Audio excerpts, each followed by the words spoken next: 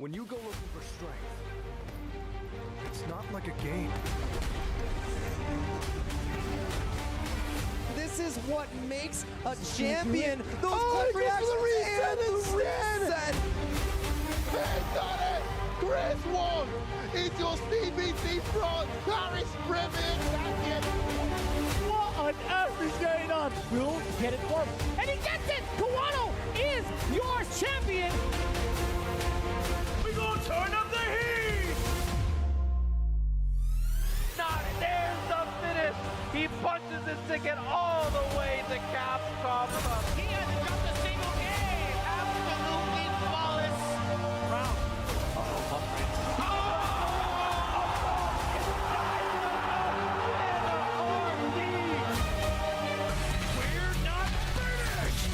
When he gets the jump back, he doesn't even need the level 1. What is happening?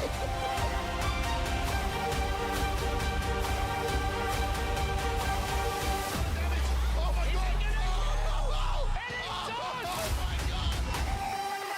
The best Street Fighter player in the world, Knuckle Dude. Goes for full screen, it's gonna be okay. No, never mind!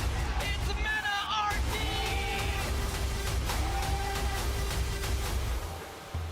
It's all about taking that first step.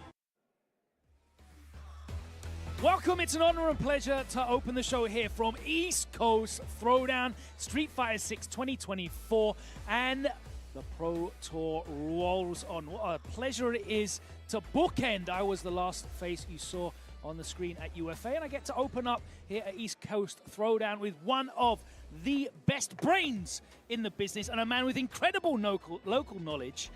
Javits, how you doing, sir? I'm feeling good, man. Always happy to be here, especially next to you on the mics. And yeah, man, we got some really good talent here at East Coast Throwdown 2024. A couple of invaders from your side of the woods. So definitely we got Ending Walker, I saw he's here. Yep. Problem X. We got Lex. Who, Does he count as an invader? I don't know, man. Yeah, now he does. Now he does. You know, we still got to defend our turf, so definitely. But you're right. Defending turf is a very interesting point because so far, every single event on the Pro Tour has been won by a local player. Yeah, so hopefully we keep that tradition here. And of course, it's the last opportunity. It's the last premier event in North America to be run. Sorry, in the United States, I guess, because we still have Blink coming up in the DR, which is going to be very exciting. But there's a whole host of incredible players here that are fighting out for not only the East Coast Throwdown title, but that coveted spot at Capcom Cup. Let's go through some of those names. Yeah, so I see the Birds are here. Ending Walker we mentioned. Problem X, Lex. We got Nephew from the West Coast. We got Noah the Prodigy. He's been super hot lately. Exciting stuff. Kaba, who's coming straight off a win from Defender North recently, right here in our home turf area. We got Itabashi, Zangief, and Daigo, the two old head Japanese players. None of the young ones. Two of the OGs, so that's cool to see. And bro, there's one name there that I'm very excited to see competing here. A man who's been lighting it up online. Boose, man. Come on, that's... Yeah, likewise. I was talking about him earlier. He's definitely a player that you guys should really be paying attention to because he's so clean with Ken. Like, you know, Ken is a character that you see frequently a lot, but he brings like a little something different to that character. Like, I saw Wrench put up a video about him recently of just how he breaks down people's drive meter. He's always like, seems to be like a step ahead. Like, you know, definitely breaking down the game to a new level. Come on, these Ken players have just been recklessly drive rushing at people for like a year and a half now. Yeah. They must have certainly expanded the game plan, and you're right. He definitely has a lot of a cerebral approach to that. He's really optimizing the way that he can maintain his pressure, utilizing the drive system in this game. And as we see that meta, that competitive infrastructure expand and how people are really innovating in how they approach these games and find different win conditions, we still come back to the importance of that drive gauge. That's the great thing about Street Fighter 6. Once you got drive gauge, there's always an answer. Yeah. With perfect parry, with options there's always a way out. But as soon as you're in burnout, that's when the checkmate situations begin. And we see, of course, so good at engineering those situations. Yeah, and definitely, you know, speaking of the meter usage, it kind of changed from last year to this year because we've seen a couple of changes in the system mechanics, like specifically with drive reversal, going from -8 to -6. So it's an option that you see represented a little bit more now, and you could do it on wake up. They've definitely made some changes as well in terms of, you know, how much drive gauge you lose on block for certain projectile characters. It's made the game a little bit more open. Some of these matchups that might have been a little bit lopsided when the characters didn't have direct tools to get around and navigate some of this zoning, they've become a lot more open as well. So it's very, very interesting to see this game in its second year develop even further. There's so much depth in there in Street Fighter 6. There's so many options to make the most of in the drive system, and it's really fascinating to see. Two of the guys that obviously came out of, you know, the starting blocks super fast, Big Bird and Angry Bird, newly free agents as well. That's very exciting. I don't think they've been free agents for like 7-8 years. Yeah, it's been quite some time. Definitely, I know people are going to be beating down their door because they are two, I would say, definitely in the top 10 of all Street Fighter 6 players in the world. And there's two of them together. So you got to, hopefully they got a nice little 2-for-1 deal kind of thing. So, but yeah, you know, we talked about some of the internationals that are here, but we got also some returning talent that have, like, you know, ECT is one of those tournaments where, like, you got some of the you know, respected OGs here, but you also got, like, the players that are going to make a name for themselves for the first time. This might be their first major. And, you know, we're going into year 2 of Street Fighter 6. Some of these guys that maybe didn't have the confidence to go out in year 1, I see a lot of those names starting from online starting to show up in this list here. So it's going to be really cool to see how this shapes up. And, you know, the quality of the netcode in this game means that online experience really does translate to offline. You know, if you're able to do it at home in those environments that you're creating in the online infrastructure, certainly does translate into performances offline. Let's talk about some of the favorites here from the USA. Of course, Jewel Kevin, Noah the Prodigy, and Nephew. They've all been traveling. They've all been placing very, very well. They have very different styles. You know, obviously, you look at Noah the Prodigy, one of the most explosive, one of the scariest players in the world right now. Yeah, definitely Noah's one of those players that, like, you don't want to have him in your bracket because he'll run through you like a freight train so fast, and you know, he kind of throws people off. Like, not a lot of players are able to play at his pace and maintain that pace without getting sloppy.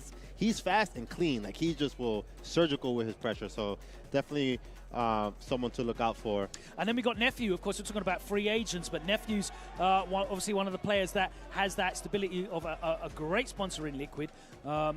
He's been very, very consistent. Top 8s at some of these completely stacked events that we've been seeing over the last couple of months. Not been able to close it out for the big win yet, but as we said, the consistency in terms of these home turf defenses that have been happening, he could certainly be in there with a possible victory here.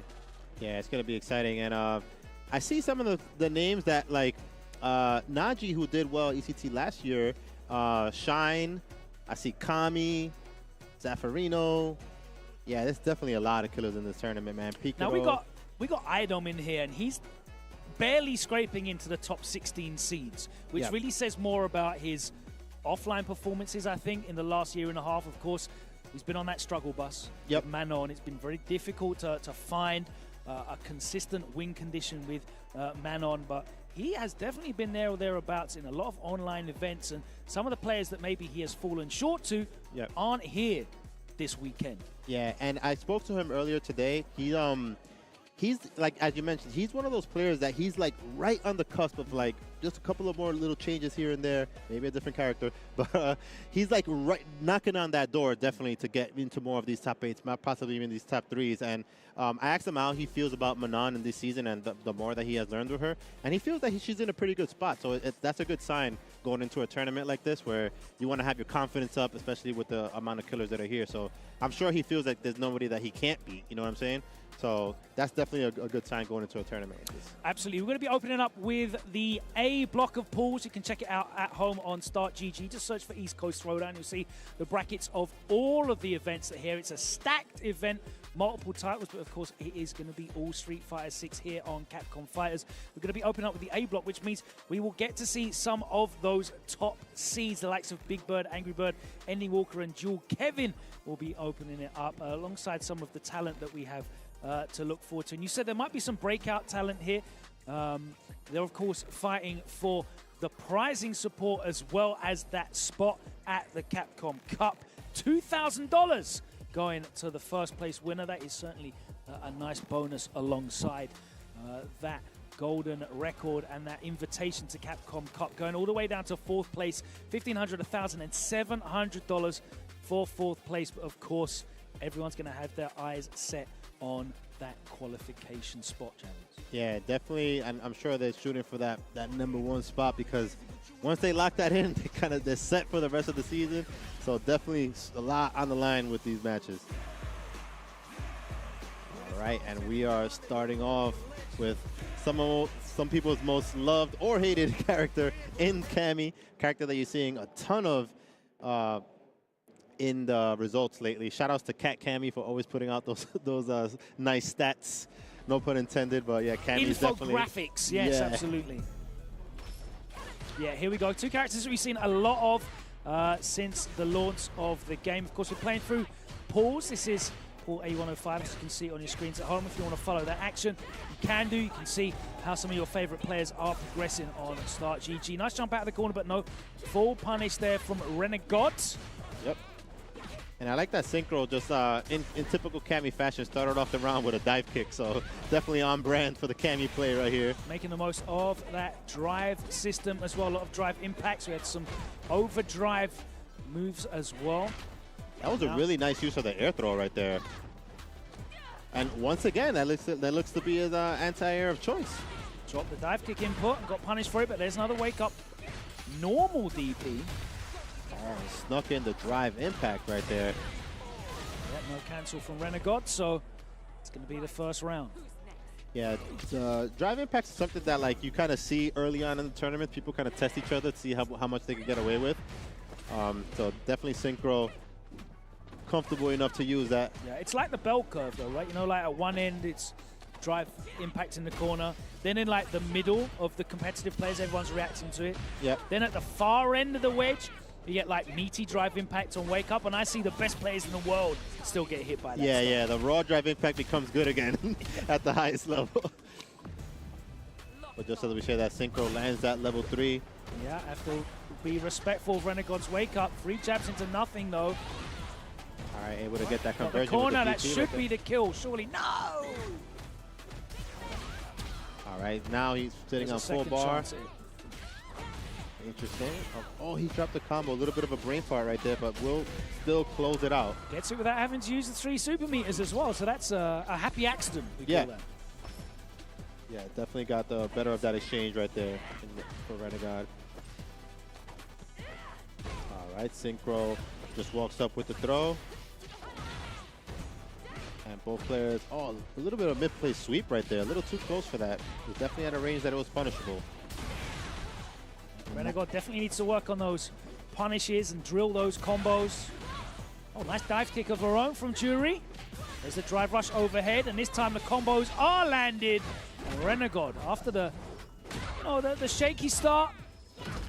Yeah, you know, first match of the tournament, you're going to see a couple of drives. On stream. On the stage, on the stream, offline. You know, they got to shake the nerves off a little bit. So he definitely cleaned it up there at the end of that first game. Yeah, and I have to say, these American convention centers, you love to crank that air conditioning up. It's cold in here. You've got to warm those hands up. Nice combos here from Renegod. Gets the extension. Walking back, looking for a throw that doesn't come. Oh, and again the drive impact. Syncro had a lot of success with that. Yeah, he's been definitely representing that. He went for it again. Okay. Renegod definitely paying attention more now. There goes that anti-air throw again. Oh, that's letting it rip with the drive impact. I gotta say that Syncro's definitely favorite move right there. Just letting it rip.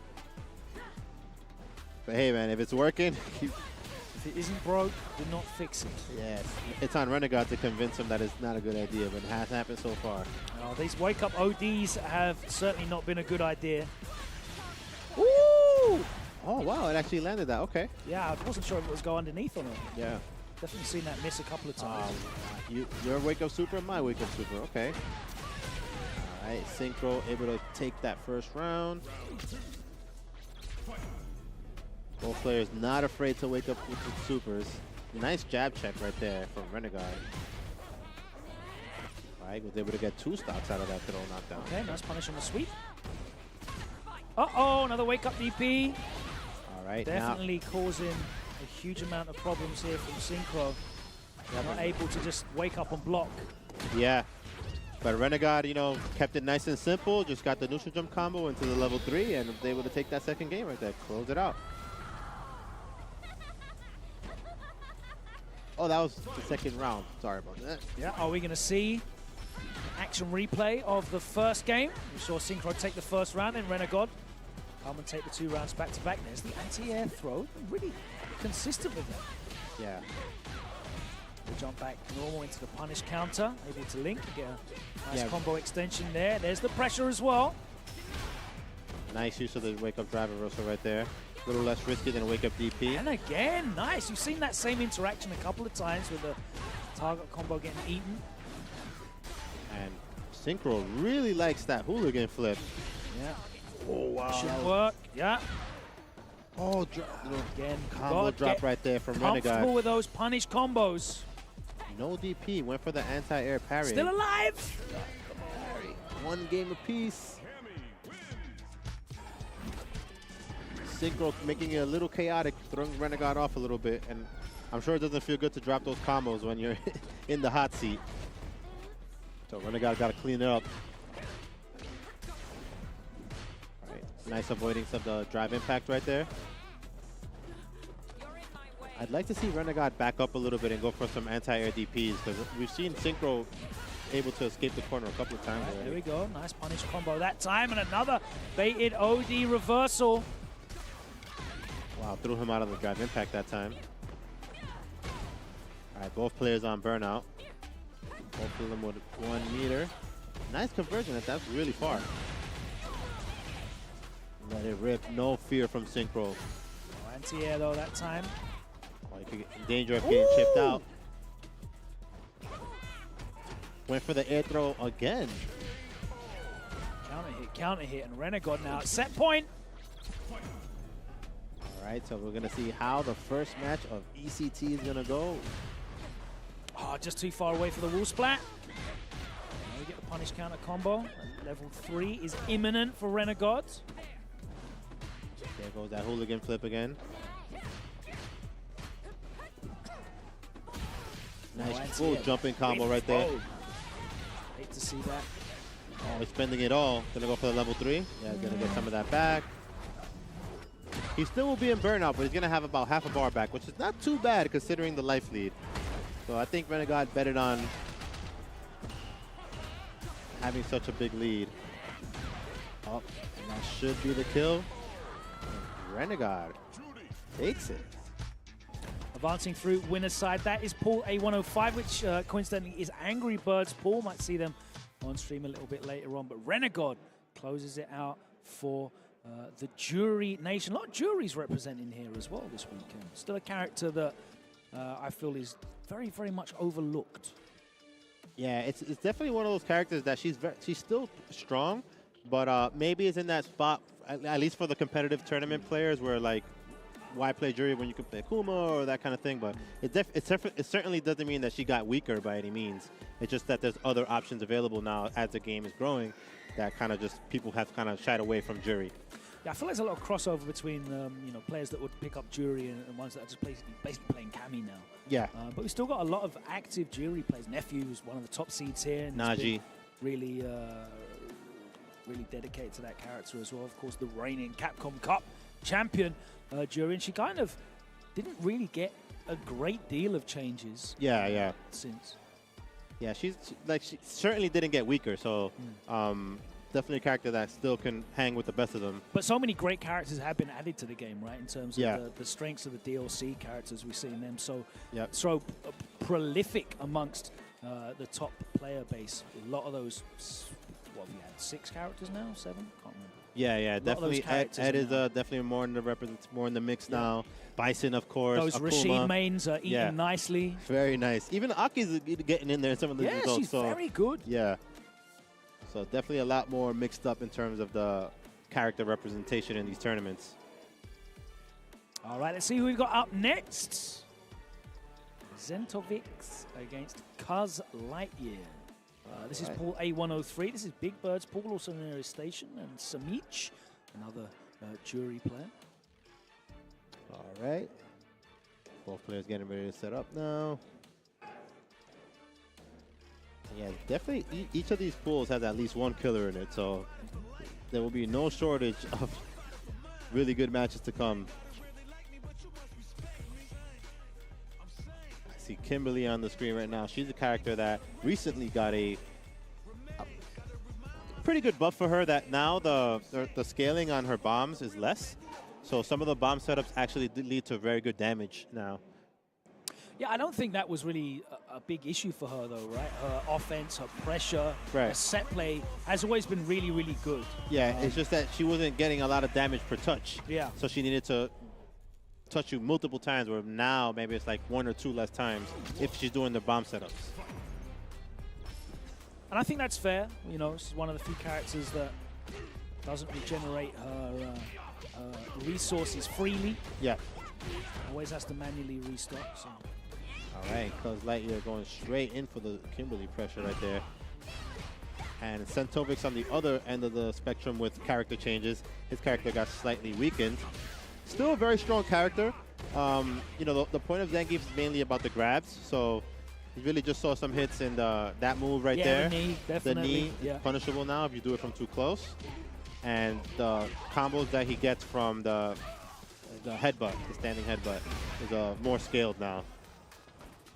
But his game plan is still the same. Yeah, just has to be right maybe one more time. Yep. And that knee is just like a less egregious pressure tool. Yeah. You know, especially in Burnout, that was just a horrible situation to be in. Yeah, and it didn't change at all on hit. It only changed on block. So definitely, if he spaces it well and lands the hit, he's still going to get the same conversions as before.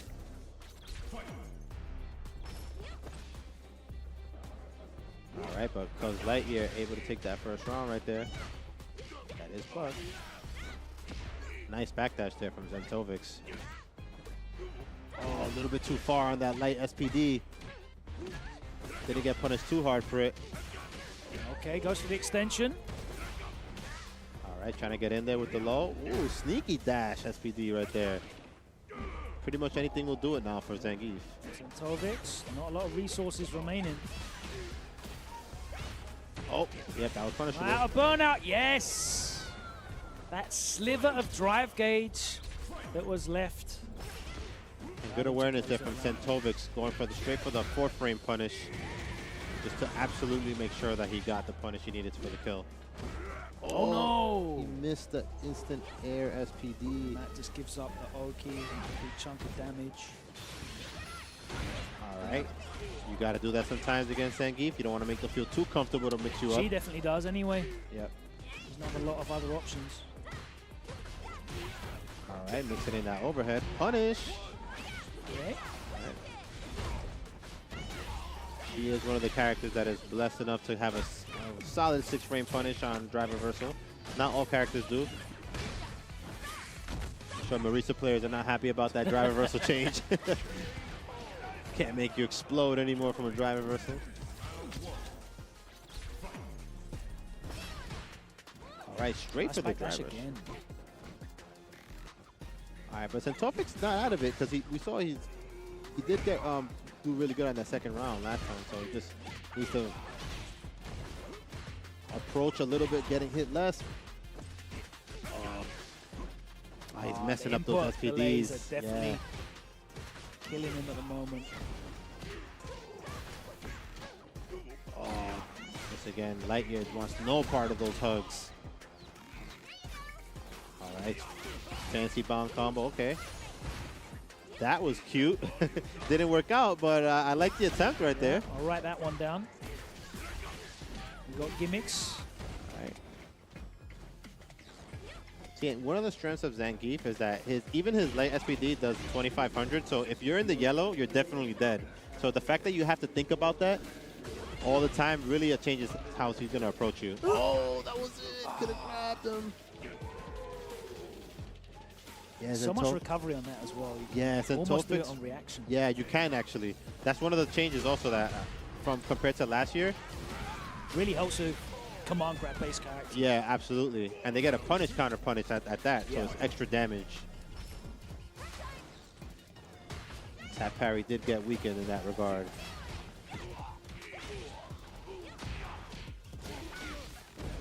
Nice standard Kimberly pressure right there. Oh, interesting. Got the punish counter punish. Yeah, it looked to, I think, grab the empty jump that he thought was coming there. Never did. All right, going for the side switch. Wants to keep that corner. Nice use of pokes just to maintain that space, but that standing medium kick. Oh, the drop! All right, that is plus right there. Oh, a little bit of an input mistake from Cuhzlightyear. Yeah, interesting to see it now coming from Cuhzlightyear after Zentovix was dropping some of those 360 inputs. Doesn't respect the plus frames. Burnt out now. Able to close it out. And that didn't have to waste any bar on that. Good stuff to Cuhzlightyear. Put himself back on the board. One round away from taking this set. I feel like Zentovix has to definitely represent that SPD a little bit more. We haven't seen him land too many of those. And the couple of chances that he did get, he dropped it, unfortunately.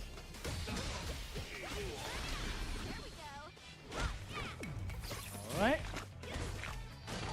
Because the thing about playing Zangief, getting hit by anything else usually has to come from just the threat of the SPD. But if you're not doing SPD enough, then It's going to be dead, and that's going to be 2-0 to Cuhzlightyear, advancing in winner's side. Always nice to see Kimberly doing well. There's a few really good Kimberlys out there, certainly keeping the character relevant, and she's very exciting when things do go her way. yeah, definitely. Shine is here, one of the players that's still rocking in with the Kimberly. He does play a little Ed. Definitely represents different characters, some Chun-Li as well. But I would say Kimberly is the character that he's like really still most comfortable with. So hopefully those little damage buffs that she got here and there will pay off so we see more of her. Very interesting. As we progress through the first wave of pools here, welcome to East Coast Throwdown. If you've just joined us, the next stop on the Capcom Pro Tour, and we have got some incredible players registered for this, all competing from around the world, looking for that next spot on the Capcom Cup. We've got the likes of Angry Bird, Big Bird, we've got Daigo and Itabashi. Zangief have flown over. My guys, Problem X and Ending Walker also over here as well. But of course, North America trying to defend that home turf, and we have got some fantastic players here as well that have been announcing themselves on the world stage and online as well, because you guys have got such a fantastic infrastructure of online competition. There's so many great tournaments to watch every week, players making names for themselves. Yeah, definitely the online scene is very healthy now. It's definitely like, it's so cool to see that we're in a stage of the game where the online competitors are like just as strong, if not stronger, than some of the players who originally came from playing mostly offline.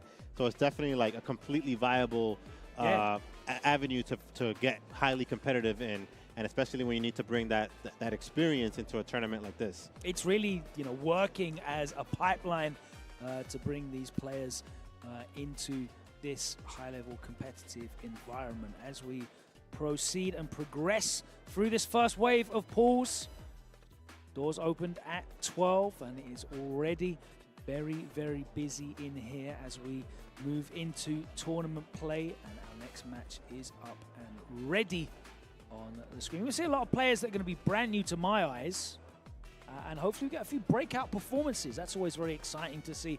The bonus, the benefit of this online format is the opportunity for some big, big breakout wins, maybe some big upsets as we come throughout the next 3 days of action.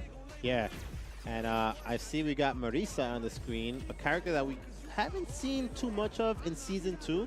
I feel like the drive reversal change is something that affected her a little bit. She still has the damage. I think it's generally those, for her, mostly the big patches. You know, losing Oki, Yeah. the post level 3 situations, Yep. and of course, you know, changes to scaling. Like you said, not having access to as huge a punish off of a block drive reversal as well. She's just not as explosive as she was, and it doesn't snowball as much as it did. Right, and with just more characters being introduced that are also very strong, it's just kind of similar to like the jury situation where just people are playing different characters, so that kind of contributes and she kept all of her weaknesses as well, right? So Yeah. she still has to deal with the oppressive pressure and, you know, having to deal with people stealing frames off drive rush. She's got no real answer to that. But here we go. Yeah. Rashid, one of the characters who, since his introduction in Street Fighter V, that Season 2 in Street Fighter V, boy, he seems to have been ever present. Yeah, and definitely he's in a stage of the game right now where even though they nerfed his meter build on the level 2, players are just getting so much more optimal with him in general that it's like he's a stronger character anyway. So The toolbox is fantastic, and the longer top-level players have that at their disposal, they're going to find more inventive ways to make the most of them. But right about now, Arcade rushes straight into a stiff right hand from Hatt. Nice whip punish, though. yeah, and you know sometimes you'll hear us talk about like which characters are you're seeing less of or seeing more of, but that doesn't necessarily mean that the character is so much weaker. The tiers in this game are very, very compressed, I would say. Yeah, so, we've never seen a time where I feel like as many characters are viable as now. Yeah. You know, we're used to very compressed tiers.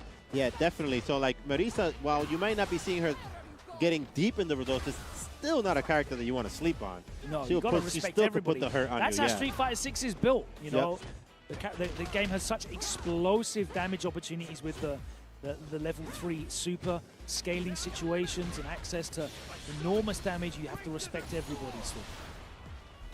Yeah, and there goes everybody's favorite Category 5 tornado right there.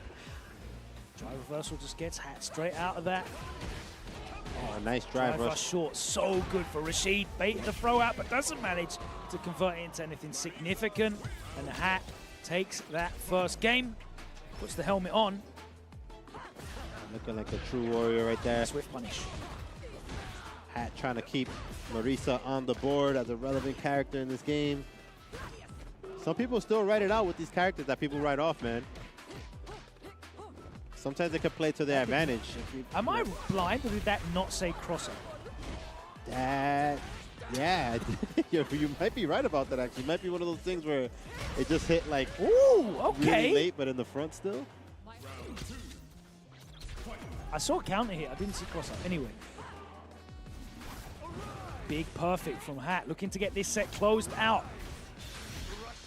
Wow, with the long-range snipe right there. Good Pick stuff up. from Arcade. Not a huge amount of damage, though. All right, gets a safe jump from that. Very nice. All right.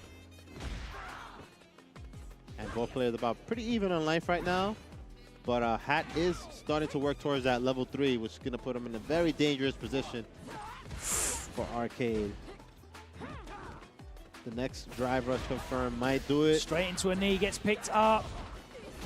Yep. Oh, just got the level 3. Yeah, it was. I saw that meter halfway full, and I was like, I think you're gonna get it with the next drive rush combo. So Great use of resources there from Hatt. Gets the 2-0 win. Perfect calculation. Level 3 cashes out. Cashes out with a 2-0. yeah, definitely some very optimal play right there from Hatt. Using like we've mentioned, a character that you don't see too much of anymore. So I don't think it's been long enough that people are forgetting the Marisa matchup, but it's definitely not something that Yeah, they're you get as hit by comfortable those with. combos you remember real fast. Yeah, you see that damage has definitely not changed. And she actually even has higher damage. It's just that her ability to land those hits is maybe a little different now. Yeah, and it's not as much of a looping offensive situation. She hit you with a level 3, guaranteed wall splat situations off a burnout. She used to be oppressive when you were burning. Yeah, and she used to have the command throw loop as well. Yeah.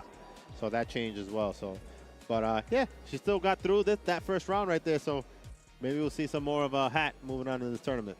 Absolutely. As we get through this first wave of pulls, A pools now commencing. You can check those out on Start GG at home. Just search for East Coast Throwdown 2024, and you can check out the brackets.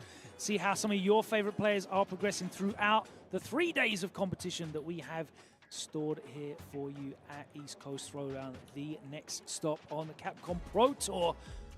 We're going to carry on moving through these pools. We've got more matches to come, and I can see players sitting down and getting ready, so we'll find out who our next match is very, very soon. But have you got any favorites going into this? Who do you think, realistically? You know, realistically, and then your biased hometown opinion, of course. All right, so I've been watching a lot of Daigo lately, and I feel like Daigo is looking very, very clean lately.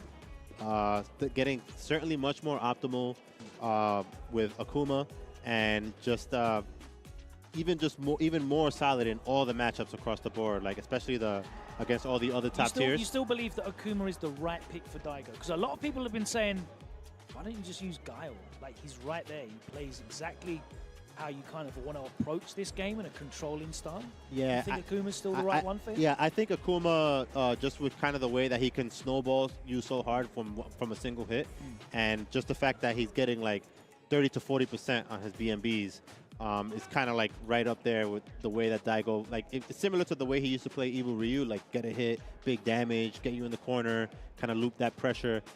I see a lot of that same style being represented.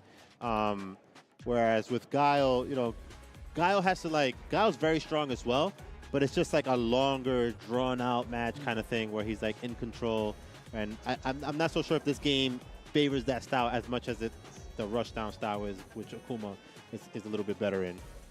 All right, well, we know Daigo definitely puts in a lot of work, and I cannot wait to see him playing on stream. Of course, he has been the true World Warrior. I think he's attended pretty much every event. He was definitely at Cream City. He was at UFA.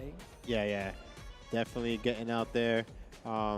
And it's beautiful to see that he's still coming out at his age, because, you know, like, we don't know how much longer he's going to be doing this for, you know what I'm saying? Like, this could be it. This could be the last game it's for him. very exciting in fighting games, because we're entering territory. Look, you know, you watch other esports and guys are saying, oh, you know, I've hit 24, my time's up, I can't do it anymore, I'm too old, I've got to retire. Like, 24 is when people just start breaking into results in the FGC, pretty much. Do you know what I mean? So very, very exciting to see how far these boundaries of age can be pushed. It's been scientifically proven that, you know, your reactions do not deteriorate significantly enough until you hit like 60s, 70s, right, for it to really affect anything in fighting games. But of course, as I'm sure you know, with the blessings that you've received in your life, it's more a case of life commitments and responsibilities and time to be able to dedicate to being able to operate at the highest level. Yeah, absolutely. And time is definitely something that changes as the longer that you've been in the game. But Daigo's still making it work, man. He's still here. He's still doing his thing. So, but yeah, he's definitely one of the players that I expect to get at least in the top 5 this weekend. And Ending Walker being the other one that I think is super looking really strong lately. All right, on this brand new Pow Pow Cafe stage, I love this stage. Yeah, this stage, not only does the stage look super cool, but I love the theme as well. Yes. It kind of has this like a good vibe. And as we talk Akuma, we got Shinku 101, making him look like Street Fighter 4 with the demon flips all over the place. One of the things that's so cool about the demon flip is like when Akuma first came out and people were kind of exploring him, figuring out what he's about in this game, people kind of thought the demon flip wouldn't be as good because he doesn't have the demon flip grab. Yeah. But it turns out that the drop is actually like really sneaky because he kind of just like instantly goes from the top position, like, and he's immediately next to you just attacking you. So it's hard to tell depending on the setup of what he's going to do. So it actually kind of has a similar effect to what the command grab used to do. Yeah, especially in a game that gives you access to parry so often as well. Having an access to an empty jump option, very, very helpful, useful. All right, and King Radanov getting hit with the demon flip right there. Nice neutral jump. A little bit late on that drive impact attempt. Respecting the plus frames. All right, finds the driver hit. Oh no! Drop the combo right there. Into the level 2. Shinku keeping it simple with the combo into the level 2. Good damage. For the game. Close it out.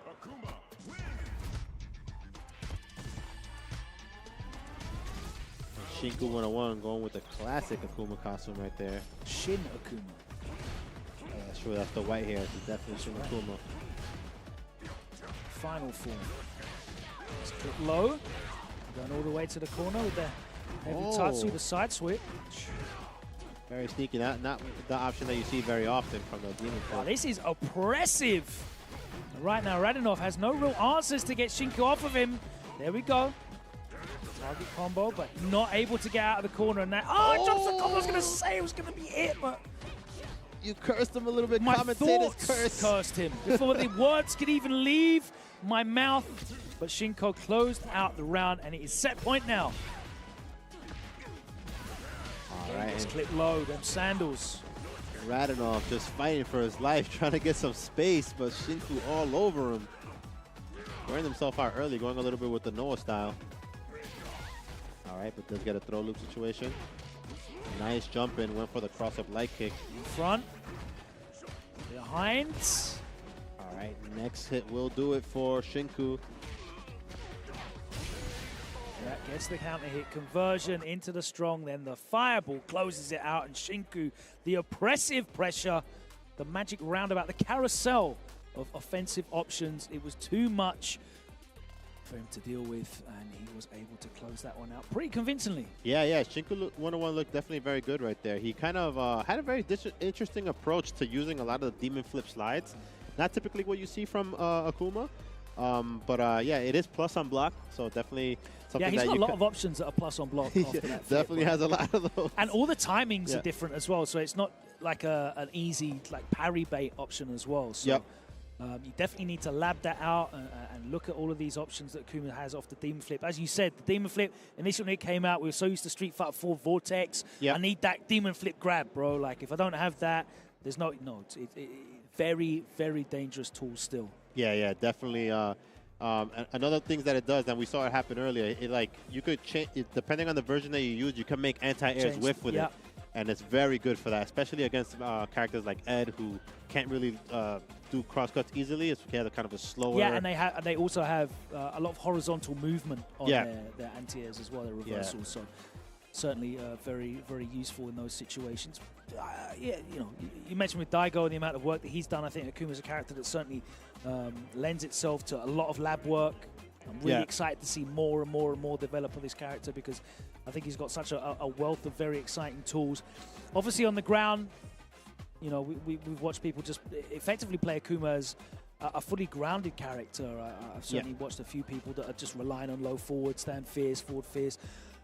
That medium kick comes out as well. So he's got great horizontal control tools. Yeah, he's definitely one of those characters that's kind of like the jack of all trades, because if you think about it, if you look at the players that were using Luke in Season 1, I would say the vast majority of them competitively switched to Akuma. You got guys like Anel, Bonchan, what's another one? Yeah, but so many of them have switched to pretty much all of them have made that switch, and it is because it's not necessarily about the cheap things they can do, it's just having access to all the tools at all times. Yeah, I mean, if you're one of those players that is able to play at that level, more tools will always give you more solutions to problems, and it will enable you to present more problems to your opponent. And that kind of cognitive overload is so good in Street Fighter 6 specifically, because you're looking for so many things at once. Yeah. And even though he is the only character in the game that has below average health, it's still... He'll make you feel like you've got below average health. Yeah. So definitely he still has all the tools to kind of make you hard to hit him, and he's still contending right there with the best of them in a high damage game at that. So definitely a character you're going to see for a long time to come.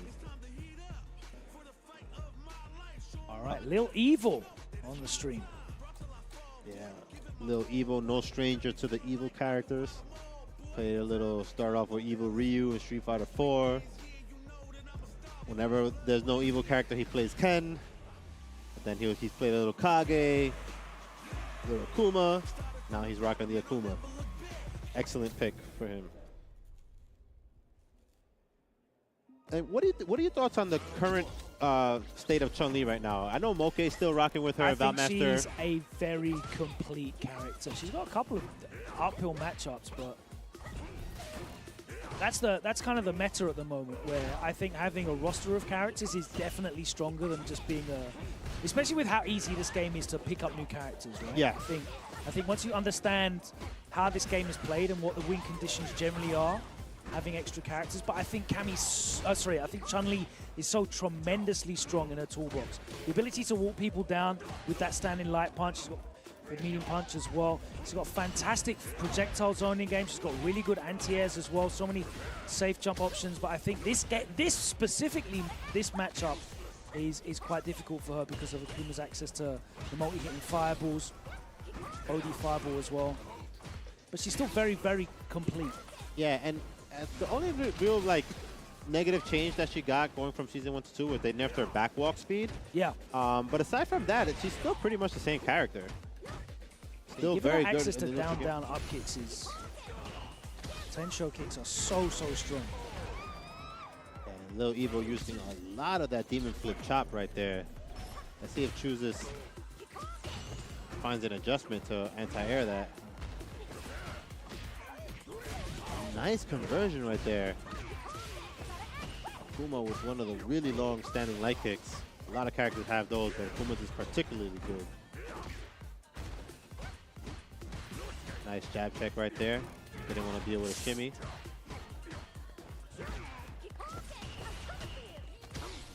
That is one of the ways that people deal with shimmies in this game, a little late jab just to kind of stop them. I think also, you know, holding up forward is really, really good against people that show you shimmies, because if they're preemptively going for like the maximum damage, like a standing heavy button, that's preemptive. You have to just press the heavy and think that the throw is coming. And you will get a punish on that heavy every time. On a side switch as well, and put them in the corner. So there's a lot to think about. Nice bust out right there. Once you see green, you could do your invincible option. Counter hit, but into nothing, it's just a bit too high, possibly. That was a setup that I see a lot of Akuma players do in Fireball Wars, that they'll occasionally mix in a demon flip. Lil Evo did go for it there, but he was a little bit late on the dive kick. But didn't get the full combo conversion from it.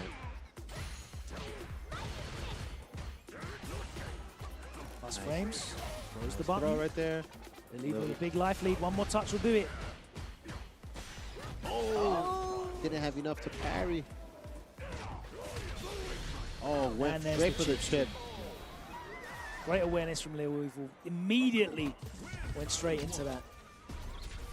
Yeah, definitely something you got to pay attention to. All the resources right there. Saw that he burned them out.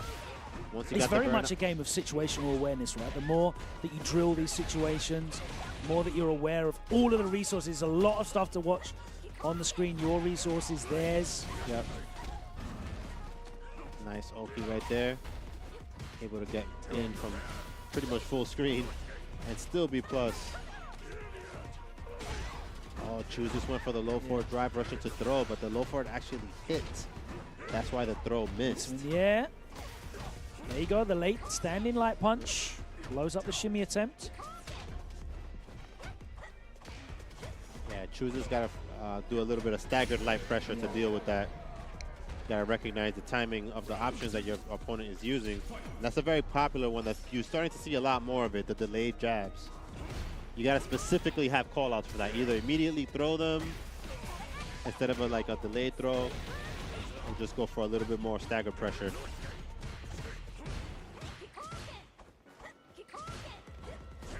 That's what makes this game very difficult to be consistent at when it's 2 out of 3, because do you want to give up some of your nice little command grab there. Do you want to give up some of your offensive pressure to extract data and find out what they're doing on their wake up? That might be the opening that you needed to close out the game.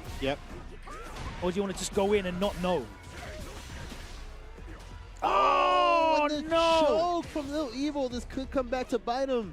Now he's burnt out. He still does have the level 3, but frame trap.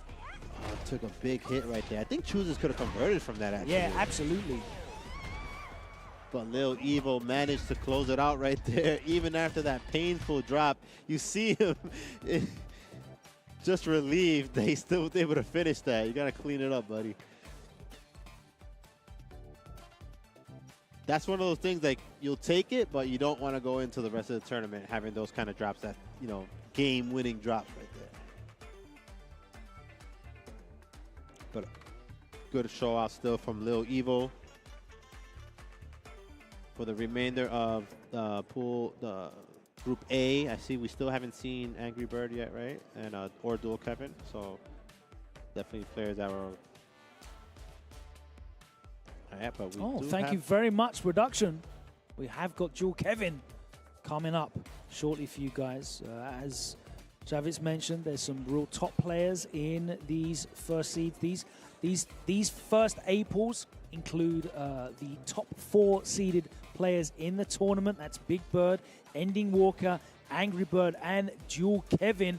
And Dual Kevin, as you can see there on your screens, is going to be stepping up on to the stage, the 4th seed here at East Coast Throwdown.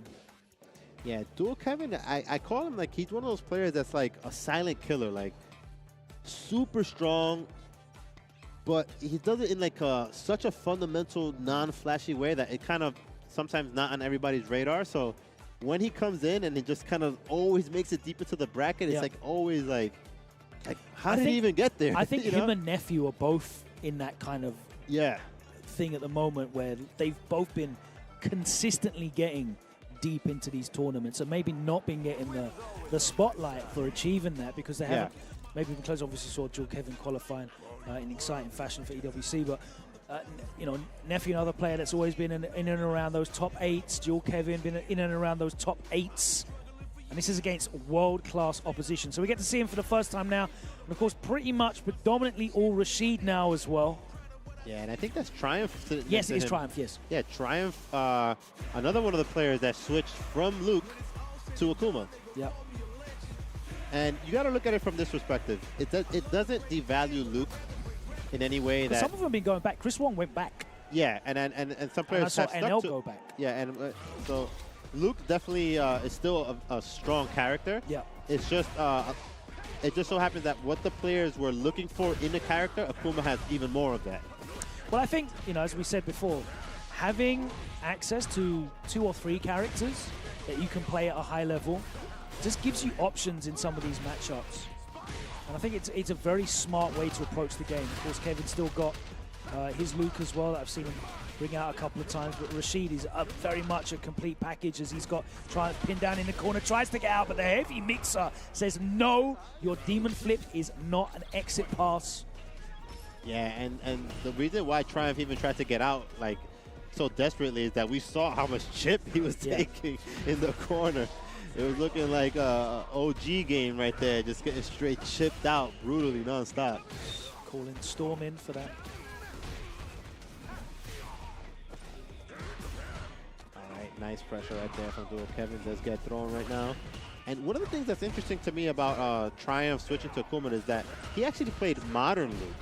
So I haven't seen too many players that like went from Modern to Classic or vice versa. So definitely very interesting. Yeah, he gets the pick up as well. Oh, this should be the first game right there. So much damage on that conversion. Yeah, unfortunately your OD reversal is not getting you out of that. Level 2. I did see something that Triumph's tried. It's a little bit of a option select against Rashid's fireballs. Basically where you like parry and then you drive rush after. For the punish. Yeah, for the punish. So we saw he missed it there, but the fact that he's aware of it and he's looking for it is definitely a good sign. You got to have your Rashid specific knowledge on deck. Oh, nice parry right there. Oh, just walks up and goes for the back throw. Nice anti-air from Dual Kevin right there. He is known for that one, having one of the most solid anti-air games in the whole scene. Ooh! Can't sneak one past him. Only -2 there. Oh. And that might have been Chip. Yeah, that might have been Chip right there. It Yeah. was. I think maybe another character would have been able to survive that right there, but we are talking about it's Akuma. true. Oh, Surely not. Yeah. Oh, God. Oh, but he gets out of it without taking a big chunk of damage. oh, nice Weird back hit dash stun punish right there. interaction. Trying to Now- puts him back in the corner, though. Stands him up with a medium kick. Goes for the heavy Tatsu instead. Oh, we see buttons on buttons, all types. It looks like a Street Fighter 4 character with all those frame kills right there. Triumph did have the corner position right now, and it's still in a good position to be able to close this out. Okay. Well, not if Dual Kevin says something about it. Yeah, that's something that's very important as well. You hit Akuma, that fireball disappears. All right, Triumph is burned out. Doesn't want to get cornered, because then he will have to deal with drive impact. Does have a super. Ah, he just walked forward and dragged the screen across. Yeah, Old good- school tactics. Yeah, classic trick right there. Triumph started looking better in the end. We saw him, he brought it really close there, but Dual Kevin was just so on point with the anti-airs that anytime Triumph tried to sneak in a jump in, Dual Kevin was always ready with that heavy mixer. And that sees Dual Kevin advance to winner's final in his pools as well. Oh, good stuff. No surprise there. Definitely one of the favorites to get very far in this tournament.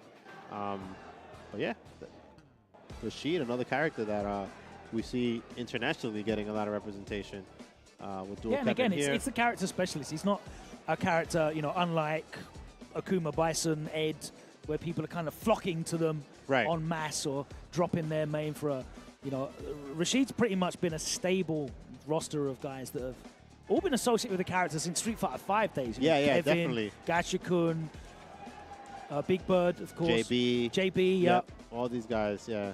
John Takeuchi, they're all still rocking with the Rashid, yeah. Yeah, he's definitely not, like, he's one of the strongest characters in the game, but not so much like just pick up and play. And some of the other characters, you do kind of have to have that foundational Rashid knowledge to be really strong with him. Yeah, he's not just, you know, really easy to unlock. And that's what you want. You want strong characters that are rewarding to people that really put in the time and effort into getting the most out of them, to optimize them, if you will. Juicebox here. And we got Young Matt Teen.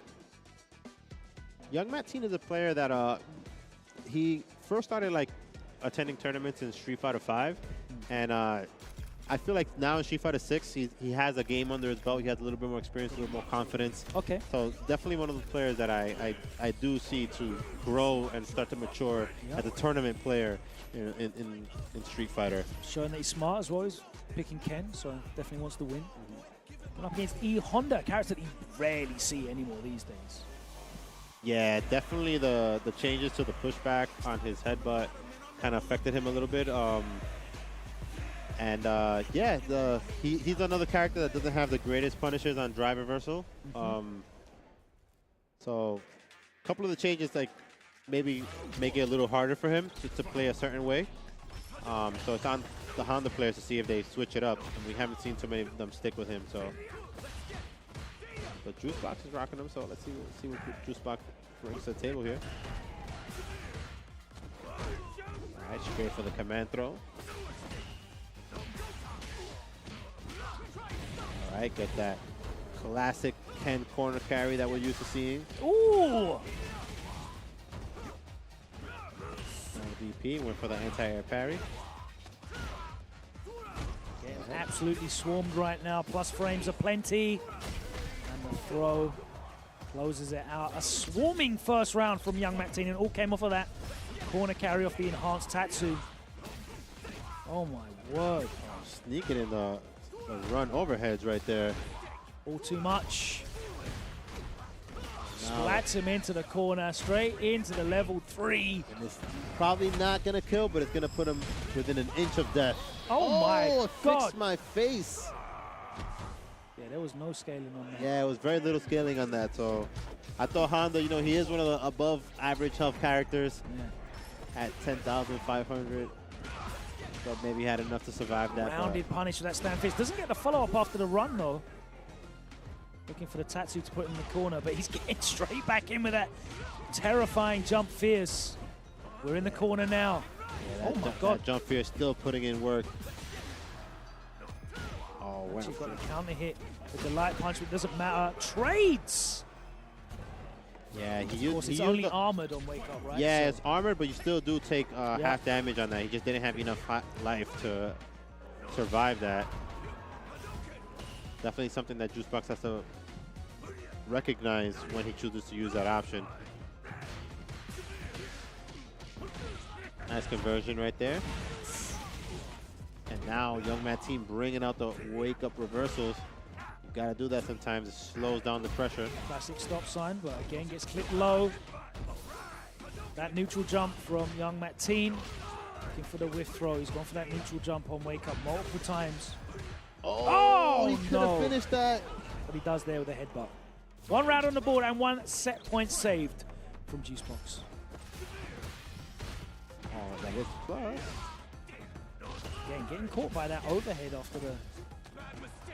Yeah, and a couple of bad carry attempts from Juicebox that have been getting thrown. Interesting. He went for the raw DI. Okay, that is an option. Yeah, this is starting to get real scrappy. And he did get blocked, but let's see how Juicebox is going to punish.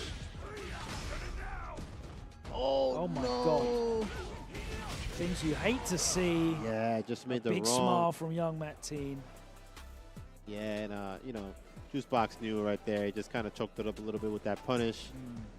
And yeah, gotta clean that up. You know, it is a good experience to come in here and play in tournament and see where some of your, how you deal with the nerves and how you know, how you got to perform in these clutch situations. And right there, he had a big punish opportunity, and he just dropped it. And you know, gotta definitely clean that up. Yeah, I mean, it was a swarming first match from Young Matt Teen. Yeah. And I feel like eventually Juicebox was able to slow things down a little bit, but you can't leave those opportunities on the table. This game is all about taking your chance when it comes along. You really have to cash out as much as you can here in this game, whether that's extracting drive gauge, whether that's taking damage, whether that's whatever your level up mechanic might be, getting the most you can out of every situation. You really can't afford big drops like that, especially if you're throwing away 3 bars. For Yeah, absolutely. Yeah, we saw it whipped completely right there. So it wasn't even that he got a suboptimal punish. He just missed it completely. Yes. So. And you know, your character doesn't really have a real wake up. You need those super meters as well. You have to be really careful with how you spend these resources, and definitely cannot spill your plate all over the floor. Yeah, absolutely. So definitely back to the drawing board for Juicebox and a Young Matt team moving on. Yep, and we'll be moving on through these A block of pulls, but let's take a moment, I believe, to thank some of the important partners that are supporting the Pro Tour and making this possible. Of course, Street Fighter Duel is the mobile game that was released last year, and if you haven't heard of it, where were you? It's an RPG based on Ultra Street Fighter 4, the game that really changed the landscape of the FGC as we know it, featuring more than 40 of your favorite characters, such as Ryu, Akuma, Chun-Li, Cammy, and Guile. Enjoy a new mobile twist on a fighting game classic. Head over to your app store to download and play now. Check out the QR code in the bottom corner of your screen. You can go there right now.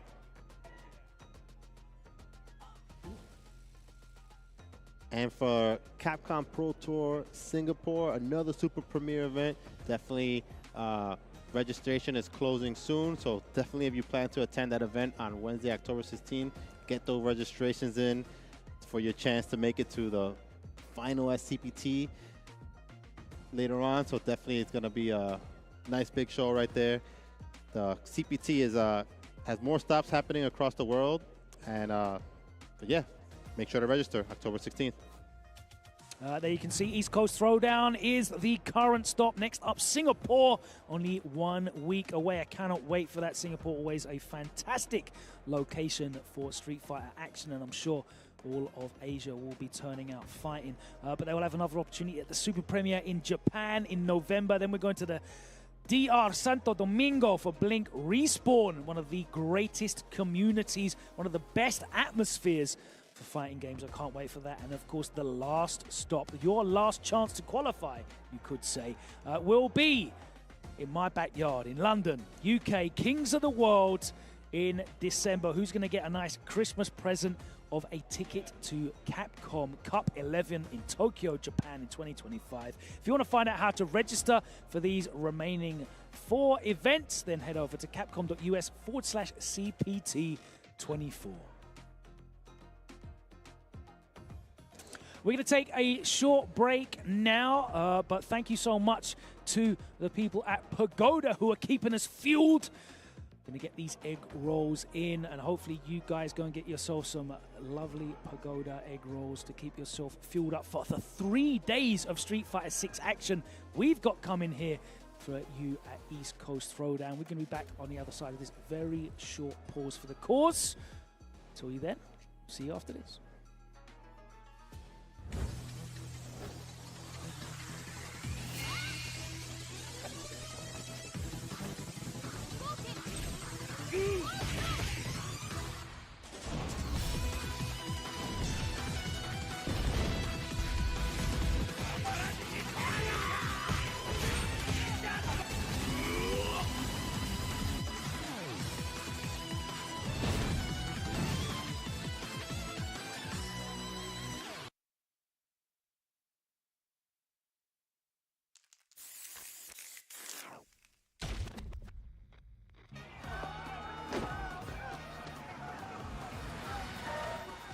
This is gonna be fun.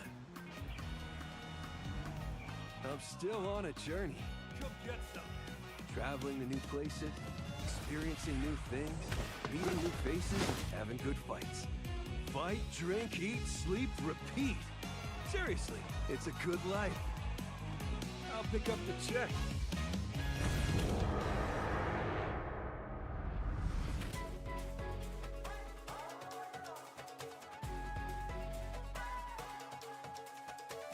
Come on, get ready.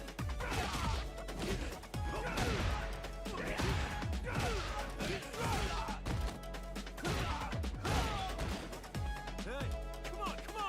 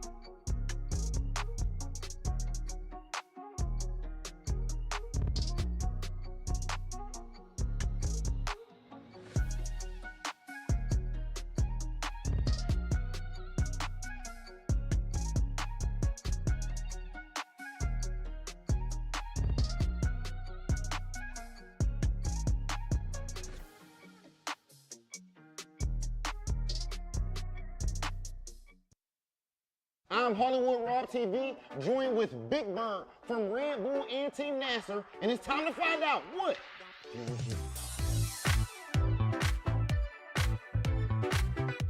So, Big Bird, tell me. When it comes to brotherhood, right?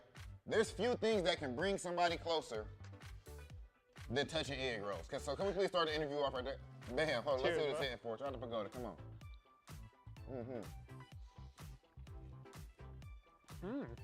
I'm about to eat this whole thing.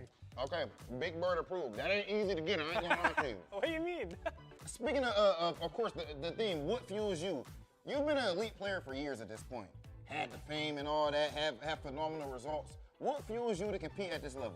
Feels like brings me joy when I travel, compete, get results, and whatever. Obviously, it brings me sadness when I don't get the result I want. Something that you put a lot of work in, when you get the result you want, it feels amazing. Like, it doesn't matter if it's fighting games, work, gym, anything else, any hobby. Anything you put out a lot of work in, when you get the result you want, it feels amazing. When it comes to carving diamonds, you and your brother Angry Bird are, I feel like, two of the best in the world easily when it comes to doing that. And something fascinating about you guys, over here in the States, you know, when I was playing, it would be me and Knuckle doing training and Punk and all these type of guys. Over there, you didn't have that same luxury. It's you and of course, there's a lot of other players, but as far as like elite, like super elite players, you guys somehow are able to get to this level. How is this possible? We watch you guys on YouTube and everything. Are you two like just your main training partners? And how is it even possible to get to this level like that? We do have, right now in Street Fighter 6, we do have more players compared to Street Fighter 5. Like, aside from Angry Bird, we also have our two friends, Abud and Hamoud. They went to EVO Japan, one of them got 17th, and the other got 33rd. Is it like, oh, I mean, whoever wins is cool, I don't really mind? Or is it, do you still, like, does it still hurt to lose if Angry Bird beats you? And vice versa, you know? Yeah, I mean, when I sit down and play versus Angry Bird, I don't look at it as, oh, this is Angry Bird, I can't lose to him. No, I look at it as, this guy is standing in front of my... Just like anybody else? Yeah, he's standing right in front of my path, so I gotta get him out of there. So, but when I start thinking, oh, this is Angry Bird, I can't lose to him, some other things might come into play. You might get more nervous, you might get more uncomfortable, you might start playing out of your comfort zone, stuff like that. Do you hold anything back in training? No. When I play Angry Bird, it's full, I show all my cards, he shows all his cards, but doesn't mean we can't go back to the lab and maybe check something out, figure something out. He told me he holds back. Yeah. No, I'm lying, bro. I was about to call him right now. I was about to call him right now. You look so hurt. You look betrayed, bro. Yeah, I was like, what the hell? Because he'd be beating me like a lot. I was like, that's what him holding back? Ladies and gentlemen, I'm your boy Big Hollywood Rock TV. This has been Big Bird, and this has been What Fuels You with Pagoda. Thanks very much, Rob, and thanks to the people at Pagoda for putting that together. Great timing as well, because guess who is up next on stream? No, it's not the return of Rob TV to competitive action. It is going to be one of the top seeds of the tournament, the newly free agent, Big Bird. Yeah, we just saw that guy snacking on some Pagoda snacks right now. He's over here already back in the hot seat, so definitely it is the new and improved Big Bird, rocking the Rashid for some time now. Ever since he dropped the Marisa, we've just seen his performance just skyrocket. Like, he was already doing work with Marisa before, and not necessarily that she was holding him back, but it was definitely a situation where he had a lot more problematic matchups using only her, whereas now Rashid is definitely the type of character that just covers more matchups across the board. And, I mean, you know, Marisa had fantastic comeback factor, but that definitely got neutered. This guy right here, he's still got that comeback factor, but he's got an enormous toolbox of options to allow him to fight several matchups here. So, yeah, and one of the things that that is kind of a little bit different about the state of the game right now is that this is already a relatively high damage game, so that benefit of having the high damage but lacking some of the other stuff proves to be like, it's better to have that looping offense. Yeah, I'd rather have average. Like, Ken doesn't do huge damage, right? Yeah. But every hit gives you good damage, good corner carry, good Oki. Exactly, yeah. Being able to loop that offense certainly has been proven itself to be more important so far. So definitely it plays more to Big Bird's strength. So he has that foundational Rashid knowledge, and it's able to, you know. Very important thing with Rashid as well is he has multiple playstyles. I don't mean like playing the character completely differently. He can play rush down, he can back up, he can neutralize you. You know, he doesn't have to only just do one thing. It's not all forward all the time. Yeah, he's definitely very versatile for sure. Yeah. All right, and Station happy to take away all that drive from Big Bird, slow him down a little bit. Does make the drive reversal safe, only -2 on block during burnout. Let's see what Station is able to do with that. Nice patience here.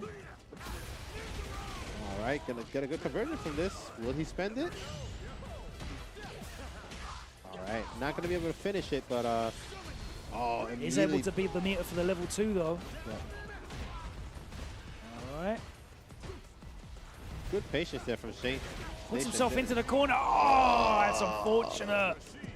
Should have maybe spent it right there. He did have enough time to confirm that. It's better to at least spend it and keep your chance alive than not spend it and lose. Yeah, obviously it's not an ideal situation to spend your level 3 going into the final round, but you want to get into the final round rather than get into the next game, right? Right. Spend it now, you can always make more later. All right, nice pressure right there. God, just needs to jump in on counter. Snuck in that jump in right there. That should be the first round. There's the level 1 to do it. Nice and easy. Good awareness there from Big Bird at the resources that he had to be able to get that drive rush extension so that he just got the meter for that level 1. Yeah, it took him over the threshold for that level 1 to get the kill. Nice. Nice pressure right there. And that was a safe jump setup from Big Bird. Even if Station would have woken up with the OD headbutt, it would not have worked. So nice little walk back. Nice chunk of damage. All right, nice pressure here from Station. Just holds up forward though, gets himself straight out of the corner, and he's a counter hit away. Yeah, one of the toughest spots to be in against Rashid. He is one of the characters with the strongest pressure game. That should in be the corner. enough. He uses the drive. He does get extension from that. Yeah. He had plenty more damage left on the table there, and Big Bird's first appearance here on stream is a successful one as he cruises through in winner's side, looking real sharp with that Rashid. We'll see how he gets on. Yeah, it's still looking good after being a free agent. You know, it's used to. I'm not used to seeing him without being decked out with all the the sponsor gear on him. But it's a new look for him. Of course, the Red Bull hat is still there. Yeah, still absolutely. a Red Bull athlete representing Red Bull out there in the Middle East and all around the world at these events. But he cruises through in the winner's side. Probably will go back and scroll through all those emails he's got from organizations absolutely, asking him what his going rate is, and I'm sure it's not low. Let me tell you that. Yeah, definitely one of the players that is always going to make it deep in these tournaments, so I'm sure he'll find a nice home very soon. But all right, and up next we got Duo Kevin, one of the players looking to defend this American turf, you know what I'm saying? Yeah, Rashid back-to-back with Rashid.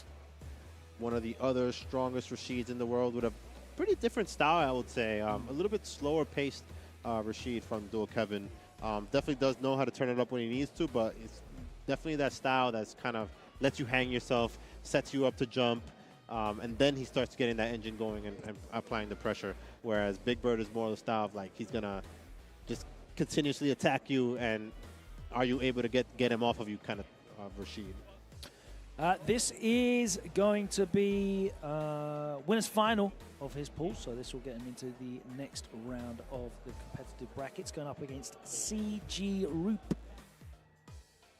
Yep, so definitely want to see Duo Kevin make it deep, one of the favorites in this tournament, but let's see what CG Roop has to say about that. We saw Duo Kevin overcome Triumph. That means CG Roop must have made it past NY Mando's player I don't know much about. You know much about Mando?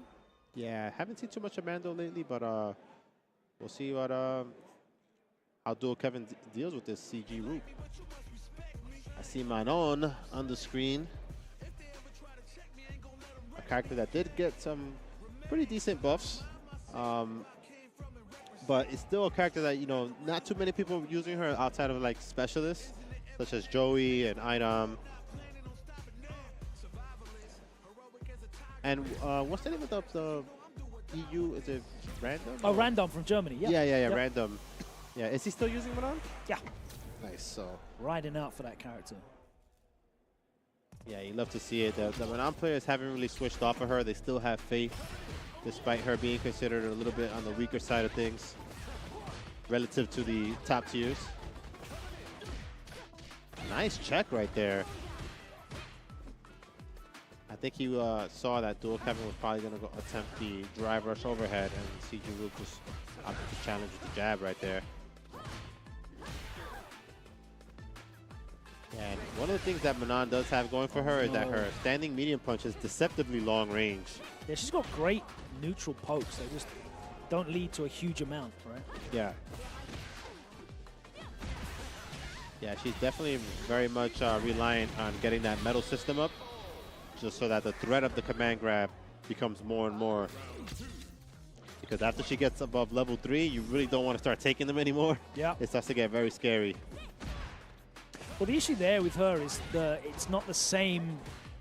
I'm trying to think of an example. G was a great example, right? Or Abigail in Street Fighter 5, where there was almost as much risk as taking the hit as there was taking the command grab. Yeah. Normally it's the other way around, where the hit will do more damage than the command grab, so you kind of take the command grab to get out of it. With her, obviously, it's the other way around, where the command grab's going to do a big chunk of damage, but if you get clipped by a normal, she's normally got to spend a drive rush cancel to get anywhere near respectable damage. Until she's at level 3, it's not really a scary 50-50 situation. Yeah. Wake up level 3 there, and that is going to be a last gasp. The Hail Mary pass is fumbled, and Joel Kevin takes the first game. Yeah, so definitely CG looked a little bit flustered right there.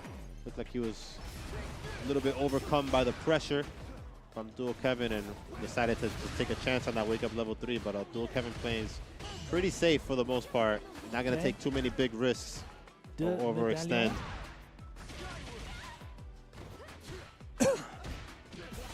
Okay, nice button.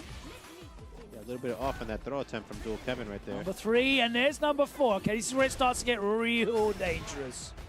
Yeah, usually she's very susceptible to that. That's usually the dream situation for Manon. If she's able to win the first round with 5 medals, yeah, the next 2 rounds are going to be very difficult for the other player to win.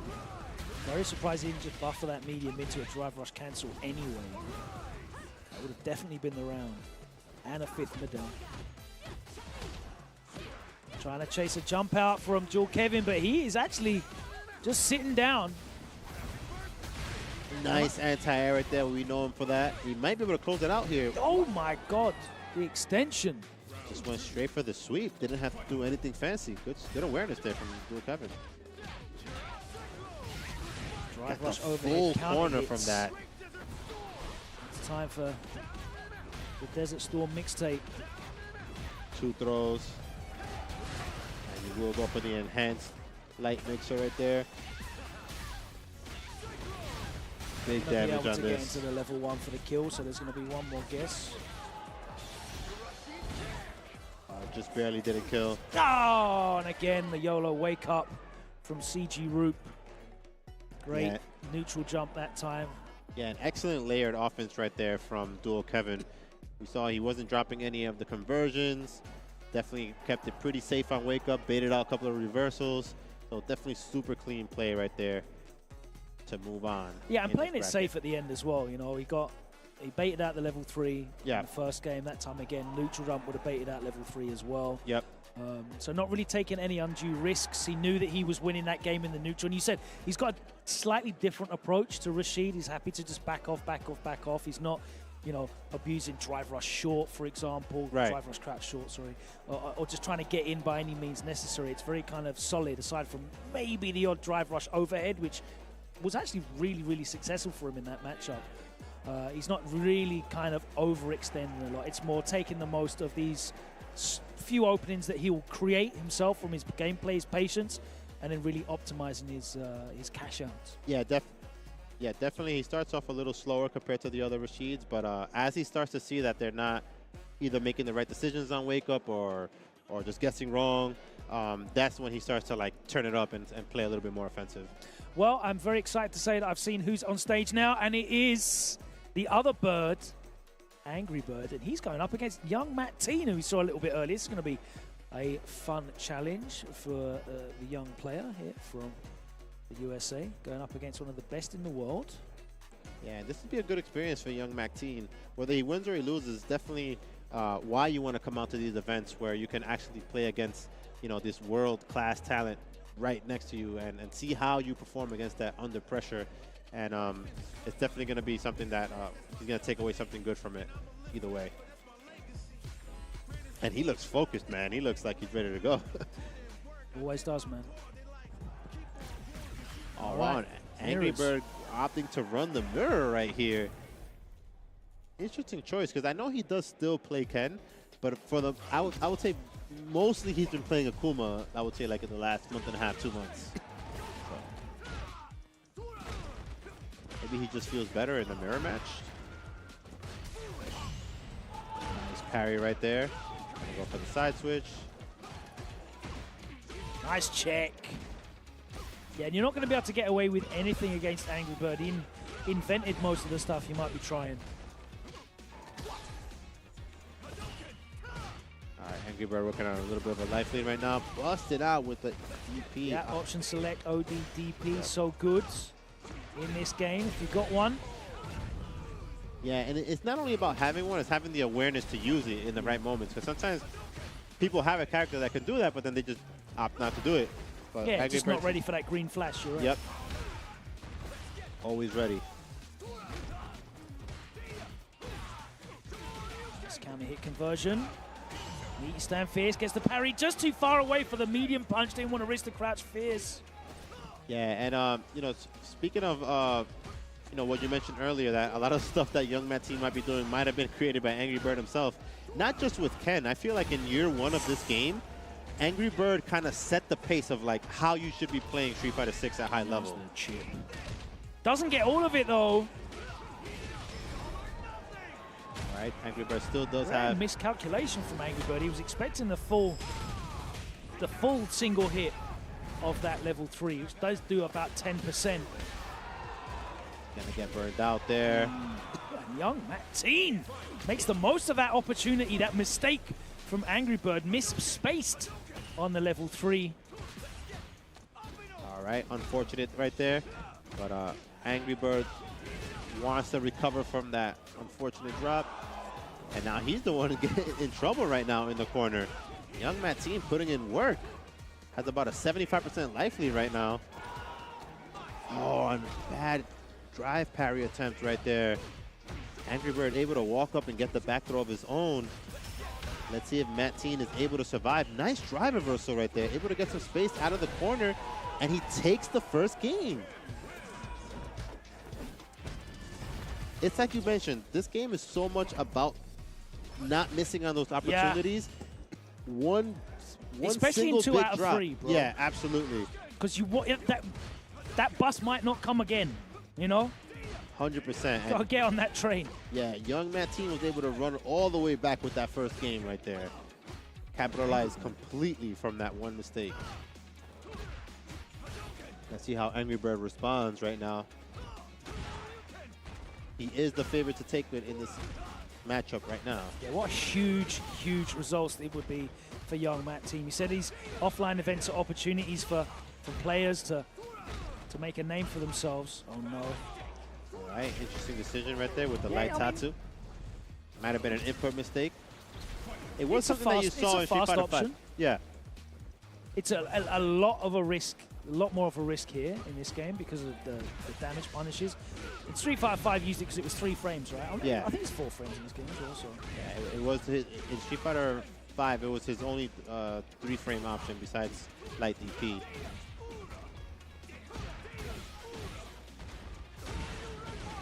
All right, and young Matt Teen waking up with the ODDP. Doesn't want to take all that pressure. Angry Bird slowly. Runs himself out though. Nice Angry cross Bird is cut. going to be smelling blood now.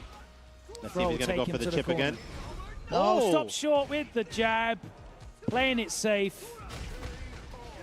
Nice bait from Angry Bird. Yeah, good awareness there from Angry Bird. You know, you saw Dual Kevin do it in the last set. Yeah. You have to be aware of what your opponent's resources are and, you know, whether they're going to let it fly or not. Yeah, because had he gotten hit, he might have lost that round. There was a full critical art right there. And Angry Bird had just about enough life to maybe not survive that.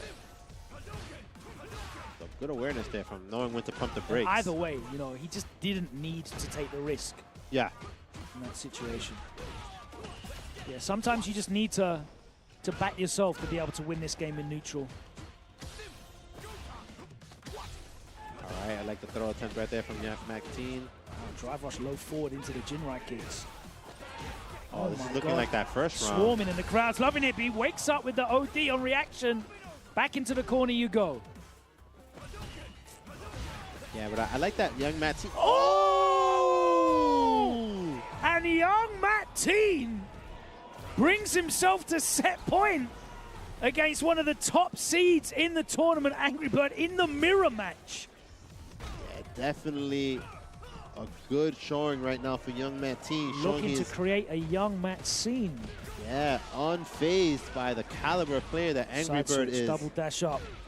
Jumps back. Wow, just catches him with the jump back after walking forward. No counter hit or anything there. Both players sitting on full level 3. Oh my God. This is going to do a lot of damage. One more touch. He's got one more guess. Oh, and he's done it. Let me not curse him. Young Maxine. I don't know if this is going to kill. Angry, but he's dead, bro. He's dead, bro. Okay. Woo! Young Maxine defeats Angry Bird in the mirror on stage in front of this NA crowd at East Coast Throwdown. That is your breakout performance. And we're only in the first block. That was unbelievable right there. I don't think anybody saw that happening. I had a feeling that young Maxine would do well just because he has been putting in a lot of work online. He's been grinding. But, you know, on your first breakout performance against a player of that caliber, unheard. That's amazing. Incredible play from young Maxine right there. And all from that terrible miscalculation, looking for the chip kill with the level 3, only hitting with the multiple hits, so the damage on the chip was minimal. Was able to bring it back. Yep. Pull himself into the lead. And realistically, his play, he was just swarming, you know, smothering. It shows you that, you know, Ken in this game can overwhelm the best of them. Yeah. Even the players that know exactly what's coming, because let me tell you, Angry Bird knows all of the tricks. Yeah. And he still wasn't able to stop him. Yeah, definitely young Maxine, what I have to say, he played without fear right there.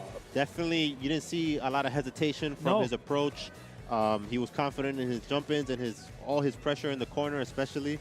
And you know, there was that unfortunate drop from Angry Bird, but you got to take those. You know, you got to take those opportunities and run with it all the way. And I mean, it's that play style, right? You know, you want to talk about recent history. Noah the Prodigy showing that fearless, swarming play style. Yeah. I'm going to make you answer all the questions. I'm the guy who's asking the questions. You're going to have to give me the answers. Yeah. And that is a very, very effective play style in Street Fighter 6. You want to be leading the dance. And young Maxine sends Angry Bird to loser's bracket here in pause. What an incredible result for him. As we move on, one of the other top seeds here, Ending Walker, another young player to come to the forefront. Of course, he's had a lot of glory very early on in his career, qualifying for Capcom Cup in what is effectively his first competitive season in Street Fighter V. He's continued that form here in Street Fighter 6. Yeah, up against iReflex. Yeah, definitely, you know, towards the end of Street Fighter V's life, he definitely solidified himself as one of the strongest players. Was dominating all throughout your region. Yeah. Tremendously, and he's kind of maintained that momentum going into this game. I have him as one of my favorites to get top 3 in this tournament. Yeah.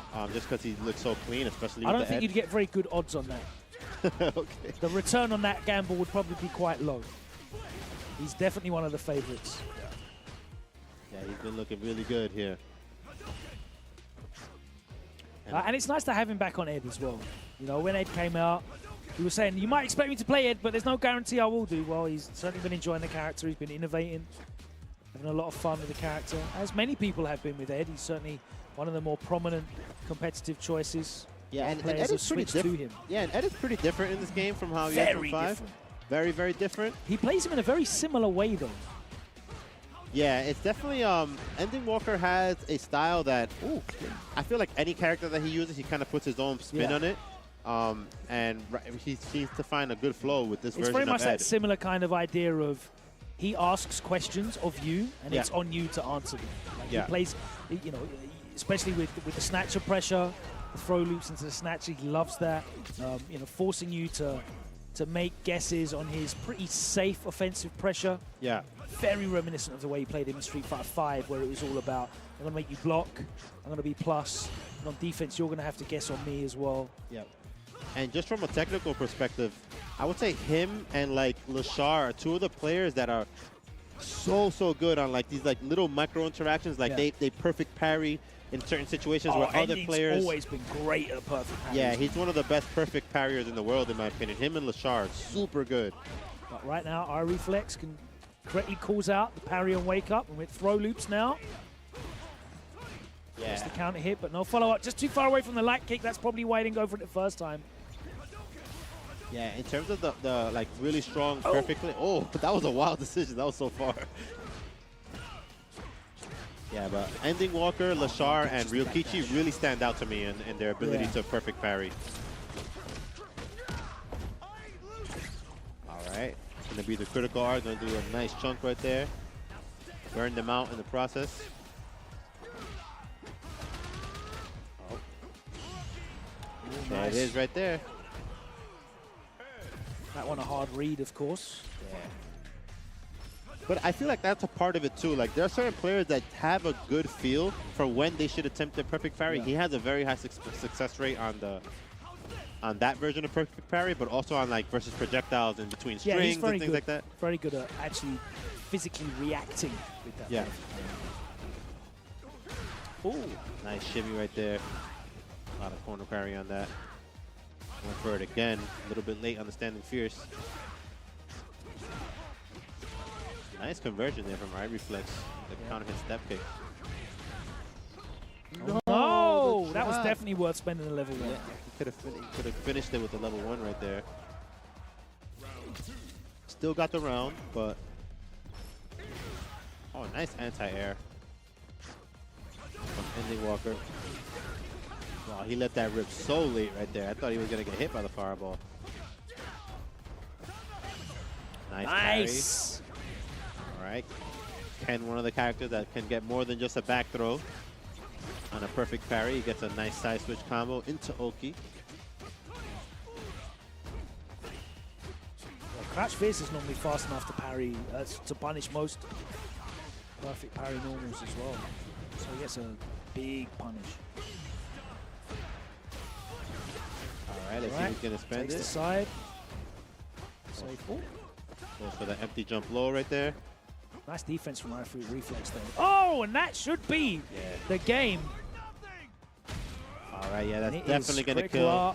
It's 1-1. Great patience from iReflex. It looked like Ending Walker had done enough to engineer a situation where he would have brought that round back, but iReflex kept his calm, and now it's 1-1. Are we going to see another upset? Yeah, that would be very crazy if we see back-to-back upsets this early in the tournament. Anything can happen in the Capcom Pro Tour. Oh, a little bit missed space on that. Snatcher right there. Oh, nice interrupt right there. Didn't get the full conversion like he wanted, but I like the idea. Oh, nice! With the raw DP. DP'd him out of the Superman punch. That looked clean on stream. Jab, wanted to go for the pressure after. Yeah, he's a character that's very susceptible to drive impacts in neutral. Yeah, especially if he's burnt out. iReflex. Oh my word, is it gonna happen again? Back-to-back upsets incoming. Set point now. Not like this. All right. Ending Walker just keeps getting caught. Oh, wow. And Reflex is putting it all on the table playing now. with confidence. He feels it. All right, let's see if Ending Walker's able to slow him down, but he's going to get put in the corner. Ken's favorite. All right, nice jump out right there. Oh, looking for the standing light punch to catch him grounded, but he's back in the corner now. There's the sweep. All right, let's see. Okay. Good patience there from This is Reflex. so scary for Ending Walker. Reflex can be patient. If he gets one more touch, you know it's going to be drive rush cancel. Oh my God! It's happened again! Yeah, and the critical R gets the kill as Ending Walker stands up and unplugs his pad before we even see the KO screen. 2 huge upsets back-to-back here on stream at East Coast Throwdown as Ending Walker goes down.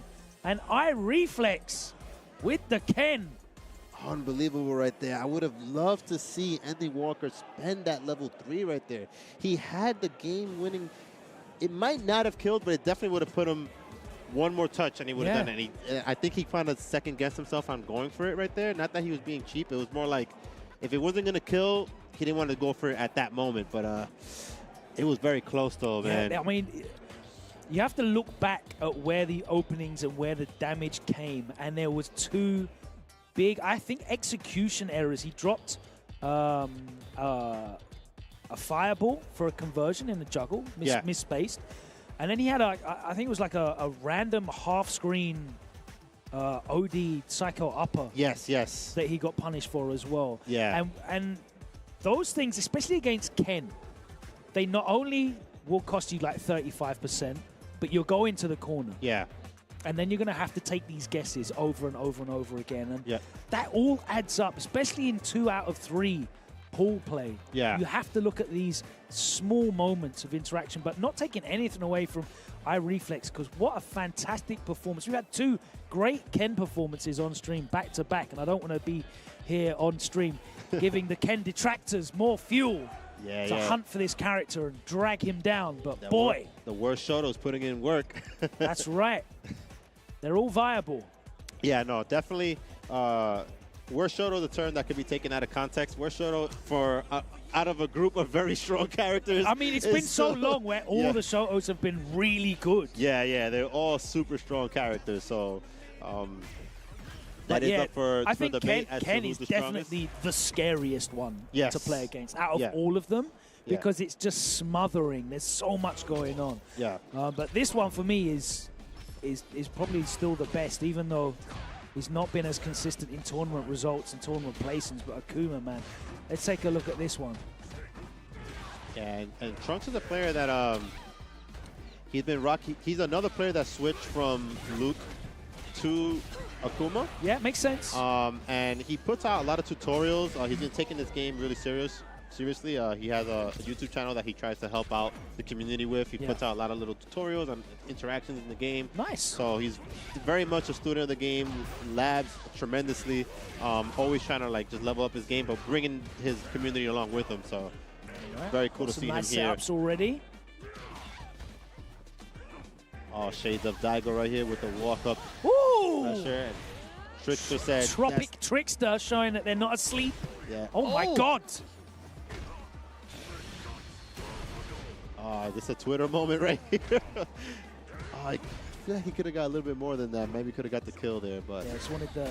Oh, it is a Twitter moment. Just took a little bit of delay. And Tropic Trickster showing the patience, showing the awareness and the reactions as well. The wake-up reaction super, the reaction drive impact as well. Yeah, so Trunks threw away a huge life lead there. Yeah, we definitely saw Trunks started off the round really well, but then had that little bit too much on the throw loop attempt. Oh my God. Paid dearly Guess for the game. All right, and nice drive rush combo right there. Kept it nice and simple. I like that from Tropic Trickster as well. Not going for the drive rush Oki pressure. Yeah. Just making it a little bit more ambiguous. Oh God, big jump in over the fireball, and that is going to hurt a lot and get a medal.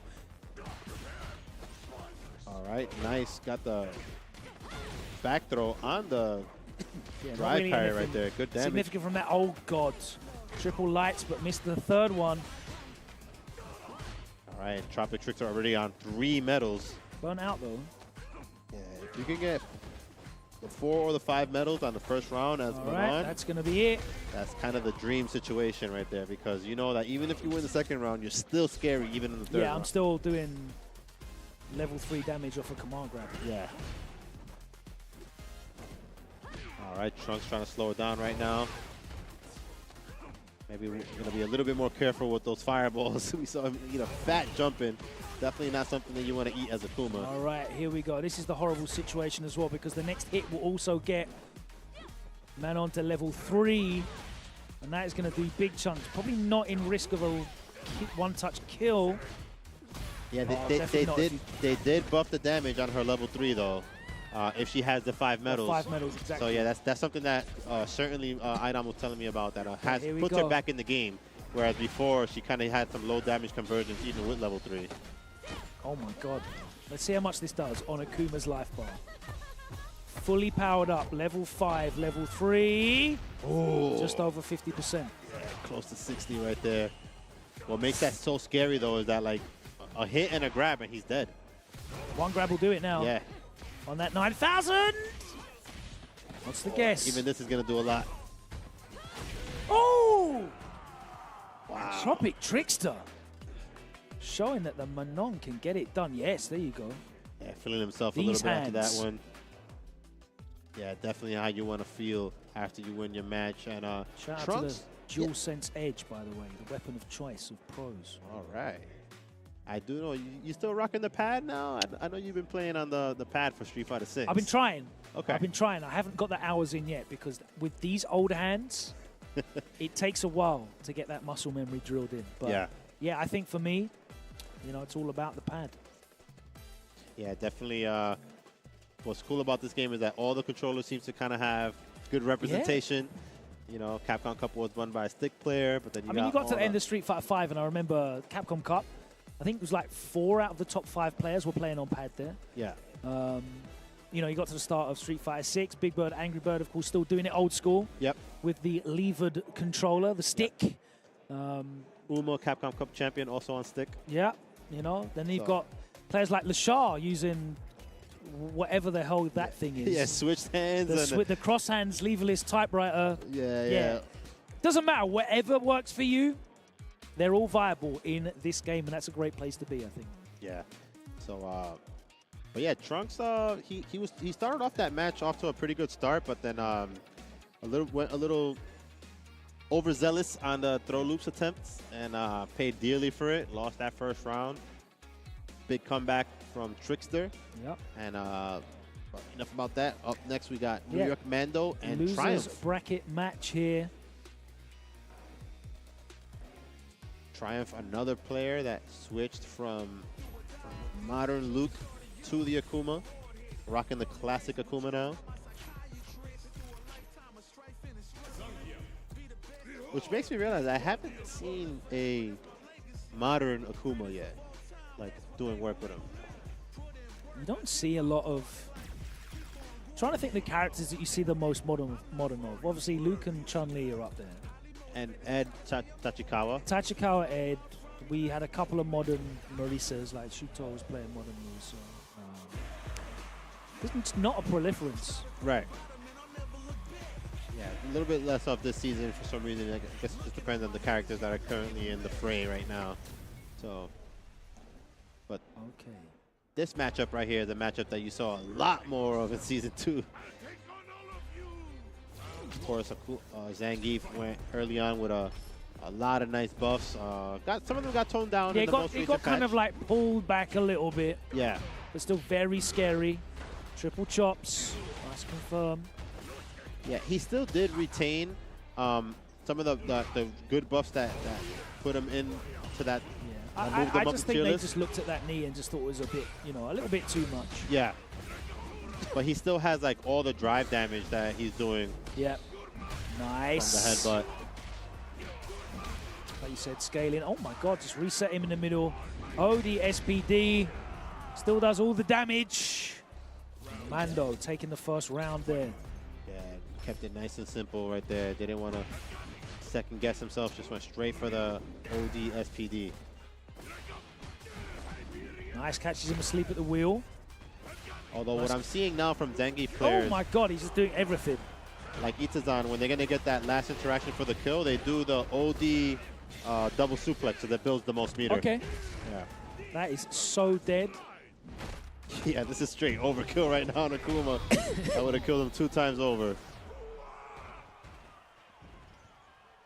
All right, and Quick first game for NY Mando. Yeah. This one to get out of, I believe, out of pools on the loser's side. Yeah, with this is CG Root, who lost in winners final. Yeah, Zangief is definitely one of the characters that makes Akuma still look human. You know, just because of the damage on the command throw, especially versus a character that has below average health. Oh, nice. Chopped him up real quick. If the counter pokes here is Triumph. All right, Triumph. Oh, no, that's going to hurt. Yeah, did a nice chunk. Oh! Oh, God. Is that? Oh, my God, it's still alive. A pixel. A pixel. If that would have been a punish counter SPD, it would have definitely killed, but Triumph just barely survived. I really like the use of that drive impact there. Yeah, and again, because either way, you're making him flinch, right? If he drive impacts back, dead. Yep. He has to be ready with a cancel into something off of a normal or a parry. Yep. Yeah. You see that at a high level as well. Like world-class players will try and make each other flinch with a drive impact if they know that the armor won't hold up. And NY Mando absolutely plants him. Put him straight into the earth right there. Before we could even get our thoughts out, Zangief just completely destroyed Akuma right there. Yeah, that's definitely one of the matchups that Akuma players don't really like too much. Scary. Yeah, it's one of the scarier matchups. Very dangerous. Very dangerous. And it's hard to call it a bad matchup because Akuma still certainly has all the tools to keep him out. Yeah, the aerial approach is horrible. Yeah, yeah, he still has like all the tools to deal with Zangief, but it's just that you can't make any mistakes. No. Yeah, it's brutally painful against Zangief if you make a mistake against him. Well, that is our last match of this first block at East Coast Throwdown. And my word, if that's how this 3 days is going to carry on. Insane. 2 huge upsets already. Some fantastic performances from the home turf. Players looking to defend this spot here at the Capcom Cup. The action is going to be sensational. A great opening. Thank you, Jabbers. Thank you. Always a pleasure with one of the greatest minds in Street Fighter at the moment. The stream will continue right here on Capcom Fighters, of course, as we progress through many, many more pools. But that will be it for the first block, and we will be back after, I believe, this short pause for the chords. All right, stay tuned, guys. All right, and definitely for Street Fighter Duel is a mobile game that was released last year. If you haven't heard of it, it's an RPG based on Ultra Street Fighter 4, one of the games near and dear to my heart. It features more than 40 of your favorite characters such as Ryu, Akuma, Chun-Li, Cammy, and Guile. Enjoy a new mobile twist on a fighting game classic. Head over to your app store to download and play now. And if you want to see more of this Capcom Tour action, definitely check out the World Warrior Pro Tour event for Singapore. Register by the October 16th. Go to capcom.us/WorldWarrior24. Yeah, of course, if you cannot travel out there around the world, then you can qualify for the Capcom Cup from your home. The World Warrior Pro Tour 2024 is open. If you want to find out what events are open to your region, and you can sign up and find out right now via the Capcom website. That's capcom.us/WW24. Your path to Capcom Cup 11 begins here. You still have a chance to qualify for Capcom Cup or just get high-level competitive tournament experience and level up your game from the comfort of your own home online through the World Warrior system. So check that out. One of my favorite additions to the modern Capcom Pro Tour. You can find out more right now online on the website. Thank you so much to our partners over at Pagoda for supporting this Pro Tour. It's time to put the egg rolls in, and we've got some egg rolls to put in now. Are we allowed to eat these? Yeah, I definitely want to. I want to get the thumbs up right from production. Are we allowed to eat these? These okay? Yes. All right. Look at that free catering. Ooh, look at that, guys. We're not allowed to eat these. All right.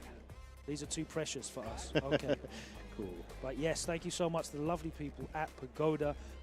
Put the egg rolls in your mouths, not ours, because we're not even allowed these yet.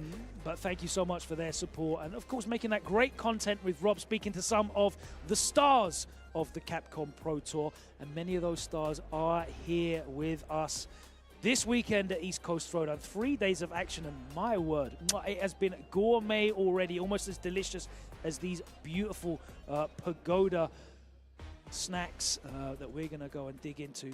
Apparently we can. Yes! Oh, update, let's go! Give me that. Yeah. Oh, creamy, lovely. That is delicious. Okay, guys. Love me some cream cheese. Wow. Very tasty. That is very nice. And I'm not even shilling, that is legitimately very nice. Thank you very much. Anyway, you don't need to listen to us eat. You can go get something to eat, get something to drink, join us back. We're going to hop off the bench here and swap over the commentary because we're moving on into B block. If you want to see what is to come, then you can check out on Start GG. Go to start.gg and search for East Coast Throwdown 2024. You can find out which players will be on your screens right here on Capcom Fighters after this short break. The action will continue after this. Stay tuned.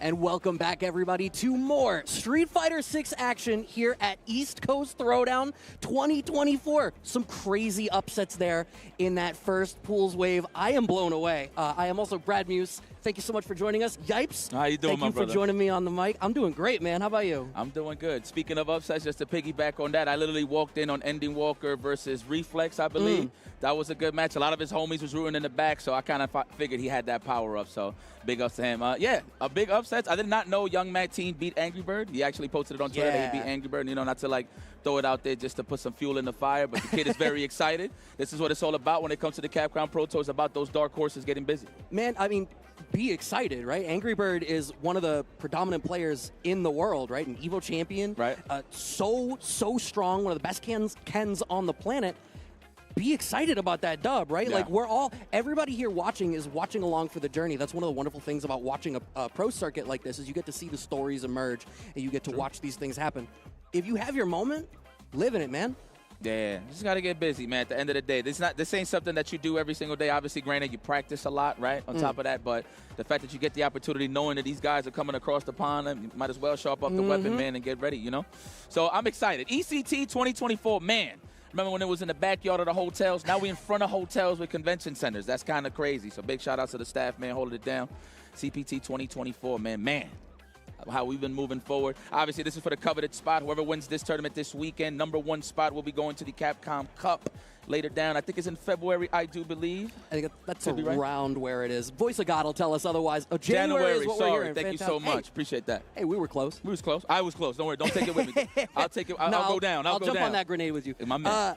We have some amazing turnout here for this. I mean, as ECT, right in my backyard, right? Connecticut. I'm up in Massachusetts. Facts. Your backyard comparatively, too, down in New York. Yeah. So to get talent the likes of the Birds, Ending Walker, and Problem X, who Problem X is in this next wave of pools.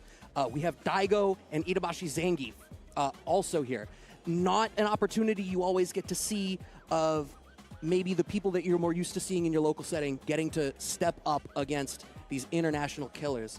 And I'm so excited to watch for it. Do you have anybody that you're specifically paying attention to this weekend? Anybody from New York City, really, or from the East Coast. I mean, you know me. I always love when the DMV do good. Just everybody on our side, on the East Coast, Eastern Hemisphere. Am I saying that right? Well, I'm going to dub it that. But no, that's just me being biased, of course, coastal bias. But, I mean, I'm always a big fan of Problem X, so I'm actually excited that he's in these blocks here so I can see his trajectory in this tournament. Obviously, one of the favorites to make it to Capcom Cup, but them slots is running out, you know. Sure, we got the World Warrior, right? So we have a shot on that one as well on their side. But I always love when they just punch in their ticket. They don't got to worry about anything, no stress, just get to business. And Problem X is definitely one of those players to look out for. Yeah, and I think what's fascinating about events like this, too, where you can auto-qual is for these players who have been competing in World Warrior, I think most of those were like three tournaments in for a lot of the World Warriors, right? So a lot of these players have been competing in their World Warriors. If one of them claims this spot, that changes up the regional leaderboard over there. So there's players who maybe didn't have a shot and then are definitely rooting for the people in their region. Besides just regional pride, suddenly their shot at World Warrior looks just a bit more achievable. I mean, and again, my favorites are the dark horses. I sound like a broken record every event when I say it, but that's what it's all about. That's why I was so happy that Kusanagi won UFA. He's not even a dark horse.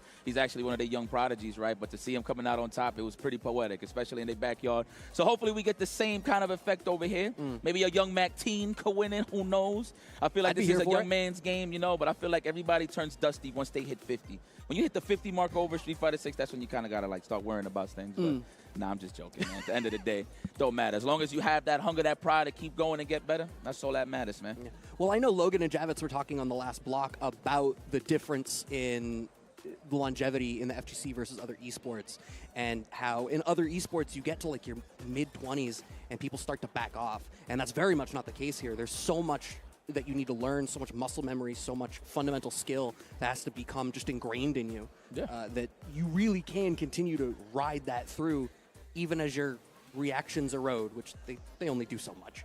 Yeah, no, it's true. That's absolutely. I agree with that 100%.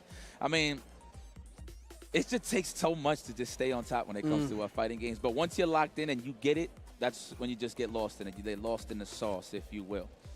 But, man, I'm excited. I think we are gearing up some of our matches for sure. Oh, we do have a match. Excellent. Word.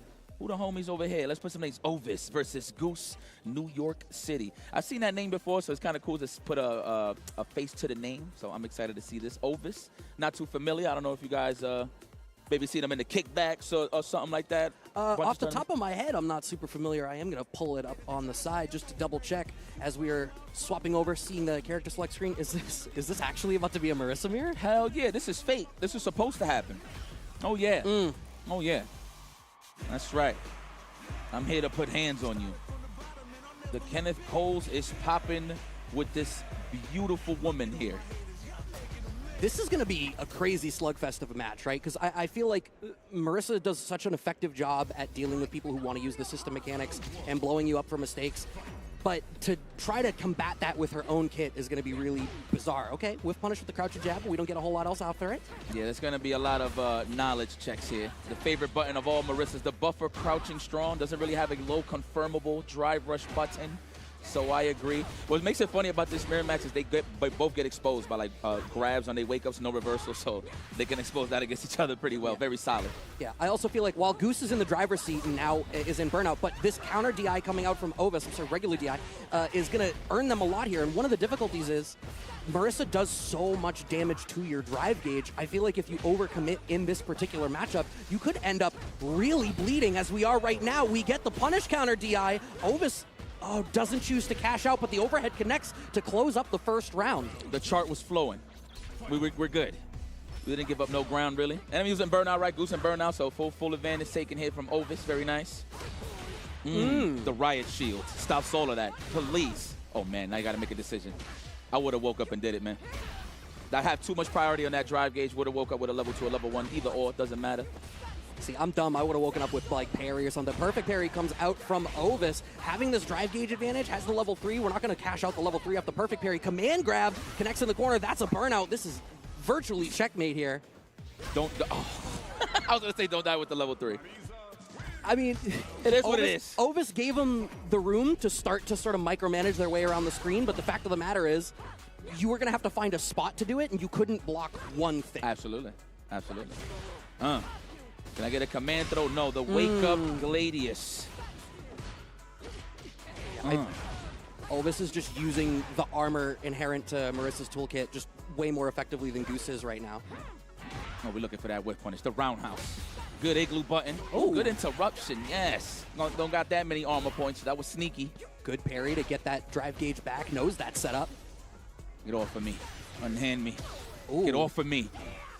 We back off. Yes, we're a little bit danger, but we do still have access to the armor, so it's okay on the drive impact side of things. For Goose, because once his back is to the corner, that's when things are going to get a little shaky.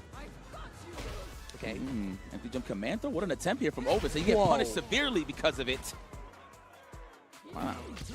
I mean, a little bit of sleep at the wheel there to let that dash up. There was like some naked space in the middle there where someone could have taken their turn back. There's a lot of fear. Okay, catches the raw overhead attempt. Kick in the door, please. ATF is in the building, and we are stuck into this corner. Let it go too early, Hush. Should have got armor. Oh, yeah, lost it as he's letting go. That's right. Okay. Makes sense. The level dos. Deuce. Peace out. I'm trying to get out of here.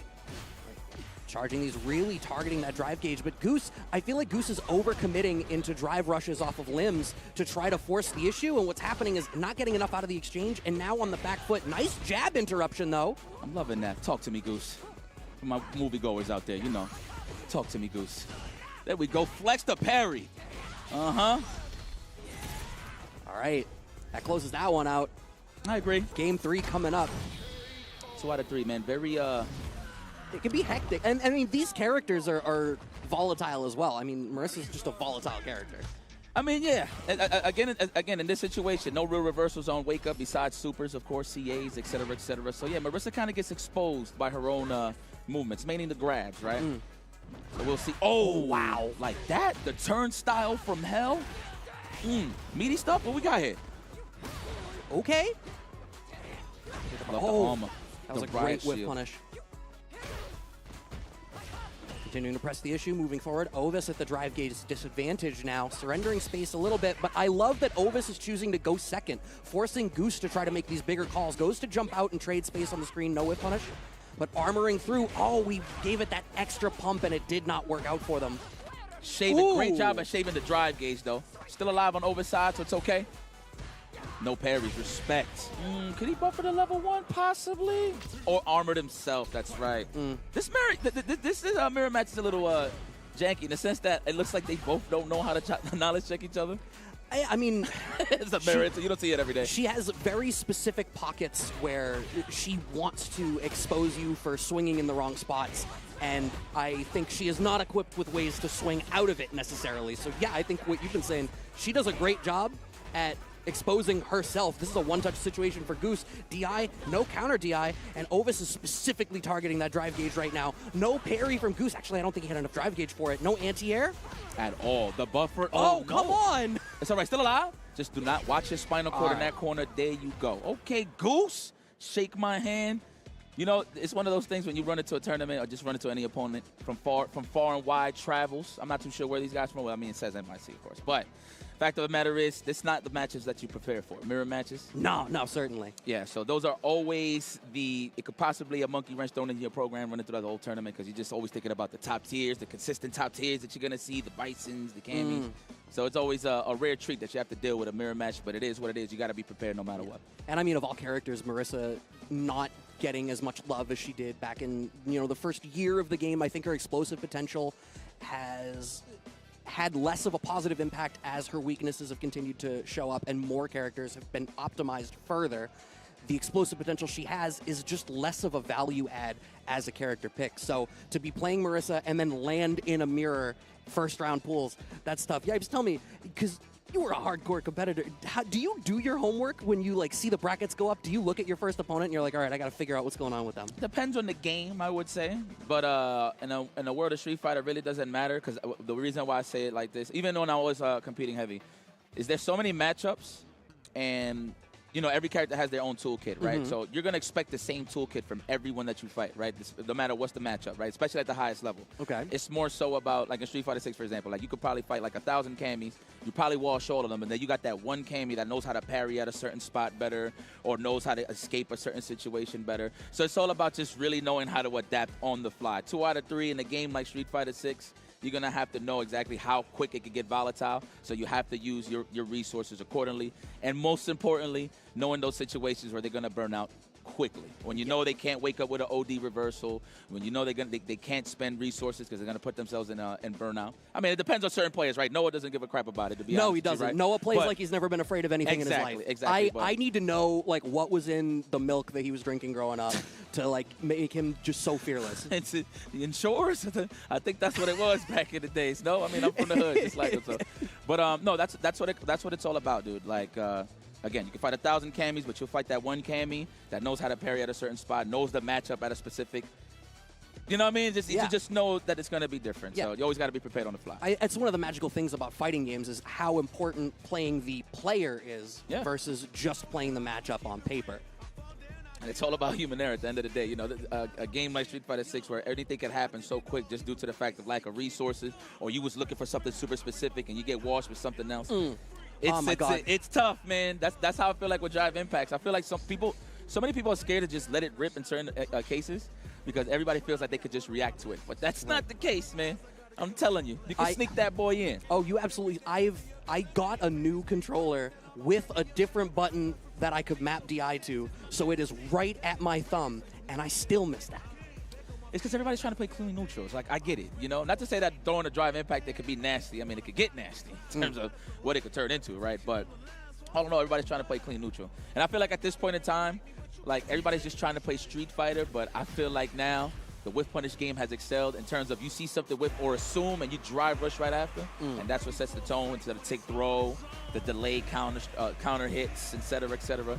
The game is going to evolve in terms of opening people up. Again, man, human error is a big thing. You have all the options in the world, but it's just how you're going to use it to just be on your feet at all times. Loading in for our next game here, Ryu versus DJ. I like this. Back alley brawl, the island boy versus Mishas. Mishas is vicious. No? Let's get a goofy hours here, right? Hey, it's all good. I just spent 2 hours in a car getting over here. Oh, man, was you with Bunch? No, it was just me. Oh, okay. Oh, man, we get the knee drop for the jump over Island Boy in complete control right now. throw. Oh, yeah, I forgot Bunch is back in New York. There we go. The hey, the jackknife into the meaty throw. Absolutely. Kill those frames, Island Boy. There's too much sand in between those toes, and you're looking comfortable. Just waiting it out, complete control there. I think DJ, you really need to give DJ a reason to feel afraid of running his game. There's that pocket on the screen where he can just sort of run over you, and Mishas, I feel like, didn't get the chance to do anything in that round. Finally, a little bit of actually playing some neutral, but trying to poke with Donkey Kick, like, that's only going to do so much. Island Boy's not going to be afraid of that. That low forward range plasma is what we need right here from Mishas. Ooh. Island Boy reacting to the green in between. Got to keep those strings tight. Oh, nice. Okay. I like that he's aware of the drive gauge. You don't want to spend it yet. I would say the next low forward, whatever the hit he's looking for, I'm pretty sure it's a fierce starter. Definitely drive rush. There it is. Ooh, walk-up throw interrupted by the Island Boy. Okay, not going for any more of a follow-up. We managed to get out of the corner with a jump out there, does Mishas, and just wait. So much this round, you've been smoked by over-committing to fireballs. Just keep this locked down. DI through, that's going to be the stun. This is a big equalizer that Mishas needs. Yes, the Karate Man. Let's go, Ryu. Woo! Woo, I smell pizzerias and laundromats over here. Get off of me. Let's go. Sweep! Oh my God. No whiff punish on the towards medium. Everything could have worked there, to be honest. Stand fierce, low forward. Oh, spend that cash yet. You don't want to see what happens in the neutral. Let's end it. Lights out. But I like that. Mish is all right. He got hit. Good job from Island Boy, but he's getting comfortable. So I want to see this match play out. First blood, of course, Island Boy. Very familiar. I've seen him play before. I'm trying to remember what tournament I've seen him at. I can't place it either. I think for Mishas, though, you can see they're getting comfortable. I think it's just getting a sense of where they can start to control things. Found more space for that standing fierce and the solar plexus punch. But unfortunately, off to a tough start here in the corner. Swept, knocked down. Frame trap works out in Island Boy's favor. Big damage on the machine gun uppers. Oh, yeah. This could turn around quickly, though. There you go. That's a start, and the drive gauge is... Okay, there you go. All right. Retain momentum, says Island. The boy is looking clean, and he's walking him down. That's the name of the game of Street Fighter 6. Walk your opponent down. Island is doing just that. Oh, okay, great shot on the solar plexus. I was about to say, don't throw a fireball. That was the situation where Mishas got jumped in on last time. No follow-up off the low forward, but gets the better of the scrambly situation after the fact. Perfect Harry. Okay, open palm plasma denied on the trap. Oh, too hungry. Saw how little drive gauge was left on Island Boy. Wanted to force the block and get that burnout. Island Boy ready. That fireball game just a little bit too linear. A little too linear, yeah. I mean, you got to be aggressive. Like I preach this all the time. You got to use plasmas as a poke, man, not really a zoning tool. Oh, the assumption. I can't even call it a whiff punish. No disrespect. It was just good stuff, man. I'm going to call that a sequence fighter. Okay. Shimmy works out. Life lead for Mishas. Oh, man. Counter hit crouching strong for Island Boy has been paying huge dividends, cashing out into the level 3. I don't believe that this will kill, but it's going to force a one-touch situation. For sure. Drive rush into anything. Fireball first. Oh, my God. Sneaky. That was a good checkmate. He had a pixel of health pretty much. I don't think he had enough to absorb it. No, I don't think so either, but just what a tricky situation, right? The fireball feint. DR, I mean, you're not expecting, that was like 3 layers of obfuscation away from the DI in the corner. Island Boy really running away with that one. I think between it's the crouching strongs, and at no point was the aerial approach really checked. Just really got to get away with the knee drop more or less freely for that set. Okay. I mean, that's the type of match. DJ got to get into a certain flow to keep you in that corner. Right, you could definitely stay in pace, but unfortunately, my man Mishas is stepping stage left. I think that was winners, so I think they still in the mix. Yeah, so I think they still good. So, nonetheless, though, man, hope everybody's enjoying themselves at home. It's a vibe out here, East Coast Throwdown. I'm back at home as usual. I've been traveling a lot as of late, so I really appreciate having being in the backyard here again. Last year I missed ECT due to the Singapore CPT, so I was pretty bummed out about it. So it's kind of cool that I can make it this time. Yeah, and I mean, fantastic that ECT is fortunate to be Capcom Pro Tour stop this year. Yeah, so super exciting to get to watch all of this play out. I mean, it's amazing. ECT is a very special place in my heart, so I'm excited to see it. I love being able to come back. I didn't get to travel much this year. Is ECT one of like your first events that you was like commentating? ECT was the first major I ever commentated. Okay, so all right, so special place, of course. Special place for me, ECT, is first time I placed in a Street Fighter game. Really? It was Street Fighter 4 back in the day. I did pretty good. Around the lines, I'll be guys like PR, Balrog, and stuff like that, and making now. Just off the rivalry, I got to pop off my man Eduardo, shout out. But that was actually one of like my magical moments that like made me always remember ECT. So it was pretty dope, man. Pretty dope. Good memories here, man. A lot of bust ass as well, man. Presenting themselves on the stage right now. JKM versus Flaccid Pancake, man. So not fluffy enough. Okay, I see. Not fluffy enough. They didn't whip the batter long enough. Yeah. They microwave their pancakes. That's why it's flaccid like that, yeah. You don't see, like, you know how you're supposed to see that dark crust? Right. They don't have it. It's uniform color. Nope. Whack. I was looking through the pools that we were going to be commentating today. I saw that name, and I said to myself, I was like, see, this is one of the reasons I love commentating pools. There's always, in every block, there's one name. Yeah. One of my favorites is I butcher names. I'm actually very known for that. They'll be telling me, man, it's like, no, that's not how you say their name. And I'm like, well, right on. And same thing with my Twitch chats, too, as well. They need a pronunciation key next to it. I'm terrible. Cheeks. Terrible. But no, so Flaccid Pancake was 4th seed in their pool. This is pool 106. Okay, 106. And according to my notes, a Connecticut player, and I think that's them on the Zangief. Woo, Connecticut, man. Yo, not to diss Connecticut. I heard y'all pizzas is good, but they ain't messing with New York. We not getting into that conversation. I mean, I would love to. I got no skin in the game. That's a I'm here for the violence. JKM violently bringing us straight back to the other end of the screen. Flaccid Pancake trying to the ground control that Zangief has now. His pokes are so dangerous in Street Fighter 6, but commits too much to the SPD. One of the many characters that could keep you still, if you will. The jab, of course, could check you so easily because it's plus, then go right after with a low, and then you got to guess right after, man. Nice anti-airs. That is a sign of a good Zangief player. Oh, you try to hold up again? Oh, that fierce. I'm telling you, everybody gets hit. The thing that you have to anticipate, obviously, the headbutt is plus, but they always go for the chop for the built-in delay. You could catch those with a perfect parry. That's great, but it's such a good snipe-out tool for delay buttons, delay tech, just wake-up buttons. It's just so good, man. The guess is heavy. I know he lost a little bit on the damage department. I think he lost about like 600 damage, I believe, in his max damage combo. Y'all can correct me if I'm wrong, but looks the same to me, to be honest. Yep, finds the DP corner control, staying in JKM's favor right now. Flaccid Pancake puts themselves in burnout. There's that second headbutt, though, chaining those plus frames. Cranium. All cranium. Damn. Speaking of cranium, the dome got punched. Throw City. Are we going to wake up with the level 3? Oh, meaty stuff. Missed it. Yeah, let's choke that with a breadstick here on Flaccid Pancake. No syrup. Yeah, you should try out some maple syrup from Canada, actually, while you're busy doing this. Terrible. Now, mind you, he landed the meaty overhead. He had the right idea, but he missed the crouching jab link. So credit, though, to Flaccid Pancake to mash it in between, just in case if he missed a checkmate 1-0. If there's a character who should be churning, Zangief is probably that character. Probably the best level 3 or CA for that. JKM, oh my god, very little drive gauge. They committed so much in order to get this corner control. Nice sweep. That joint said douche. All right, Plasma.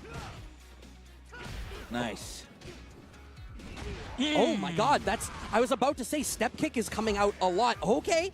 OD SPD connects, having the life advantage. Doesn't have the drive gauge for a big follow-up. Overcommitment out of JKM. Man, all right. It's punishable if it's regular. I mean, if it's super close, but he spaced it out pretty well. I'm not saying Flaccid Pancake. That's why you just got to keep it simple, man. I mean, his low forward, I think, would have reached. If we would have just Wyco walk, maybe low forward or roundhouse, it would have reached. Or stand fierce, maybe. Not too sure if it was max distance, but nonetheless, though, Flaccid Pancake with a chance to close this out. No confirmation here for JKM. However, lands the punish counter, standing roundhouse. Spend that cash. No animation, unfortunately, but we still get the burnout. The burnout, the corner carry. Oh, has the level 2 available to get through the DI setup because that's punish counter. That's going to put JKM in burnout. Now stuck in the corner as well. So Flaccid Pancake in a pretty decent spot. Gets back thrown. This guy's my hero, and it's not even the gameplay. Man, get punched in the mouth. Yes. He relentless is Flaccid Pancake. Continues to DI, to drive rush in, block the fireballs with his chin. OD SPD closes it out 2-0 to move on in their pool.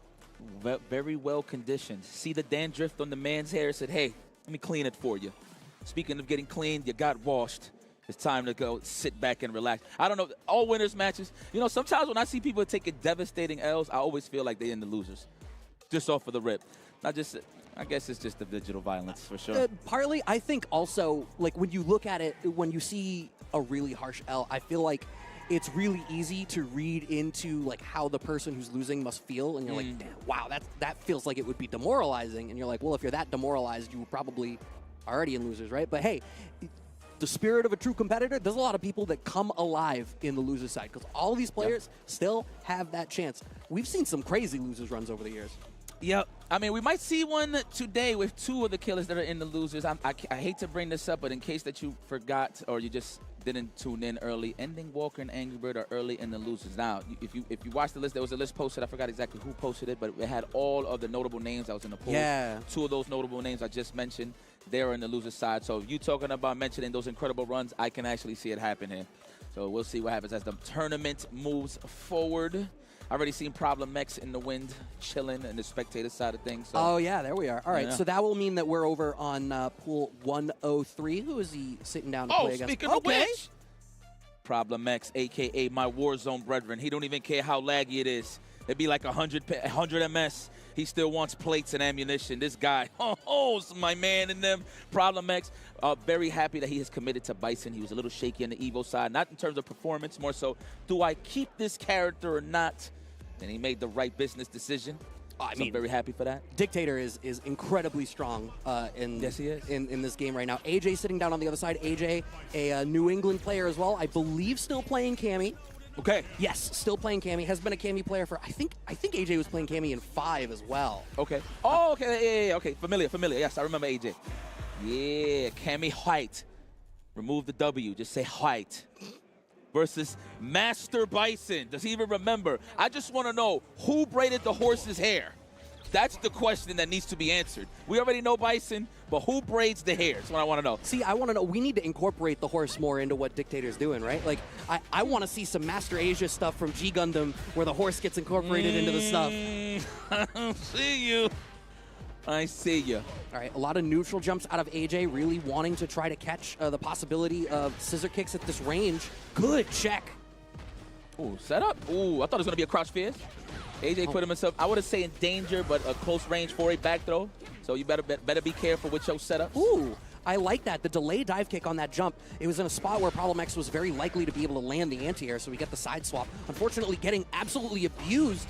Perfect parry from Problem X. We find the throw. Yeah, naturally, Bisons don't want to play this matchup, even though it's very doable, of course. But the air-to-airs get thrown off by the dive kicks, right? So your hell attacks ain't the same. If you try to hell attack too slow with a dive kick, you're going to miss it and put yourself in punish counter. It's a pretty rough matchup, but Bison could definitely do it. I wouldn't say rough. It could hurt for making a big mistake. Does Bison have any rough matchups in this game? I don't know. That's a good question. I don't know. If it's not bad, at least 5-5.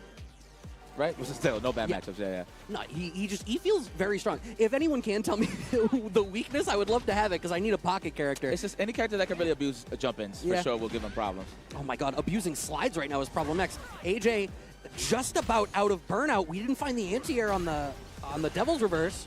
Nice. Oh, I thought he was gonna bust out. Nice, take your turn back. The classic rock paper scissors. That is definitely enough. That is textbook. With Bison, you do like an offensive sequence, like a jab, you wait for the counter poke, then you take your turn right back. You're going to be in range for that crouch strong or that low forward in case they're trying to walk back. The shame there, too, is AJ found a shimmy at one point and just didn't finish his plate off of the shimmy, and that would have been enough to do it. Anti-air Psycho Crusher. He's always looking for those. Problem X definitely one of the professionals when it comes to a Psycho Crusher anti-air for sure. Him and 801 Strider. Nice. Forward Fierce, of course. Max damage. That should be... Nah. That's crazy. No? No nerfs, Capcom. I'm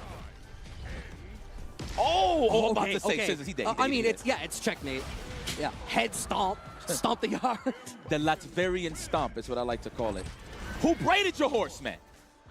You think he took that time? I think he forgot everything and he just remembered all his talents.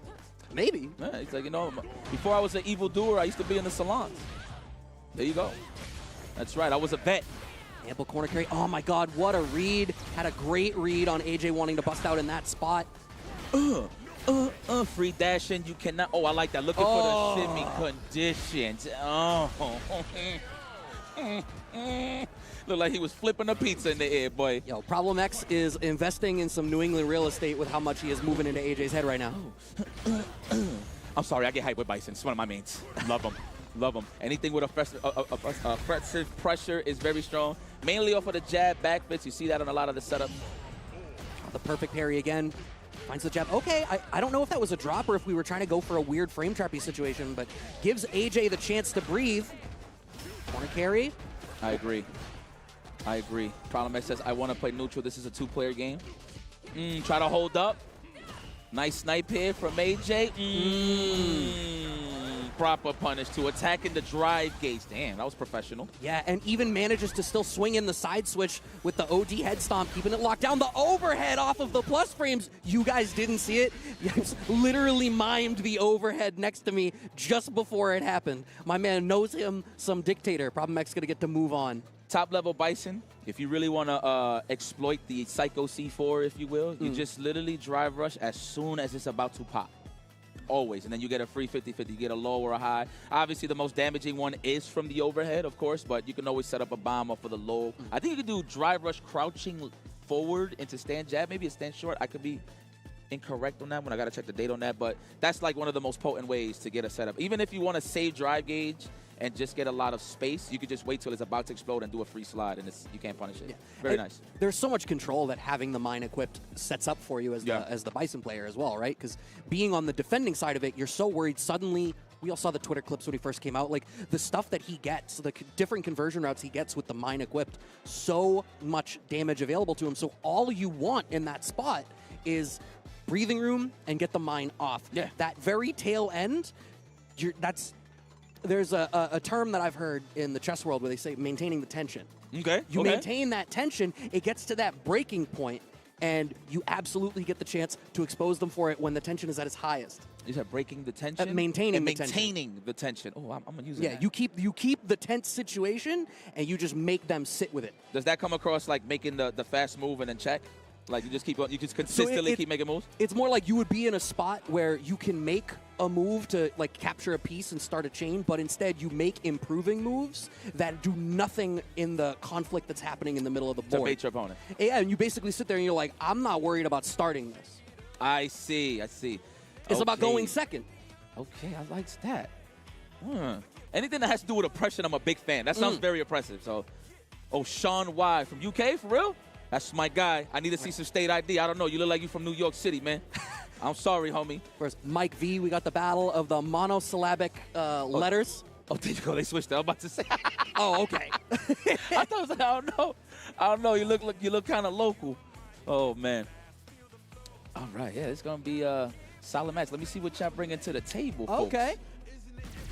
Yeah, these guys look like they're gamers. Chun Jury. So, Chun-Li player myself. Okay. I'm always happy to see her. I think people are I want to say undervaluing. It's just people are swapping away from her in favor of, I think, characters that do the same but better with a lower ceiling. Okay. I like that. Yeah, I mean, the name of the game with her is like, obviously you need to have a lot of checkmate scenarios, right, in terms of understanding how she approaches. But that stands strong. You just have to respect. Accompanied with the walk speed, that is a free drive rush at all times. You can confirm it, I believe, too, if you really delay it. Yeah, I believe so. Oh, and we have the check off of the drive rush. That's going to be big damage here in the corner. Yep, right into the safe jump. Oh, this Shawn Y, this throwback right here. He stay playing Chun-Li. Homie from New York City, cuz. He from New York City, cuz. All right. Yeah. So we know who you're rooting for. Yeah. Can bias? I don't know. I haven't seen him play in a while. Right, Why? Let's go. Oh, yeah. We're just taking photography over here. We just love it in our natural essence. I love you, man, for that, for sure. That's how you do it. No, seriously.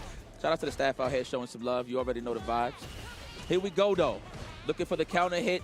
No technical here from Shawn. Why? Oh, man. Nice threading the needle with that extra low, and Shawn Y with the corner control. Oh, my God. Threads that additional overhead in. So much control here. Cashing out the level 1. I mean, we had resources to spare. First game is on the board. I feel like Jury players aren't thrilled with this matchup. Get walked down. So Jury's usually the one doing all the walking. Right, but Chun-Li definitely has all the pokes and tools to actually keep the offensive pressure going. Mainly the fireball. I mean, fireball, towards strong. Yeah, too good.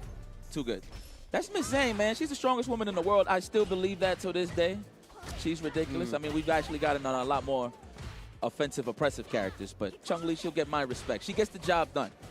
It's like when you're hungry, right? Like, you don't got much in the kitchen, you just get a bologna sandwich. That's it, right? That's what she does. She gets the job done. Yeah, You're sometimes hungry? you just got to serve the purpose. Oh, That's fishing it. with that standing fierce punish counter start there for Mike, but nothing really comes of it. Anti-air trades. We're really jockeying for some space here. Okay, TK Legs ends up with punishing. Oh, Ooh. right on the windbreakers. Good God almighty. The ceiling fan, known as the spinning bird kick. Same Ooh. setup. Oh, we don't go for the overhead that time. We go for the empty throw, and now we get some stance cancels. This is when you know the Chun-Li player is feeling themselves. When they start threading that stuff in, you know you're feeling comfortable. The spaced out overhead the stance cancels. I see what's going on. I think Mike B, I know he got the offense in him, but he's too busy trying to block everything and react to everything. I feel like, a drive reversal wouldn't hurt.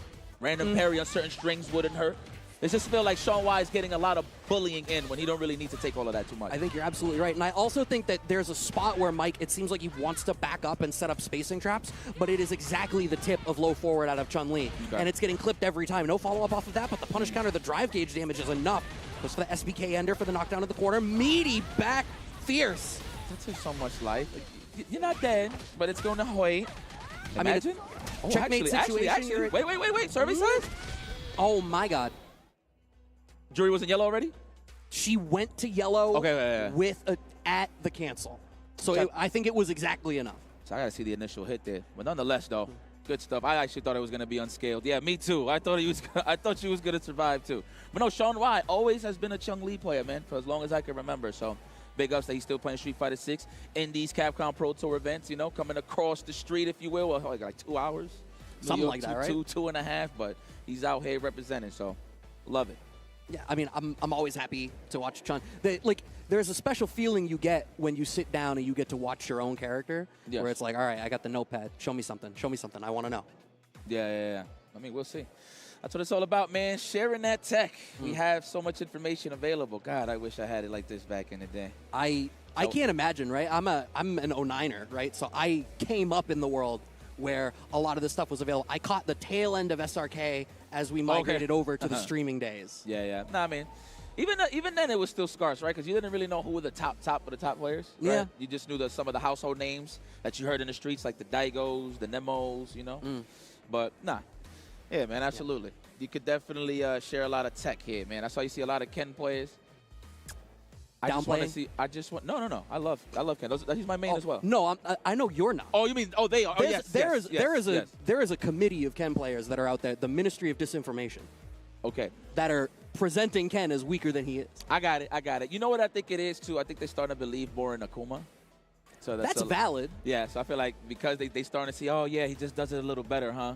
And they stay in the mix. But man, who's out here trying to get better? I mean, the Anthrax, he's pretty good, man. Seen him in the scene for a while. Another Bison enthusiast. Mm-hmm. Can't wait to see what he brings to the table. I like his rushdown style versus Meeper Doodle. Let's go. Let's get busy. I love that name as well.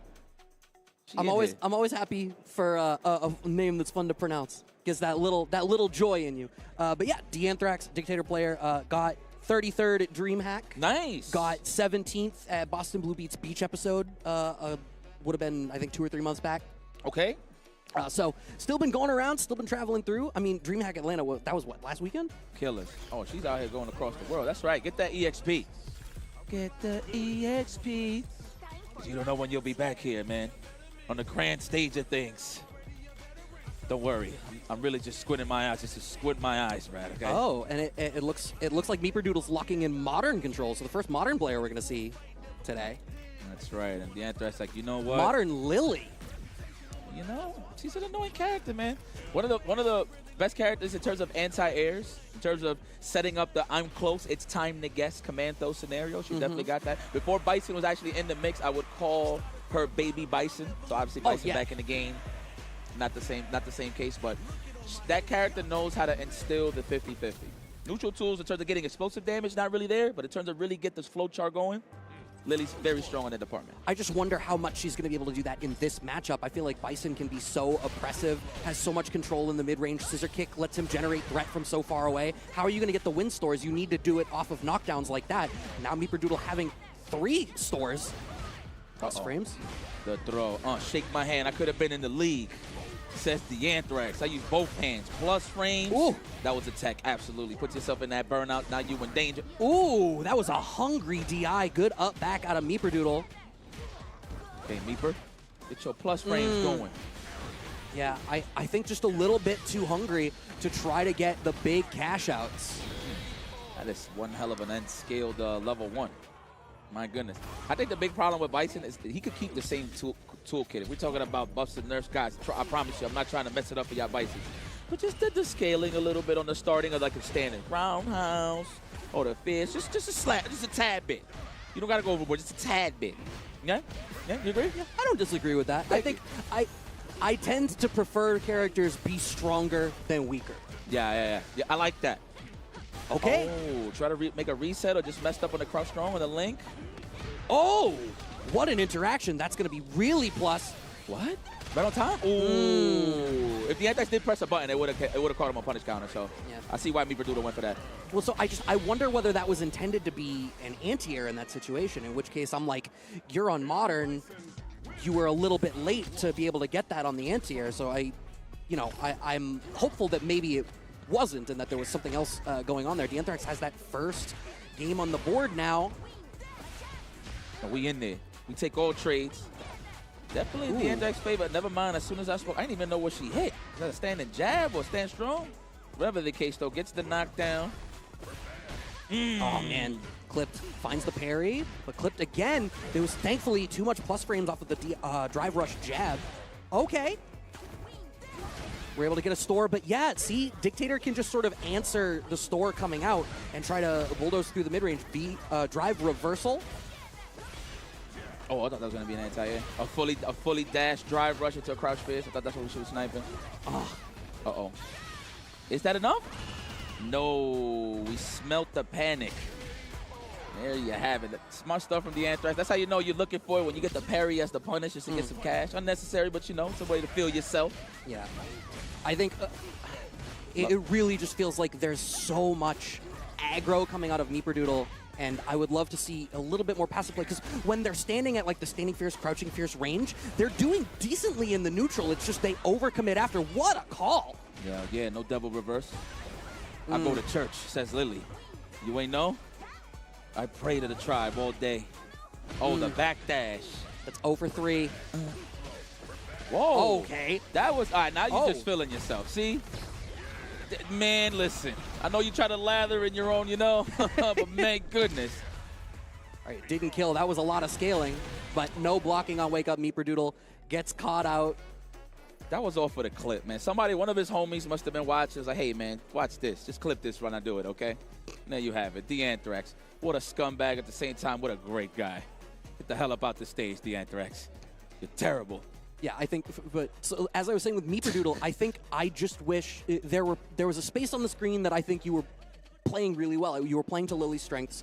It was going all right. I think the thing was the second you had a little bit of control, you hard committed and tried to bring it all the way. There's a little bit more of a gradient in some of these mid-range situations. It's not like once it's your turn, you can just go all the way in on the biggest reward option. You have to play that conditioning game. You have to start to play for the smaller gains and build things up. So I think a little bit more patience, a little bit more willingness to play the long game would go a long way. Yeah. I think it was more mids as well missing. It was more commitment to like every pressure, drive rush, or any chance she got in. It was always a throw, a command throw. Yeah. So buttons just to see if they're trying to hold up a backdash was definitely an option she was missing. But, it is what it is. You learn that the hard way through experience of getting your ass kicked in these tournaments, man. I mean, it is what it is. I have no remorse for nobody. Yeah, I mean, we all dealt with it. I still haven't made it out of pools at a tournament. It's okay. It's coming. It's coming. You're gonna smack that lifeguard right across the face, right? You're gonna say, hey, I made it. It's all right, man. That's everybody. There's been situations where I never made it out of pool. So, 25% of people who enter a tournament go 0-2. It's tough, man. This is commitment. Look, at the end of the day, people play this casually, but when they lose in a tournament, they'll feel bad. Nobody likes losing, dude, at the end of the day, But it's about taking that learning experience with that loss. I've said this many times before. Man, it's a broken record at this point. But please, use your salt to season your next win. Like that. Put that on a T-shirt. Oh, yeah. Oh, it's coming. It's coming. Yeah, real Confucius, too. Yeah. Yeah, like that. I'm just missing a curly mustache. Yeah, I mean, I think that's one of the magic things about fighting games in general, too, is, you know, you get that experience, you go to a tournament, and everything pushes you forward and propels you to be hungrier and hungrier. Next match coming up, Onset versus NYC Master Mike, 2nd and 4th seed in their pool, respectively. Oh, Master Mike? Mikey? Magic Mike? That's what I like to see, man. This guy plays so many fighting games. Obviously, his bread and butter from what I've seen throughout the years is definitely Street Fighter. Garnered great results from Street Fighter 4 to 6, so very nice. He always has an opportunity to play New York's best, right? From all eras, too, from 4 to 6, which is pretty cool. Onset, I've seen him play in the can openers before. I could be wrong, but what I'm more worried about is he looked like he about to mug somebody here. Okay? I'm not even talking. It got to be the hat. It got to be the hat. We got to check this guy out. Well, from my reading when I looked up, I believe Onset is from Canada, so probably not mugging anybody. Yeah, what? Whoa! What? No, I'm just joking. I'm just joking. I was just joking. Okay. That is a modern dictator. So I knew they were I think they play Marissa and Bison, but I did not realize it was going to be modern. You have to rep DI against an Aki. So many of Aki's tools in mid-range are DI-able. Wait, what the hell does he lose in modern, actually? I want to see how his kit look on modern, just straight up, because the game plan looks the same. Oh, the crouch short. Okay. Still have access to double reverse, all the same move. Oh my God, does he have a one-button scissor kick? Oh my God. It might be a thing. It might be a thing. That's kind of wild, actually. I mean, it was already a quarter circle. Yeah. Oh, a little bit early off the jump in. Master Mike gets a little bit of breathing room. Onset in burnout. Poisoned. This is a one-touch situation if Master Mike is able to cash out in a... nope. Clipped by the buttons. That's right. I like that. Master Mike's like, all right, you like pressing buttons there? I'm pretty sure it's going to be a stand throw next time that scenario presents itself. What a check on the drive rush. The lashes.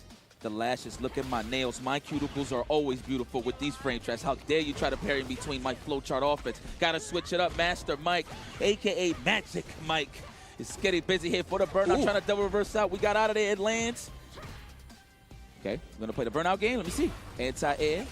Yeah, Mike is just choosing to play second, and I love that. Finding the initiative off of challenging Onset for doing the wrong thing. Gets around on the board. Both fully locked with 3 bars here in this last round. What is that, lavender bison? Is that salmon? No, I'm bugging. No, that's purple. That's definitely... Lavender? I would say lavender. Yeah, it was giving me salmon vibes for a second. I know, useless information. I just like seeing stuff, cool stuff, you know. I feel like salmon, I associate that with more like a pale pink kind of thing. Yeah, okay. All right. Stop holding up, Mike. Block something. Man, that was a shimmy, but walked back too far. You got exactly what you wanted out of that interaction, and you just weren't prepared to follow up after. Yo, listen, I'm going to expose people just because. Yo, Master Mike gets shimmy. And I'm only saying this so Master Mike can step it up. Yo, he gets shimmy, son. Well, hopefully Onset recognizes that. Man, asleep at the wheel. Onset's able to get the stun. We have level 3 full cash out. Please finish your play. Is this enough, though? If they did the input, okay, absolutely. Okay, I'm about to say. No, sometimes depending on the starter, it does scale pretty heavy, but that was enough. Good stuff. You could tell by the slide, like the end of the slide of the animation, kind of tell. Like, oh yeah, but that. Master Mike taking a second. I didn't realize, I hadn't gotten to see Master Mike play in a while. I didn't realize that he had swapped over to Aki. Last time I saw him play, he was playing DJ. Which makes sense. I think once he knew Aki was announced, right? Because obviously he was a Fang player in Street Fighter 5. So, you know, he's just staying with the poison. He just loves not giving antidotes out. So it kind of fits his style. Okay. Oof. What an anti-air. I like that. Turn it into offense. Looking for the shimmy, but Onset ready for the defense. That's what's scary about modern players, too, man. With bar, you can react to all drive rushes, of course, with gaps. Okay. Finds the throw. This is a strong spot for Onset. Plus frames. Good throw tech out of Master Mike. Trying to inch forward, ensure that he's not stuck in the corner. Onset, what you going to do? You almost had burn now. Better back off. Nice anti-air. I respect that. Spend that cash. This is a tall hill to climb for Master Mike. It's doable, but it's a tall hill to climb. And Onset has 1 button supers available. The second that there is a gap. Or just the crouch fierce anti-air is going to be enough to do it. Set point for Onset. Set point for Onset. Man, it just sounds so nice. Oh, trying to check a drive rush check. Catches the, I think that caught a backdash. Oh my God. Bomb set up in the corner. Oh, and it's still plus. Even when he messed up the anti-air, still layers. I'm getting cornered. Master Mike, don't jump. Oh, not finding the anti-air that time. I feel like it'd been really good with the anti-airs so far, but showing, I think, a little bit of signs of being on the back foot. Ooh, oh, that's optimal. That's optimal. That was optimal. The crouch fist into the driver. Yes. That was a good finish. Add a little extra credit with that crouch fist. That was so clean Onset. Okay, first modern Bison I seen. I'm gonna be very honest with you. I gotta know. I'm gonna do my homework a little more. One button scissor kick might be scary. I probably it's not even in the mix. Maybe this is just me guessing. I'm just assuming. But man, Master Mike not too happy, but he's showing love. Of course. Is he handing out his business card? Like, listen, if you want to get your ass kicked again, you just hit me up right on that number right there. Call 555, hold that L. Yeah, 555 bus ass. That is right. 555 bus ass. Yeah. So now I wonder, I don't know if, did Dr. African pick up Dictator at all once he dropped? Because I know he messes around with Modern a fair bit. So if he had picked up Dictator at all, I imagine he's experimented with Modern. But it would fit his style, obviously, from him playing Bison Street Fighter 5. But I don't know, it just fits. It's a good look for him. Like because he played JP and Kimberly. Right. So obviously he's more on the oppressive side. I think there was Marissa in there as well. Marissa, I think early on, yes. Marissa, but Bison, pressure, damage, is right up Dr. African's style of play. So I would say yes. I think he's a full Bison player, but I could be wrong though. I don't know. I know he's here. I saw him in the crowd earlier, so we can ask after. Or somebody in the chat is yelling at us like, no, he did. Or yes, he played it this time. Go to this YouTube channel and you'll find out. All jokes aside, like no shilling. Can we get like pagodas up here? That'd be sweet. I'm dead serious. You hungry right now? I'm a little hungry, and I ain't gonna hold you. I ate bacon, egg, and cheese earlier. Yeah, man. Okay. Yeah, there was like an NY deli like across the. I drove by that. Yeah, it's pretty good. I ain't gonna front. Was it? All right. Cause I gotta check them. I'm like, if y'all claiming New York deli, then I gotta really check y'all out. So, but I ain't gonna front. They have some nice bacon, egg, and cheeses, man. What do you put in your bacon, egg, and cheese? Do you? See, usually I'm fine with just the bacon, egg, and cheese. If I'm like at like a New York place where they can do it right, I'll do salt, pepper, ketchup. That's what I do, my boy. Yo, Brett, bring it in, my guy. Bring it in, my guy. Now, mind you, I appreciate that you are very cultured. You said it how you're supposed to say it. You know, people with no say, spaces. Yeah, they say bacon, egg, and cheese. No. Throw that in the trash. It's bacon, egg, and cheese. I say that when I'm at a coffee place in New England. Right. That gets the spaces. When I'm at like a bodega or somewhere that's New York style, no, you omit those spaces for cultural authenticity.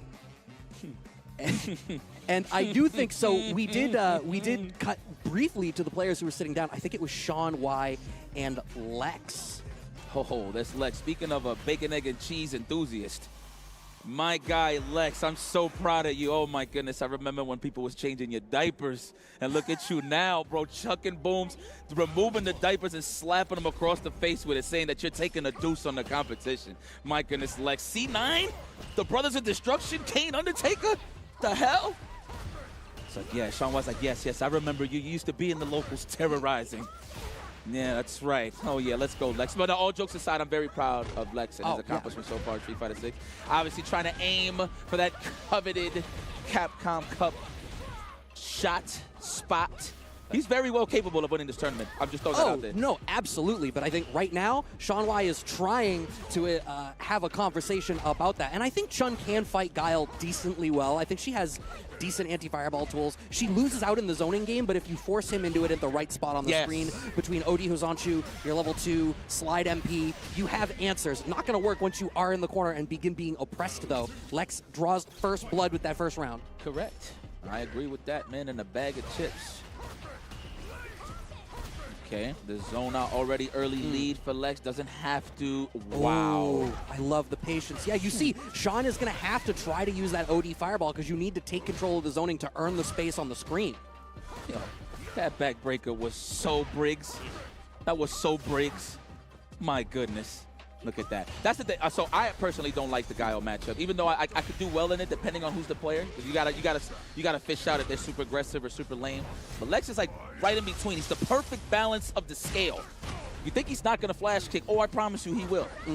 Oh, gets the Hozanchu through, but was too far away, I think, for the follow-up, or maybe just didn't have the charge with punish. But we're not in the position to get anything off of it because we're in burnout, and the DI from Lex gets the first game. Scrambled DIs, hate it.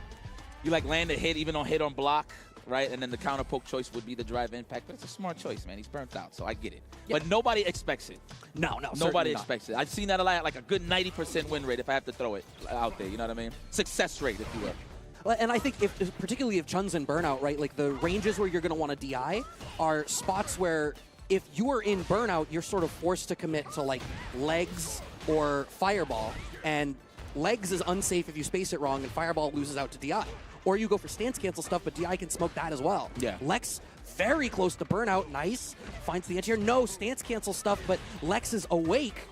Yeah, see the gaps in between, right? A lot of people stay possum when they see those stance cancels. They really actually trying to guess when you can press buttons. But there are many situations you can get it for free, though, for sure. The flash kick, the good old for my country wake up. That's right. Backing off of hair. Oh, okay, TK legs, but it wasn't counter hit, so he didn't get the combo off of the back. Oh, what a shimmy from Lex. Hit the brakes. That was the minorest of adjustments, too. Oof. Damn. Blocking with his face. Shawn, why?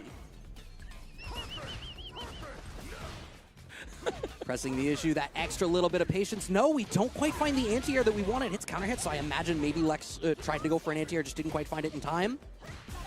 Kind of pokes through, but yeah, look at how much Shawn now has to commit drive gauge in order to try to force the issue and start to get mix-ups. And on a strike throw, for throw, because Chun doesn't have a throw loop, you just don't get as much off of it. Eating the throw from Chun is such a great decision. Now in burnout here is Shawn, and Lex firmly in the driver's seat. This is going to be a mighty tall hill to climb. Absolutely. Too steep, if you ask me. Oh. Unfortunate. Had the right idea, but damn, he just casually walks under it. I'm pretty sure it was like an attempt to walk up throw, but he's like, oh, yeah. Probably. Listen, I do the limbo over here. Yeah, is that Scat Vermillion? Is he in this pool as well? Yes, Scrot is in these pools, in pool 106 with JB and Flaccid Pancake.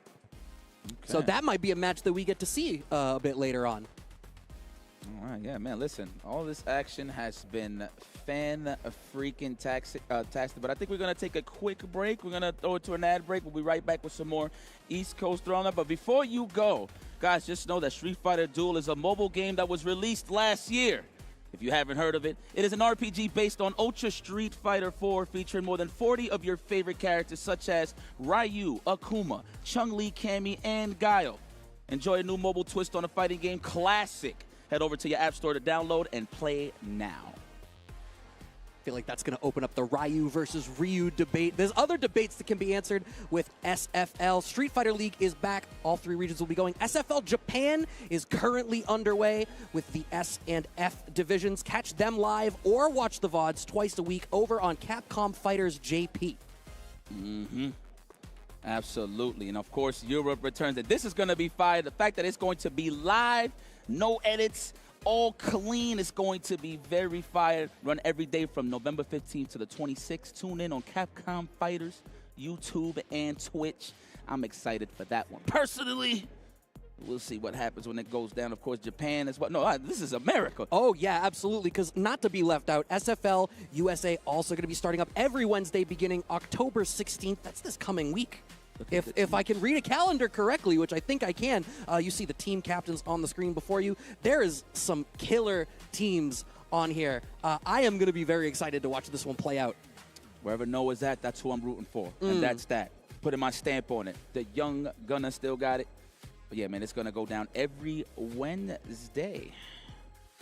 Man, there's a lot of Street Fighter, a lot of Assault, dude. Listen, you know what I'm loving about Street Fighter 6 right now? It is actually finally creating these stories. But before we even speak on it, please put the egg rolls in. I actually was asking for some pagodas not too long ago. I'm not shilling, I promise We have something over here, but... Let me see that. Let me see that. Go for it. How long has this been here? I see that. I don't know. I know... We don't know? We'll have some fresh ones in a bit, I imagine. But hey, we're cutting to a break in a moment, so there is no better time for you to do it. Step away for a moment while we all catch our breath. You got plenty of time to get your snacks in you and join us back here on Capcom Fighters for more Capcom Pro Tour Street Fighter 6 here at East Coast Throwdown 2024.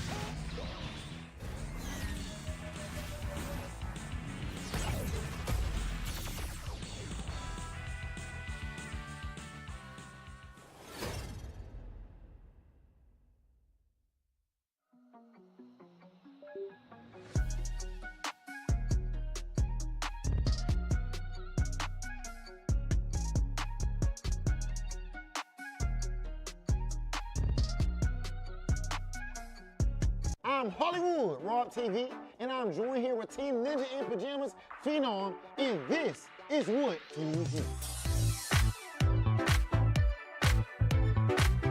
Phenom, I do not ask this question to too many people. You actually are the first and might be the only. I'm lying, but please, will you touch my egg roll? I'll be honored.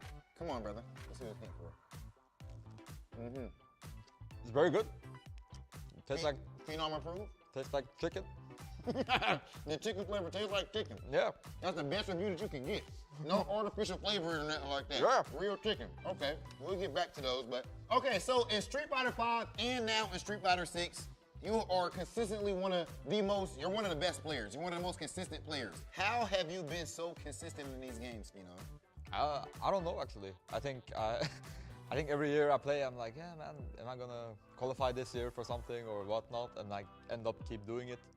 So I don't know. Every year I kind of surprise myself a little bit sometimes. But so you know what I wonder? Yeah. Is there really just like you're always so like chill, right? Yeah. Is there really like do you have an ego at all when it comes to competing? Like, do you actually feel like, man, I'm that guy? Like, I'm they can't mess with me. I don't know. Maybe I just repress it. I don't know. But I think it's more that I don't put others so highly, rather than I don't put myself so. Okay. You know what I mean? I kind of look at everyone the same as I would look at myself. So you never go up against anybody like, oh yeah, this is the right now. If you were to play against Mena, who's like one of the hottest players right now, you aren't like, oh man, he's cooking right now. It's just like the same as playing a. Yeah, exactly. So I think that's kind of. I think that's a better, more healthier mentality. Out of all the down players across the land, you are the #1. I mean, people label me a down player. We label you. I never. I'm a truth speaker. Well, first of all. Okay. But I am being labeled a down player by there's forces in play on Twitter that are like working against me, or working against the ministry. We call it. So. But yeah, like it's really the truth. Like the top 5 right now, I think Akuma's better, Guile is better, Zangief is better, Rashid is better, and number 5, you could put Bison number 5. You could put Chun-Li number 5. There's a lot of. But whoever it is at 5, it ain't. It ain't Ken. No. It's not Ken. Ken, I can give you top 8. Phenom, it's been a pleasure talking to you. Before I let you go, I do have to ask you one very important thing. Yeah. What makes you hungry for success? I think for me, I want to be able to do this. I really like to compete. I want to become the best I can be. And what makes me hungry is to just try to get better each and every tournament and do this for a living, basically. I think that's what kind of drives me. I think before I was very more money driven before. Yeah. But I think now I'm more kind of rich. Maybe. Ladies and gentlemen, you heard it right here. Phenom is getting to the bag. Phenom, appreciate you always, man. Been a pleasure talking to you. I've been Big Hollywood Rob TV. This has been Phenom. And most importantly, this has been What Fuels You. And welcome back, ladies and gentlemen, to East Coast Throwdown, one of the many stops here at the Capcom Pro Tour 2024. IFC Yipes and my man Brad holding it down as usual, while we guiding you to watching all of these winners and semi-winners rocking through the pool. So today you should call us your lifeguards. And I feel like anybody that commentates watching pool plays the lifeguards.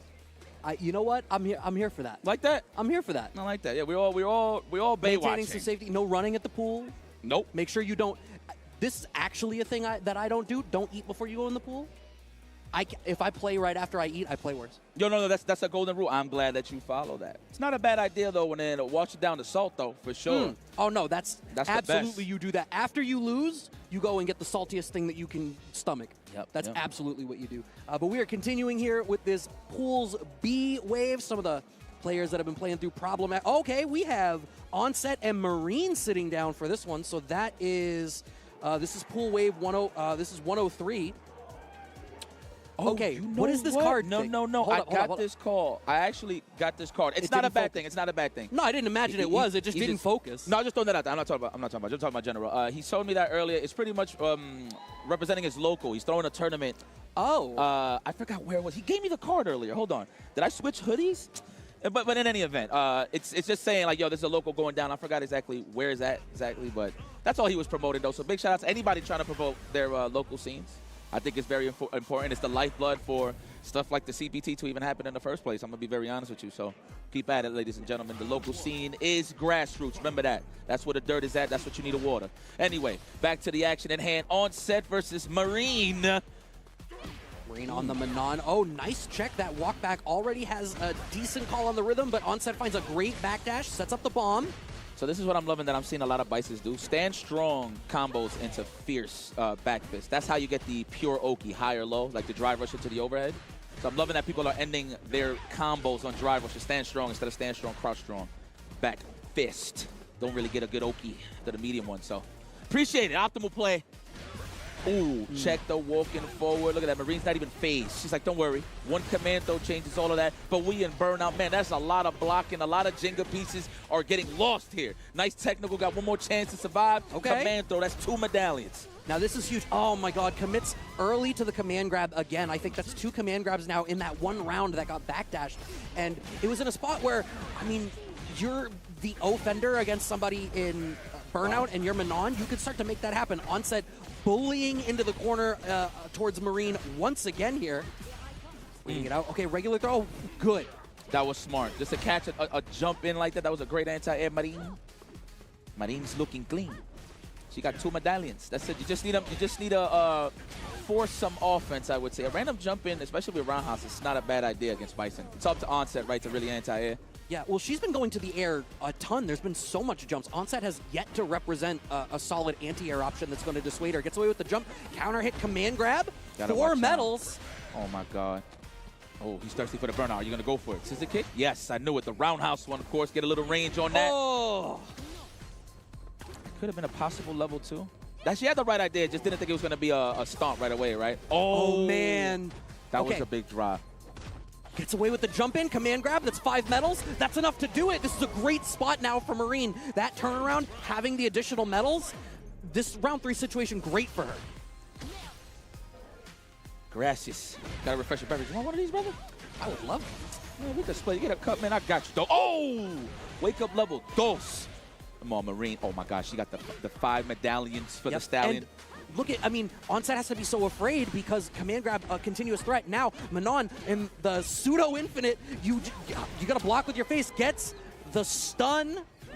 We don't have a whole lot to cash out here. Oh, my God. It's still going to be big damage. That's a command throw away. Wow, that was disrespectful. What was he looking for there? I'm not too sure, but we are going to cash out. I appreciate that. We never want to go out in this round with all our cash. We're going to have to spend this. Burnout, of course. Are we going to drive rush, wake up super here from Marine? Oh, I thought it was going to be a wake up. I think waiting it out.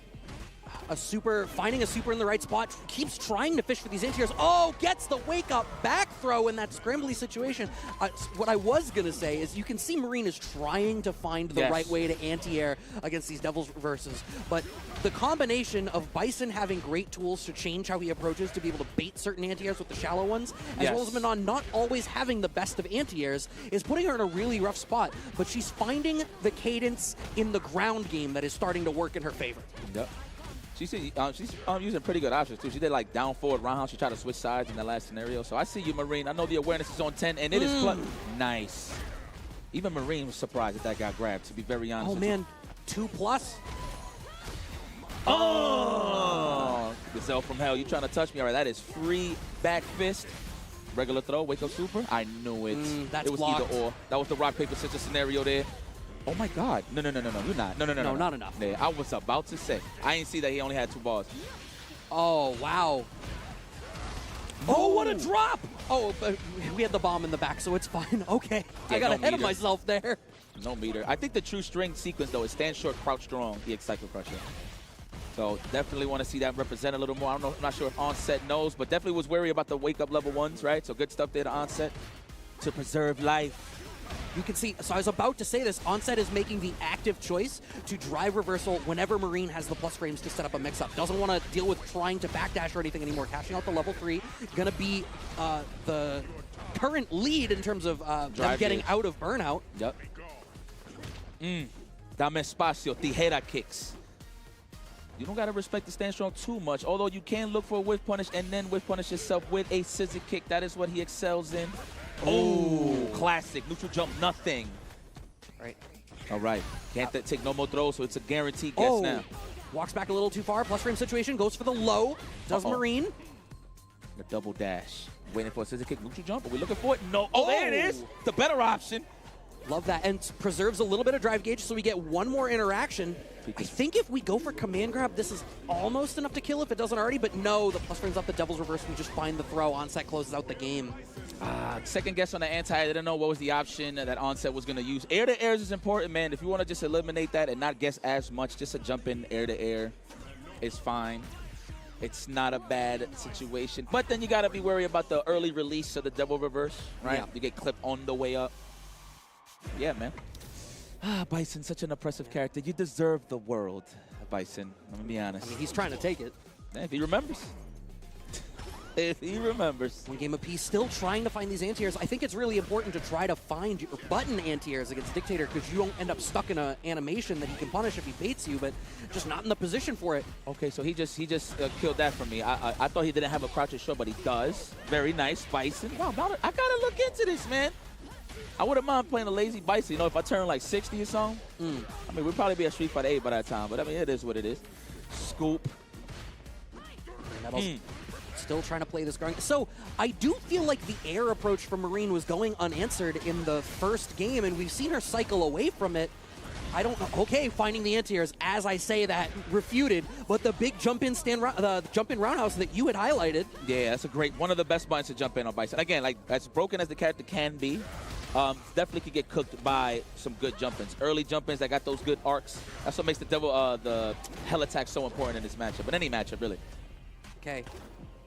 Wants to find the... No, the DI goes the wrong way! And all I can think to myself is all Marine needed was to find just a little bit of block stun, had the super to be able to force the chip damage kill in Burnout, but Onset finds his way to set point. There we go. Free Psycho C4. Now it's time to guess. Are we going to respect the plus frames? No. Oh, nice. Empty into throw. That is how weak the anti-air situation from Anon is in that interaction, that Onset can start to freestyle some of these tricky things. I definitely want to see more air-to-airs from Marine. At this point, she can size it up, because Onset is a little too comfortable with the double reverses, especially when it's a situation where he doesn't want to progress in the neutral, I would say. Okay. Answers back the perfect parry.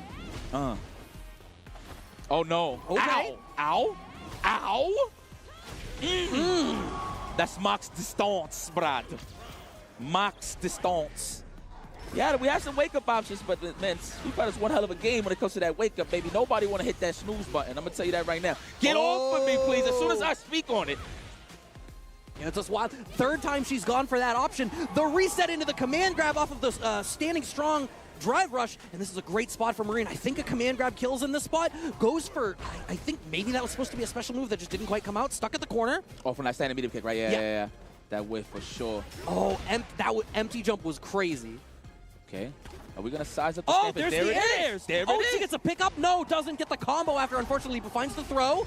Oh, right on time. Yes. This is not going tough. to kill, but burnout, though, and we're going to be healthy on the drive gauge side, which means Psycho Crusher Pressure. Marine does have level 1, however, so let's Does see. she cash it out, though? No, It's eats coming. it. Even Onset is looking for it. See, we're looking for it. Wait. React.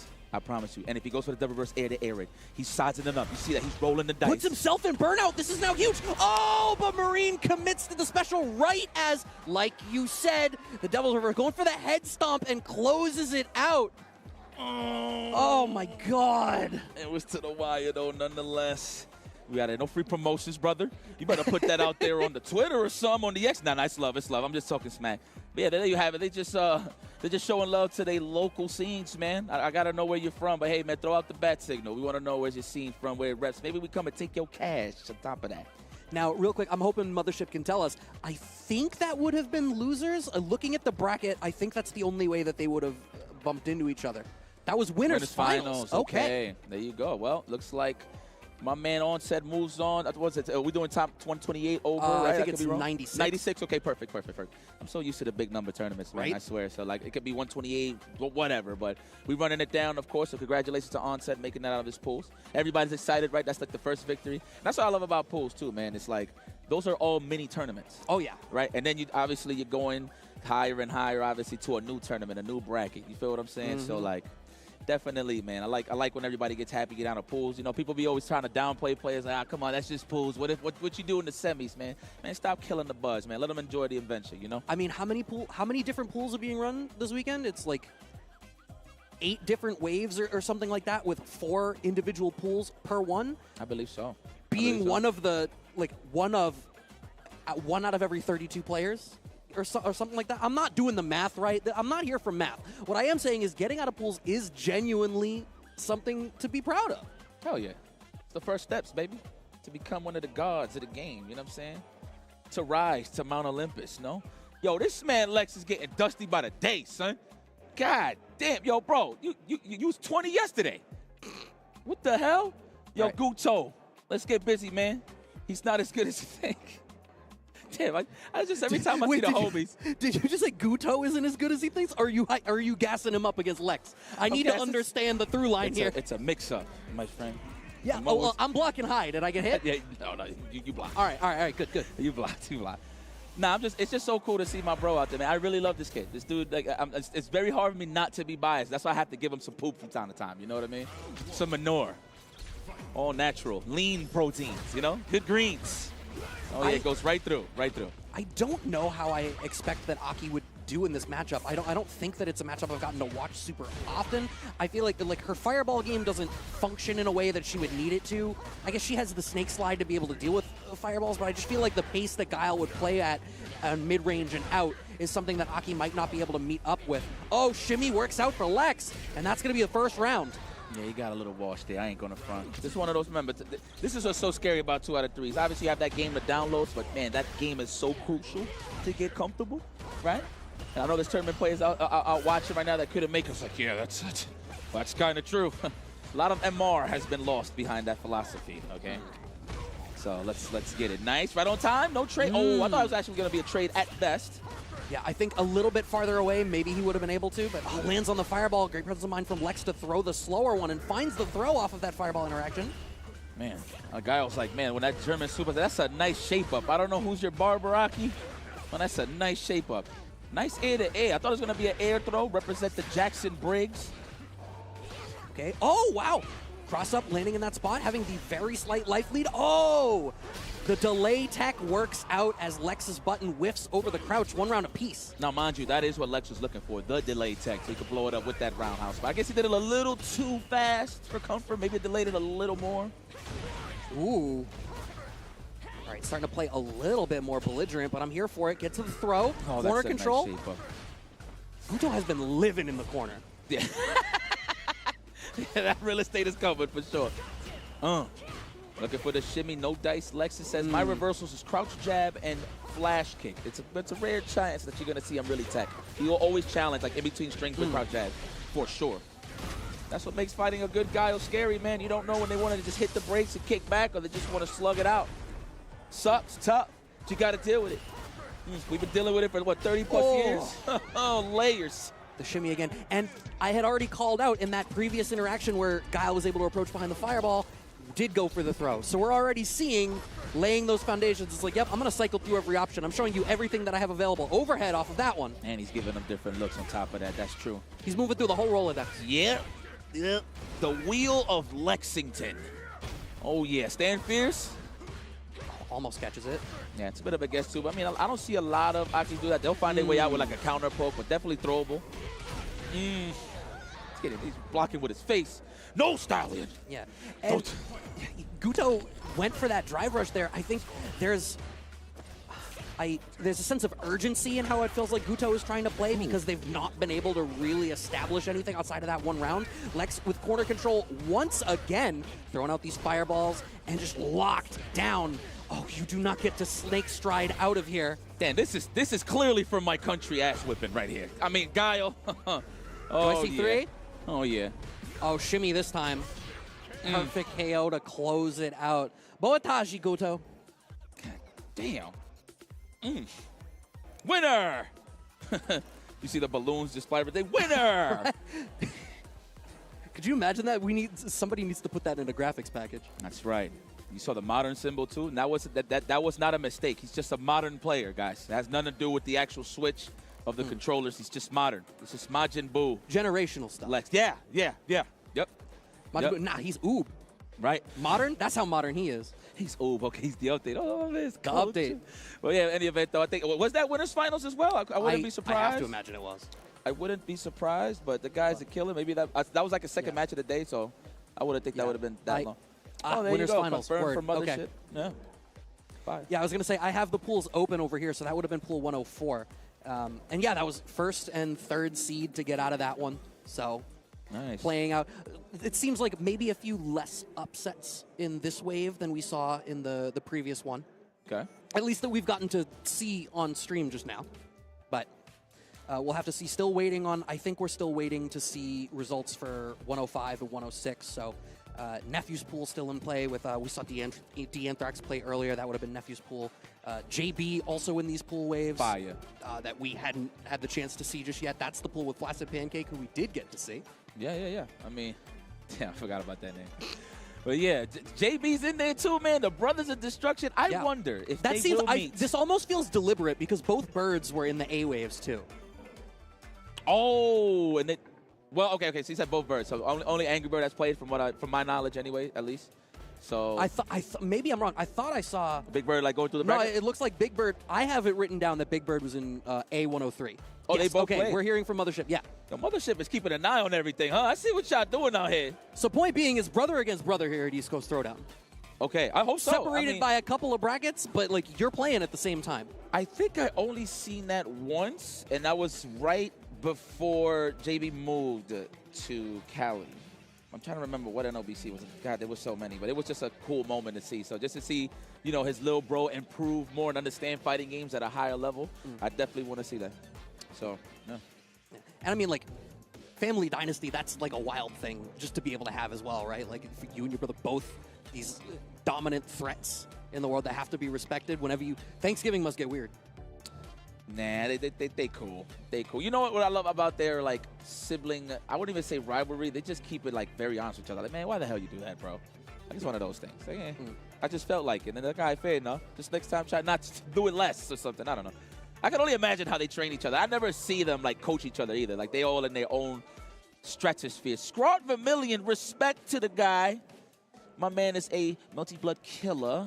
So I like that he's using all of his talents in fighting games and bringing it over here on the world of Street Fighter. I appreciate that. That's what I love about Street Fighter 6. They bring a lot of all the different communities to just come and meet up in under one umbrella as a conglomerate, right, to play some Street Fighter 6. And it's kind of cool seeing the characters they pick, right, it represents. Yeah. Luke, of course, on Scrat's side, but maybe he switched it up as the game progressed. So we'll see. Yeah. I feel like I had seen Ed when I was looking around, but I might be wrong. That actually makes sense. A lot of Luke's actually, I can't even say jump ship. They just upgraded a little to other characters. Mainly Ed is one of those characters, so I wouldn't be surprised. That would be a Scat Vermillion thing to do. I do find it intriguing that Luke, okay, no, we're sticking with the Luke. All right. There you have it. Maybe that Ed is developing. Maybe I just happened upon this weird microcosm of trying it out, but JB on the Rashid, no surprise to us there. I love when they stick to their characters, man. And it's not even because, not that they don't want to switch, but, that's the foundation that built them how to play Street Fighter 6, right? So why steer away from it, right? One of the last remaining, he's really good. He's really good. It's just all about the experience at this point, right? He plays so many fast-paced games. It's another one, but it's more grounded, if you will. Okay, waiting it out. Wanted for the big punish counter there, but Scat Vermillion finds the delayed jump out, and we're back to mid-screen. So much damage available to him. Scat Vermillion. Get the hell up off of me. That's right. I like that. The drive, condition them early.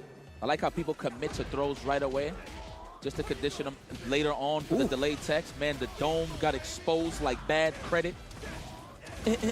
I'm working on shoulders today, honey. And it's not enough. Being in burnout here, this is actually mad scary. JB, drive reversal into level 2. Oh man, you may have paid your way into an early grave. Thank you for the donation, Scat Vermillion. That's such a checkmate, man. The Category 5, the Jonathan Kent. Jesus. Let's go. Get money. The Jonathan Kent? Shout out to Logan. We don't jack bars here. A lot of people do that. But, yeah. Yeah. Jonathan, you know Jonathan Kent? Are we not talking about Man of Steel? Yes. Okay. There you go. That's all you need to know. Yes. Remember when he said like this? Yeah. Yeah, that's the level 2. Yes. Okay. Nice jab check on the jump out attempt. Scat Vermillion. Oh, perfect parry. With the titanium ankle. Good God almighty. This is for the bits. Shout outs to twitch.tv/Rashid. Yes. If you enjoyed that, please drop some bits. For 20 subs, I will fight on the wing of a plane again. You know? Oh, I forgot about that, actually. Oh. Woo! You see the movement? Yeah, they're playing some neutral. Nice, perfect parries on the fireball. Good read on when Scat Vermillion was going to try to be the aggressor again. Okay. Uppercut out, doesn't want to deal with it. Back throw. Corner control for Scrot, but perfect parries again. JB's defense is just on point. You've seen that scenario so many times off of a back throw, too, so it was good that he went for the parry. Experience. Okay. Did we get the ground mouse? Did we get the rest? Oh, no, go for the setup. Trying to catch a wake-up parry from Scat Vermillion. Good defense with the up forward. We got an opportunity here. Oh, right on top. Whoa! Okay. Was that an accidental cross cut, and then that just gave him a blessing? Hold on, offense now. The burnout's almost home.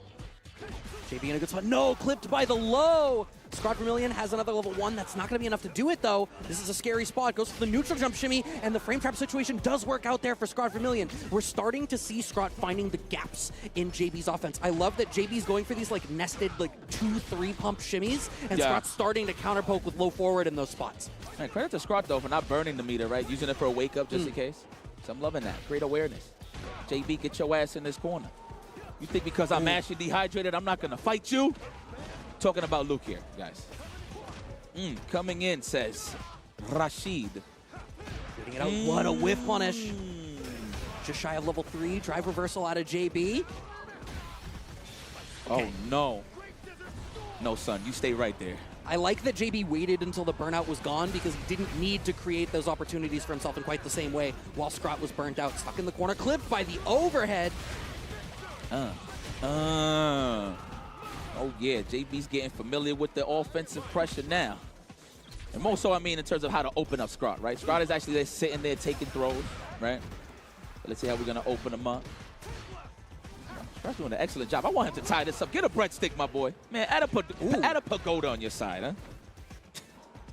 Waiting it out, just about to get level 2 here is JB. Scrot still has that level 3. You can see they're both being so respectful in this mid-range, but just as I say that, Scrot commits half his life savings to get this back throw and corner control. Perfect parry from JB. We get the side swap. Rashid's got privilege like that into the level 2. I don't know, man. Is he just doing it? This guy's too professional. It's looking too good. The overhead, I knew it. Waited for the tail end of that level 2-2 to finish, so that was right on the mark. JB, offensive pressure, safe jump shenanigans, looking for the shimmy or the wake-up parry. I like how he delays the jab in case he wakes up with the parry, so it throws off the perfection. Yeah, that's enough to do it. JB following up off of that poke. Scat Vermillion, I like the little pockets that Scrot found in JB's offense to try to start bringing stuff back. But I think what happened was JD's adaptation to that was just to stop overextending, go back to neutral, and trust his fundamentals. And I think Scrotch ended up in a spot where he had to commit so much to create opportunities for himself that JB was able to really capitalize off of that. And then the level 2s came out, and Rashid just a completely different world of character when they could do that. That's JB, man. One thing I know about JB, he really pay attention to a lot of sequences. Like that back throw, for example, from Luke, right? And then he perfect parried the roundhouse. I think at best you can get it at 0, I believe. I'm not too sure. Go for a trade. Y'all can correct me if I'm wrong, but it's just a known situation a lot of Lukes like to do. Try to get the punish counter. So for him to be aware of stuff like that, I'm very impressed. It's like just knowing the blueprint of all matchups. And that's definitely key in Street Fighter 6, man. Especially if you want to abuse the parry mechanic. Yeah. Definitely. Yeah. And I think in general, something that's been really interesting about Street Fighter 6 is I feel like more people are experimenting and grinding multiple characters. Even if they don't play all of them at a tournament level, you see, I mean, look at how many people are making content out of grinding every character up to master. Yeah. An artifact of that is you get a sense for the common setups and the common playstyles of each character. And you can approach that situation defensively much better when you've been on the other side and you know how, as the offender, you're evaluating the risk reward. Man, breaking it down to a science. You hear that? You freaking hear that? You better have your apron on, son, when you listen to Brad talk. You hear me? Enough of our talk. Enough of our talk. We got Nephew versus D'Anthrax. You know who he dealing with. He knows the position that he's in right now. This is something that he don't get to see every day in the tournament scene, right? Going up against one of the heavy hitters in the world, I'm going to be very honest with you. Nephew, a.k.a. El Sobrino. That is El Sobrino. Nephew is Spanish. You're hitting that so hard. Yeah, my man looked at me with the casual smile like, oh, yeah? All right, no, but all jokes aside, he said, man, listen, Google, there's not enough frame traps in the world to keep me in this job. And I'm here to whoop some ass now. I'll be back later. I said, Nephew, we're going to give you 3 years off. Go get a championship. Come back. We need you. It's like, no, thanks. I got a job to do, and that's to kick ass. D'Anthrax, though, always known for the Bison side of things, so this is going to be interesting. I actually think this matchup is 5-5 down the board. I could be wrong. I'm not the professional right here. I'm just casting.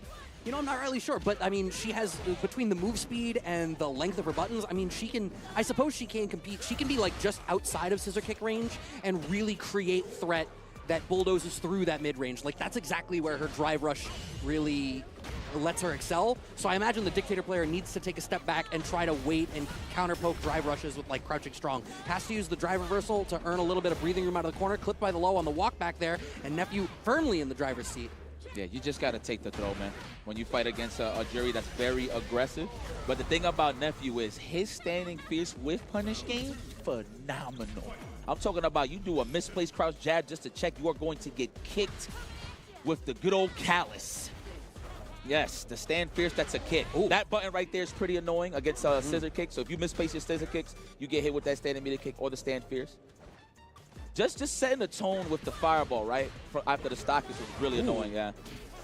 I love that little micro walk forward into the low forward. Sets up a situation where D'Anthrax is thinking strike throw, thinking is there a shimmy coming, and then goes for the low. No check on the whiffed throw. But oh, you had the right idea. I'm actually surprised Nephew went for a tech there. There's no real pressure. I think it's -2, I believe. Oh my God. Syncro. Yeah, just cashing out there once the plus frames after burning the Fuha stocks. He's a rah! Man, got the horse voice, sounding like a Philadelphia resident. Let's go, You know what the board said. Level 2, he's trying to go for the burnout. He's trying to cash out. Yeah, that's looking good. I don't know, that's not going to be enough, so we're definitely going to go for meteor pressure, right? Oh, I love going for a tick grab there because Nephew's trying to find the right opportunity, and another tick grab sets it up. What a great sequence from D'Anthrax. I like that he staggered, walk up after the level 2, and then stand jab. That's what set the tone, because at those ranges, the low forward can get sniped out. So he was looking for that whiff punish. D'Anthrax, he's setting his plays, man. This is good. But now he is on the defensive end. We're in trouble. Take the troll. Ooh. He had the right idea. Missed the crouch strong after the counter hit jab. Unfortunate. Now we're going to cash out. El Sobrino says, that was close. I'm getting the hell up out of here. I don't think this is enough, survey says. I think just barely not. Yeah, just barely not. My man has a pixel. He has drive gauge. Okay. Early Devil's Reverse catches out Nephew trying to go for an air-to-air. He just counter poke overhead, though, when he gets a chance. Watch this. I've seen it so many times. Okay. Now Nephew out of burnout. D'Anthrax. Oh! The early DI sniffed out by Nephew. There was it was a bit layered sniff out. The fact that D'Anthrax had a pixel said, hell with it, I'm gonna go for it. But that's why Nephew went for it. The fact that D'Anthrax had a slither of health, which is a wise choice. But you know what, D'Anthrax, I'm not even mad at that option. It's up to Nephew to react, right? And he did. So credit to both of those guys. But Nephew, though, with a chance to move forward here. 1-0. Okay. That's my favorite button with Bison. The max distance stand jab is what sets the tone to whiff punish low forwards. It's so good with Bison, man. Okay. Walk forward. Okay, clipped by the additional low in that block string. Nephew trying to walk back and earn some space. Yeah, name of the game, too, is just as soon as you make contact or score a knockdown or a back fist and you close, shave the drive gauge. I should say D'Anthrax should slow down a little bit here due to the fact that he's low. What a confirm. Yo, Nephew. Yo, can somebody give this man, you know what? Let's not go there. Okay, doesn't find the cross cut. Both very low on drive gauge, but D'Anthrax is in a bad position. Damn. What an anti-air. It's in the eyes. It's in the eyes. You know? Nephew look like the type of guy that never eats. He waits till he goes to sleep to eat. He eats frames, goddammit. It's a set point for Nephew. Gets all 3 Fuha stocks there. It feels like D'Anthrax is getting frustrated in the neutral. He's just trying to force the offense a little too much. Maybe trying to look for those counter hits scenarios, right? To see if Nephew's trying to stagger his pressure, get a counter hit with the jab, right? Oh, good block. That was a fuzzy guard. And you could tell it was a hitbox. It was a leverless defense, you know? You could really tell. All right, pressing the issue. Oh, the delay throw catches the backdash, but actually throws him out of the corner. That's a real shame. That's just looking good. Just don't overextend. No bad scissor kicks. You already see Nephew representing that neutral jump to punish it. What? There it is. Stand fierce. Oh, my Signature right there from El Sobrino. No level 3 with confidence. Yeah, I think just, oh man, it wasn't, I don't know if that was a drop or if the range was just such that they didn't quite get it. Doesn't find the anti-air there. Oh, come on. You gotta get ready for those. Oh, come on. You had the BC Clinton kick. Spend it. Yes. Stand fierce. Yes. Level 3. That's definitely enough. Man, pack that up. We got one more game to go. One more round, excuse me. I appreciate that Nephew didn't spend the bar. Yeah. It was a spot where it's like, you know what? You don't want a hard commit if you know that you have another round to play with. Wouldn't have gotten the kill. Still going to be in burnout. You want to be able to play with that, and that's what's creating this situation now in this 3rd round. Nephew's got a huge cash out available to him. Oh, held on to that parry for a while. Hard assumption on the scissor kick, right? Trying to get a quick build on the drive gauge. Oh. I would have played in the league. I got a left and right. Oh my God, he's gonna react to your scissor kick. Listen, Nephew is grimy like that. Watch how you set your offense. He's looking for those gaps. Nice for the plus frames. How you gonna open them up? He's trying to get the drive gauge lead immediately. I'm getting mauled in this another corner. throw. Finds the throw. D'Anthrax takes the game. That's something you need to ride with, D'Anthrax. You got a chance. Can I call this an upset? I think I can. Nephew realizes he's down. Actually, it's a tie-up, but you know, in terms of who had the momentum swing there, it was definitely D'Anthrax. Man. Okay. The pressure. Again, man, I'm a fan of that button. Stand jab, that's what's setting the tone. But the walk-up low forward, what a check there from Nephew. I mean, you've been calling out the stand jab. You can see that Nephew is starting to recognize that that's the range and choosing to walk forward just a smidge after they see the stand jab. Punish counter on the bad Fuha store. D'Anthrax, drive gauge lower. Oh, I don't know if that was like a pump or if he just didn't get the drive rush input that he might have wanted. Oh, clipped by the fireball at the very last second. Nephew back on set point. That was a great adaptation. Shoot. He's like, you want to walk me down?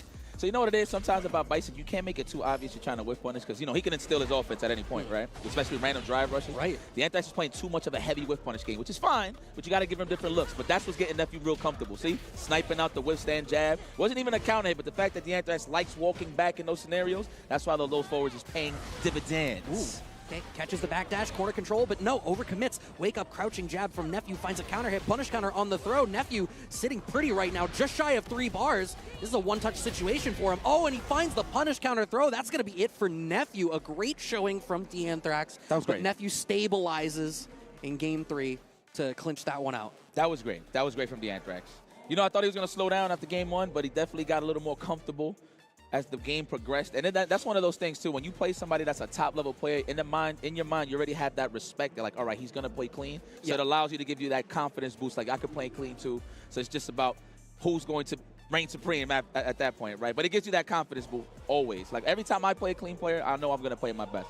So Nephew will definitely bring it out of you. So that's why you had such a great match there. Yeah, no, absolutely. And I appreciate the way that he was changing the structure to his offense and really trying to challenge Nephew's sense of timing. It's just at the highest level. I mean, you highlighted it earlier. It's the ability to make those split-second adaptations, and especially in a 2 out of 3 set like we're having in these pools, Nephew is of that caliber where 1 round, 1 game, that might be all it takes for him to catch on to that rhythm and be like, oh, okay, this is the vibe. Yeah, one of the key things too for fighting Bison in general, no matter what the character is, if you see that they're so busy looking for that jump in and their layered offense, that's when you could really take advantage of walking them down. Because there's so many cases where like they're just keeping an eye on the sky for an easy hell attack into a knockdown, etc., etc. Because remember, Bison gets jumped in on. Even though he looks kind of dangerous out there on the damage side, Bison still gets mauled, okay? You just got to pick your spots. And yeah, man, that's, you're going to, and I'm only saying this because you're going to see a lot of Bison. I mean, I'm not complaining. I mean, I love the villains. I mean, I will say, I think this is my favorite version of Bison's design. Free. The mix of 4 with 5, right? Yeah. Splash of both, best of both worlds is really good. It's, you know, I think for basically every returning character in Street Fighter 6, I think this is among the best versions of the designs of the characters. Swapping over, this is Javi G and Richie. I would say Richie. I think he's just XO. Oh, XO Richie. Yes, thank you. Don't worry, I would have said it too like that. So this is Pool 104 Javi, a Connecticut player as well. So okay. Repping the locals. I am not very familiar with Richie, unfortunately. But he's clearly a Mets fan. Yeah. Yeah, so I'm going to have to say he's from New York City. Queens. Bronx? You know, the way your barber cut you up, I think you're from the Bronx. I could be wrong. I'm just. Are you gauging based on the facial hair? Because I can't see his actual hair. I think the hat did it. The hat did it for me. The hat did it for me. But now let's go. Javi. You said Javi G? Yeah. Javi G. I have bumped into this guy on ranked, I believe. I have. I've played a lot of great players online, man. That's what I love about the rank now in Street Fighter 6. The fact that I get a chance to just play so many great players. The connection is so stable, solid. I have no complaints. You know. I just know, look, when I get to like 1900 and more and I lose like 50 or 60, that's when it's time to take a break. Oh, yeah. That's when I find out. That's one thing I learned about myself. Playing Street Fighter 6 online, you just got to know when to take a break, a breather. See, I'm bad at that. I'll sit down and I'll like get below a milestone. And I'm like, well, I don't want to stop playing until I get past it. And then you get like 5 points away and then you lose 3 games straight. I just feel awful about it. DJ from Javi, Richie representing the Cami, getting to an early start. Okay. Okay. Early pressure already representing a technical. That's why you've seen that counter hit on Javi G's side. You got to be careful with that one. How is he going to get out the corner? What a check there. Fully committed Richie. Oh, whoa, walking way back. He's making a phone call. You see that? She looks like she's making a phone call. Oh, yeah. Back. You look crazy. Hey, I think I'm going to have to call you back. I'm busy blocking stuff. Woo! Oh, wow. Open up the match? That's what we're doing? Yeah, we're representing the hooligan a lot. Nice technical, good defense. Ref, blow the whistle, please. Yeah, Javi has not found the way to challenge Richie in the air. In fact, I feel like Javi is still playing as though he's earned the respect of a grounded game, and it's not happening. Finally finds the counter jab after the empty. Richie's a bit of a scumbag. I like the mixes on the hooligan. He's trying to bait out the wake-up parry. Oh, absolutely. He wants the big damage. I see you. Oh, air throw, missed the dive kick? I feel like, yeah, dive kick for sure was missed. Oh, man. That's a shame, too. Air-to-air working out in Richie's favor. I could have sworn I put him in a juggle state. No, they said punish counter. I could be wrong. Oh, try to hold up dive kick, defensive dive kick, looking in for the throw. Shimmy works, but he's too far away. No. Out of burnout there as Richie earns some plus frames. The drive reversal gets checked. Javi gets around. Good stuff. I guess it's a good stuff. Yeah, Javi is playing, like, using a lot of MK Sobat, using a lot of limbs in a range where it's like, Richie is not playing footsies in that range. Richie is being just outside of that range and really leveraging the air approach. But you can't really afford to stop. And you can't afford to just hold your down charge. Back roundhouse isn't always the best option at the ranges that Richie's trying to jump in at. So I think Javi needs to find some way to slow Richie down and force him to stay on the ground. Rocks with that. Man, try to air to air. Probably a jump back jab or short, either or. I think those might be the answer, actually. Nice. Oh, what a check on the delayed drive rush. Could have got some bigger damage there, but wasn't confident. But I like that. Keep it honest, keep it simple. All right, Javi, this is your chance, baby. Don't get too overzealous. That's a lot of time to build on that drive gauge. That was a nice check, my friend. Oh, combo. Oh, had the bar to the finish. Oh, man, up back. Gets clipped. No. Yes. Yeah. Oh, target combo. That's what he tried to do the first time. All right, makes sense. Oh, and the jab on the hooligan attempt again. Javi finding a little bit of space there. Yeah, he had the initial hit already. He could have just spent all the green, right, put to the level 3. But nonetheless, though, held his composure, finished the job. I think another thing is finding the air-to-airs is a big part. Richie has not represented an anti-air of their own when Javi has had the opportunity to jump in. So there was a scenario where Javi definitely wanted to do a defensive dive. No, excuse me, Richie tried to do a defensive dive kick. All you have to do in that matchup, really, if you really want to size them up, you just jump back every time you string them up on their wake-up. Or if you know if they think you're gonna throw a loop, you can jump back and get a punish on that dive kick every single time. Right. Oh man, standing short check gets clipped out. Wake up buttons from Javi while in burnout in the corner. Mad brave. Let's go. Let's go. Havig? Havig. Is it Havig or Javi G? It's Javi G. Is it? Okay. I believe so. We'll take it. Works for me. Both of them works for me. Whoa, hooligan. The slide went right under the jackknife. Unfortunate. Oh, yeah. Oh, yeah. Everything's working now. Oh, my Everything God. works. Shake my hand. Just look at him right now. He said, yo, listen, good luck to the Mets. That's it. I look over to Javi G right now and said, good luck to the Mets. Ain't got nothing to do with anything. That sequence, that was just like, Richie just pulled out every trick in one nested sequence. Let's go, baby. I'm tired of stepping on this good rug, this good carpet. This good carpet, oh man. Ooh, we looking for the check on the low forward. I see you looking for a whip punish. Commit on the with the sway if he has to. And setting it up. Oh, okay, good check. Oh, Leaves him standing. That man is not blocking Nathan's. There we go. Throw to condition the back dash. Don't touch me. Too far away for an anti-air, but we find the throw. Javi on set point. Javi G.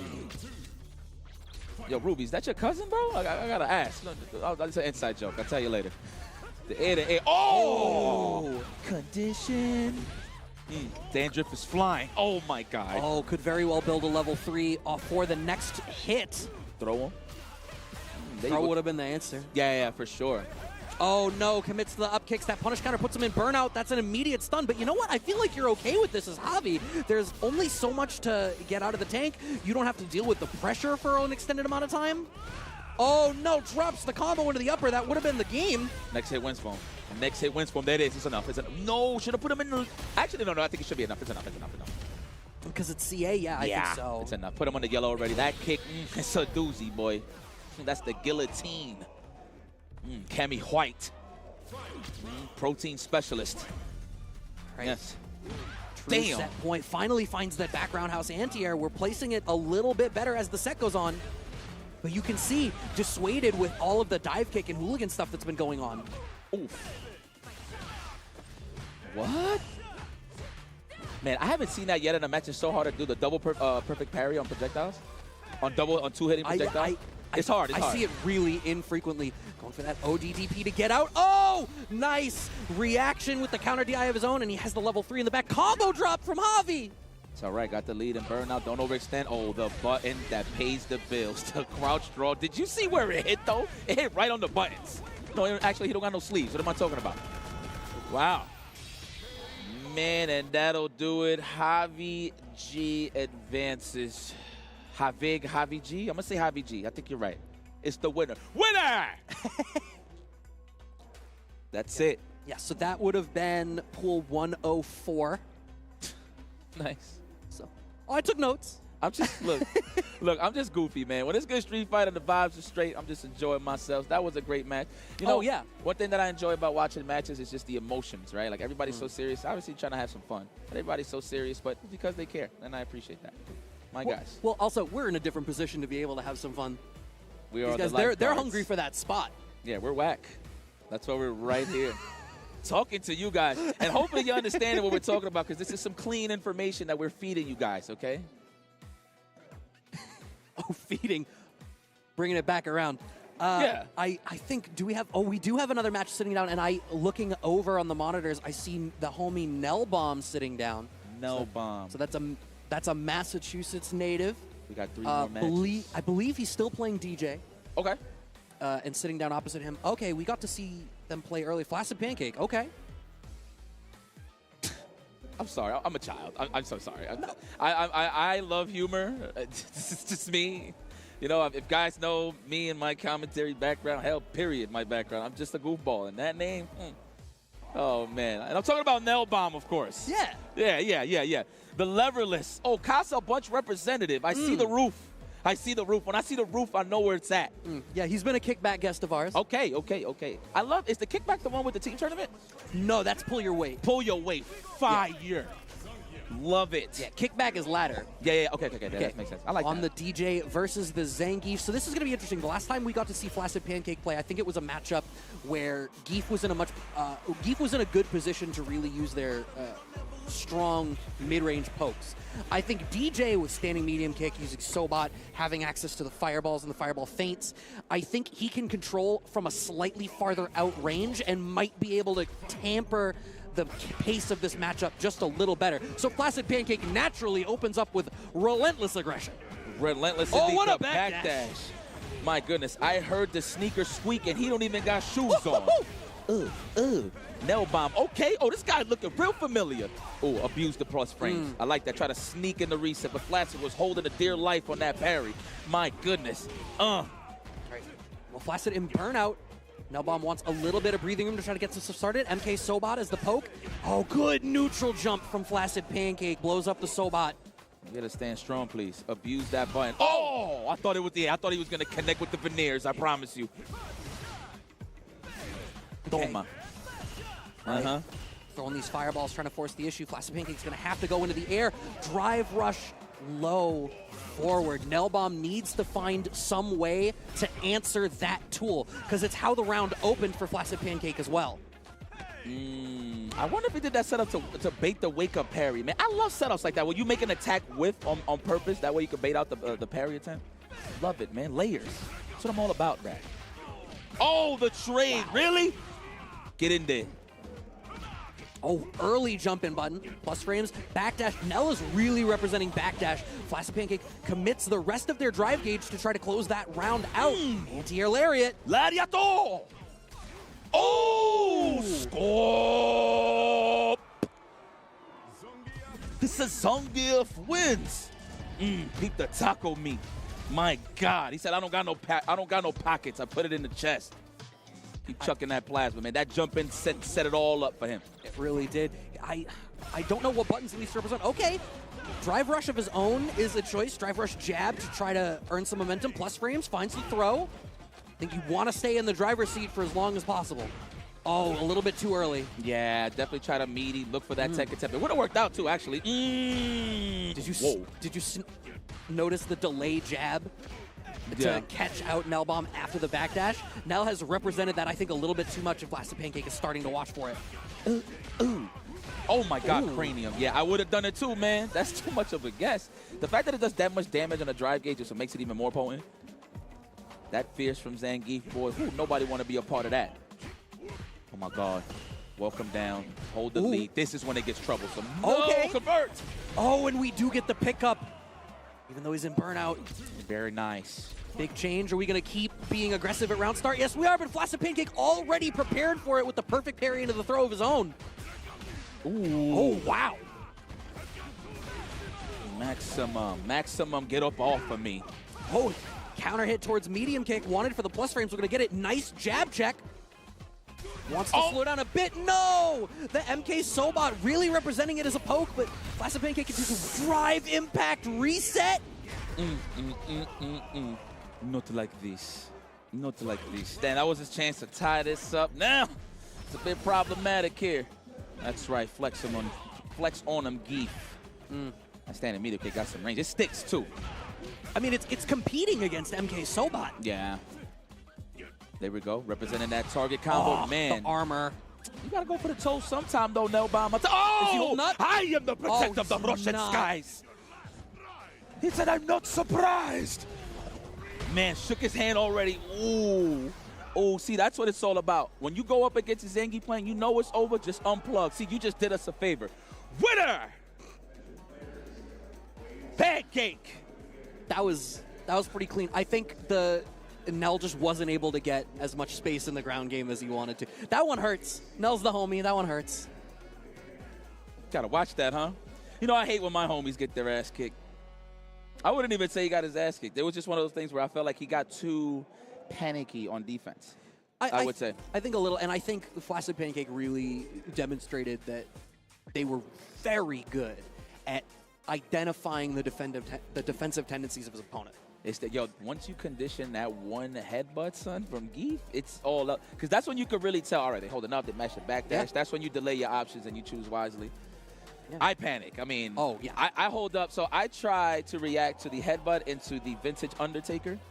I try to perfect parry that at least. That's like the best option, or just hold up, right? But that's a tough cookie to deal with, man, especially when they got a lead. Everybody cares more of the drive gauge than their actual life bar. So when you see your drive gauge just shaving like that with the threat of a SPD behind it, I understand. Yeah, and I mean, I think the changes that they made to Geef going into this year, giving him those buffs to let him target the drive gauge better, I think that's probably the most important thing that made this character so much stronger. Yeah. Because it affords him, I mean, once he gets you into burnout, it gives him more reward for not going for command throw options, because now he's able to target your drive gauge, which then affords him more options after. It lets him make short-term bets that lead into long-term bets. And then you add on top of that his neutral toolkit has been pretty effective. He's a strong character. Now add on top of that, as a grappler player, if you can make those defensive reads, you are frightening. Nephew versus Juan Hatta. Juan Hatta! Where's he from? The name is fire. I had to say it. I did not see that. I do have that they're 13th at Defend the North this year, though. Oh, yes, that's right. Okay. Familiar. I got to remember what he played, but yes, I did definitely see him play in the pool side. Is this the modern Ken? I think this is the modern Ken. Yeah. Okay. Let's go. He get busy. Watch this, yo, nephew. You better be ready. This ain't enough said neither, B. You better respect your opponent, Shen. Word up. Okay. Shimmy coming out, no bite. One header! Oh, good block. I don't know. That just name reminds me of Lionheart. I don't know. Better watch how you throw that plasma. That dragon latch is on standby. Do you think he ain't gonna use it? Let's go, baby. Oh wow, what a read! Looking for the shimmy, of course. Take the throw, wise choice. Good parry. Wow, that was a lot of respect to get to walk forward as long as he did there. You know, in Spanish, we like to say, "This tigre está loco." That means this guy's crazy. Yeah. Oh, yeah. Oh, give me some cash, please, says Nephew. All right, drive gauge department definitely gone on one head outside. Just really kind of bullying him. Trying to ensure, slowly walking down to the corner. You have about half his burnout left to play with. Finds the anti-air. That's a rare thing you can get away with a jump against Nephew. No, sir. Not no Shotokan. No dive kicks. Nothing crazy to alter the jump in. Nice and easy to anti-air. Let's go. Target combo. I like that. Making your button stick. Making every hit count. Even if, listen, sometimes in this game, even if you feel like you're not opening up your opponent, at least you're setting them up for something big, right? So always make sure you land your normals, or just mask some of your whiff normals, you know, with a whiff punish, with a follow-up, with a whiff punish. It's short bets that hedge into long bets. You got to play the long game. I like that. Maybe that's why. Maybe that's why there's so many FGC players that are also good at poker. I like that. That's true. Some lose a lot too.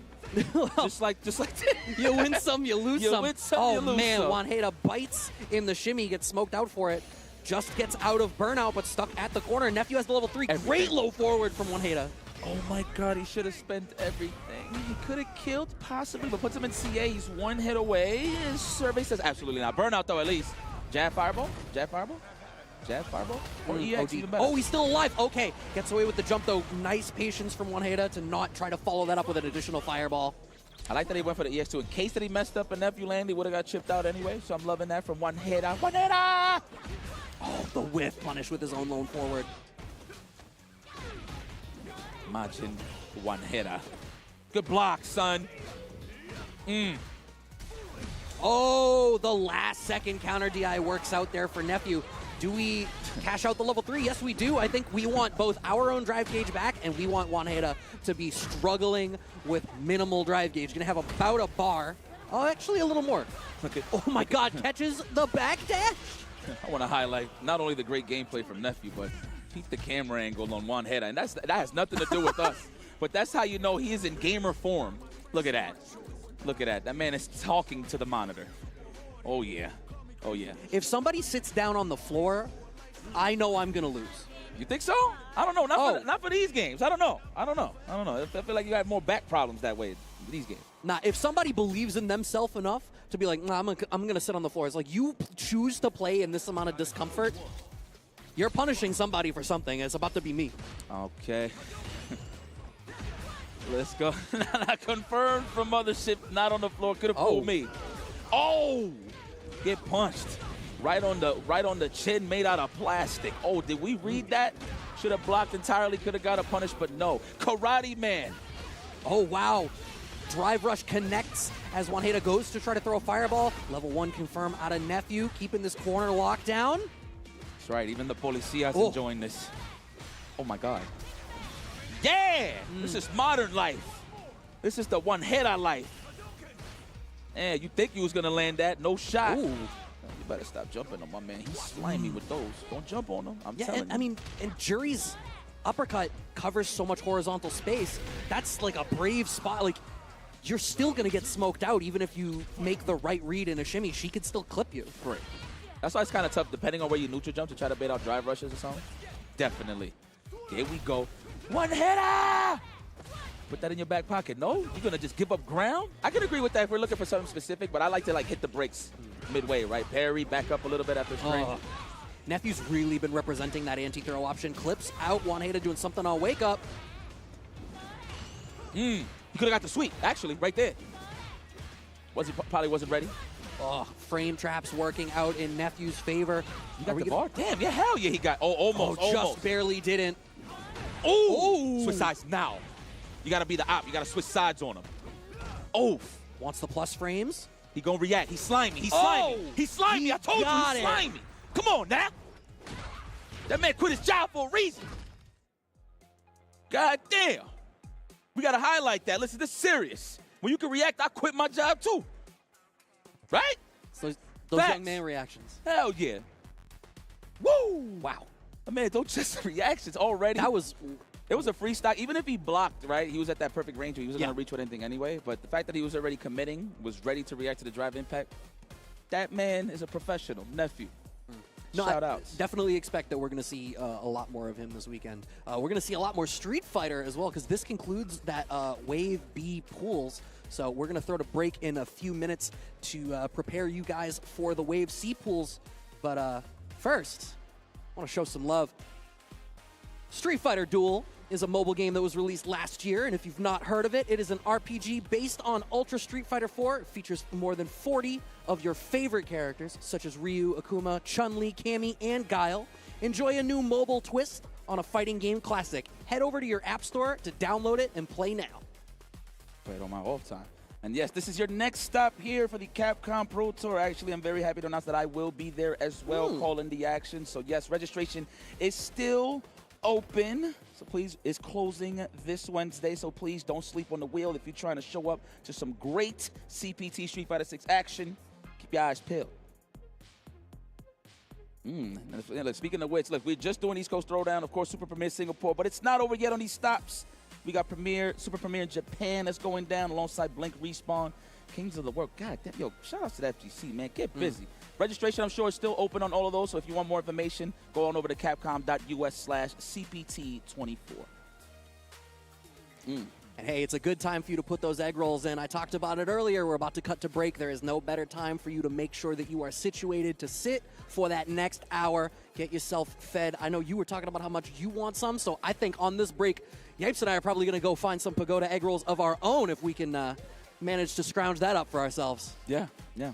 And I know they're fresh, not even microwave, so I'm ready to chow down. But guys, we're going to go on a break and continue on to this poll action all the way to 96 side of things, top 96. So please stick around. East Coast Throwdown, one of our favorite spots here, stops when we return.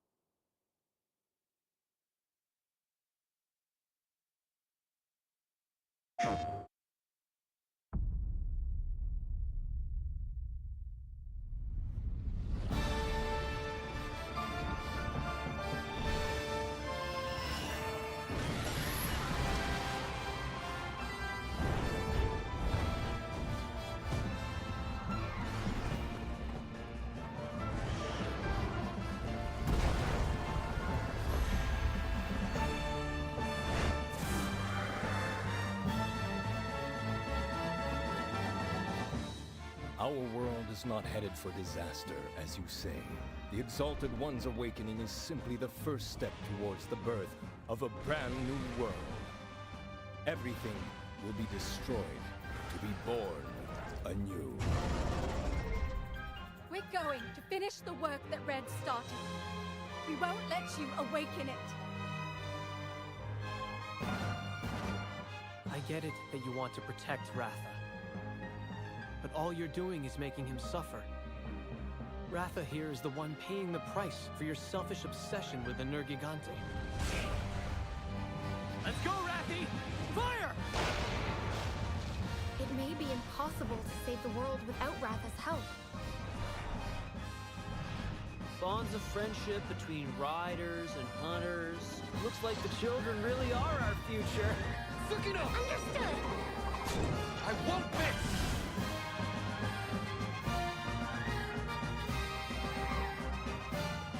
Time to put our kinship to the test! This is where it all ends.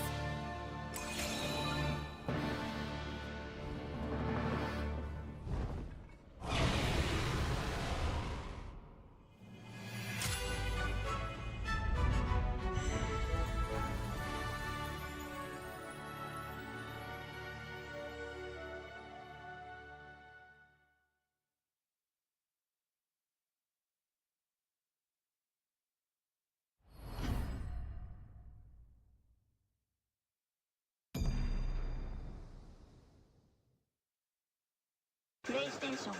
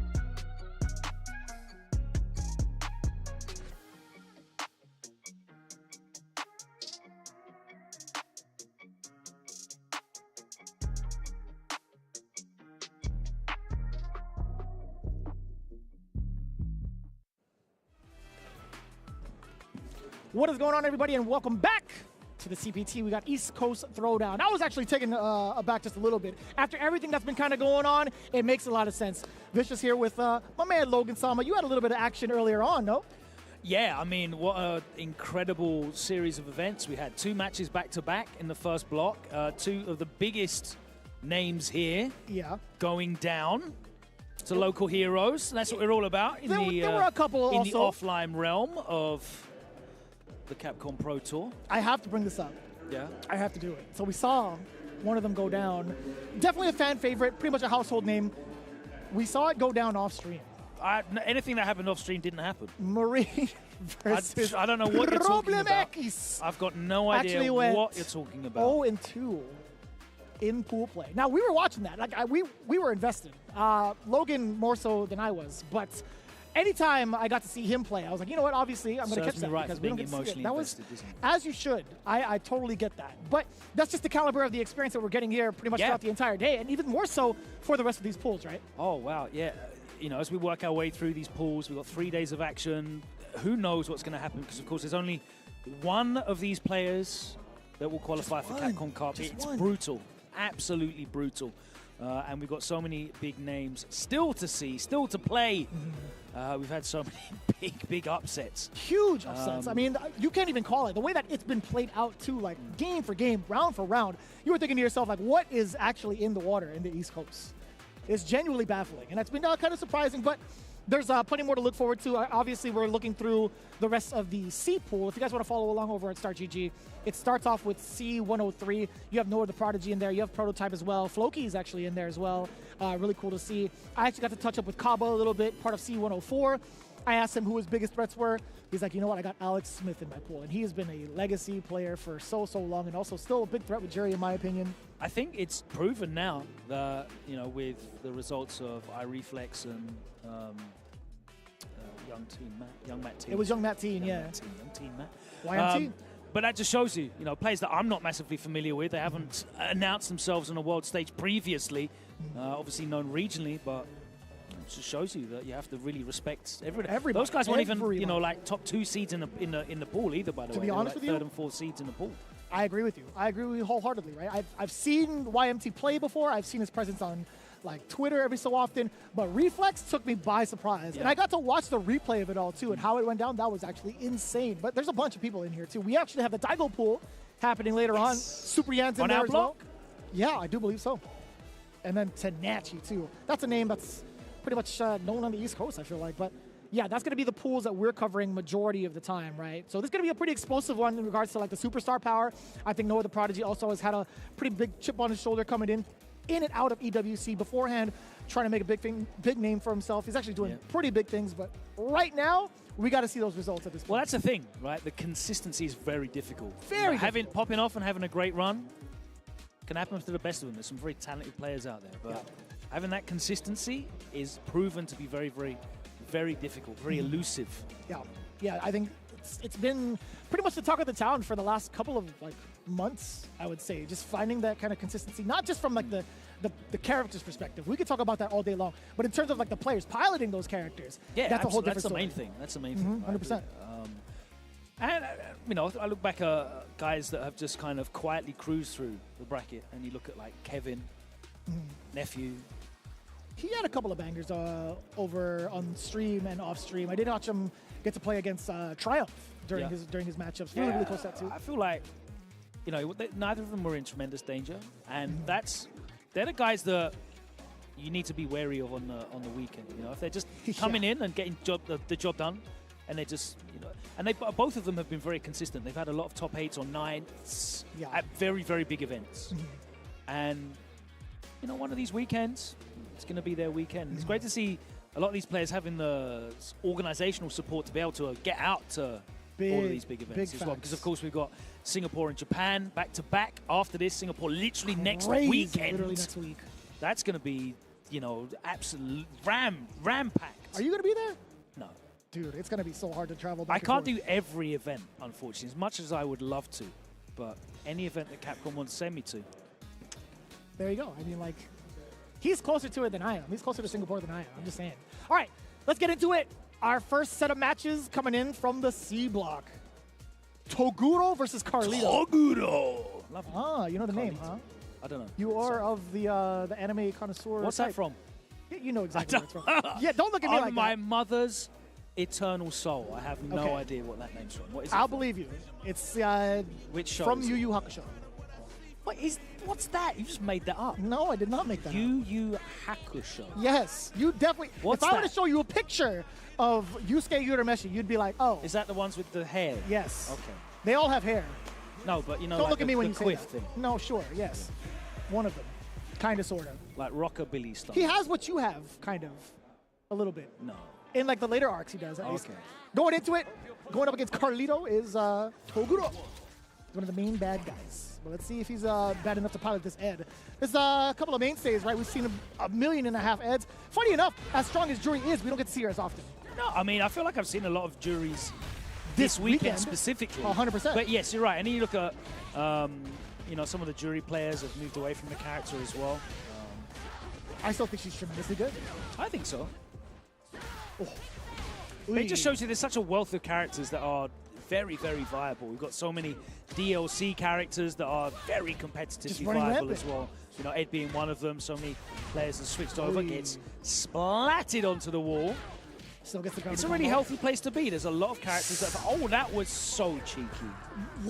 So how many times have we seen that from Carlito? At least like drop in some of the things in the corner. I guess he wants better Oki, question mark? I'm not too sure, but either way, it's worked out. That's Carlito's way. Yes. You knew that was coming. You absolutely knew that was coming. What is happening on these reads? Parry again. A lot of big fake outs. Carlito's been calling out all of them. Man, he's taking like some significant time between some of these hits. Yeah. Do you spend it? You gotta spend it, right? All right. It's not gonna kill. Get some of that burnout back. Get a life lead. You can just camp it a little bit. Yeah, you definitely have the resources. Oh, so nice I reaction. thought. My man just, huh? Still gets chipped? No Yeah, way. I'm not sure what the range on there with the that should have got out of there. But That was kind of rough. That was actually kind of rough. Could have been in favor of Carlito. He had a couple of things going for him. He could have even gone to like maybe like a string into level 3. I think the chip out damage would have definitely killed him. Big explosion down below. A couple of the normals too. Standing medium punch is always going to be a great starter no matter what. There we go. Toguro in the ballpark at least for some of these DI reactions. And that was cheeky. Cancels it into the rush. Throw loop city. None of that. Can I be honest with you? My time of playing ranked and also in some of the locals in Japan, how often I've seen wake up drive impact, I'm like, all right, I get it. This is a universal thing. I thought it was just the States. I thought it was just like within a certain MR. It's like, you know what, they're going to do that? I understand it. But no, in Japan, very popular tactic. Wake in any up range. Defensive drive reversal. No, drive impact. Straight up wake up drive impact. Okay. I swear. I experienced it firsthand, and I was like, what in the hell is happening? It's certainly an option that you can do on Wake Up. It's universal, I'm telling you. The way that people want to play like pretty Unga Bunga with the mechanics, it's mad universal. Lows up, low forward with the Superman punch, but no real optimization of that. And now we're back. Yeah, I mean, like with the punish counter, you could have had a lot more going for you, that is for sure. But Toguro still, I think he makes the most out of some of the other punish counters he's been getting.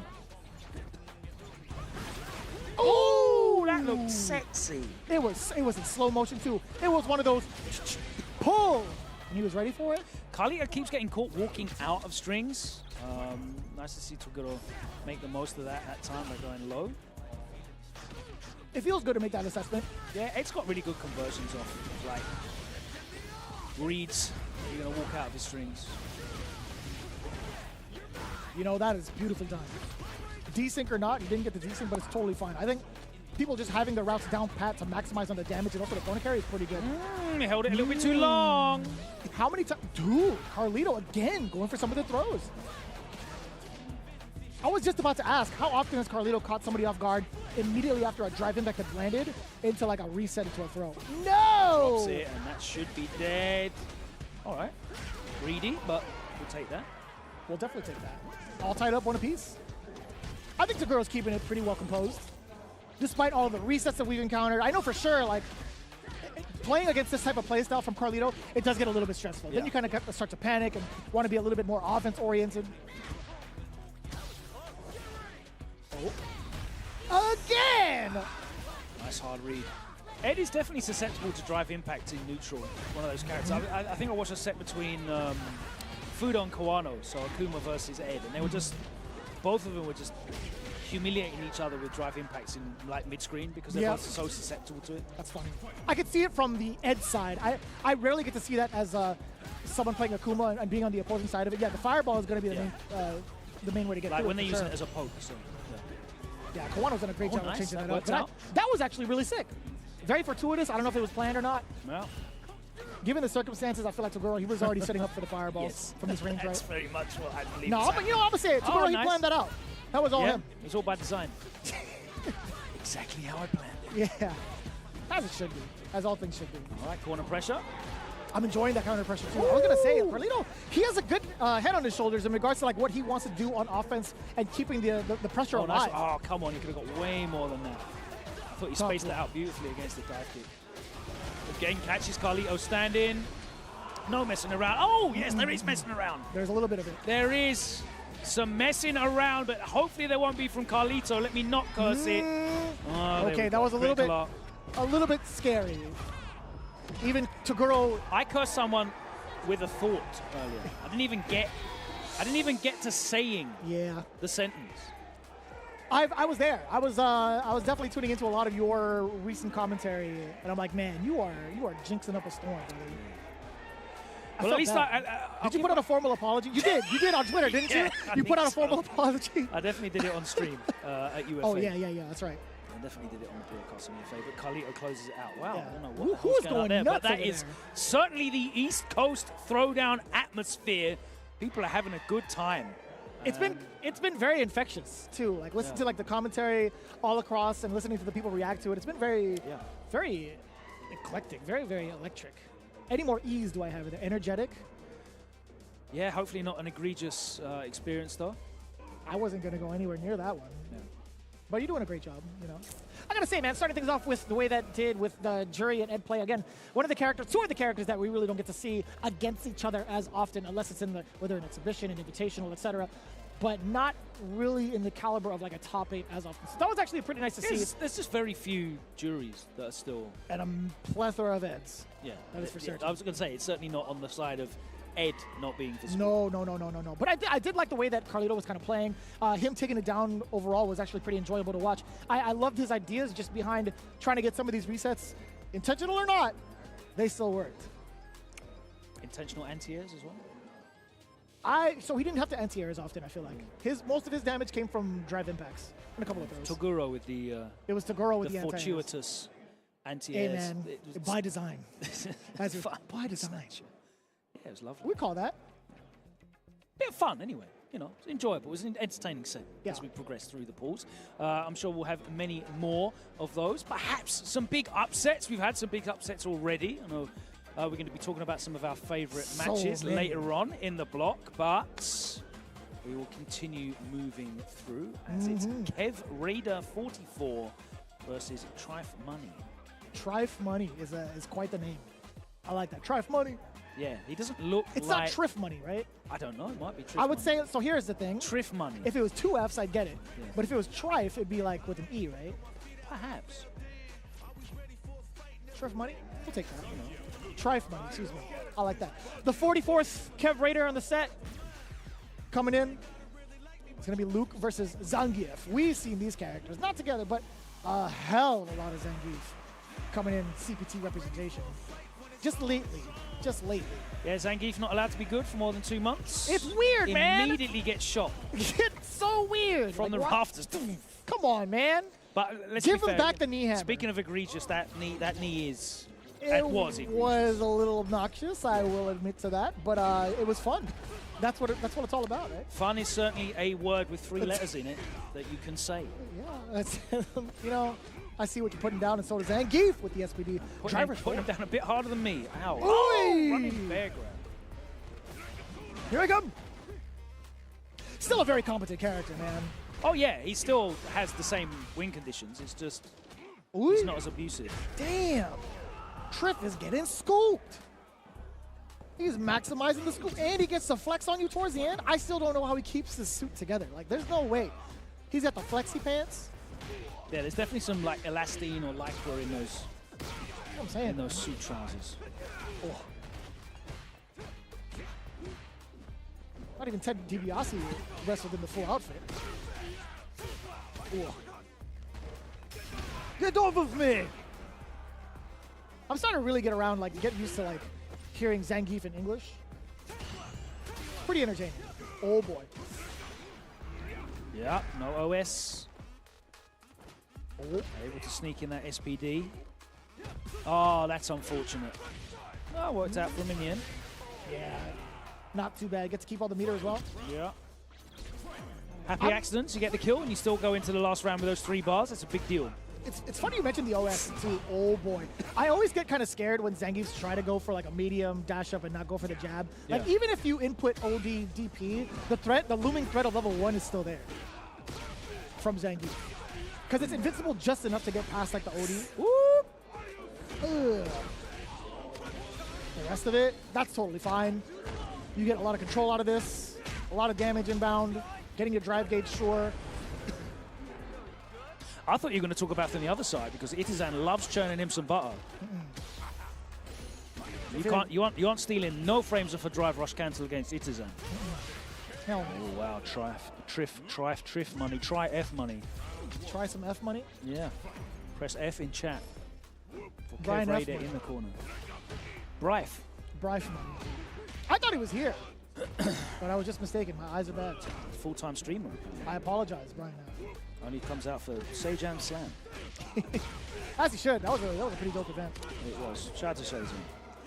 Plus frames, respect it. Into the corner. Fights his way out though after the button. Yeah, I feel like this has all been. Oh, nice! No, for who? nice for who exactly? It was one of them. It looked like a nice bait. It just wasn't a bait. It just, you know. The DP did come out and it didn't hit him, but yeah. We just got to avoid some things. Oh, that was a counter hit. It's the harvest. As much as I would love to say that was indeed a overhead, it was just Kev Raider actually pressing buttons on the way through. But it's looking great right now for Triff money. You got 2 bars to his name. Kev My Raider favorite one is when up. people get hit standing by the overhead. Yes. Love that. No counter hit, nothing. No. Try to jump, perhaps. I don't know. Try to jump, backdash. Hold forward on the stick. Who knows? Maybe the backdash is like, that's a reasonable excuse, no? Yeah, yeah. A lot of people jump as well. Oh. Yeah, I think the main issue right now is Kev Raider not really being able to. Okay, hold on. He got The idea was greedy. And now you're going to die. Hey, shout outs to the idea, though. Yeah. Big ups to the idea. I mean, he's a big fella with 1100. He's got to be dead, though. Just to make sure. Just to make sure. You never know. With the big fella, you can never be too sure. That's Triff money making it through. Yeah. I didn't get to see exactly. Oh, he's a pool 105. Same with Kuma, Just the Kid. We forgot to mention Just the Kid as well. Mozart's in here, back from the dead, huh? It's pretty good. A lot of names I don't recognize, which is really fun for me, to be honest with you. That's one of the things that I enjoy about coming out to these events regionally. Getting to see like all the different skill levels as well. Yeah. As like the grind towards like the big end of the pool. Yeah, it's always been like, it's one to get really invested in because you also get to find out like who in what region has been really grinding out those games, and also like the kind of name they can make for themselves here, right? We've already seen that a couple of times over. You had mentioned it just a couple of times over. Yeah, you get breakout Reflex. performances, which Huge is really fun. I think you always get a couple of them. It's amazing that we've had a couple already, and it's only day one. But yeah, you kind of get invested in some of the names you see starting to progress, and they come back. Oh yeah, that guy was pretty cool. I love seeing All Alex right. Smith, man. I love seeing this man. He is OG as hell. Still playing Jury? I believe so. Going up against Big Beans. Not on the menu yet, but I feel like after this big win, he might be able to make it. That's got to be like a UK special. McBeans. McBeans in the morning. It's part of the English breakfast, no? The breakfast deal. That's what it is. At your favorite Golden Arches. Yeah, no, not one. You can't buy. You can buy beans in the fried chicken establishment. Can? Yeah. Yes, you can. Yeah, we can as well. Oh, nice. Like I think like a multitude of them have. But it. not our McDonald's. Funnily enough, as much as we do love beans. Yeah, I mean, I feel like you guys are the market for it. Absolutely. But going into it, Alex Smith, I think he's still going to be It's playing funny as Jury, well, right? actually, because Alex Smith, you said he's in the same pool as Jack, right? Oh, no, he's not. No, he is in the same pool as Kaba. Yeah. Pool C104. Because Jack loves him some baked beans. Does Specifically he now? British ones, yeah. He told me. Was he just like trying to gas you up? Or? No, I don't know why he said Have you that. seen him eat? He specifically said to me that he enjoyed the baked beans. I think at DreamHack Summer. Was that like an introduction? He's like, hey, Logan, good to see you. By the way, I love beans. I don't know Yeah, if you probably. Like he would have seen me. Did you just not remember the conversation? He would have seen. It was a while ago, bro. DreamHack wasn't that long ago. It was a conversation about beans. I didn't That should be like a big memorable point. What do you mean? The memorable point was that he spoke to me about beans and liked them. That was as much space as it's getting in my mental capacity that I already am overflowing. That's fair. with all of this useful information. There's like 5% bean talks is what it is. Bro. The pie chart is very small for beans. Okay, got it. Baked beans in a pie. Your thoughts? Your thoughts, Drew? Yeah, go for it. Yeah? Yeah, absolutely. I'm sure that's really nice. Baked Boston beans and a baked shepherd's bean pie, pie. actually. Do you have shepherd's pie in America? Yes, we do. Yes. Yeah, baked beans and a shepherd's pie is quite nice. Interesting. Yeah. I've never heard of that. You can keep that one. Try that. I'm not gonna try it. You should do. I don't even want to do shepherd's pie. Why? I don't It's know. delicious. It's Mashed not- potatoes. Sounds, Minced lamb. It sounds great on paper. It's beautiful. I don't know. I don't know It's if I've ever even better go on a for it. plate. Hey, I got you Maybe, back. maybe. Anyway. I'm actually going to circle that for sure. McBean's going up against Alex Smith. It is going to be the cherry pick, but the Lily play. Oh, already driver off straight to a into very the aggressive face. start. I get that. You don't want to get Lily started with any of her win stocks, right? Drive rush round start was the theme of Jury all of, first 3 months of season 1, I think. Yeah, that makes sense. Literally round start type tactic. You're at least a throwaway. Oh yeah, that was kind of tricky too. That was a counter hit, McBean's. That neutral jump seemed like it was in slow motion. That was so floaty as well. Felt that way. McBean's not able to react. Oh, that still hit too. A little bit too far out. Oh, very susceptible to drive impact with certain normals. It definitely would have caught that normal, crouching heavy punch for sure.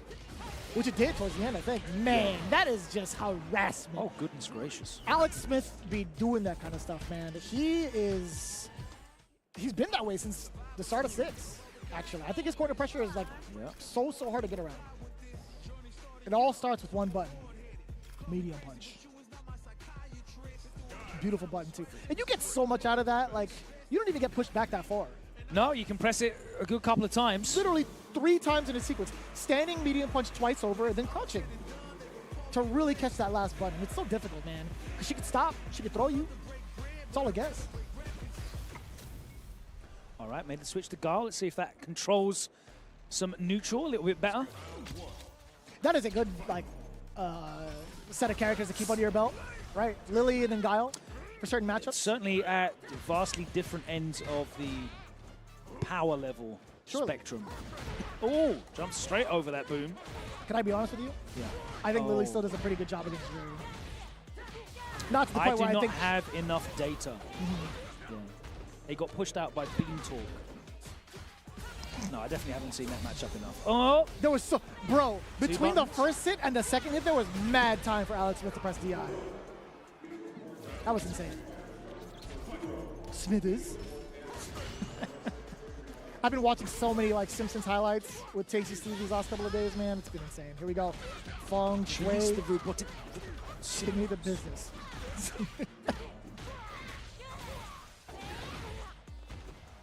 I'm surprised he didn't go for a safe jump setup, but 2 also could have been pretty big on getting the throw bait, but either way, drive impact. Make it hurt. Alex Smith, a near perfect, by the way. The only damage he had taken was from the absorption of that hit and the DI. Pretty good stuff, man. Big fan of his, truly. As for McBeans, not the last we'll see of him. I respect the hat, too. I see you. What's that? Some yellow mouse creature, mouse-esque creature. Looks really, really cool. But Alex Smith, man, he's been grinding it out forever on every type of fighting game imaginable. Primarily Street Fighter, but he has been like a living legend for the East Coast for so long. It's cool to see him still. Yeah, he's still down. very active. And he was traveling as well, I think, for the first season quite a fair bit. I saw him all over the place. Oh yeah. Right. I miss you, James. I think I don't know how often he gets to travel out now. So obviously being in East Coast Throwdown is going to be much easier for him. But in terms of World Warrior participation, I know he's pretty active in that. But in terms of actual travel, a little bit difficult. I think that was what, C104? Time to travel on through the brackets. Oh, just in case you didn't know, already live from East Coast Throwdown here in Hartford, Connecticut. I've never been here before. Have you been here before to an East Coast Throwdown? I've only watched it through streams, but... Yes, I was at 2022. Damn. Yeah, but it was still in the hotel, though. First year in the convention center here in Hartford. It still has that intimate vibe to it, though. In terms of the size of it all, it feels like an Evo from the older end Evos, too. which still feels pretty intimate. Yeah, You I get to feel see, like all the in games as well. these convention halls, they all feel very much of a muchness. But one thing that I do love that sets it apart is that really vivid color palette that East Coast Throwdown has. You know, the artwork, you know, the bright pinks and the bright yellows all around as well. So it still has so much of its own unique character. Because I feel that's something that a lot of events are really at risk of doing, you know, as they try and expand and move up into some of these convention centers. They kind of all follow you know, they end up looking very much like a combo breaker or a CEO or an Evo, for example. You know, as they try and replicate the premiere feel and the layouts and moving into these big concrete floors and the same walls.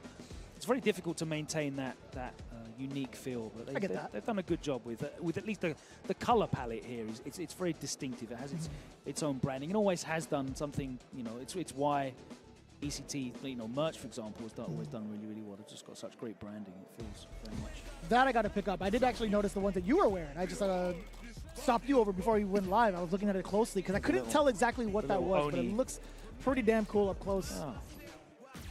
And I think it's the only ones to have vinyl records as the trophy. Yeah, it's, you know, that is insane. It's cool Insanely to see cool. everybody at these events like work on unique. We've had the belts at CEO, for example. Amazing, Tiger Uppercut had like the shorts, the Muay Thai shorts. Yeah. So I gotta bug Justin for one of those. I'm like, yo, can I just like hold one? I would love to just like see how they feel. yeah, the connection with music here at East Coast Throwdown. Oh, the connection with the ankles though from Floki. I'm going all the way to the corner. Time to guess. We've got throw loops. It's on the menu. It's what's for breakfast. Oh, too far away. Way too far. Oh. No punish counter. Ooh. I was going to say still made it work. What was that? I thought that was still going to be close enough to work, like the low medium kick, but the ooh threw me off a little bit. It got me off guard. Oh, boy. Damn, that was oppressive. Explosive from Floki. We're going to see a little bit more from King Murdoch. We're going to see a little bit more activity, too, not be too afraid. Nice. I like that sweep. Yeah, Geef definitely one of the best characters out there for stopping Ken drive rush pressure, but at the moment he's getting opened up by exposed ankles. Those bright red socks on, and they are getting clipped. I didn't realize. Nice big jump in. Make it hurt after the hell stab. He'll be chilling while in burnout, too. I mean, what else were you going to do to stop that? That was like an inevitability. Oh, we wow. respect it out here. That's a punish counter. Jackhammer, bam! I didn't think that was going to kill. I didn't even look at how much life Floki had left in him. I've seen Floki a handful of times, too, at some of the weekly events. I think I've had the luxury of playing him in Season 1. Ooh, we got the loops. You know, I understand that. I wanted to ask King Murdoch if he's part of the 30 and over club. It's totally understandable. Side switch. What's your main in SF2? Huh? That's the subtle way of finding That's the out. subtle way of finding out, huh? If he said Zangief, I would respect that.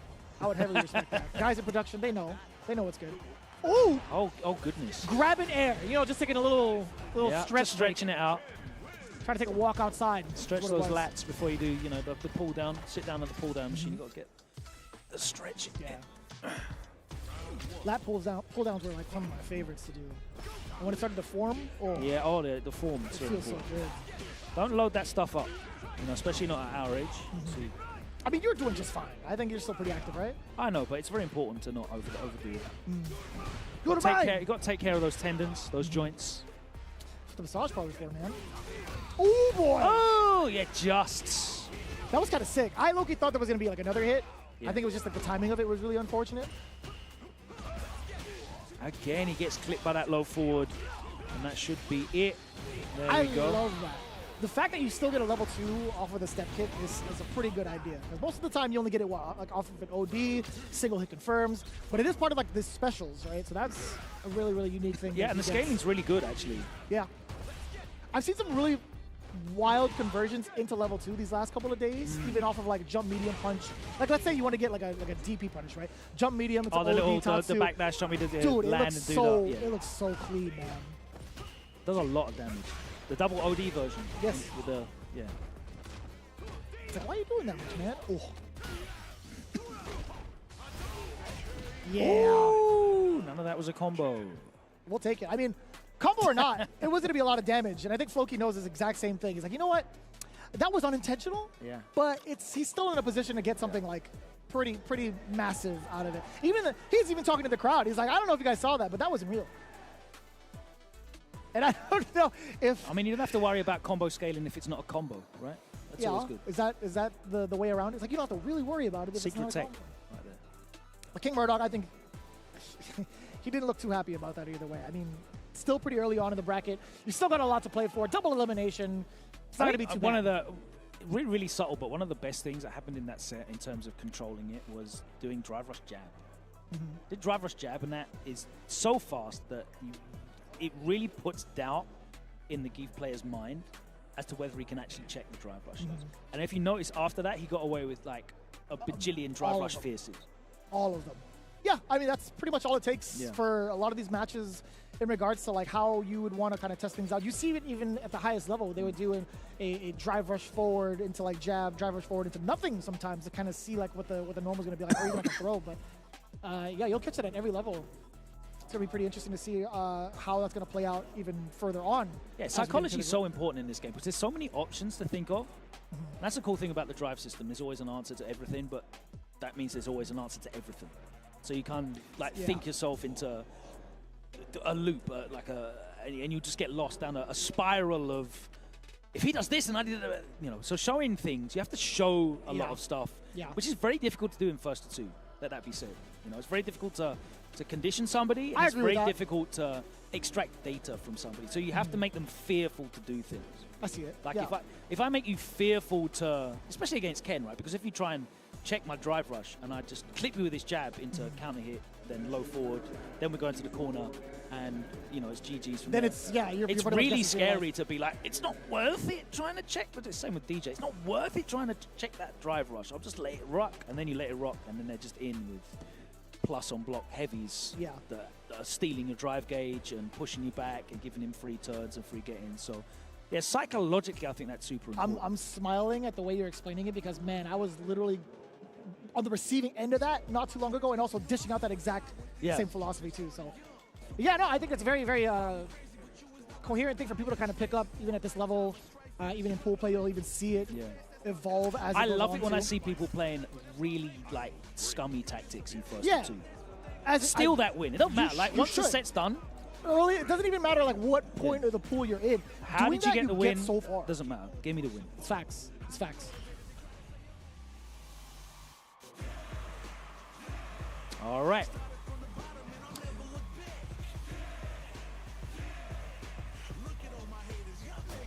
Supian up now.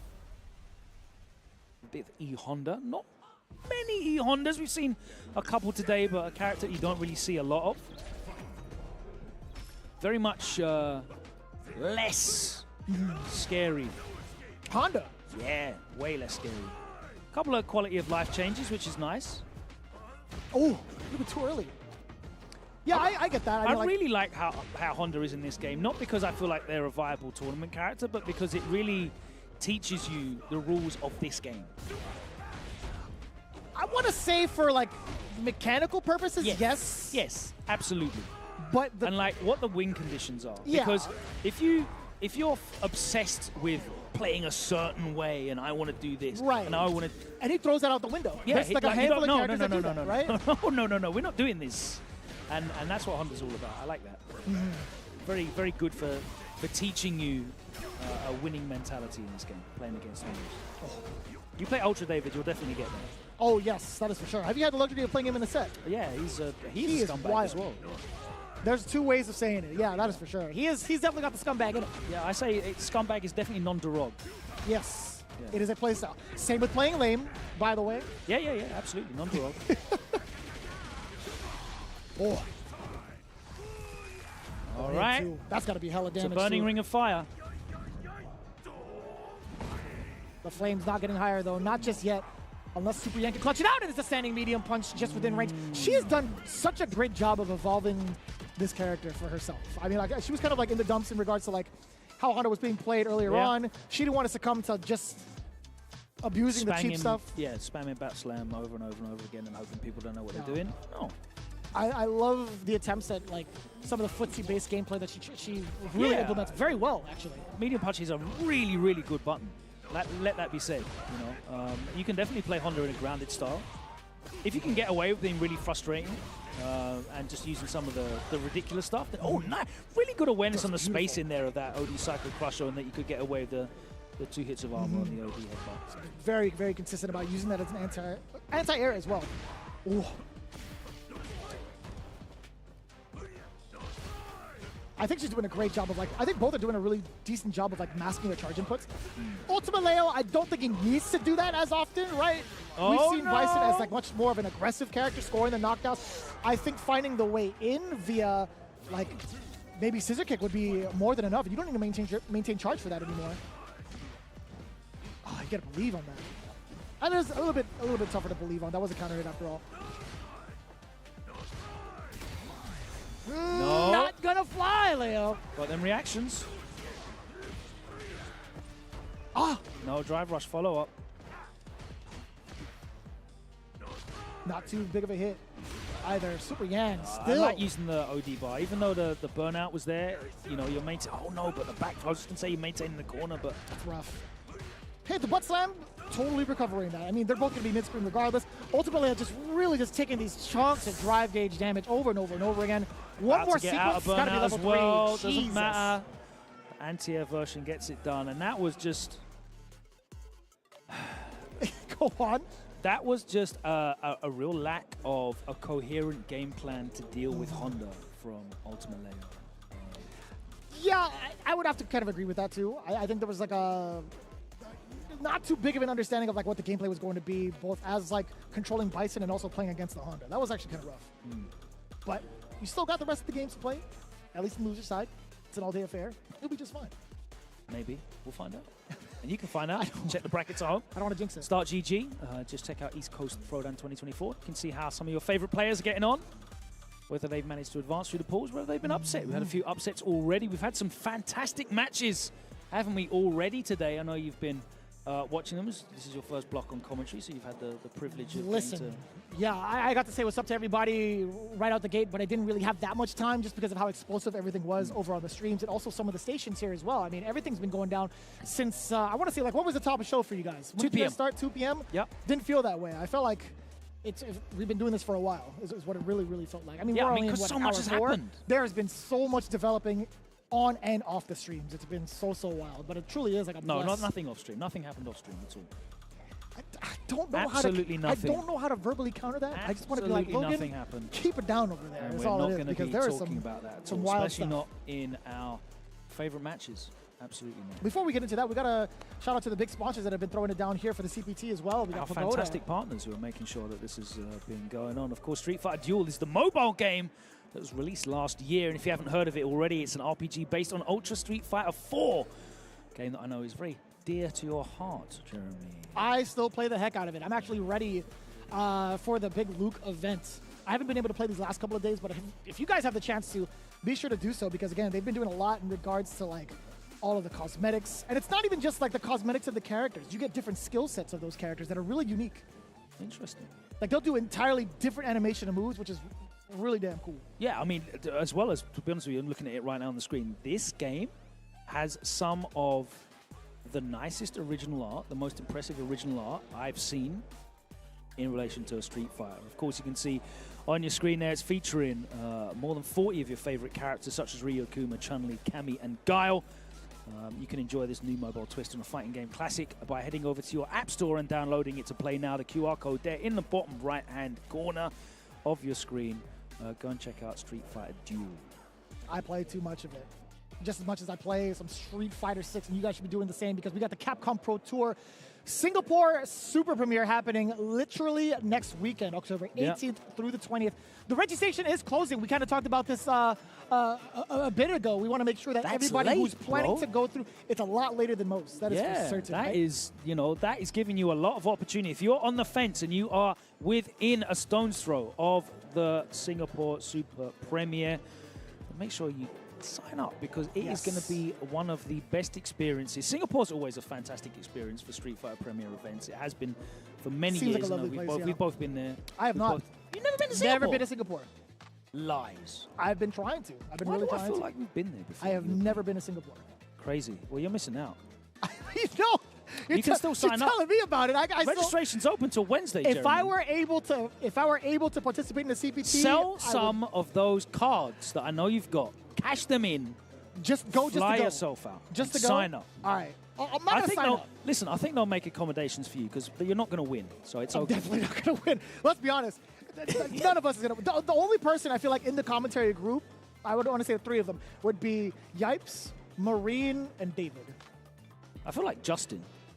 Justin counts as commentator, right? Has he done a CPT yet? Maybe we'll see him soon. I would maybe. Who Anyway, knows? registration closes Wednesday, October the 16th. So if you are anywhere near Singapore, get yourselves out. There's going to be an incredible event, almost as impressive as the super premiere that's happening in Japan in November. Sir. Blink Respawn. We're back in Even Santo more of a yes, Domingo sir. in the Dominican Republic. Get out there and experience one of the very best communities in the entire FGC. The atmosphere will be incredibly electric. And then, of course, in December, your early Christmas present. And some may say the last chance to qualify for the Capcom Cup is going to be Kings of the World in my backyard in London. That is, of course, December the 13th to 15th. And if you want to find out how to register for any of those upcoming events, including Singapore, which is open till Wednesday, go to capcom.us/CPT24. You could be one of the very lucky few making it to Capcom Cup 11 in Tokyo, Japan next year. Ooh. I don't know if you got to see the schedule for all of that, by the way, but there's not going to be an LCQ going on for Capcom Cup, at least from what we've heard thus far with the information. But again, mark your calendars. It is going to be March 5th through the 9th, just in case you hadn't seen it. The Capcom Pro Tour is, I feel like already, the fact that we're already at like the halfway point is kind of crazy. Yeah, it's it is gone kind real of quick. crazy. It's gone real quick. It's gone real quick. A lot to come as well. So, yeah, looking forward to that. But right about now, it's time to progress. We will be What we got crowning going on? one more name on the roster of the Pro Tour.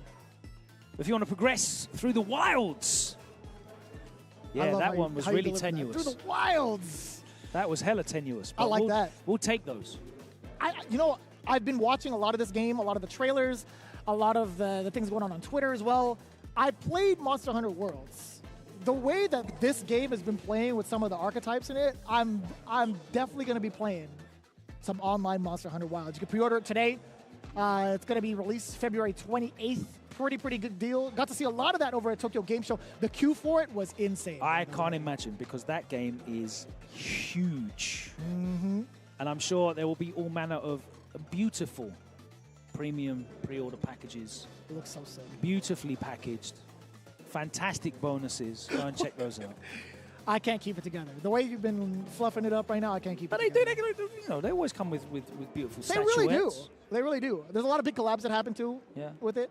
But either way, we digress. We're going to get more into the pools in just a bit. In the meantime, I do believe this is kind of like been circulating around, if I'm not mistaken. We have a big interview coming through from Pagoda with What Fuels You. And right after that, we'll have more of that pool play coming right at you.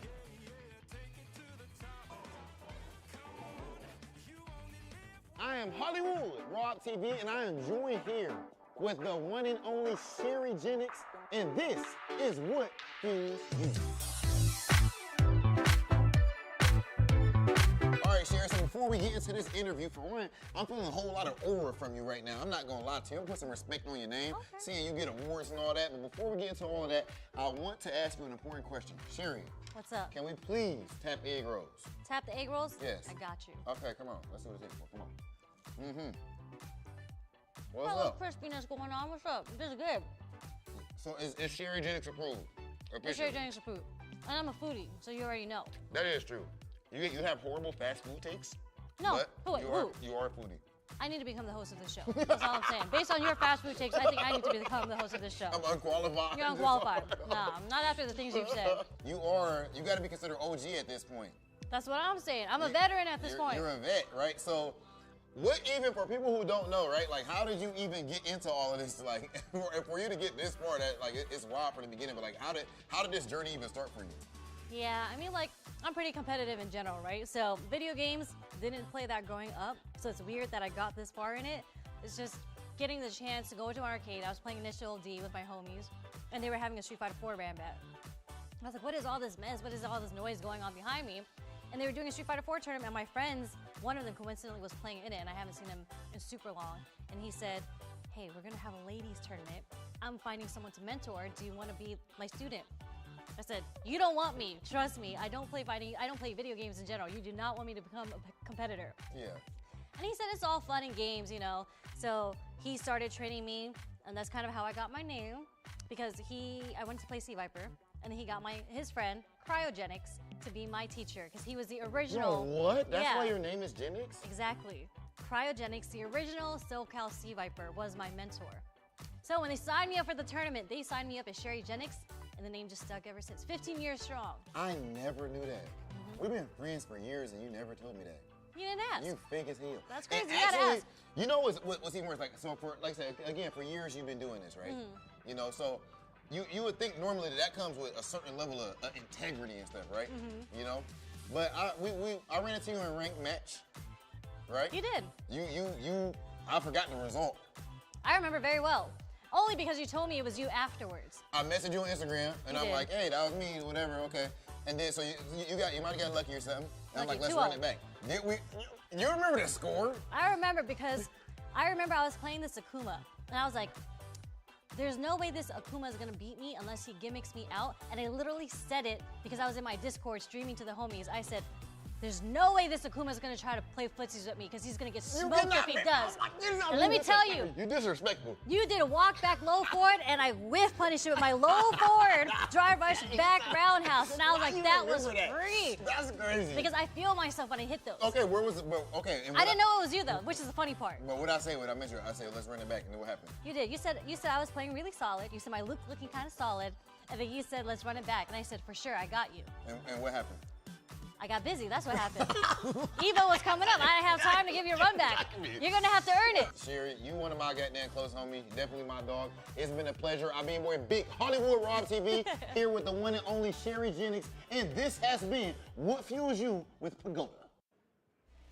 I feel like this guy Rob TV has selective memory because I know exactly when that moment happened between him and Sherry Genix. He still kind of like gives me stuff about it. The first time we played against each other was at final round, and he swears he beat the hell out of me. I'm going to call you out, Rob. I don't think it went down that way. He didn't beat me. I don't think he beat me. Rob would never do that, ever. This was when he had his own jersey of Rob TV on his back, and I loved it too. Roberto Television, he had his own jersey. He was rocking himself, you know? That he made himself. Yeah. For himself. Yeah. This was like you got to believe in the brand. One. You got to invest in your own brand. I loved it. Yeah. And I'm like, all right, he's got his own jersey. I like that. It's not even like a sponsored jersey. He just made it himself. I'm like, bet. If you're not drinking your own Kool-Aid, no, who else is going to have a cup? You know what I mean? Exactly. That's right. Thank you so much to our wonderful friends at Pagoda for enabling us to get these priceless stories from the annals of history, the misty, cloudy, forgotten eras, all those years ago when we were bright-eyed and full of wonder and I can't take you promise. seriously. And before we got drive rush throw looped into the Yeah, room. yeah. I think and all of our innocence was that's stolen. where I'm back in the seat. Yes. That's right. We're back in the room. There's certainly been some people who have been robbed of the bright-eyed look today. And we're going to talk about some of our favorite matches, which coincidentally have probably been some people's not favorite matches. We've had some pretty big upsets, right? Yeah, I mean, like, we could talk about that throughout the entire day. I feel like there's been a couple that even weren't in this block. But if we were to talk about specifically this block, I got to say, just the most recent one, seeing the amount of control that Super Yan had against her opponent was actually pretty fresh in my mind, to be honest with you. But overall, if we're actually going to be talking about the matches thus far. The matches. Whoo-wee. Specifically two that happened here on stream. And Ending certainly Walker not was one one that of- happened off stream. Well, We're not going to talk okay, about well, let's That's break a it bit- down. that's a bit- Were you going to do it? Were you going to break it down for him? No. He's going to leave me and them hanging? Absolutely. Let's talk about the first one, which was Angry Bird against YMT. YMT, Young Matt team. Young Matt yeah, team. going into it. The mirror match as I well, by asked the you, way. by the way, I didn't get to catch this one because it was pretty much pretty early on. I genuinely thought that Angry Bird was going to go Akuma. It was the mirror match, which makes it far crazier. Now, I think this was match one, second round. Mm-hmm. And Angry Bird went for a block string into level 3 for a chip out, which makes sense. You get that big chunk single hit, level 3 block damage. However, when you're a little bit too far away, you don't get the 1 hit. No. You get the Shiraya Repa version. And what did you call me? You heard me. Okay. And that meant he did, rather than doing 10% chip damage, he did like 1.5% chip damage. And that was the opening that Young Matt team needed to close out that round. And from then, he was cruising, bro. That's wild. It's actually wild to see like one thing kind of falter for someone like Angry Bird and for him to like to lose the rest of it. But let's really put the egg rolls in on this one. Oh. What happened afterwards, the next couple of games, in regards to on stream? We had Ending Walker. This one actually was something I was kind of like walking around. I was watching it on my phone as well. I'm like, all right, well, Ending Walker, he's got the W. And I got to say, I'll admit it. I will openly admit on it. the first game, this is regulation. This is all going. You know what? Business as usual. He's doing a great job. But what had happened afterwards? It didn't go down that way. Well, he had a level 3 combo for the kill, which would have been for the set. And I asked him afterwards because Javas was speculating, we always speculate whether people are kind of, sitting on level 3 because maybe they feel like the scaling will kick in. Yes. You kind of have to guesstimate. And I checked with Ending Walker after. He said, no, I went for the level 3. No way. I went for the level 3. But that looked so... It didn't come out. I was like, okay, cool. I see. And then he wasn't ready for the Oki afterwards as well because he kind of like messed up and missed the Oki as well. Yeah. And from there, it's a tale as old as time. It's Street Fighter 6. And if you don't take your opportunities to close things out, then as true as anything else is, and as true as the sun will rise in the morning, your opponent will come back into the game. And that is exactly what happened. And Reflex was very, very impressive. There's no robbery. It was very solid play, and I was very, very, very impressed. We got a lot of names here that I'm not particularly familiar with because I haven't seen a lot of them. I maybe only will watch a top 8 of, like a can opener, TNS like or a TNS. can opener. Exactly. Right. So I won't see a lot of these players because there's so much action going on. You can't really watch a 4-hour, 5-hour stream archive. Give me the top 8. Yeah. Realistically, I totally understand that. Like, you even have it in the back and sometimes miss some of the players, but I totally understand. These guys have been playing very, very solidly, and both of those players, Young Matt Team and Reflex, very much deserve those victories against players that you would consider as some of the absolute best in the world. And of course, Capcom considered them that as well, and East Coast Throwdown considered that because they were top 4 seeds. That's right. And that's in this event. It is wild. I think that's the best part about like open bracket tournaments. Yeah. Surely there's a lot to be said in regards to like what happens in a 2 out of 3, but with considering like the scale of everything and how many people there are in like certain regions, I understand it being 2 out of 3 within. It certainly makes it fun for the viewer at home. It certainly makes it interesting for the players in the bracket that are of a certain skill level. They have a chance. Yes. I can see that it can be frustrating for some of the players that have traveled a significant distance and are putting a lot of their career, I guess, on the back of qualification in the current format. Surely. But you know what? Let it rock. It is what it is. Let it rock. You gotta let it rock. All we can do is enjoy the carnage and the chaos, and we have certainly had some of that already today. I'm sure we'll have a lot more as the weekend rolls on. So much more, yeah. We had, I'll let you talk about it then. We had the carnage and chaos off stream, and Marine closing out a huge 2-0 sweep over Problem X in pools as well. It's kind of funny the way it went down. Because that matchup is quite awkward for Bison. It feels that way, to be fair. But not to the point at which I would expect it to be a 2-0 victory in that It was fashion. so close. I think there were a lot of like player reads in that matchup, especially from Marine's side, actually. She actually broken down some of the tactics she had used against Problem X. She's like, oh, yo, he checked me so fast, so I had to change directions in how I wanted to approach the match. There were moments where it was so awkward where Problem X would kind of walk away and try to play defense a little more and try to force something unsafe or maybe some sort of like meter from Marine. But Marine would just also kind of like wait towards the end of that set. You guys can get to check it out. I'll be honest with you, I was really impressed by her ability to react to Problem's drive rushes, because Bison's drive rush is fast. It's terrifying. It's fast. And she would even whiff buttons. She would be, whiffing buttons preemptively and still react with like a low forward to check a drive rush. Yeah. One of the things that she did really well as well, Problem backdashed a command grab in like the first round. That's right. And she was very, very good at checking him after that. She, the fear of the command grab from Bison, the fear of the command grab from Manon. You might as well have one, right? It might as well, let's throw it all the way back to Street Fighter 5. The fear of the command grab from Manon is obviously always there. And she did very well to play around that and keep Problem grounded. Truly. As soon as he backdashed that early command grab there. And the thing is with Manon, her risk reward is completely flipped in that normally if you try and escape the command grab, you're going to get a hit combo that will do a lot of damage. Your reward for getting out of the command grab is you hold the command grab, you don't really get a follow-up. It's less damage. I sit there and block. You scoop me, we go back to playing again. Yeah. That's kind of flipped on its head with Manon, where if you sit there and get scooped, the damage keeps escalating. The damage from the hit that Manon puts out is not particularly terrifying until maybe she's got the level 3.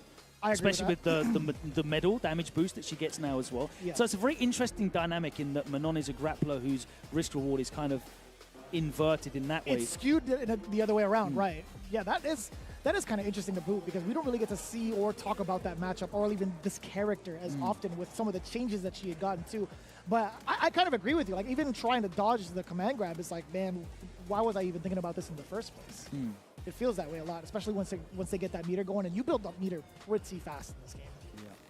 Well, we've had some fantastic matches already on stream, a couple really hype ones off stream as well, and we will continue to bring you as many of these exciting matches as we can right here on stream. We're going to take a very short break, but thank you so much to our friends at Pagoda who have been fueling us. I'm going to do it, brother. We've got the egg rolls. I didn't even see them. I could smell them. I was wondering. I was like, hold on, are you going to go in? Because I got this, brother. I did the last. I'll have another one because I'm a greedy SOB. Can I eat these on stream? Am I allowed to? Yeah, we ate the other ones before. What are the other ones called as well? Because I'm just an ignorant Englishman with cream cheese in the middle. What are they called? Did a cream cheese one? Yeah, I don't know what. It wasn't an egg roll. I was just hungry. That is hot. It's very. Oh my goodness! We're gonna need to cool down. We'll be back. This is actually very hot. We'll be back with more Street Fighter 6 after this. It's delicious and hot. Hold on. It's hot. Woo! We'll be back.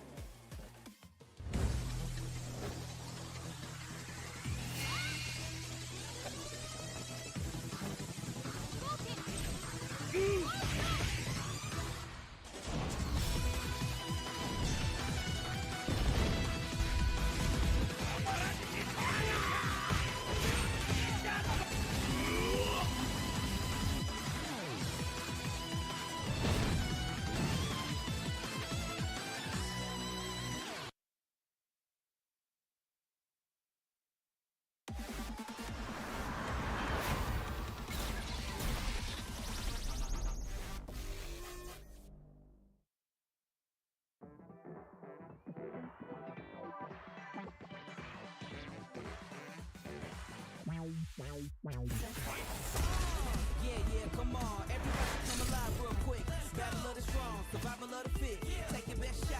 Hope you don't miss.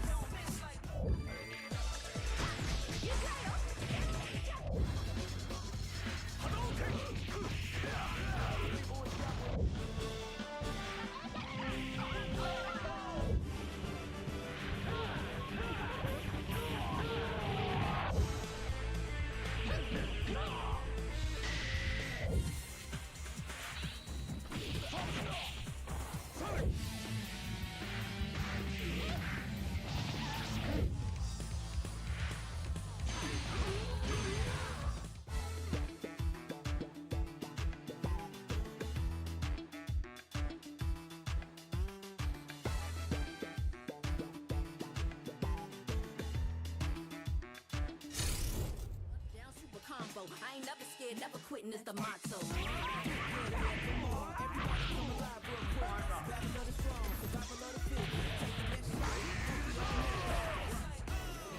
Yeah, come on. Everybody come alive real quick. Battle of the strong, survival of the fit. Take your best shot, hope you don't miss. A new challenger is among us. They can take it high, you can take it much farther. Fast with the hands, eat Honda. Defend my legacy with strength and honor.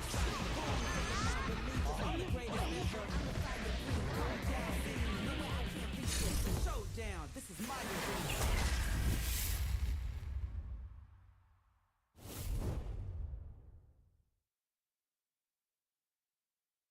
The time has come to share with you news that's bleak but sadly true. I'm talking of the fell black blight, a spreading darkness, endless night. The environment's changing and the monster population's taken a nosedive. Blackgrass. Rampaging monsters. What do you know of this corruption? This so-called black mist is actually the Black Blight. Then, there'll most likely be a blighted monster nearby too. Looks like this whole village has been blighted! Do we know what the blight is or why it's eating away at the world? No. But we know that it attacked our home, and that it must be destroyed. The kinship stone commands the might to purify this foul black blight. And we're gonna stop the Black Blight!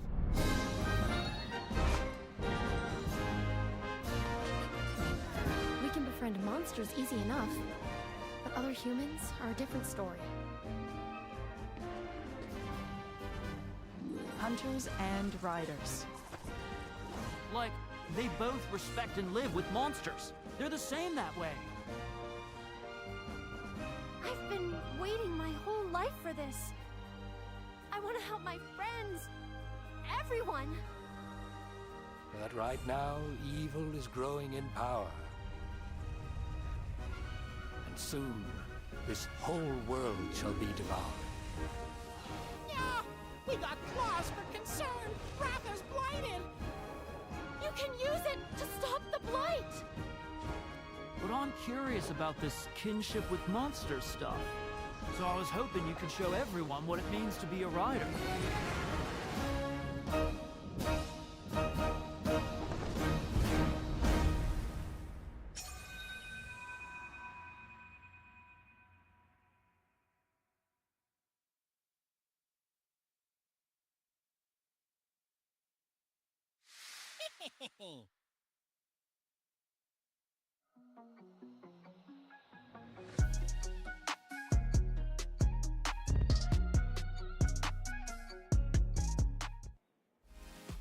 Welcome back to East Coast Throwdown 2024. It is Street Fighter 6 time as we are progressing through the C blocks. Myself and Vicious here to guide you through the journey. We've had some highs, some lows, some heartbreaks, and some jubilation already, and we'll have much more across the 3 days of action here at Hartford, Connecticut. Looking forward to some of our next matches. We've got some legendary names still yet to play on stream, and I'm sure hopefully we will see them in this next hour. Who we still got left? I'm going to cheat on over and check that out myself. We the got likes of Kaba, Jack. Kaba still got to play in his...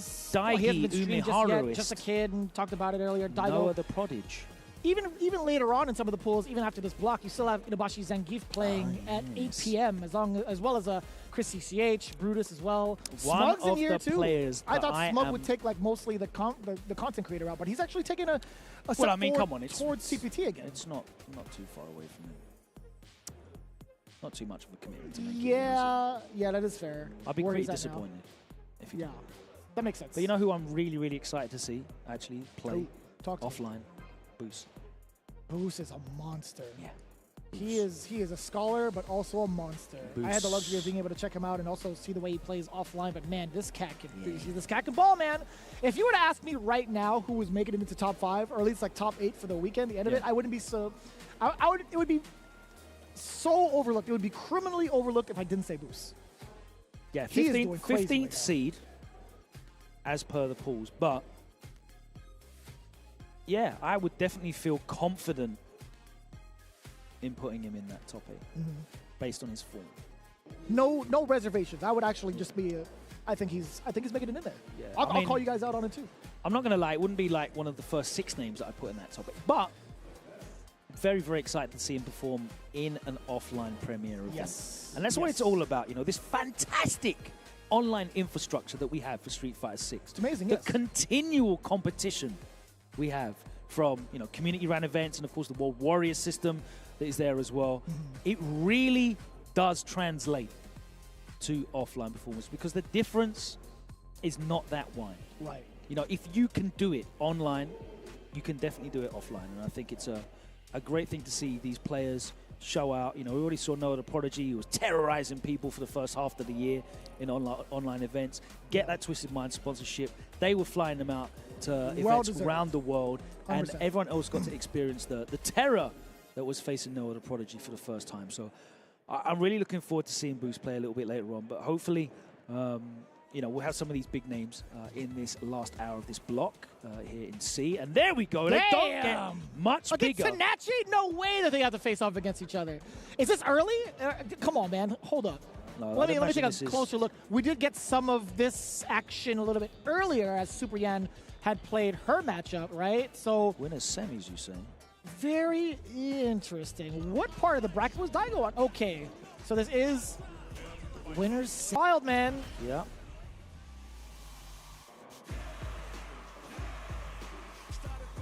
Someone's video is not getting edited.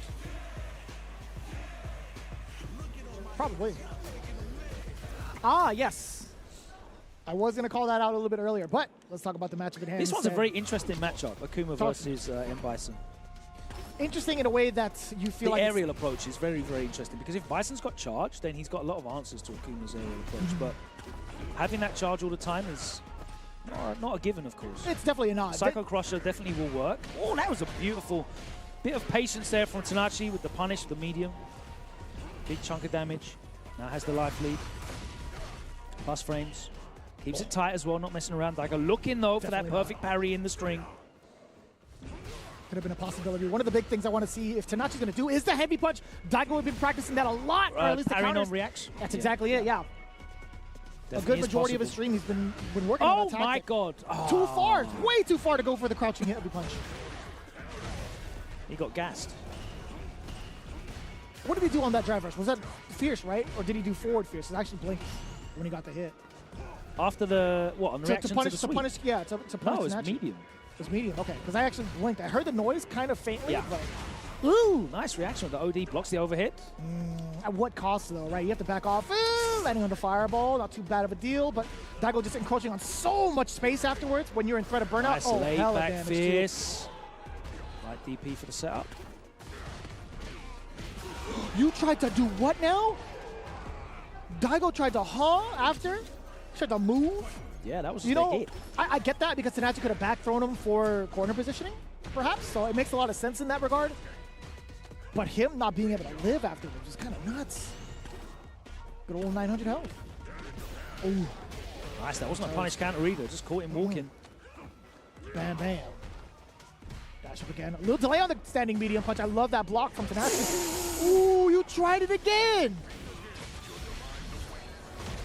All right, he's going to get some of his drive gauge back and try and level up this life lead.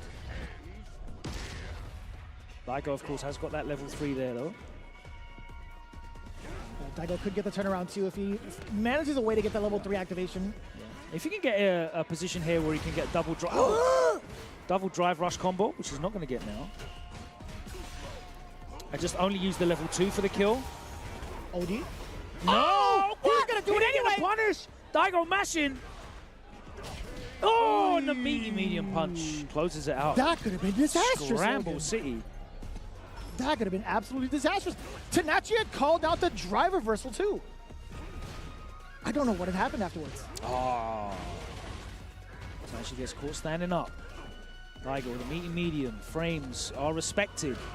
Walk up throw loops. Keep it going. If it ain't broke, don't fix it. Oh. Tanachi got out of that situation pretty lightly. Could have been punished way heavier. No anti-air either. That's not going to matter now because that is super dead. Oh, it's all falling downhill right now for Tanachi. At least in regards to that round, there were so many opportunities for him to at least combat against Daigo to at least keep that corner pressure going, no? Oh. That's actually kind of rough. You know, would you have rather like fallen on it, taken the rest of like the drive rush damage, or just kind of like wait for that pressure afterwards? I'm very confused about Tanachi's approach to this matchup, to be honest with you. It's a lot. Look, he keeps doing a lot of these full screen head stomps. There's a lot of aerial approach. It worked in the first couple of rounds. Oh, that is a huge jump in off of the roundhouse, being able to plant the mine, and that's at least have Daigo to back off. Out. That's what he's looking for, right? For the most part, the overhead's going to get blocked, yes, for sure. Daigo very patient on defense. Yeah, whereas Tanachi's kind of looking a little bit too telegraphed, right? That's so expensive, and Daigo still manages his way out. Not gonna work out with the fireball as well. Yeah. Quick start up on that fireball. Oh. Glad that he let that out with the target combo. Kind of awkward that it actually hit Daigo after the parry. And that late OD headstone. Damn, that's 4. That was jab. sick. And the fireballs with the talking as well. You know, Tenachi is kind of like, he was maintaining that down charge a little bit too. Nice delayed jab from Daigo. No shimmy there, but Tenachi with a perfect parry. Plants the bomb. Drive rush up again. Looking to bait something out with the jab to stop him short. On the way through, still with the double reverse. Daigo just trying to work his way out of there. That medium punch and he gets swept and then thrown back into the corner. It's even worse. Counter hit with a medium and Daigo into the level 3. Nice and easy for our Lord and Savior, the Beast. 2-0. Daigo Umehara 2-0. Daigo is playing in glasses as well. Very interesting like to that. see. You know, let's be honest, man. He's getting old. He can't be invincible forever. I mean, bro, if you need glasses to play, like with the screen there, it's a pretty sizable you know, maybe not. I'm looking at the setup right now. I don't know. Maybe trying to protect himself from the light. Like I know there's special like gamer glasses. There's lights around like Yeah. the setup too, so you know there Possibly. are some that kind of like help with that. maybe. I'm literally wearing those right now. Kind of block from the light. But either way, I get where you were coming from in regards to what Tenachi's opening strategy was. Like I think it was kind of working out for him initially. I think those head stomps, excuse me, coming in were to kind of like maybe bait a reaction at a Daigo and also kind of close the gap as well to kind of like maybe condition him. But I know, but in the long run, when you're doing it full screen and it's just basically up and down, he wasn't doing like the Devil's Reverse. No, floating he around wasn't stuff making to it so just up, tricky. down, and it was not causing Daigo to flinch at all. So I'm very whatever. But then he did effectively give up on playing a neutral game with a heavy punch, for example, walk up crouch strong. Crush medium punch, yeah. Um, I get that. It did instill a little bit of fear when Tenachi decided to spend meter he on didn't it. force Daigo to start throwing fireballs and then introduce the fear of the reaction of the Psycho Crusher to get in as well. So, yeah, it was a very interesting approach to the Bison Akuma matchup, very different from what I have seen normally. And we've seen a lot of that, right? I mean, We've you literally watch seen SFL it, Japan, so you've probably seen that. with the World Warrior between like 60 Kakaru and Kawano as Yeah. well. Yeah, much more of like a grounded approach. I still think the air threat from either side is a very, very interesting. thing Yeah, to I'd talk expect it about with that from dynamic. Akuma, right? Because it really puts a lot of doubt in Bison's mind about how to deal with that anti-air, air-to-air, right. anti-air cycle crushers, all manner of things that, it's very hard to deal with everything when Akuma's in the air. But the other way around is very peculiar for me to see Bison so airbound. And maybe he was doing it preemptively to stop Daigo to try and play the aerial game, but Daigo doesn't really play that way either. He's very ground-based Akuma. Yeah, and I'll agree with that. I'll definitely agree with that. We'll kind of like circle around with it maybe later on in the day and kind of see like how that plays out for like the rest of like Daigo's gameplay. He's gonna be moving on, but also with Tenachi too. He's still gonna have loser side to him. So I'm very excited to see them both, see how they progress further on. But going back into another side of the pool, Kaba versus Manny O. All right.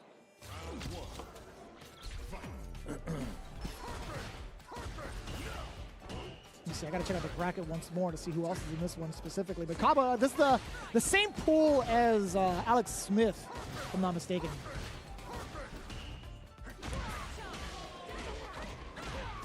Oh, nice corner carry from Manio.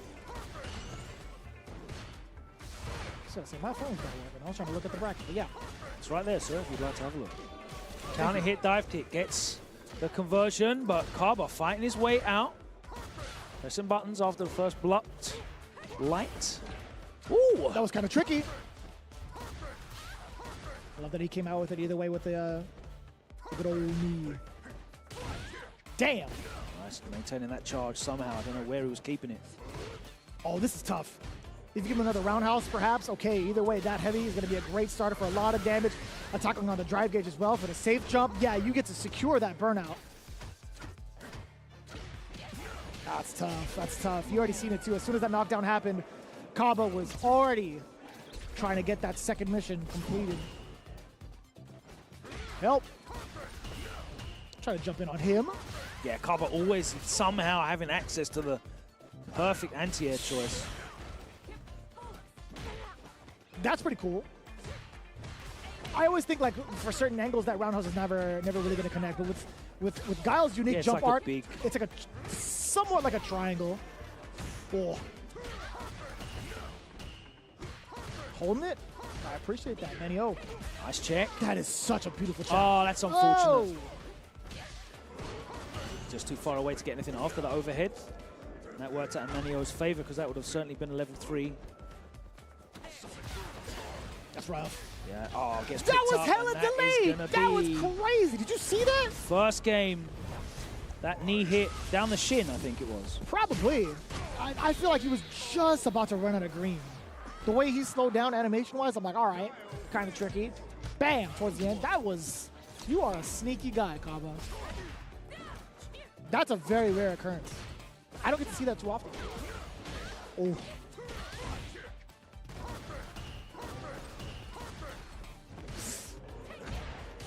Damn, he's still within range, too. Yeah, you can't really set up.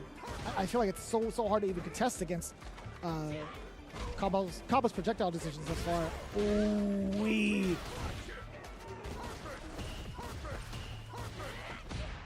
Yeah, you're still on range, Manny. Oh, no! Great delayed button press there, like the option select button block. Oh. Set point now from Kaba. Do it again.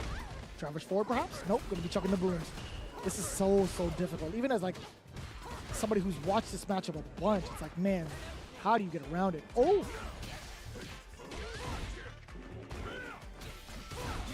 You thought you could get away with whatever it is you did. Kaba was just frame killing. He was getting some time to kill. He's like, you know what? It's my time now. That didn't kill though.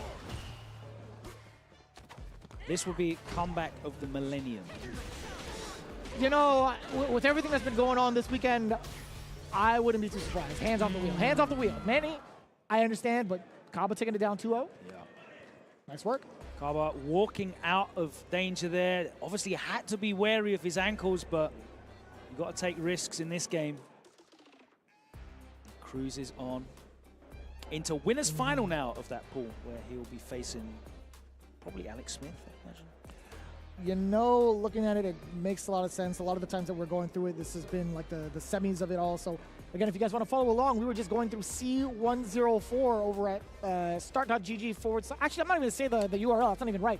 Start.gg, just Google it. Just search with East Coast Throwdown. East Coast Throwdown. Easiest search 2024. Everything's Boom. on there as well. All your favorite fighting game titles on the extensive roster of games that are present here at East Coast Throwdown. But of course, got it all of our attention is right here on Street Fighter 6 as we move through the brackets and seeing some of the big names that are here in attendance make their progression as well. We're still to see Noah the Prodigy and Jack on the stream. Hopefully we'll have them up real soon. We have not seen. But I no. actually haven't been able to see it. Do I dare? Final. Do I dare open up those brackets? Look who it is. Do I dare open up? Oh. Yeah. Okay. We got Daigo versus Super Yan, ladies and gentlemen. Let's go. I feel like this is not the first time they played against each other in general, in their lifetime together as Street Fighter players. Super Yan's definitely been up on the big stage for 5 and 4, if I'm not mistaken. So this really is going to be like a really cool callback between the two. But this is indeed winners finals of the pool. That's what I'm talking about.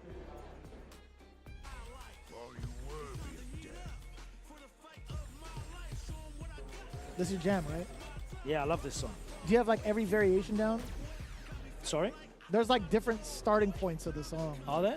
I think so. Bro, I don't I think there's like 2 different rounds. I don't have the menu music on in my version of it. What is wrong with you? Are you kidding me?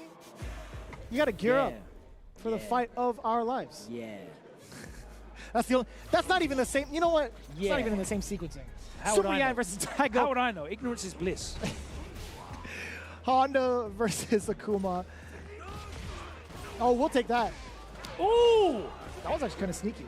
She did what now? Akuma is bleeding. Don't get command grab. If it bleeds, we can kill it. Oh, you tried to stop sign our Lord? That was a counter hit. Daigo tried to press something to interrupt. On some Street Fighter 2, maybe trying to stand jab it, perhaps. Yeah, if you're Super Yan, that you totally don't mind that exchange. A drop! Run out, though. You can't neutral jump that. Yeah, very good awareness. Yeah. Taking some of the liberties, at least from that distance. Ooh, no. That's a trap. No, he's got to hold it up until this point. All of the chip. No messing around. Daigo dumps the 2 bars to take that first round. Very that tough all thing came from the burnout. Of her own in accord. the air-to-air, yeah. Preemptive jump in. Nice comfortable anti-air from Daigo. Looking for the perfect parry. Not a true meter. Damn, that's so much damage to the drive gauge. Are you kidding me? Yeah. You forgot that from Season 1, right? Get off. Before Geef was stealing all your drive gauge, Honda was there from Still, early. still being that guy. Yeah. Standing medium punches is just so good. I do kind of miss, and also don't miss, the medium kick from Geef, standing medium kick. Oh boy, call that out. That's what I'm talking about. Nice cross-cut, little walk. Beautifully done. And the punish counter. Dead. There was an attempt at a parry. I'd imagine it was a parry. Quite literally, only thing that would have killed was that throw. Just enough health for that, too.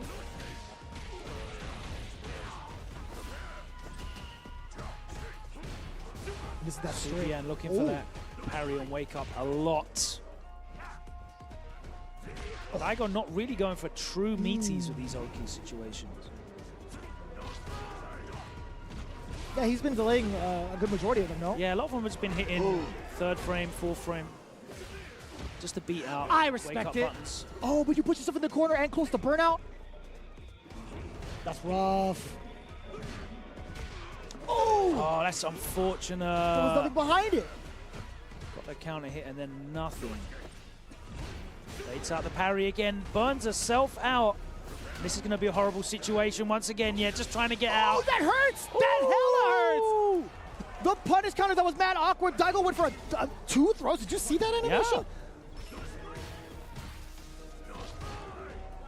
Great immediate adaptation from Super Yan. Was not going to just be burnt out and chipped to death in the corner like she was in the first game. God, draining the drive gauge as well. Goes back in the corner though. Wake up buttons, finally! I love that. I love that. Not getting bullied by the timing that Daigo's been implementing thus far upon her wake up. Jump back. Not even like a proper anti-air choice. Or like the typical anti-air choice. Daigo being very parry heavy now, just to try to conserve some of this drive gauge. But it's been working out because could have blocked a lot of these offensive situations. He would have been burnt out already just through the drive gauge loss. Right, that makes sense. See? Having to spend that level 3 too. Yeah, he's holding on to a lot nice of jump back these air to air, and Daigo looking to close out this round and get to a set point, but Super Yan very close to a level 3. It'll be very difficult to make this a one-touch kill on Akuma. Uh-oh! Okay, here we go. A significant hit. We're definitely in dead territory. Oh you my were God. actually crazy for that one. I'm not gonna lie to you. If she had blocked that, you know was hella what? dead. I like that gamble. Talk to me. You're 1-0 up. The DP gets the kill, and then it's set point. You can play with that. But she's got 3 bars though. She's still got 3 bars though, Logan. And she's got some drive gates to work with. She's gonna be throwing. No, you can't. He doesn't get that. There's no way he gets it like that. That throw was definitely gonna be whiffed, and you have to walk up a little bit further. Uh-oh! Yeah, not able to get the air tear that time, and now it is a throw into drive rush stop. Nothing. That's almost like a waste of a bar. My. You tried to jump out of there. At least she's not in burnout for now. Jump back. That was a. There it that's is. Rough. But you still have level 3. Don't get bullied into a drive impact. Jeez. Can I wheel all the way back? Mad plus frames, and this is going to be a chip out situation. There we go. Hey, is it enough? Yeah, that's definitely going to be enough. Daigo Ugehara. That's like 10% on chips. Crazy. That was, I felt like, beyond the 10. The damage that led up into it. That's a sick hitbox. wonder what kind of ones those are. But either way. His schedule is looking full. Sure. Daigo advances in the winner's side. I get it. So Yan will make it out of pools as well, but obviously in losers as we are. I think we're playing 3 out. I believe so. Pretty sure we're doing 3 I do believe so. All of the matches you're going to be watching now are going to be winners finals from the C block of pool, so we're most likely to see the likes of Chris CCH, Jack. Oh, sorry, not Chris CCH. No, that's going to be likes later of on. Jack, Kaba, and Noah on the stream. Perhaps. I would love to see Speaking of which, Jack's stepping up right now. Ooh, who's he facing off against? I did get to talk to this individual, but I didn't quite get their name. That was my bad. But it's going to be just a kid coming up to the stage. Pretty excited to see it. I only got to talk to him like a handful of times before we even got to playing. He had one of the more interesting conversations, and I do that in the most sarcastic tone possible, in regards to the difference between Sprite and Mountain Dew. That's oh yeah, the size of the bubbles, very different. Keep it down, Logan. Keep it down back there. Oh, I've lost my Wi-Fi. Love that. We are looking through it right now, so. There we go. C105, I think it is. Yeah. If this wants to. No, I was more so looking towards Noah the Prodigy. Doesn't care about and seeing where he was playing. Are you okay over there? Do I have Start to like? GG doesn't want to cooperate. Do I gotta call somebody? I think I gotta call somebody. But anyway. Yeah. So just a kid. He has in his pool. We talked about Trife money, either way you want to put it. We got Hollywood, Mozart. That's what it says at least. Oh, it says Hollywood on there. I didn't want to say Rob TV. It's definitely not him. Where is Rob TV? Why are you not here? That's crazy. Is he here? No. I thought he was. He's not competing. Yeah, but he can still do interviews and stuff. Ah! Speaking of which, it's Mozart going into the winners finals. But as we seen earlier, just a kid. I feel like we haven't heard as much noise from him up until recently, no? Yeah, he's been traveling quite a fair bit as well. I saw him out there in Sweden for DreamHack. DreamHack. Yeah, I did get to talk to him about that, about trying to make it out through there.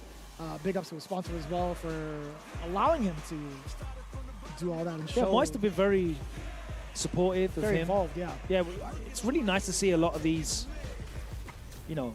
younger, I guess, North American players getting the opportunity to compete on the world stage and just expand their player knowledge and access to different play styles outside of stuff like Evo. Just within the States, domestically, right? But just a kid, again, he's doing a phenomenal job of piloting this character. I just feel like he needs that extra push, that one breakout performance to really put him even further into an even bigger presence. Because he's mad good. Did you get the perfect parry on the overhead? Yeah, it just needs to unlock that, next level of development in his play. There's quite a few players, I think, in the USA that are they're just poised. Oh, that's awkward. But nothing from it. Mozart wasn't. Oh dear! Yikes! Not going to get the level 2 yet. There we go. Yo! No way! That's not dead. No, it's Get the setup at least. Yeah, about that. Not a lot that he can do. That's kind of tough. A little bit of the dance. Mozart's trying to test the waters out a little bit, but just a kid being able to fire one off. Up until that point, I was going to say that drive rush and see if he could get opened up, but no. Nice check. Woo! It's quick with the draw. Okay. Blocking the overhead, tries to find his way out. He does succeed. You heard the flash. You heard the top parry. What you gonna do about it, Mozart? Maybe fishing. On the board. All from a jab, too, from the jab punish counter. I like that. Right into the drive rush. Damn, the wild ball. This is gonna be the activation going right. Yeah. Oh, okay. Ooh. Funny enough, I think I'd much rather take that than watch Jerry kind of encroaching your space. But then that happens. You're back still towards the corner. That's actually kind of rough. Help. Yeah, just jumping back, looking to just marshal that space rather than control it.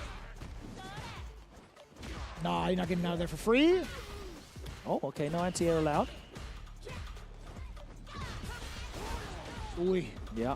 The amount of control that he did have up until that point. Ooh, boy. Strong. Huh? No. No. Not like this. Oh, boy, you better get this shit. Oh, man, out of there. 100% out of there.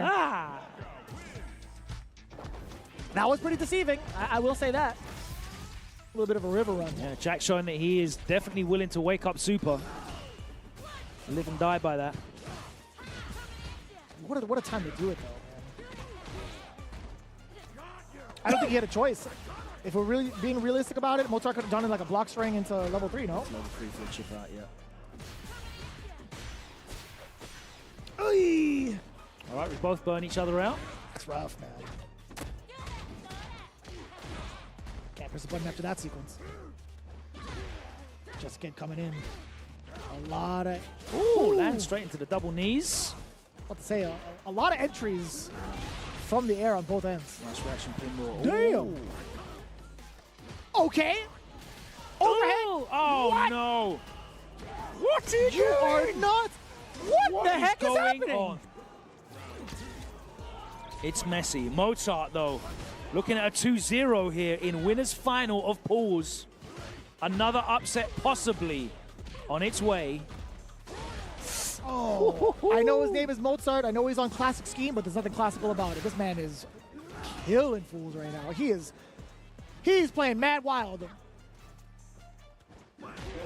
Down to that whiff. Completely stuffed the hell out of Roundhouse. That was hella whiff. Because it comes up like a scythe. I can see that. The box. Oh, that's mad far too. You can actually put him into burnout with the right sequencing as well. Not gonna die just yet. Trying to bait something out because he has shown that he's winning. Oh my God. Good check. He was afraid of the wake up level 3, backed off, hopped straight back into the low forward though. And we are all square. Bam. Doesn't get the good setup after the critical art version though, of course. So it has to go for just a projectile release. They are starving each other. Oh my God. One set point saved. No one's going into this final round with Super Meter. No. No, sir. But Mozart gets another bite at the pie.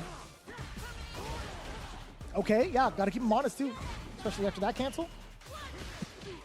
Driver's forward with the jab tries so to check far. something, but the jab too fast, right? Ooh. There we go. That time he does manage to get the roundhouse anti-air, and he gets the plushie out for the first time. What a pickup! Oh, air throw is lovely, and he gets out of the corner for that. And a perfect parry on the Blanca ball. Oh! Ladies and gentlemen, a big upset here in winner's final, and Mozart, Hollywood Mozart, to be. That's what it says, man. Yeah, I got to double check. He's earning that title as well. The big, taking the big names. There he is. Not like this. Oh, yes, we love it. That's... Jack sent to losers bracket. Hollywood Mozart. Yeah, that's right. That's pretty good, man. That is pretty good. Hey, man, plenty of space for you over here, man. I'll tell you what. But what is happening? That last sequence and a half, the drive impact getting blown up with jab electricity. 1, that was amazing. 2, how the hell did we even get to that point? I can't remember the entirety of that sequence because there was a lot more that went on before that as well. It was certainly all over the place. But Mozart did a very good job of being able to come on top of the scrambles because you saw that Jack was definitely trying to set a lot of traps at full screen. Truly. And he was very good at reacting to those bunker balls with the pinwheels. He was able to get in as well repeatedly with jump fears and just completely stuffed. There was the big anti-air roundhouse, though, from Mozart that gave him that corner control. And then he was able to open him up with that level 1 combo. Got a big chunk of damage out. Saw that, yeah. So there was a couple of big sequences there from Mozart. There weren't really that many big sequences from Jack. It didn't feel that way, no. I mean, there was some that maybe were off of like a counter hit where he had set himself up nicely after like a burnout. There were so many stipulations that had happened prior to those sort of big moments happening for Just a Kid, but it never paid off to the degree where we would expect it, especially like from a jury player, right? I don't think we've really seen anything else used with the super art as well, right? I think majority of the time, like Mozart had baited him out successfully. We would kind of like expect Just a Kid to kind of like use his super arts even earlier. But yeah, I'd have to agree with you. There weren't any big moments that allowed Just a Kid to play to the degree where he was comfortable, or at least get the advantage with. Absolutely. So he's going to drop down to the loser's bracket there. That's We'll wild, still make it out of pools into the next round, but this is certainly not a tournament that you want to be having to do that extra legwork. No, hell of no. Trawling through. That's going to be like every premiere The going shark-infested forward. waters, yeah. Literally every premiere going forward is going to be just like that. The fact that we get another one next week is wild. Right? Absolutely wild. But here we go. Right, not sure where this is actually in the bracket, but I'd imagine it's also within the winners finals, but it's kind of like unknown to me. But it's gonna be Floki either way. Either way you spin it, doing a great job for himself as the Ken player that we'd seen a little bit earlier. At the start of this this block, this dice.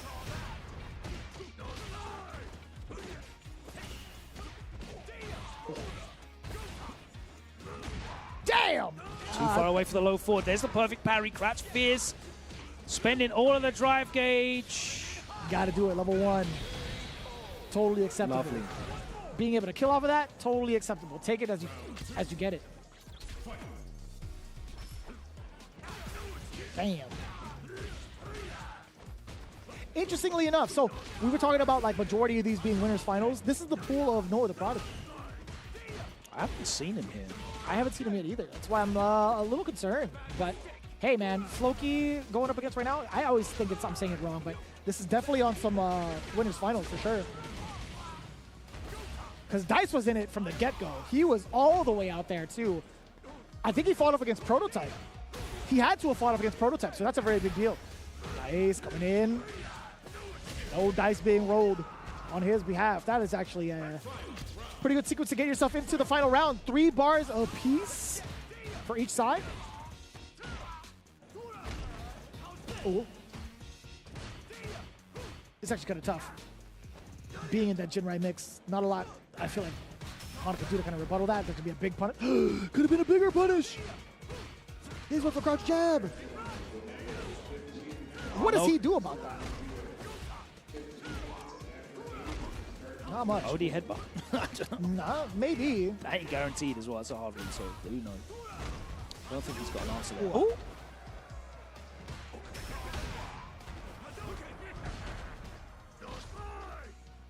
A lot more Honda representation coming in from the East Coast, by the way. It's actually kind of wild. Okay. Yeah, I feel like Honda players are Honda players, you know? What does that mean? You know what it means. I do know there's not going to be a burnout just yet. Could be a gang of damage. Talk to me from the Honda side of things, though. Dice gets a pretty good advantage. Oh my God! Not today. We risked it all. And I could hear somebody groaning in the audience, like, "Yo, oh no!" I feel the exact same way seeing that much life left from a chip scenario. Oh no, that's rough. Ed boy, is that real? No shot. I don't think he did too poorly. I don't feel like that was in any way a loss that necessitated a character. I agree. And he's not going to do it. Oh, he is. No, he's not. No, he's not. I don't believe it. Can I see it? No. This time of day? Yes. Completely contained.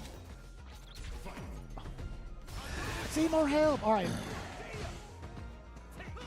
Damn. That is an excellent tool to kind of counter against that medium punch. It's not too commonly punished in that regard. Meaty drive impact. Hey, Works like against the best of them. Ooh. Missed his meaty stand fierce. Big chunks of damage. Yeah, you know, did you not have a feeling in your loins that a command grab was coming out? In that sequence, I was thinking to myself, that's got to be a command again. Could have got the level 1 out in time, but alas. Still gets it. Oh, Still being able to spend it. I mean, dice. Oh, dice? Reaction to the reaction to the drive impact. Here we go, though. One of them got it. Yeah. I think that's the important thing. Ooh. Nope. No, not sir, today, you may not. Sir. Yeah, a lot of mileage out of that too. Electric vehicle Honda. Oh, that's what the E stands for. Oh. Yeah, why not? It's not gonna be contested. Oh, that's huge. Could have been a little bit bigger, I think. Oh, yeah, boy. wake up level 1's going to connect. Nice, I like that. Beautiful. That is actually so sick. It's very deceptive too because you would see like a standing animation on the parry, right? Forward throw. Let's go through it again if you wanted to. Oicho! Yes, sir. Bam! But not That's before hella dead. He died off of that? Yes. He died off of that. Word. Oh, punish counter, roundhouse into it. Yes, sir. All off of the butt style. Yes, praise the sun. Level 1 for your troubles, but he still got the hand. You see it at the top.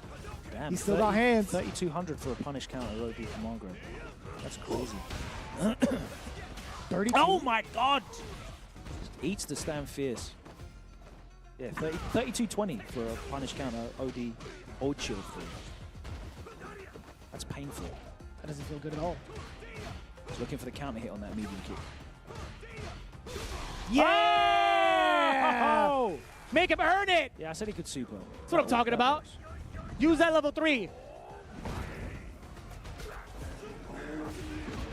Oh, you God. tried to beat number 1. Number 2, that was mad far for it. You dirty man. I like that. How much do you like it? I like that a lot. I like it I like it a lot. Wake up low forward, catches the bait off the drive rush. Immediate drive rush cancel, and he closes it out with a level 3 as you're actually Jeremy killing me dies. A slow and happy death. Slow and jolly death in the corner. Whew. Chuckling away between the cuffs. Oh, the stop sign. Medium punch into nothing. Uh-oh. Still, yeah, that's still dangerous. Boy. Scream. Okay, yeah, get the mix in. Throw the dice. Oh, the punish. Help. Yeah, that's gonna hurt. That's it. I like it for the Oki. Yes, sir. The butt slam ender. Yeah, burn this man out though. There we go. Oh, get lost. No. No. No. No. You gotta reach out to the screen when you do we it. only do the Jonathan Kent for the Rashid level 2, so. That's what it is. The classic. It's rough. Checking down below too. Floki maybe tried to move out of the way.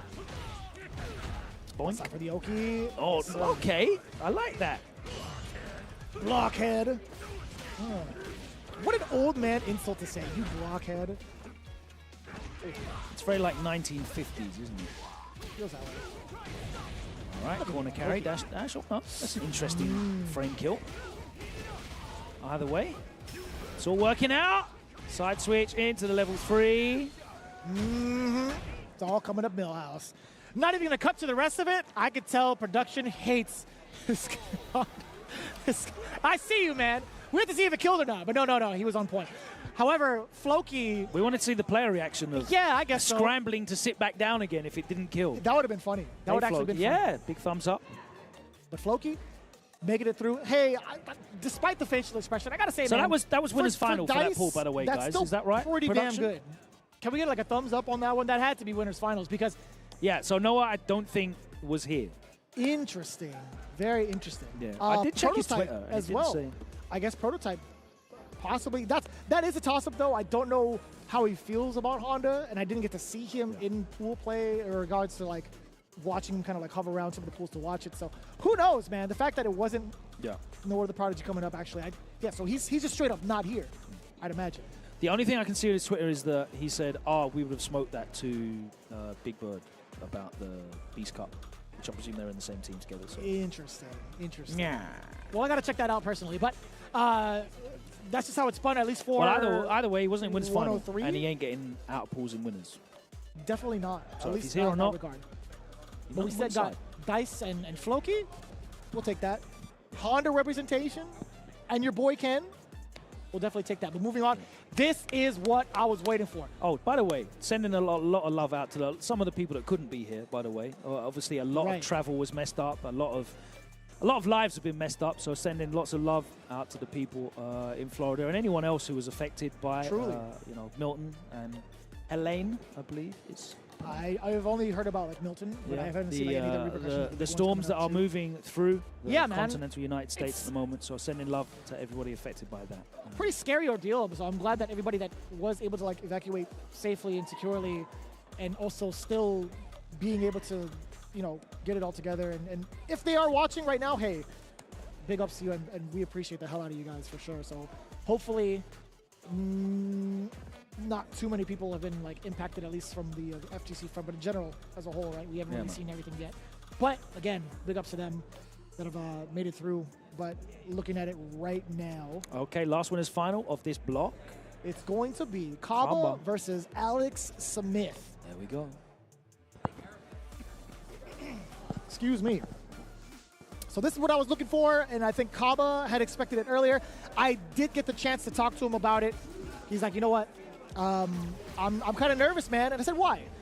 This is a matchup I feel like you've had a lot of practice with in general. I was like, yeah, but the way everything has been going on stream, I don't want to be up there. That's literally what he said. And I'm like, you know what? I hear that. I respect it. I respect it. Hear that. Best of luck to you, sir. Oh, getting the fierce out. Set up for the booms as well. Alex Smith pretty much forced to hold that. But a great way to disrupt the timing, obviously. And maybe gather up a fireball of your own if you wanted to as well. Nah, it's going to be a little bit too high. That is a punish counter, too. He even spent bar for that and still got punish counter for it. Gets the uppercut, the big disruptor. Alex Smith does get to charge him at least once. Ooh. Oh, my God. Kaba. Set up. Yeah. For the safe jump. Safe jump. Still, press buttons there. Still able to maintain his turn. Not take his turn, to maintain his turn. No, he took his turn. He stole that. I mean, it didn't feel like it for Alex Smith. He thought it was still his turn. That was maintenance, is what it was. But no, you were definitely right. Yeah, the attacker's going to be at like -2. Oh, please. Oh, I was going to say, you better hit him. Yeah. He ain't going to give you many of them. It may not have the best horizontal reach, but the verticality on that bad boy, pretty good. Oh, God. Oh, no, you put yourself in burnout out of that? Oh, that's unfortunate. This is rough. You hate to see that. Hit him! Oh, please, for the love of God. That was so scary. Kaba has all of the bar to work with as well. He truly does. Oh, we could see the solid. Oh! That is scumbaggery at its finest. Maximum. Scumbaggery. Capital S. And we love it. I'm about it. Hey, man, the more the merrier. Let it happen on stream even more so. You know what's funny? It shakes up guys like Alex Smith tremendously. Yeah. Look how much time he's taken to go into it. There's a lot of things that go on with like the older heads. It's like, man, you went out for that reset. Do I have to really be out for this now? Do I have to really pay attention to this? They take it personally as well. Low key, yeah. Yeah. Low key, kind of. Oh, you can't do that against Kaba. That man reacts to green flashes in his sleep. True. I've seen it. I've seen it at the DR. Oh. Alex, you got it. Come on, brother. You got to recover from that one. Some of the smaller victories, at least getting the side switch. But Kaba, you know, he's pretty good. He's pretty good. Finding the right times to counter poke as well. Really well played. All right. Very aggressive. Yeah, he has to be. Let's see if Alex Smith can impose his will. Because right now, it's all Kaba. I don't know what that was. Need to jump roundhouse maybe to like stop Kaba preemptively. Okay, this is gonna be death and destruction. I feel it. You do have level 2 to your name as well. Yeah, there it is. The drive impact. Very rare drop from Kaba. Yeah. He was definitely within range to get a bunch of damage. Here's your opening, Alex Smith. Oh, there's time. Oh, I thought there was time. I was gonna say if that upside down kick gave you enough time to do whatever you wanted afterwards, I would have left. I would have left right away. But Alex Smith salvaging the situation. The damage is there, not necessarily getting himself the burnout. And the setup as well. Yeah, baits it out. Here we go. Yeah, nice. Pretty clean. No drops there. Pretty clean. That's what we want to see from Alex Smith. Still in the hunt. Ooh, that's mad unfortunate. He had the idea to interrupt it. That was what, stand short? Just didn't reach. Oi. Oi, Okay, and nice he's grounded. buffer. Bam. Nice, goes over the low Beautiful. forward. Can't do much about that. You're in burnout. Yeah, only -2 there. He's got the life lead. Carver doesn't have a huge amount of resources, but he's going to use them all here and close out the set. That was all he needed. Alex Smith, it looked like the comeback was on. It looked like it up until the point where he put himself into burnout. I feel like all the momentum kind of like lost in his wake. But that is rough. It's a lot to ask for. Yeah, overextending, chasing the victory. Because that's the gamble, right? Is it definitely going to get me the kill? No. But is it going to get me in the position to get the kill? Then it starts to become all opinion-based, and you look like a genius if it works, and Or random if he doesn't. Yeah, exactly. And that's the skill, I guess, of resource management in this game. It's kind of rough, though. I mean, you're facing off against somebody who could keep you out forever and a day, though. Yeah. So even if you do get the chase down, like one false move, one slip up, and you lose all that momentum, he'll already build up that drive gauge back. And he's so consistent as well with his conversion. We saw one drop with the Sonic Boom Loops, but other than that, Carver's so consistent at taking his opportunities when he does get those openings. And he will take his damage, and he will send you all the way back to the other end of the obstacle course, and you are going to have to pay to get back in. So every opportunity that Alex Smith got, and it looked like the comeback was on, but unfortunately he I wasn't thought able it was to on close too, and I'm a big believer in some of the big plays that he makes, but it's against one of the best that we could ask for. And he's Not so even just with confident Guile. as well. Carver's so good at imposing himself. As soon as he got perfect parried on his safe jump and just very calmly just double jabbed anyway. That's wild. That was a really big confidence I don't care. check. I'm just going to carry on. You know, you're not going to walk back and shimmy me. You're not going to press like a heavy button here and steal frames. I also think it's in regards to like how much life he had on him as well. Yeah. I think he would totally want Alex Smith to burn himself out either way. Like if you were to like maybe do something kind of crazy into like a drive rush, maybe like do a string, right? He'll do like crouching jab to take a turn and then sneak in a standing medium punch. Like then what? Like what are you going to do afterwards, right? Very possibly, but it's so hard to, impose your will on Carver. He will not be controlled. It's very difficult to put him off his, you very rarely see him shook as well, Not ever. You don't even get to see it like within his gameplay. You don't ever get to see it like within his personality, with the way he is, like with the way he carries himself on stream now. It's wild to see that, a little side bit. It's wild to see the evolution of Kaba. We all remember how he was in the Street Fighter V era. He was very much so a big individual in terms of the volume. He was mad loud, but in a very great way. Yeah. Now he's kept it pretty He seems a lot more focused. Way more focused on the competition. He's paying attention to everything. Yeah. I see him sneaking around pool to pool, grabbing a seat and just watching everybody.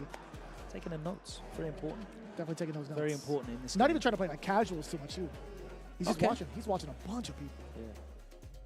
I mean, you can really get a lot from watching tape. I think it's very important to know what you can't really see tendencies in first to twos. So No, you having really as much notes on players as possible as you can. Yeah. And I think, we're going to see a lot more of that expanding. We talk about, it's interesting, a lot of discussion about coaching, right? But I think pre-match coaching would be very interesting, And I know a couple of people do that already. I think a couple of people do that already. I mean, talking even pre-event coaching, going through tape, giving people a scouting report on the report. I'd love to see all that kind of stuff, man. You would want to see it during gameplay, the breaks in between, while the set's going on. No. But no, only pre. In advance of the tournament. I agree. I want to see people coming in with, and not just, I've got my little on my phone, a couple of notes. I wouldn't even want that. Have the phone turned over too, because you never know. You could have somebody privacy screen and all that. Yeah. You never know. Yeah. But yeah, I'm down for that. I want to see that more expansive. Pre-tournament preparation on these players. I know in these situations, not just because we've played loads of sets online and he always does this. I don't, as it would in professional sports. Watch the tape, see how you perform against. I use Guile and you use. I'm going to see how you played against. There are some. Or whoever, there are some arguments between that, but we'll get into that another time for sure. I do actually want to pick your brain about that on and off stream, regardless. But as it stands right now, we concluded our pool. We still got a lot to talk about in the realm of Street Fighter. Yeah, but still one more block of pools to go as well, by the way. that's right. I do believe Itabashi Zangief is also involved in some of the pools afterwards. Yeah, we didn't get to see like necessarily all of it. Boose! Big Boose. How could I forget? Big and Boose. New York's own Idom. I did see him. I didn't actually get to say what's up to him, but there's just so many people here. That's the kind of talent you can expect throughout the entirety of the weekend. We got Smug as well. But one thing I do highly implore, by the way, if you guys haven't already, we've kind of shouted this out multiple times, but big ups to Street Fighter Duel. It's been a very, very pivotal part of the Capcom Pro Tour for a couple of years now. And actually has been a lot of fun. They've actually implemented some of the, one of the characters, I should say, specifically with the Street Fighter 6 collab. I actually didn't get to play the entirety of that event, but I'll tell you what, man, what's really cool about this game is not only the artwork, but the way that they kind of change it up with some of the characters to see what abilities they have, etc. It's pretty neat. A lot of the challenges, man, I got actually stumped in the story mode about like a month and a half ago. But as the game progresses, as like the more resources you get, very friendly to free-to-play, you get to conquer those big barriers. So pretty cool. I'm glad that it played out the way it did with Street Fighter Duel. There's a QR code in the bottom of your screen as well, so head over to your app store, download that and play it now. It said free to play, so try that out. Street Fighter Duel. Thank you to our many partners that are making the Capcom Pro Tour possible. Of course, it's very exciting. And Jeremy, I'll hand this one over to you, sir, because I feel you are somewhat well versed in this. A little bit, you know. I dabble with St. Cola, but it's Street Fighter League Pro JP that's been happening throughout the entirety of the CPT. The only time we kind of like take breaks is right before our premiere, and for good reason, right? We have some of the players traveling out, but this is actually the most insanely stacked teams that we could ask for in the land of Japan specifically. 12 teams, we have and they 12 are teams all packed, right? in 2 different divisions. And I tell you what, man, between Division S and Division F, right now it is so closely contested, you can't even tell what's going to happen. Even for the lower end teams, because we just got into halftime, you can tune into that. Again, Capcom_esports to check out the schedule, or I'm pretty sure all of us have been retweeting it out anyway. Be sure to follow along with what's happening in the world of Street Fighter League Japan. And of course, we are very close, only a month away. How do you feel about this? Live matches. I was just about to ask you, man. Live matches you guys are going to be going through the gauntlet. So we are going to be out here 12 days straight. So Beautiful. You will be on the journey with us every night on Capcom Fighters live matches. Starting November the 15th, Street Fighter League Europe returns the strongest players in Europe in a new format live every day. You don't have to wait a week between fixtures. Every team playing every day, 6 top teams from across Europe. We are returning, and that is kicking off in just over a month's time, November the 15th, culminating on November the 26th. That's right. We start on the 15th. We'll be wrapped up by the 26th. That is insane. Short but sweet. Every single night on Capcom Fighters. Tune in for some great action. I can't wait to bring it Y'all to are you. about to ruin my sleep schedule. As if my sleep schedule hasn't been ruined enough. When I saw that announcement, I was like, damn, that is going to be insane. Starting this week. Oh, yes. That's right. Yeah, it's going to be happening October 16th with the 6 teams you see before your very eyes. We got the Bandits, led by Meta RD. We got FlyQuest, led by Punk the God, Cloud9 and JB, as well as Shopify Rebellion, led by Knuckle2. Then down below, Fighting Spirit with Oil King, and of course, our staple, Red Rooster, led by Mono. I think some of these cats currently here today, being able to represent themselves. You guys saw the team reveals. You guys saw the whole thing. Now catch it Wednesday, beginning October 16th. All of it coming in for Street Fighter League Pro US. It's going to be absolutely insane. I guarantee you guys that.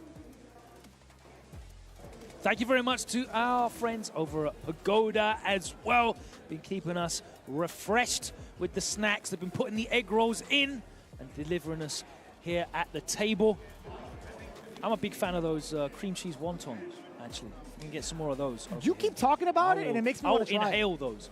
You know the... you just... It's like, you know, the mail system. Homer Simpson in hell with the Yes. donut conveyor belt. I'll do that with the cream cheese wontons. Can we get that as a segment? We can do that on stream. We 100% can get that as a segment. Listen, we'll talk to our overlords about it.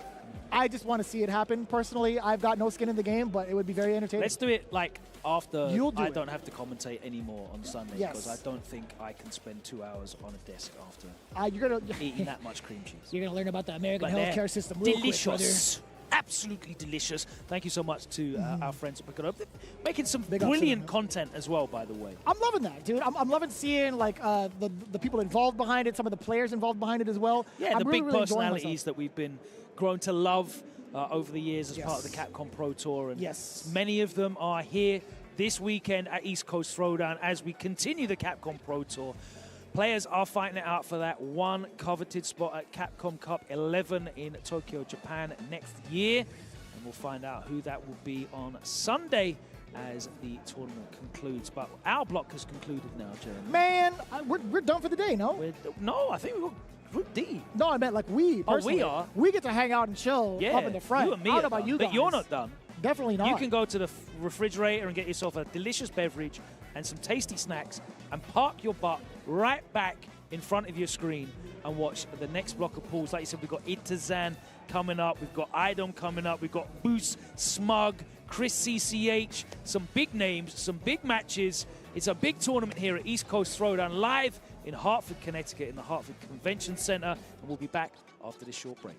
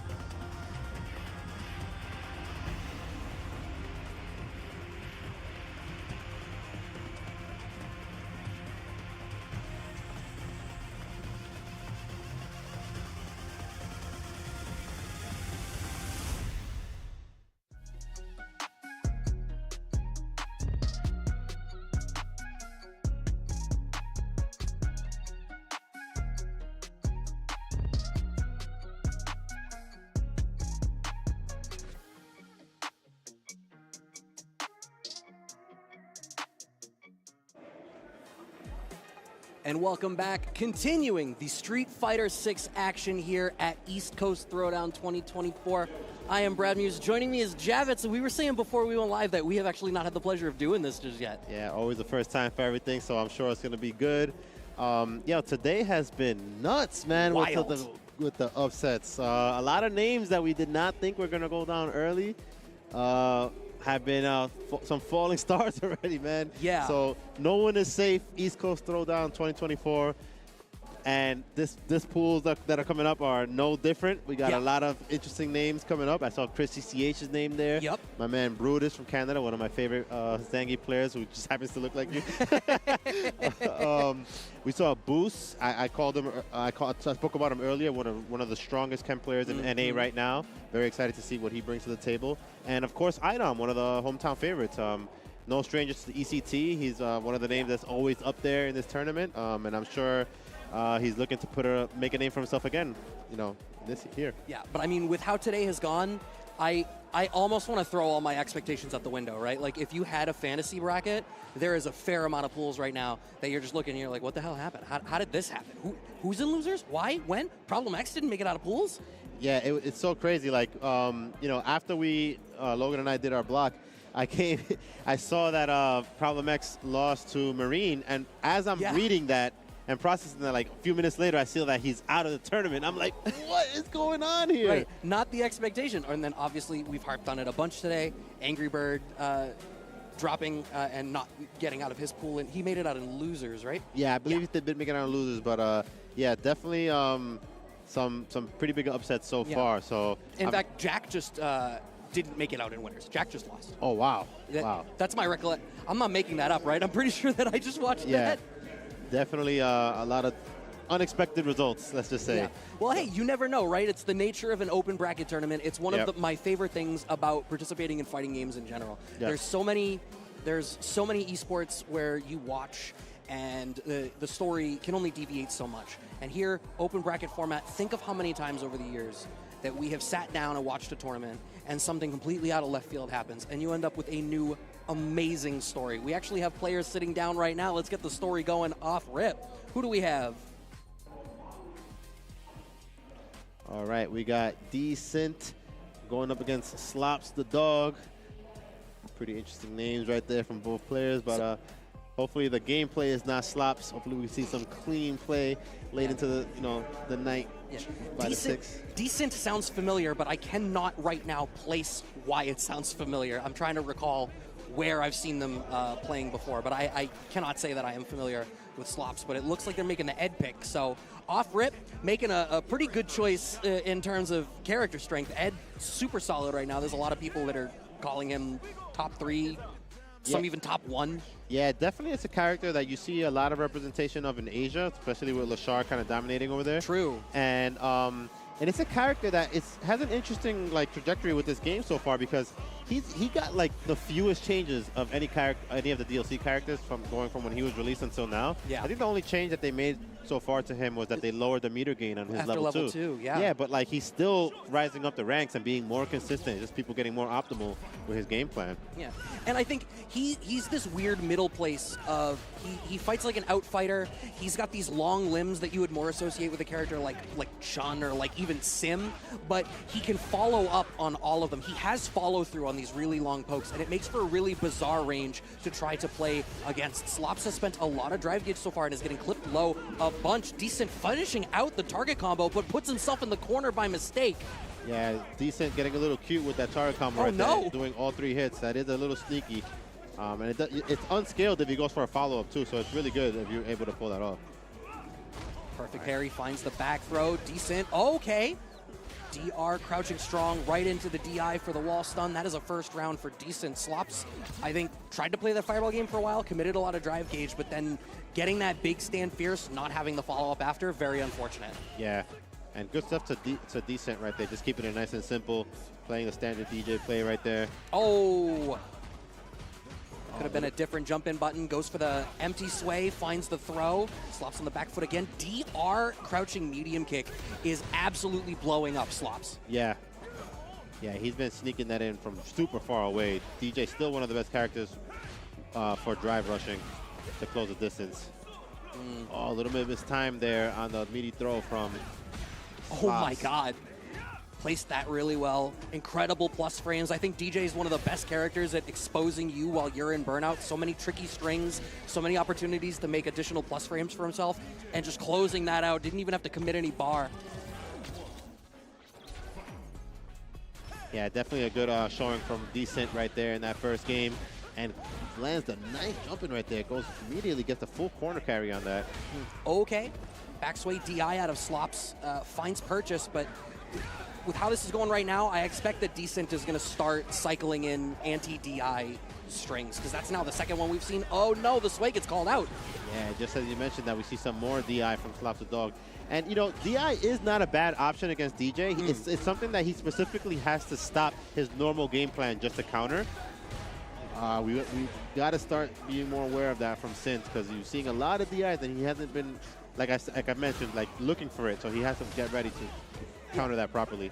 I think there's something to be said that Decent doesn't strike me as frightened right now. Like right. it's something, you're absolutely right that it is a big thing that can chip away at DJ's game plan, but I don't get the impression that he's all that worried just this second. There hasn't been a lot of follow-up off of these. Yeah. All right, but just as I say that, Decent is already on game point, a set point. Oh, nice DI right there. Into level 1. Okay. Pile on some damage, ensure that drive gauge stays on the lower end. I think it would have been good for you to continue following up to just ensure that the drive gauge didn't start to pile back in Decent's favor. Having level 3 available, I think Decent is just shy of being able to kill on the next touch. Yeah. Oh no, he definitely kills on the next touch now. Yeah, now Slops the Dog is the one that's really starved for drive meter. Okay. Opts to go for the OD flicker right there. Oh, level 2. Lets it rip. Let's see if they're able to do something with this. Oh, it's Decent just got hit. But it was a wonky situation to try to find a confirm. No anti-air on that jump in. Slops still in burnout, so chip damage a real concern. Nice crouching jab check. Right, gets that medium kick right there. One more hit will do it for Decent, and just like that, got the trade, able to take the game, and just like that, Decent moves on. Fine showing for Decent. You got to get your hands warm. For Slops, I think watching for the lows, particularly against DJ, you had highlighted drive rush from DJ, one of the best drive rushers in the game. It's probably still like DJ and Jury. Yeah. And Bison now. Yeah. True. And the thing is, with the tools that were being represented, if you had the right idea with representing drive impact. Yep. The places you were representing it were maybe not the best ones, because you could have been calling out some of like drive rush crouching medium kick that gets DI'd. Yep. You know, Sobot kick pokes that gets DI'd. Yeah.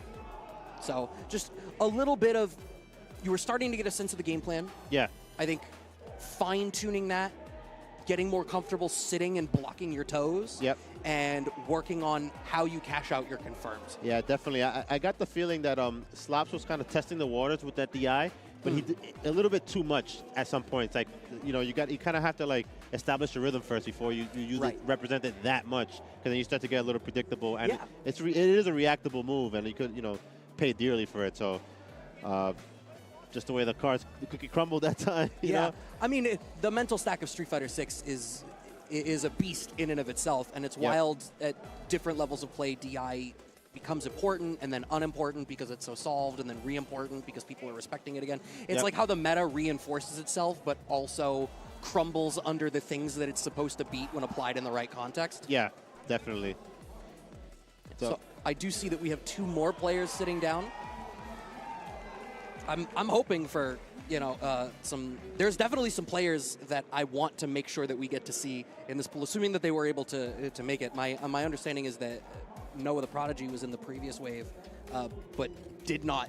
I don't know if they're not attending today or if they're not going to be here in general, but we're not able to make it to their pools. I got Dem Bombs versus, is that going to be Irie or Iray? I believe that's Iray. Okay.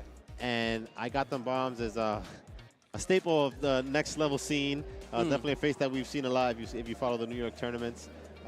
Definitely one of the players that not exactly doesn't make you comfortable playing in tournament. He's very, very kind of wild.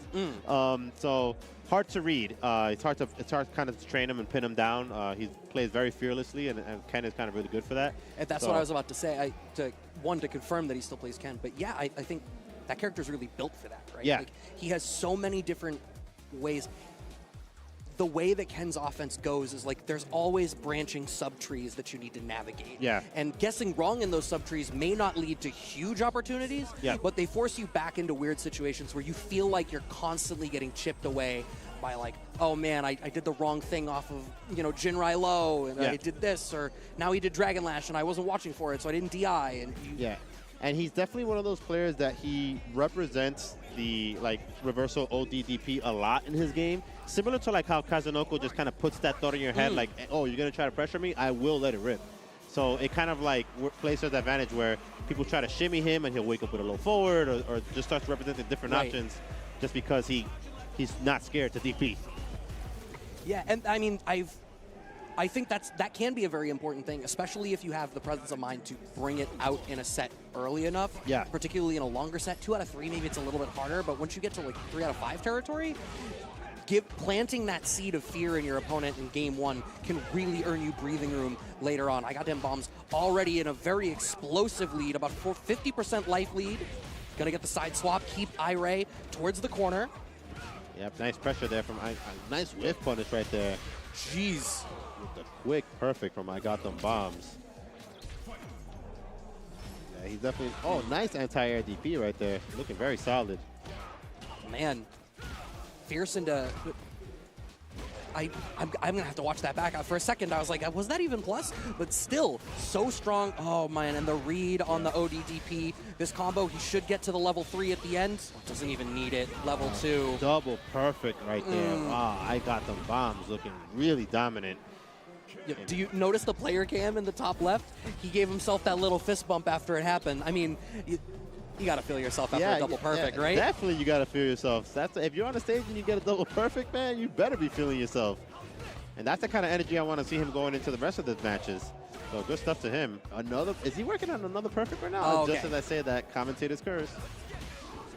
But Iray definitely looking flustered in the position. DP, yep.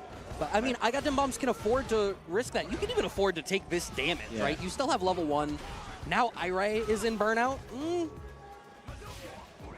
All right, so anything would have chipped out right there. Good recognition there from I got them bombs. Still able to take that round. Okay. Wake up jab connect. Oh, there goes the straight donkey kick right there. Oh, I like that. Use the jump air tatsu to side switch. Okay. Sweep kick connects with the extended hurt box of the fireball, but the shimmy works out for I got them bombs. Gonna cash out into choosing not to level 3. I think you could have done that there just to get the drive gauge back, but coulda, woulda, shoulda. We have the level 3 here to be able to close this one out. Yep, and this is a quick 4 rounds straight from I got them bombs. Looking very clean. He had that pressure going. He didn't really let up. Even on the moments where he got hit by the wake up DP, you can't let that deter you if you already got that much momentum. So good stuff to him recognizing that he had that momentum going into the second game, and just was able to just kind of steamroll him actually. So good stuff. Yeah, definitely struck me as you can play as an aggressive player and you're the one who is forcing the decisions, or you can play as a defensive player and you're trying to respond to your opponent. Yeah. When you're playing in the aggressive role, like I got them bombs was, if you let the threat of DPs or counter pokes or something dissuade you, you start to hesitate in your own decision making, and it just doesn't work. I'm guilty of this. I don't play characters that tends towards that because I am the person who hesitates. Right. Very clearly not that person, and I got them bombs.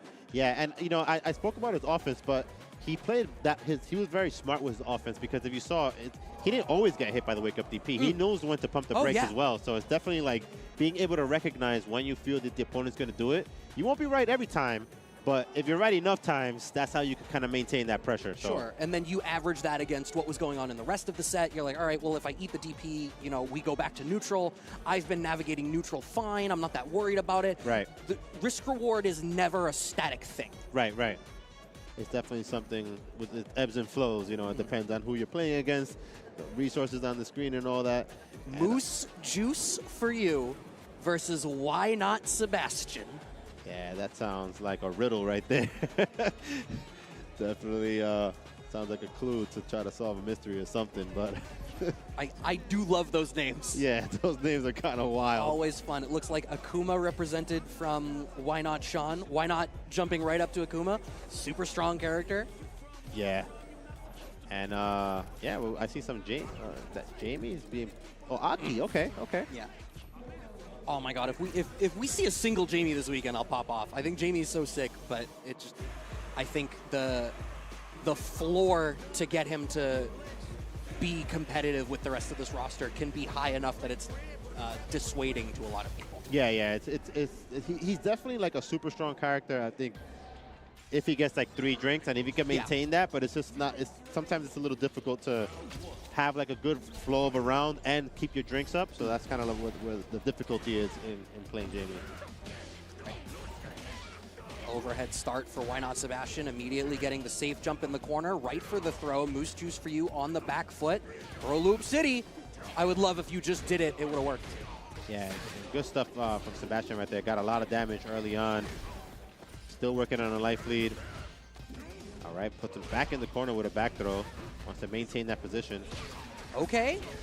Big punish counter jump out. Gonna be able to get a lot of damage. End with the poison stack applied. So you can probably... No, a combo drop. That should have been yours. DI, counter DI. Why Not Sebastian is able to salvage the round off of that drop. Yeah, definitely. You got to take those. You know, I'm sure Sebastian is happy about that drop from Moose Juice. Perfect parry. Okay, nice follow-up with the drive rush behind. Yeah, good use of the drive rush into the low forward right there. You know, a lot of people always talk about low forward drive rush, but she's kind of drive rush low forward. And she lands that quite often because she has the slow fireball approach. So naturally you're trying to walk away from her to create some space, but she just pins you down and hits you with a drive rush low forward and gets a nice combo from it. Yeah, and a perfect KO off of all of that, managing to continue that offense through to close that one out. Backdash at round start to try to get away from the drive rush out of Why Not Sebastian, but no luck for them. Neutral jump shimmy works, about a 50% life lead, 3-bar stock for both players. Overhead represented once again. Yeah, its overhead is super far. He could hit from like right above below the timer. He could, from that position, he could still reach with the 2 hits of the overhead. So that's bonkers. Yeah, it's longer than even his sweep. It's like super long. Really deceptive. Moose Juice for you, trying to posture a little bit, but overcommits in a mid-range poke and gets called out for it. Nice stance, short check. Yeah, and Moose Juice has been spending a lot of time in the corner. Got to try to fight his way out, because being in the corner against Akuma, especially for most of the round, is brutal. Yeah, and it's a shame, right? Because I feel like Aki wants to try to be the one that is gradually applying pressure. She wants to get that poison stock on and snowball pressuring you and making things scary. And this is a matchup where that's going to be difficult. Akuma's fireball so good. He has the varied air approach. Yep. It's just all of it snowballs together. And then you consider that it feels like Moose Juice is maybe a little bit more passive in neutral than I think he ought to be. Big jump in for Why Not Sebastian, and we're back in this P2 side corner. Yep.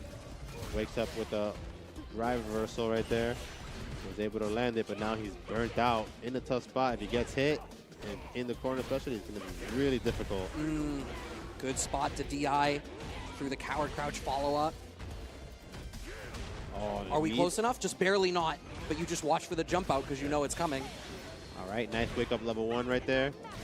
Just didn't want to didn't even want to block anything at that point, because then he would have got stunned with the drive impact. Poison applied. Wow, that dive kick came so late. Moose Juice was not prepared for it. That's going to be a 2-0 for Why Not Sebastian. I feel like for the 3 games we've just watched all in sequence, the player who won really just kind of got to play their game and was very much unanswered. Yeah. Definitely Why Not Sebastian with a layered offense right there. He always looked like anytime he got a knockdown, he already had a plan going on how he was going to continue that pressure. As a result of, Moose Juice was just kind of backing himself up. I didn't feel like too confident in how to stop the approach. And, probably tried to get some space, and as a result, just ended up in the corner a lot of those rounds. Yeah, I think the speed discrepancy between the two doesn't lend itself to Aki getting to choose to back up. Yeah. Because Kuma's going to claim the space faster than you can then defend it. Yeah. So that's why there's a reason we kept seeing them end up not just in a corner, but Aki's corner. Yeah. And you can't, if you're going to be playing defensive and surrendering space in that way, you need to control the space in front of you. Yeah, definitely. And that wasn't happening. Right, right. So we have players sitting down once again, trying to barrel through this here. We're getting tons of matches on tonight. I'm happy for it. Yeah, so we still have some matches that I'm really excited to see. Like, we haven't seen Boose yet. I want to see Idom. Very curious to see, you know, how they're faring tonight. We've seen a lot of Ken in this tournament in general, but Boose's Ken is something else, man. I really want to see what he brings. But up next we got Bonkler, and we got 9 Moons Festival. 2 players from our region, US. So I'm not familiar with Festival. I do know 9 Moons. I know they're, you know, promoting a couple of players, commentators, doing some work. Oh, we're going to get to see a Jamie. Oh, there we go. You got your wish. Oh, it's like they heard me. Oh, thank you. And you know what?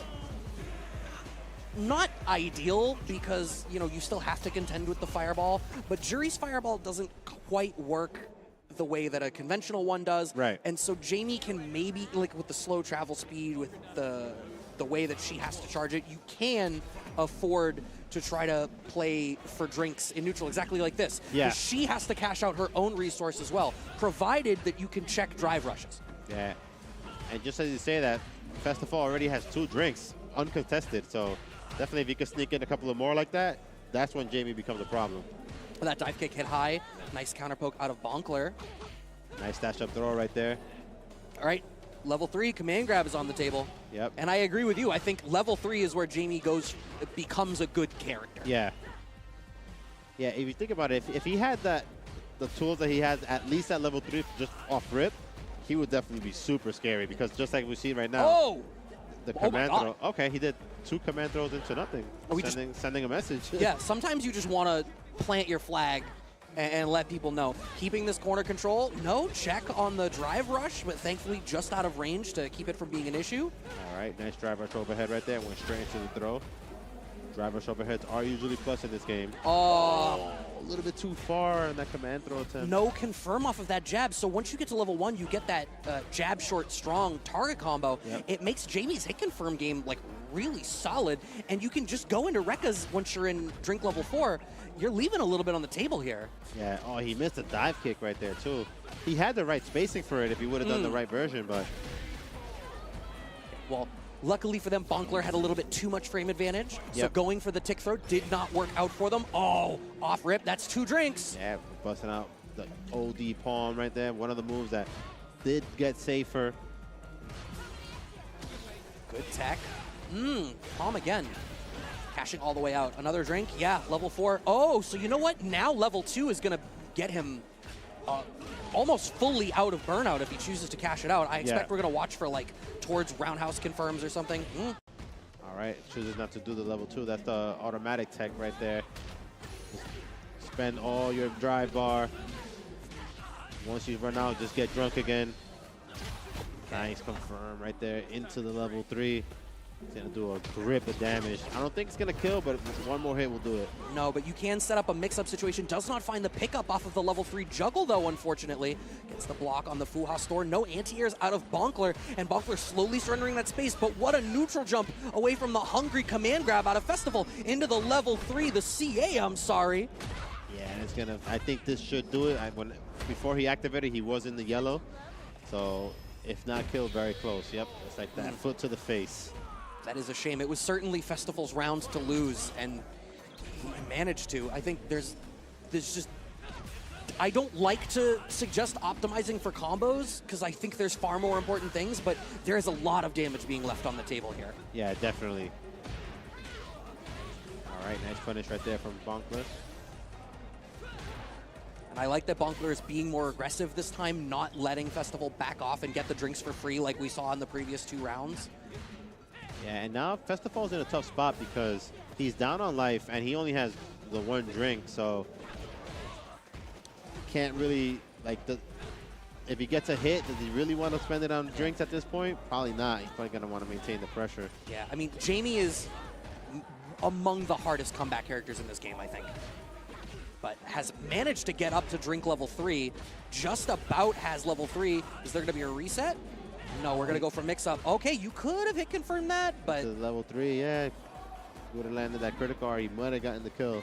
No anti-air. Oh, he's too hungry for it. We saw him miss that a couple of times this set so far. So one thing that we have not seen from Festival at all is Drive Rush Stand Fierce. And it is one of the most fundamental tools that you will see Jamie players use. And I don't understand why it's not being represented.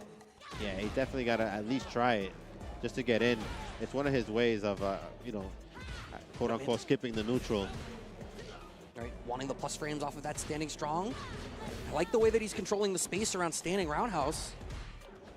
Yeah, but he got to, you know, I feel like if he's going to give up the space where he's backing up a little bit, you got to be ready to anti-air in those situations, and we haven't really seen him represent that too much. Yeah. Oh man, combo drops from Bonkler, but we find the throw. Bonkler having the life lead, goes for a neutral jump shimmy, not quite gonna work out, but still having this life lead, goes for the tick throw. Festival gets caught out for it. The shimmy from Bonkler. Yeah, good awareness right there from Bonkler. He saw that Festival had to commit to going for a throw tech, because if he would have just taken the throw, he was dead anyway. So right there, the shimmy was gonna have a good chance of success. Right. Drive rush standing light kick. Yeah, we've seen Festival be a little bit misspaced on a couple of command throws and normal throws too, so definitely getting a little antsy on, you know, the distances that he got to attempt the grabs from. Goes for the follow-up, once for the shimmy, but Bonkler counter pokes through it. Still no anti-airs. Too far away for the Rekka follow-up. All right, nice confirming to the Rekka right there. Got fully drinked up right now. Is sitting on full meter. I don't think he'll need to use it. Oh, he could have activated level 2 at least to maintain the pressure. Yeah, I think any confirm now from Festival should do the job. I think in a perfect world, you don't have to spend resources to get this kill, though. It would be ideal. Wake up level 3, and it's going to get blocked. And we are just mixing Festival up. What a read on the possibility of an ODDP. Gets out of the corner, but now Festival in burnout. The second command grab. Happened? Please, my sir, finish your plate. That's the second time we saw him do that. He wants to command grab so much that he does it multiple times. What happened there? Festival, please. I mean, it was the start of it for Festival looked fine. I think the game plan around how he was constructing his offense was just not fully formed. It was a little fuzzy on the edges. Yeah, yeah. He had a concept of a plan of what he was going to do on offense. Yeah. And it just did not come together. Bonkler, I think they both could have worked on, particularly like anti-airs were really weak in that, but I think Bonkler just managed to weather the storm and then find enough space to bring that one in his favor once it became clear that there were issues to be exploited. Yeah, definitely. And, you know, to Bonkler's credit, you know, the opportunities where he did land his hits, we saw he didn't drop the combos into level 3. He was able to cash out properly, where I can't really say the same for Festival. We saw Festival get a couple of opportunities, and maybe it could just be the tournament nerves. He landed a command grab early in the set, and in he kind of started the set the way he ended with the landing the command grab and then just going for another one with no follow-up after. Yeah. So I don't know if he's maybe just messing around, or it could just be like maybe tournament nerves that we said, that he was just so focused on getting it. Yeah, so. No, I don't rightly know. We do have what will be our last match before our first commercial break here for y'all. Erebus versus Alps. Now, Erebus, commentator, up-and-coming commentator out of Massachusetts, does a lot of stuff with Neo Judai on the Street Fighter Academy. Nice. And how did I not write down who they play? I don't recall who they play. All right, well, it's always nice to see a surprise here in this tournament, so.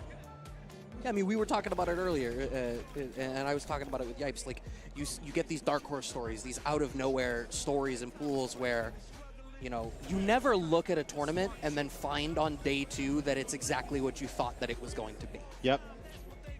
Yeah, and the beauty of these tournaments like these kind of regional events is there's a lot of players that, you know, especially like in your year 2 of a game, like we're in year 2 of Street Fighter V, they maybe didn't feel confident enough to come out in year 1.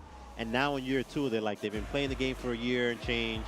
And like, this is like their breakout tournament where they're gonna like, you know, really put to the test everything that they've learned from playing online, and now they could like show it off offline. So yeah, for what it's worth, if that's you, don't be afraid. Just come out. Being at these events is something magical. And don't worry about your performance in the tournament. Be as hungry as you want to be. Yep.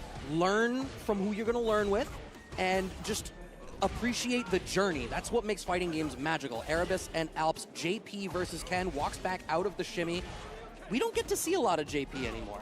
Yeah, well, that might change pretty soon because he recently did get some nice buffs where they basically restored his damage on his confirms, which is pretty good that they did that for him, and they fixed his anti-air as well. Yes. Because, you know, they kind of like neutered him a little bit when they going into Season 2 because they nerfed his anti-air and his damage. So it kind of like really weakened like everything that he was about. But now it's just the only thing that kind of remained nerfed was the Wake Up Amnesia, where he won't get like a really big 50% damage combo from it. Frankly, that was the only thing that I felt like needed to be touched from JP anyway. I think OD Amnesia was in a very strange place in how it functioned in year 1. Yep. Tweaking it for year 2 makes a lot of sense. A lot of the rest of the character could have largely been unchanged. First round did go to Erebus, and now really being the aggressor this time, having Alps in the corner, wants to control the space, but a great whiff punish out of Alps. Yeah, and definitely is a character I think that we're going to have to start paying attention to again because DCQ is playing JP again, and so is Kakeru. Oh, God. So those are two of the players that were really strong with him in Season 1, and they're back on him now. Oh, wow, that spacing trap was immaculate. But Erebus has very little drive gauge left to play with. Do we cash out and we do go for the level 3? Yeah, I mean, finish your plate, right? You don't want to try to play for another strike throw situation. If you're wrong, JP has CA. You can easily lose out that round. Yep. Yeah, and I think this is like, it wasn't that bad of a decision to go for the level 3 there because, like you said, it got him the round. And Ken is the type of character that he could kind of just like build meter just playing his normal game plan pretty fast. So, you know, he could at least get a level 2 in this final round right here. Early jump in connects, but we're not prepared for a follow-up after nice counter poke from Alps. Erebus was plus there. But I feel like Erebus is playing really loose with how he's structuring his pokes and leaving a lot of additional frames for Alps to play around with, and Alps is definitely taking advantage of that. Hold parry a little too long. Yep, good throw there from Erebus. Ooh. A little bit misspaced on a couple of his spikes right now. Nice whiff punish. Goes into the level 3. If this didn't kill, he's in burnout against JP with basically no life left. JP is a checkmate situation when you were in burnout. You didn't even necessarily need to go in. You could have just gone for like OD portal and spike and been fine. But closes out the game, first one on the board. Yeah, that's one of the nice advantages of JP, that when you're in those end game situations, he could kind of fill the screen with like the obstacles that you have to deal with. And then, you know, once you try to get around those, he could just kind of anti-air you. JP gets bagels. Yeah. He's a closer. Yeah, absolutely. Jump out, nice cross cut from Alps. Anti-air right there, went straight for the anti-air DP. Interesting use of the driver short right there. Sends him out, throws out the ghost, short portal this time. Like very afraid of drive rush. Oh, rightly so. Yeah. All right, Alps choosing to burn himself out. He does only need one more hit, and just like that, closes out the first round of Game 2. I feel like Alps is hesitating just a split second longer, and the result of that is that Erebus is going for these spots where he wants to jump to like reset screen positioning, and Alps is ready to anti-air it. He's not committing as much. Erebus committing to the OD Ghost that time, though, and able to control the space on the screen a little bit more. I like the use of the teleport right there to switch the side and put Alps in the corner there.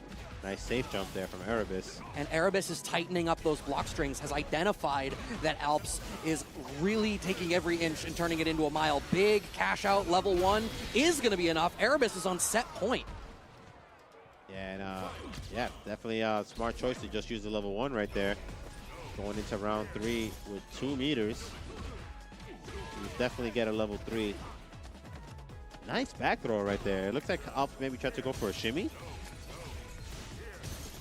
Okay, just keeping it slow right now. If there was, I feel like Erebus's tendency towards always teleporting to the portal, particularly off of OD, I wonder whether Alps might be better served starting to like fish for a stand jab, force knockdown state. Yep. Yeah, just as you say that, he got in with another teleport. So definitely Erebus's go-to right now. right, he might be able to close this out with a level 1. Oh, wasn't close enough right there. Shimmy is going to be enough to do it. A clean conclusion for that one on the side of Erebus. Going to get to move on in this pool. Yeah, I think much cleaner game once Erebus identified that they had to tighten up the game plan. And that could also just be getting warm on the stage, right? Yeah. Like sometimes you sit down, you're not all there. You need to get a little bit. And once he caught up, I feel like Alps's approach was very linear. It was very drive rush forward focused. Yeah. And I think he didn't find any chances to generate threat from different spaces. Yeah, and definitely, you know, Erebus did a really good job of staying mobile. As you mentioned, he was using the teleports a lot. It was kind of hard to pin him down.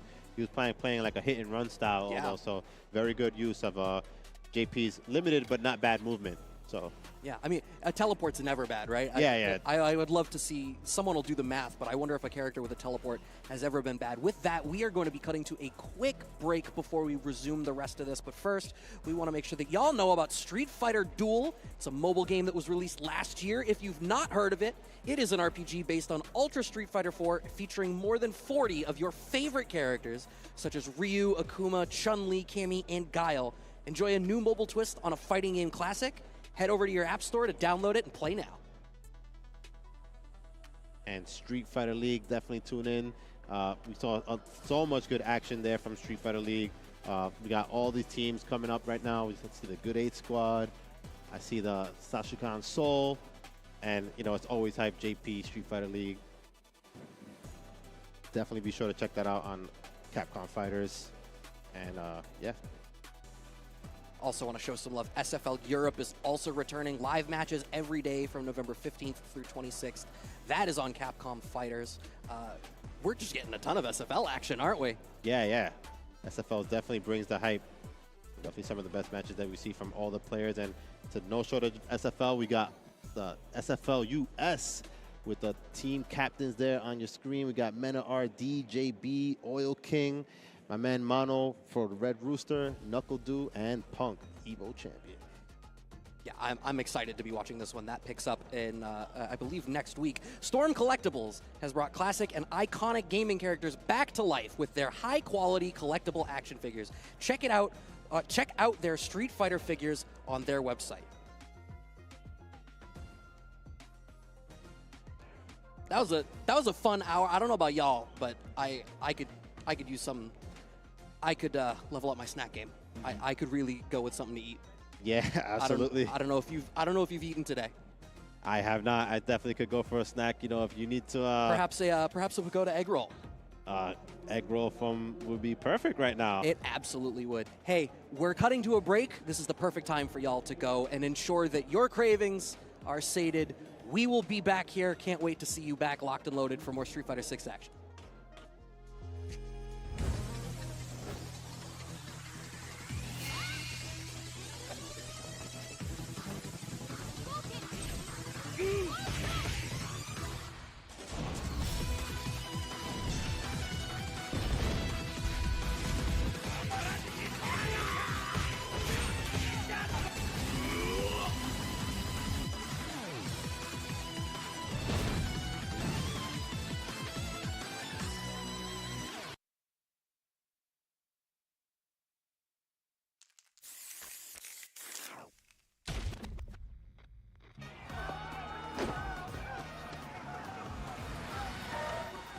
This is gonna be fun. I'm still on a journey. Come get some. Traveling to new places, experiencing new things, meeting new faces, having good fights. Fight, drink, eat, sleep, repeat. Seriously, it's a good life. I'll pick up the check.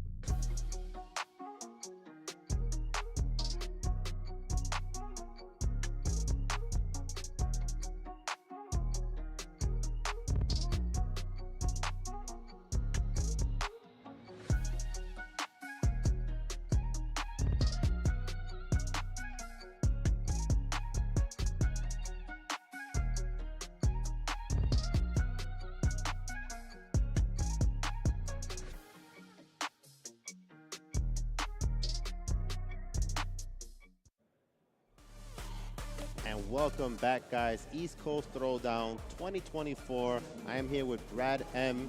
And we're closing out the day for day one of Street Fighter 6 here. And we saw some really good matches. We saw I Got Them Bombs had a really dominant performance in his match. We saw some JP action in Erebus. Yes, indeed. But we still got some more matches that we have yet to see. Some of the players like Boose.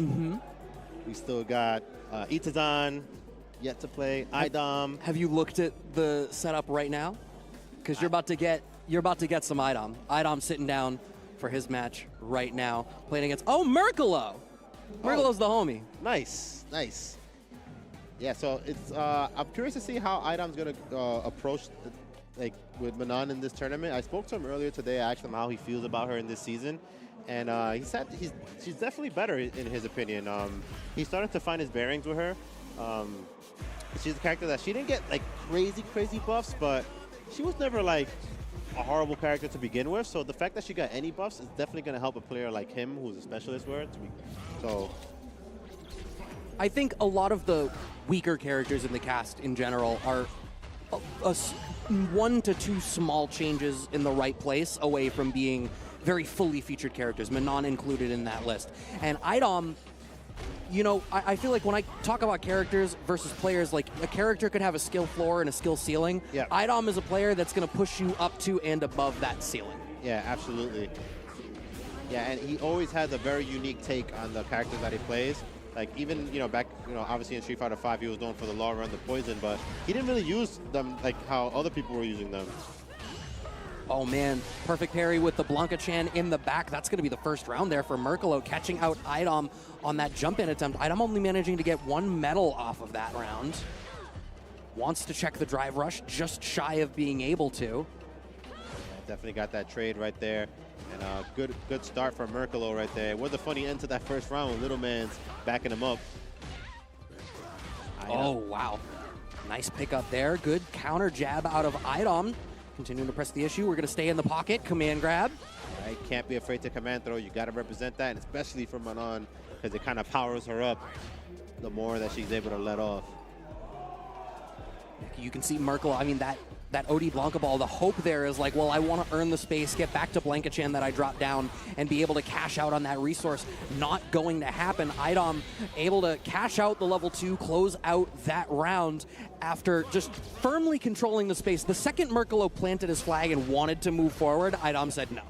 Yeah, and I love that even though we saw early on in that round, there was a failed drive rush check attempt from Idom, but it didn't deter him from continuing to go for those drive rush checks later on in the set, and that's what led to him getting that pressure in the corner to take the round. Yeah.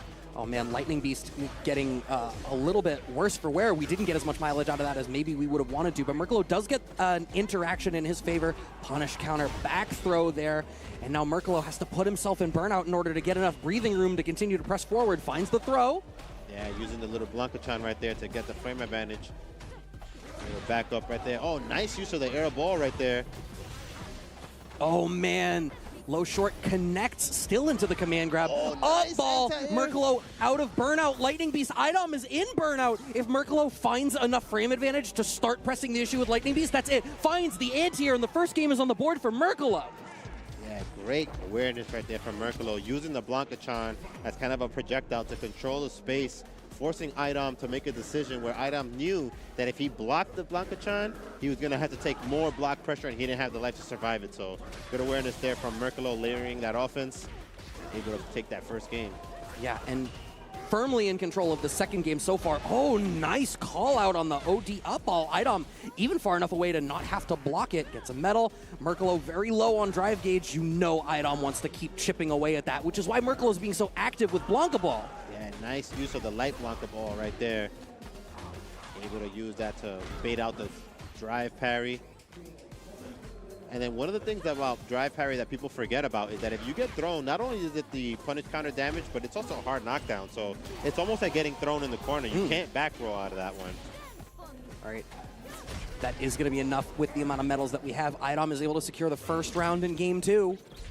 Yeah, and that's what the non-players like to call the dream situation. When if you can finish the first round with 4 or 5 medals, you're looking pretty for the rest of that game. Oh, so smart. Goes for the punish cutter command grab. A different option there. Blanca-chan might have kept him safe, but being locked in that animation, you're fully away from it at 5 medals, firmly in control, about a 40% life lead. Yeah, and any hit will probably do it right now because Idom is sitting on a level 3. All right, they opted not to use it right there because they wouldn't have killed. Yeah, I was going to say that was, I think, the one confirm that wouldn't have secured the kill off the level 3. Oh my God! Interesting exchange right there. I know my homie's got me. Oh man, and actually the homie messed them up right there. The block stun from the Blanca-chan made Idom be able to avoid the command throw. He was sitting there blocking for it, but it actually messed up the setup a little bit. So the little Blanca-chan kind of backfired right there. We saw him putting in work earlier, but right there kind of messed him up. The doll giveth, the doll taketh away. Yeah, live and die by the Blanca-chan. Ooh, DR and a command grab. 3 medals there for Idom. Starting to get a feel for this neutral, it seems. Checking the forward movement out of Merkalo, now having him locked down in the corner. This is scary. Where Merkalo's been able to play this really effectively is when he can back up to just shy of full screen, and the threat of alternating between Blanca Ball and sweep is making it difficult for Idom to advance forward. Now, Idom is able to be the aggressor, has the read on when Merkalo is going to control space, and is 4 medals up on set point. Yeah, and one of the things that Idom really did in that round right there was that he paid really close attention to Merkalo's drive meter. You saw he was willing to spend his own drive bar going for additional drive bars just to keep chipping away at that drive meter, and it was able to let him set up that dizzy in the corner. So, good awareness there from Idom. This should be the round. He's going to go for the level 2. Just enough. Oh, wow. What an answer. And finishing with the double perfect right there. After losing the first game, kind of seriously woke up, got that engine fully revved up, and yeah, he's looking clean with the Manon, man. He puts a lot of time into that character. A lot of people write that character off as bad. She does have some tough matchups, just because she doesn't have some of the tools that a lot of the other strong characters have, like the low forward drive rush, or just having a really fast drive rush in general. But you know, she has a very interesting playstyle that only she kind of has, like with the representing that command throw that progressively gets stronger throughout the set. And it definitely gets scarier when if you lose that first round and she gets 4 or 5 medals, it's very tough. It snowballs really hard. Yeah. And to pair it, what you said, the only character where that snowball, other than like Kimberly level 3, the only character where that snowball effect persists between rounds. Yep. So you're almost better off, like if you're going to go last round against Manon, you would love to win the first one, and then you're fine to you have a close second round. You're like, no, I don't want to fight the uphill battle of you being locked and loaded with medals the whole way through. Yeah. So definitely good awareness there from Idom to really get those medals early. I feel like that's something that we saw random from Europe represent in the Manon gameplay. That he was really focused on using the medal system with her. And hey, look, that's you on the stage right there. See, what's going on here? I thought it. I didn't say it. I love that the handsome Squidward hat repped out of Brutus right now, sitting down, playing against Slice. So that makes this pool 103. So Brutus, I believe, still on the Zangief, unless I'm going to be plainly surprised. Yeah, I haven't seen him go back to Marisa as his main ever since Zangief got buffed. And I actually played him earlier this week. I got invited to like a random group battle with a whole bunch of good players, and the first person I get matched up with is Brutus. Definitely got scooped up real quick, and yeah, he plays really fast with his Zangief. But Slice on the Dalsim, going to be a really interesting matchup. I think historically and archetypically, I have to imagine Zangief players would hate this matchup because Sim can just do so much to control the screen. But with the way the system mechanics of Street Fighter 6 work, who knows whether that will continue to be the case. And with the way that Zangief has different armor built into his kit, the great pokes that he has on the chop, the headbutt. Yeah, and Dalsim is definitely a very much hated character for Brutus. So it's funny that the draw that he got is the character that he hates the most. Hey, man, you got to know your bad matchups, especially if you play a character like Zangief. Or you pick a different character. Or that, yeah. I think increasingly having a pocket character is becoming more and more important in fighting games in general, but it was certainly important at the tail end of Street Fighter V, and I think it continues to be something that's going to be explored more in Street Fighter 6. Brutus at a life deficit right now and struggling to navigate through the wall of limbs that is Slice's Dalsim. All All right, and Slice a little bit off right there. This is a dangerous situation. Oh, no. Okay. One more command grab will do it. But he doesn't have the drive gauge to really continue to press the issue. You can't overcommit because you don't want to give Slice the chance to teleport and get out of the corner. What a check on the drive rush forward. Brutus is going to be able to cash out his level 2. And just like that, able to take that first round, which feels like it took forever. That felt like a whole game right there. I mean, it really did, but I have to commend Brutus finding that one opportunity. The thing about a matchup like this, archetypically, sure, Sim probably controls it, but any grappler player can win a matchup. You just have to find the right opportunity and stay in the pocket. Yep. Definitely, you cannot be deterred by... You're blocking, right? Yep. Oh, good stuff right there. And another, almost a perfect. We call that the bodega perfect right there. Bodega perfect? We don't talk about the jab that we got hit. Just, we don't talk about that. That was perfect. I am not a Blanca pick. I don't know necessarily that I believe this makes for a better matchup. If Slice's Blanca is better developed than their Sim, then sure. But if I'm evaluating just based on the character matchup, I suppose you have a reversal. Yeah. Oh my God. And just as you say that, goes straight into the dash up, crouching medium kick. All right, but Brutus looking like he's just stalking him right now. Just waiting for his opportunity to get in. Like the layers, Slice goes for the shallow up ball, and it does prompt Brutus to go for the anti-air and gets caught out for it. Slice now having Brutus locked down in this corner to keep pressing the issue. Gets the parry attempt with a throw of his own. Drive reversal from Brutus earns just a smidge of breathing room. Yeah, but don't count out Zangief yet. Definitely a very scary character as long as he has life. But just as I say that, Slice takes his own perfect right there. No bodega on that one. Yeah, no, that was a nice clean one. That was a big box store perfect. Yeah, yeah.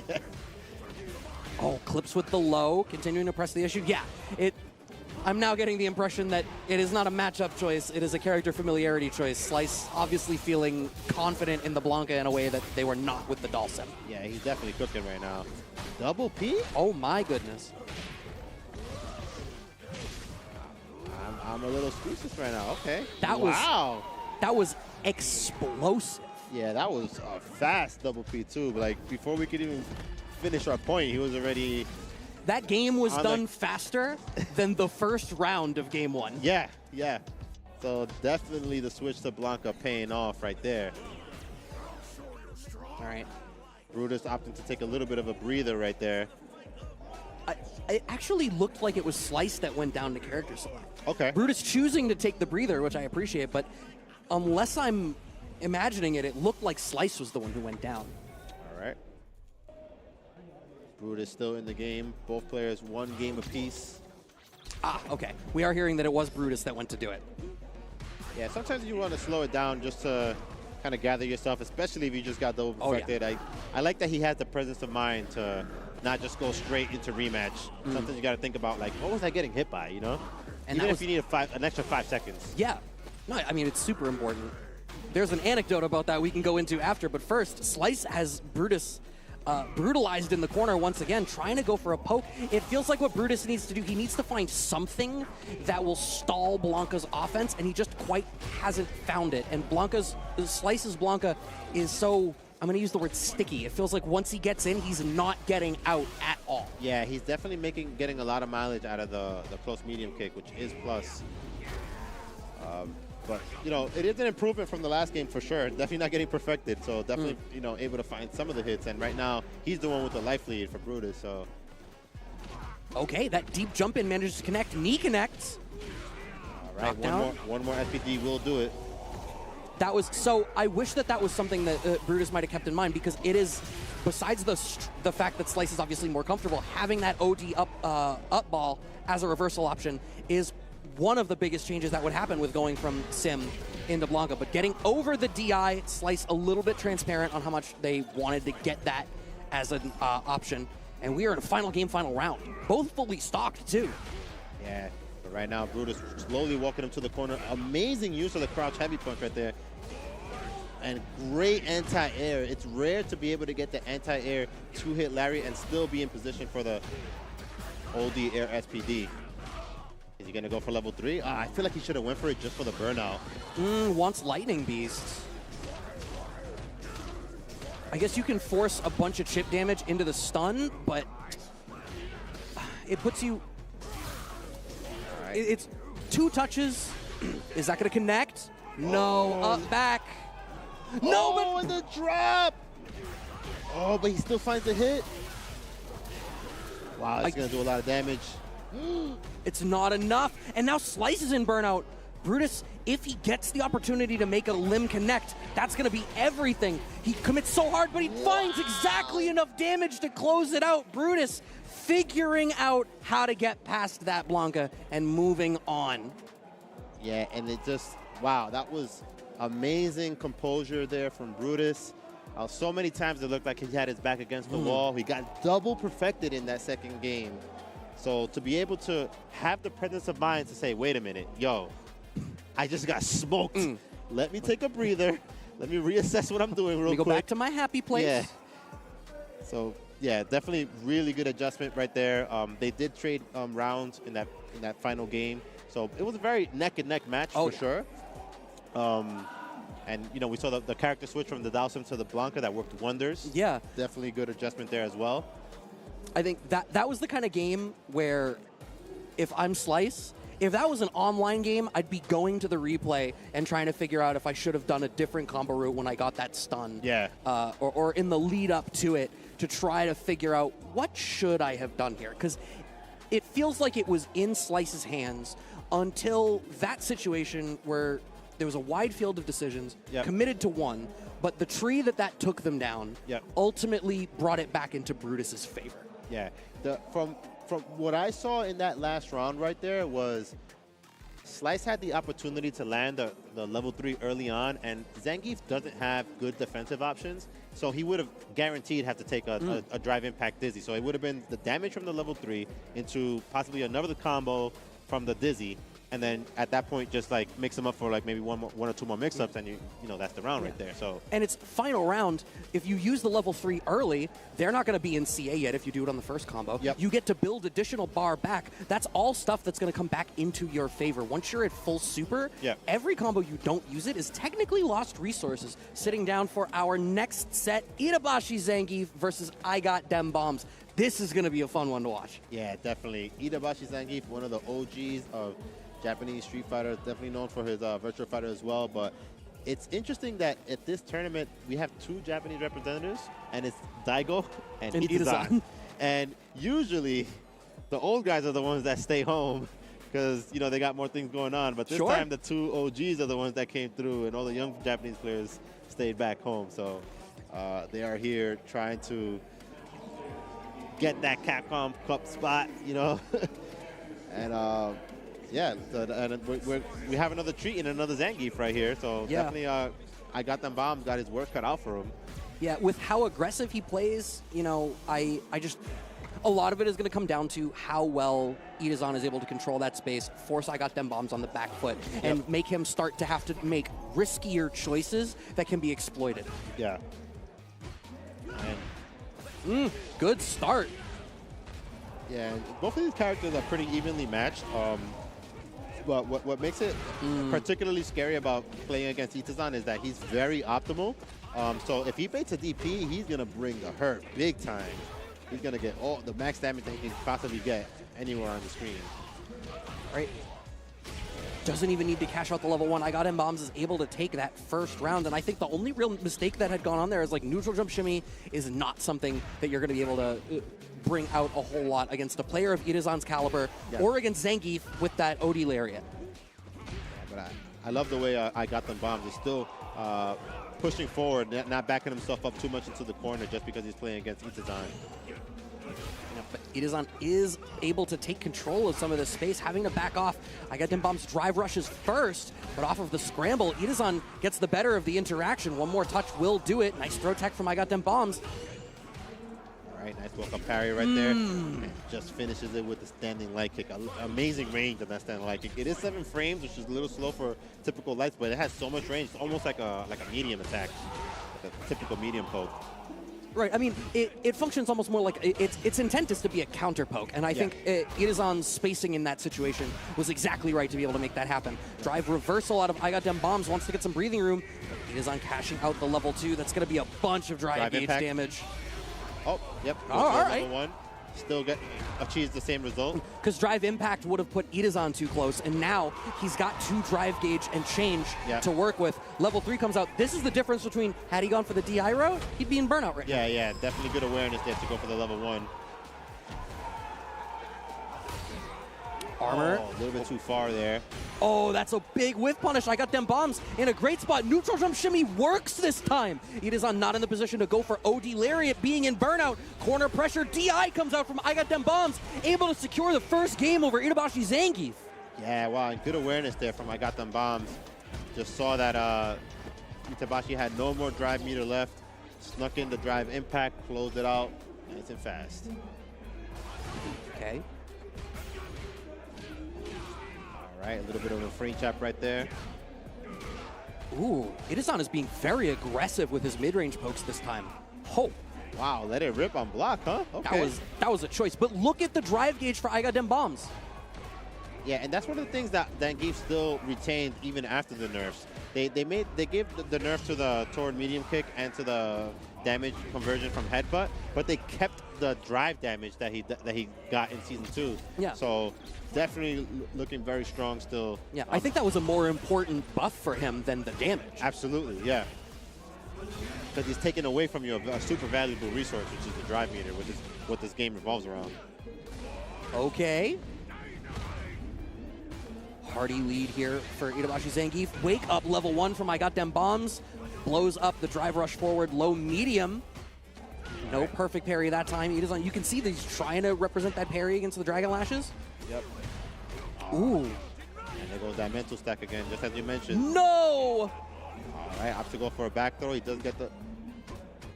Let's see if I Got Them Bombs is going to do the super. Yes! Good. Wow! Good reactions right there.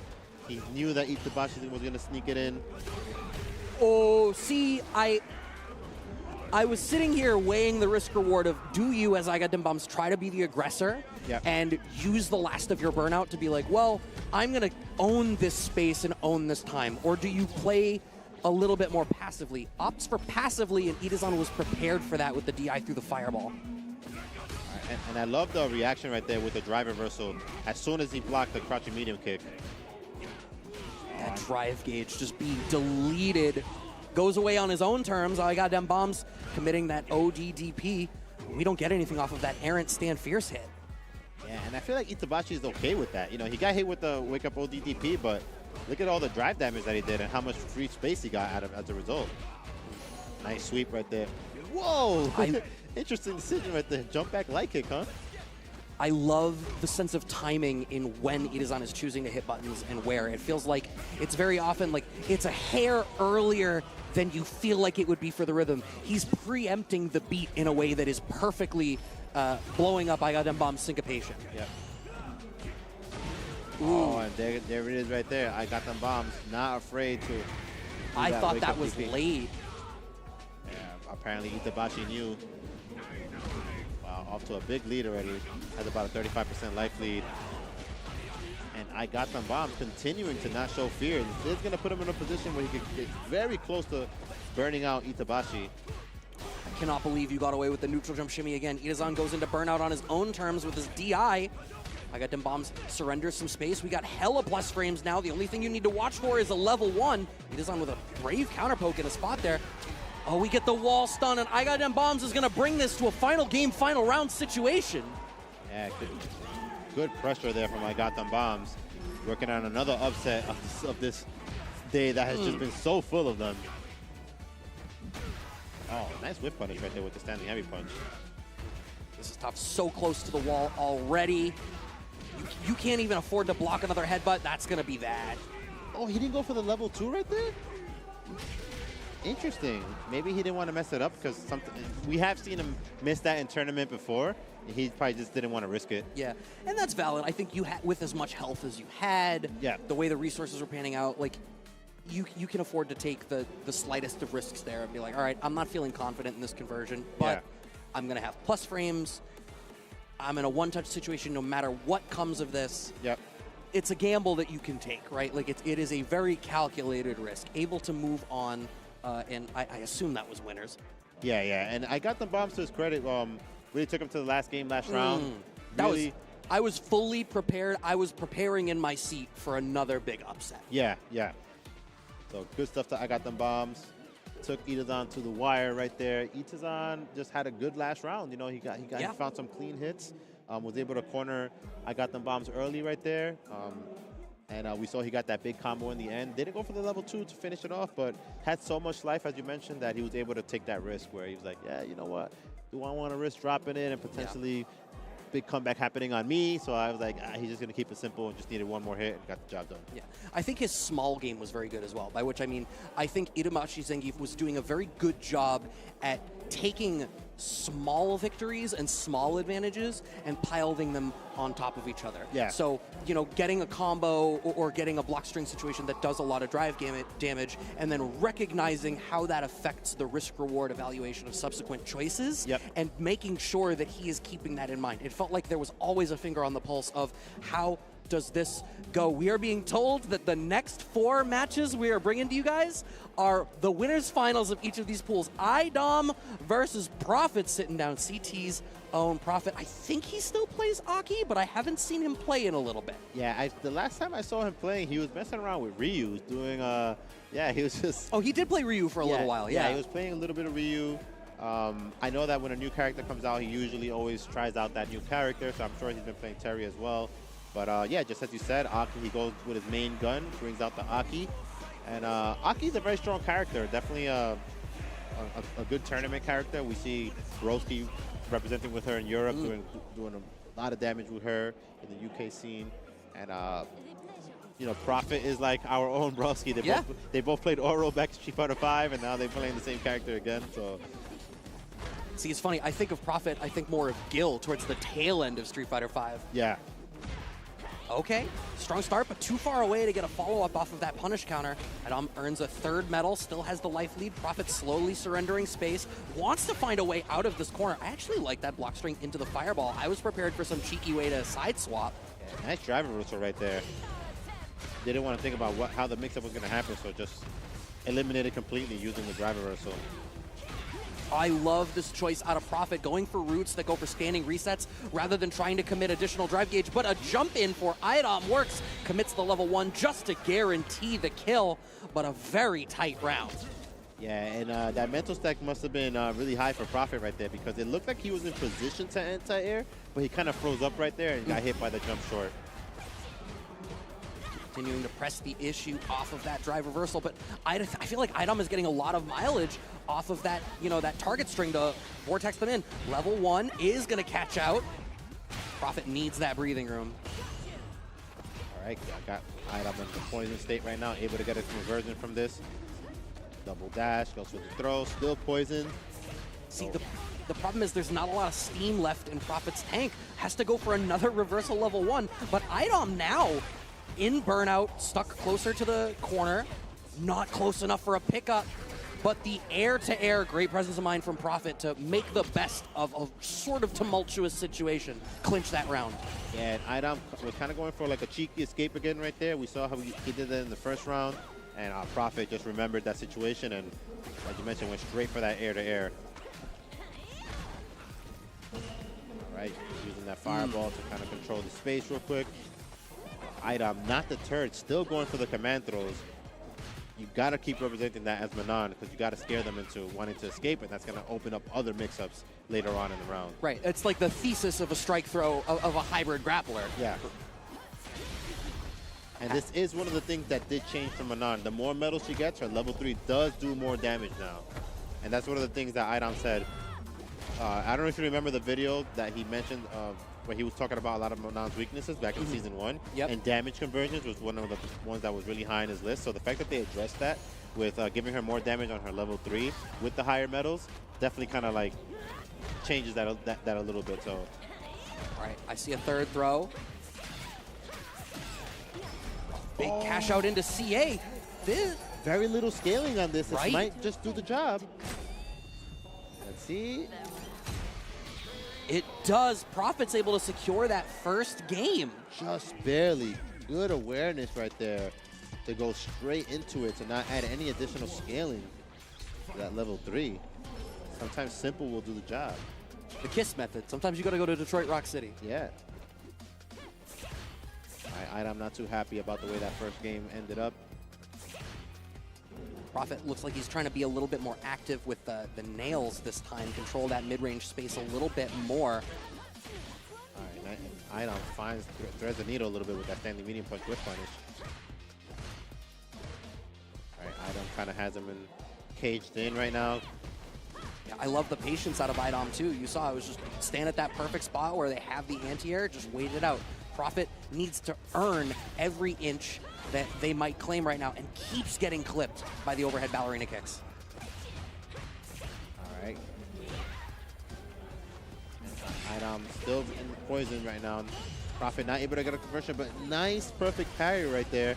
Yeah, and I like the choice, just go right into command grab. You know the scaling off perfect parry is gonna, make any damage you might have gotten a little bit more negligible, so play the long game. Yeah, at least get the metal out of it. Wow, nice conversion into level 2. Good stuff from Prophet. That's set point for Prophet to make it out of this pool in winners. Yeah. Over Idom. Yeah, definitely Idom, no slouch. Definitely one of the harder players to beat. Oh, starting to be a little bit more tricky with the snake slide movement here. I feel like when you see an Aki player start to represent that, that's when they're starting to have a little bit more confidence in how the neutral is being played out. Block string pressure going crazy. Yeah, she is one of the most dangerous characters if she has you burnt out. Nice air-to-air, and Prophet in burnout, but in decent amounts of control. Although, as I say that, eats a command grab, life deficit now. Oh, he finds the jump in right now. Idom with the double jump right there, and going into the final round of game 2 with 5 medals. One of the scariest positions that you could be in against Manon. And I mean, especially being Aki, you're a character that doesn't have a proper reversal that you can lean on, so you're additionally afraid in all of these opportunities where Idom might be able to cash out something big. Goes low this time. I don't think Prophet has actually gotten the correct read on any of his drive rush openings on Idom's wake up.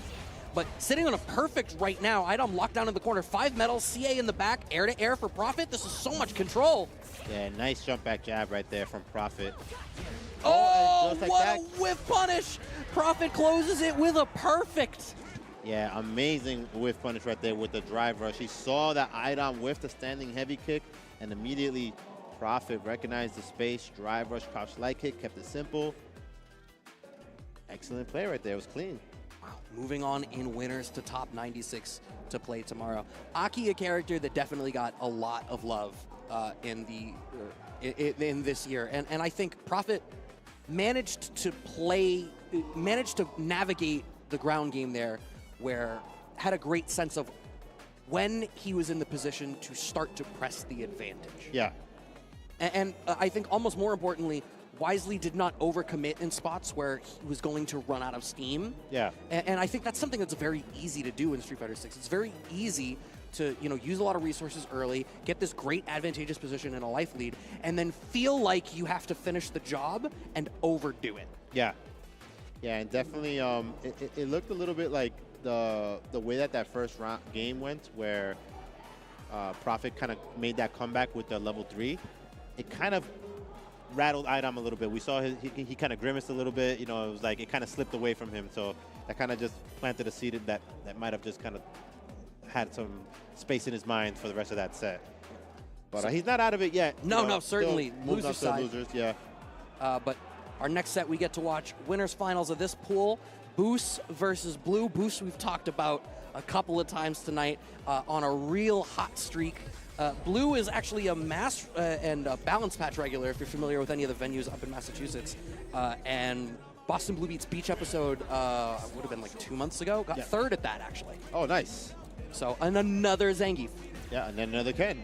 Yeah, so definitely a matchup that we've already seen tonight, but two players that have a very different style. Boose is very, very different from I Got Them Bombs. Kind of more slower, methodical, plays really paying attention to all the resources. He has a lot of sequences that are really focused on eliminating your drive gauge. So And he plays a ton online as well, so he's very familiar with a lot of like obscure situations that some people might not be. A lot of patience here. Nice whiff punish with the standing short. Has the drive rush in the back straight into a command grab. Blue off to a strong start. Nice. Yeah, nice little ODDP right there to stop any option that was going to come after the drive rush. All right, Boose not out of it just yet. Doable. I mean, but even all of these trade situations, like those don't work out for you. Finds the anti-air. Blue is able to draw first blood on this first round. Yeah, good awareness to use the OD lariat right now. It is faster. Normal lariat would have definitely been too slow in that situation. Oh. We saw it hit really deep. I love that confirm out of Boose. And what I was going to say, oh my god, backdash on Wake Up to get away from the throw. OD SPD. What a perfect parry out of Boose, though. Wow, good optimal punish right there. Oh, he went for the crosscut. You saw him attempt it, but just a little bit. Pressed the button a little bit too early. This is not going to kill, but it's going to put him real close. Real close, and I think even more critically, right, like you get that drive gauge back. You're able to force this interaction. ODDP out of Boose. Blue can't afford to block anymore, though, but block he does. Gonna get chipped away. Level 3 comes out from Boose. That's gonna secure that round. Yeah, an amazing comeback right there from Boose. As you saw, as I mentioned earlier, you saw he recognized the meter, went for a sequence that burnt out Zangief. Zangief tried to push buttons, ate a counter hit, confirm, into level 3 and lost. And we were just saying, right, like you can feel like you have the advantage and then overpress the issue. Blue was sitting at green on the drive gauge and committed everything he had on forcing one more interaction for game. Yep. When that didn't happen, there was nothing left. Yep. And then he was the one taking mix-ups. All right, now Boose has my turn to play. Just backing off. I like the patience out of Blue, but we do find the punish there. And good awareness to use the standing heavy kick to punish that sweep.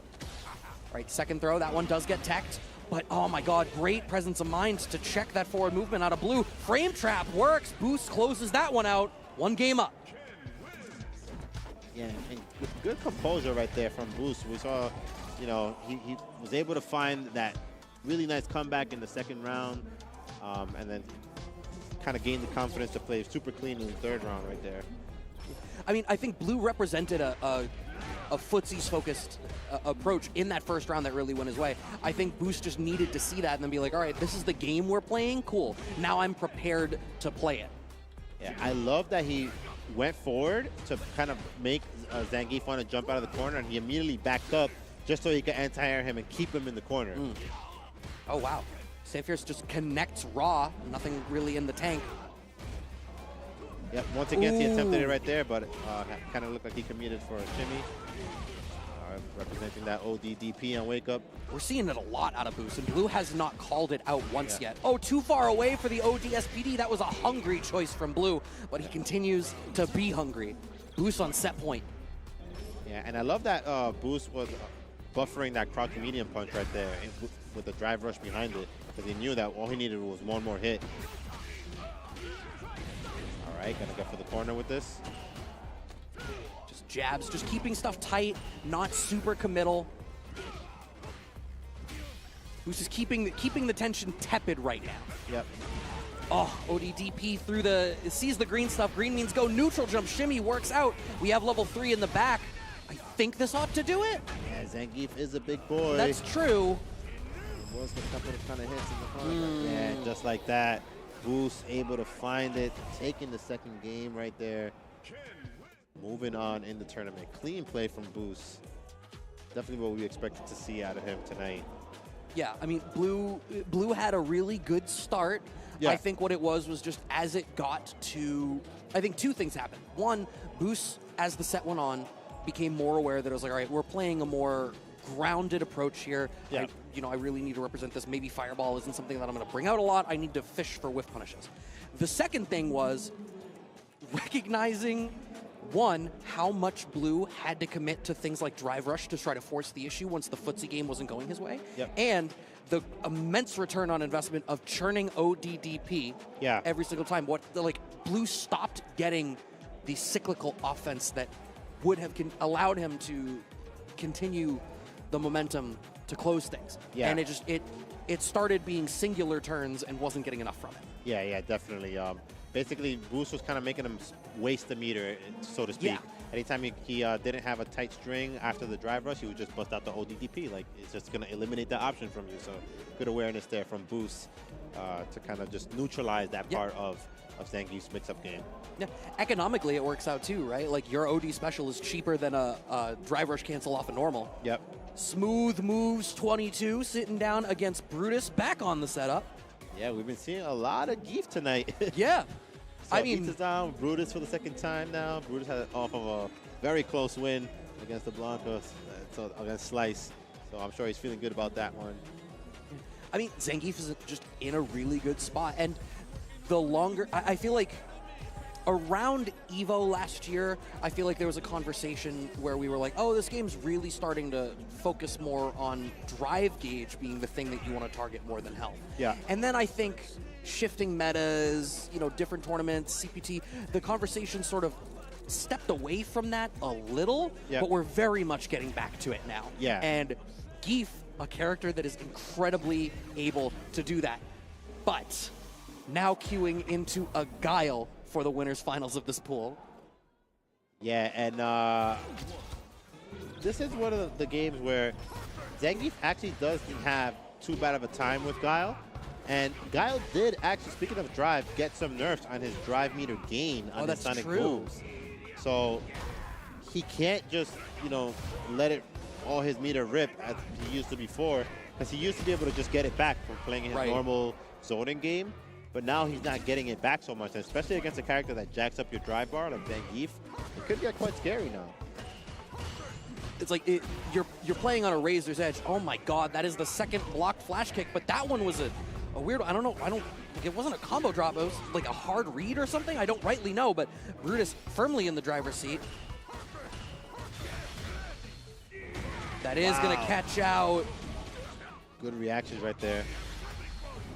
All right, spends the level 1 right there. One more light attack will do it. Oh! Planted him. And Brutus knew that he was afraid of any light, so he said, you know what? You got to block, but you can't block a command throw. Right, wanted to armor through. It was an OD boom, though, so able to break that. Flash kick connects right at the edge, the very tip, the steel toe of the boot. All right, held that heavy punch a little bit too long right there. Nice sweep. OD flash kick as Brutus tries to make something happen. Finding these anti-airs, smooth moves, is finding a little bit more of that space control-y zoning cadence that he wasn't able to find in game 1. But the thing is, Gief only needs to get in once. Yeah, definitely one of those matchups where Zangief's going to use his life as currency. All he wants is to get close. And if he's able to get one good knockdown and, kind of steamroll from there, then everything that he got hit doesn't really matter at that point. Yeah, and I do feel like some of the opportunities that happened in game 1 for Brutus, there was some execution weirdness for smooth moves. Flash kicks in spots where they were like late or not quite answering something, or a blocked OD flash kick where they were afraid defensively. What a pickup. Yeah, it's definitely one of those matchups where I'm not saying that Zangief wants to block with his face, but definitely he'll be content with giving up some life for some space. You know what I mean? Oh my God. Weird. A second parry pump from Brutus goes unanswered. Oh, drive rush into the low. I was definitely prepared for an SPD in that spot. So was smooth moves. Yeah, good way to sneak it in from Brutus. Oh, what a check. But we dropped the combo. Yeah, Brutus in a good spot. Is he blocking? No. Oh, he did block. Able to finish out the round at a set point for Brutus. Yeah, good awareness there from Brutus to recognize that smooth move was going to bust out with something again, so he baited it out correctly. Whoa! Reversal upside down kick, huh? Interesting choice. That is a hard anti-throw call out, but it worked out for him. All right, using one of the few reversals that he actually has. Right, doesn't want to commit the level 1. I agree with that. I think we're finding signs of life is smooth moves with the fireball game, so wanting to keep that bar and ensure you get to the level 2. Now, I mean, you're in burnout, but smooth moves cannot throw fireballs recklessly. Goes too hard into it, and Brutus has the armor to be able to push through, able to make it out of this pool in the winner's side. Yeah, Great play right there from Brutus. Really, the way he just pressed forward in that last round right there, he definitely was content with using all the resources. Unfortunately, didn't kill with that last combo, but you know he had already done so much damage at that point that he was like, all I need is one more hit. Yeah. That shouldn't be too hard if I got this corner position. So. Yeah, and I mean, you say resources, you said it perfectly. That is a matchup where Geef is treating life as a resource. Yep. And Brutus had a whole bunch of spots where they were very prepared to, you know, armor through a fireball and eat the damage, or make some sort of hard call, or even just like jump knowing that you could get anti-aired. And you're like, well, at least I've gained a little bit of space and pushed you towards the corner. Because it's all about getting Guile into the box. Yeah, definitely. And it's even a way just to kind of add layers to that mental stack right there, where you keep representing certain options, you get them focused on the jumps, and then that might let them later on sneak in a drive rush or just walk in and close the space because he's maybe not going to throw Sonic Boom anymore because he's looking for the jump. So definitely good awareness from Brutus to kind of just keep pressing the issue, keep Guile on the back foot, and, you know, it worked out for him. Yeah, so I do believe that this is going to be the last match that we have for y'all today to get out of this pool. Erebus versus Itabashi Zangief. Yeah, Itazan, no stranger to this matchup. Season 1, he fought a ton of it, so much so that he had to kind of switch to the Marisa.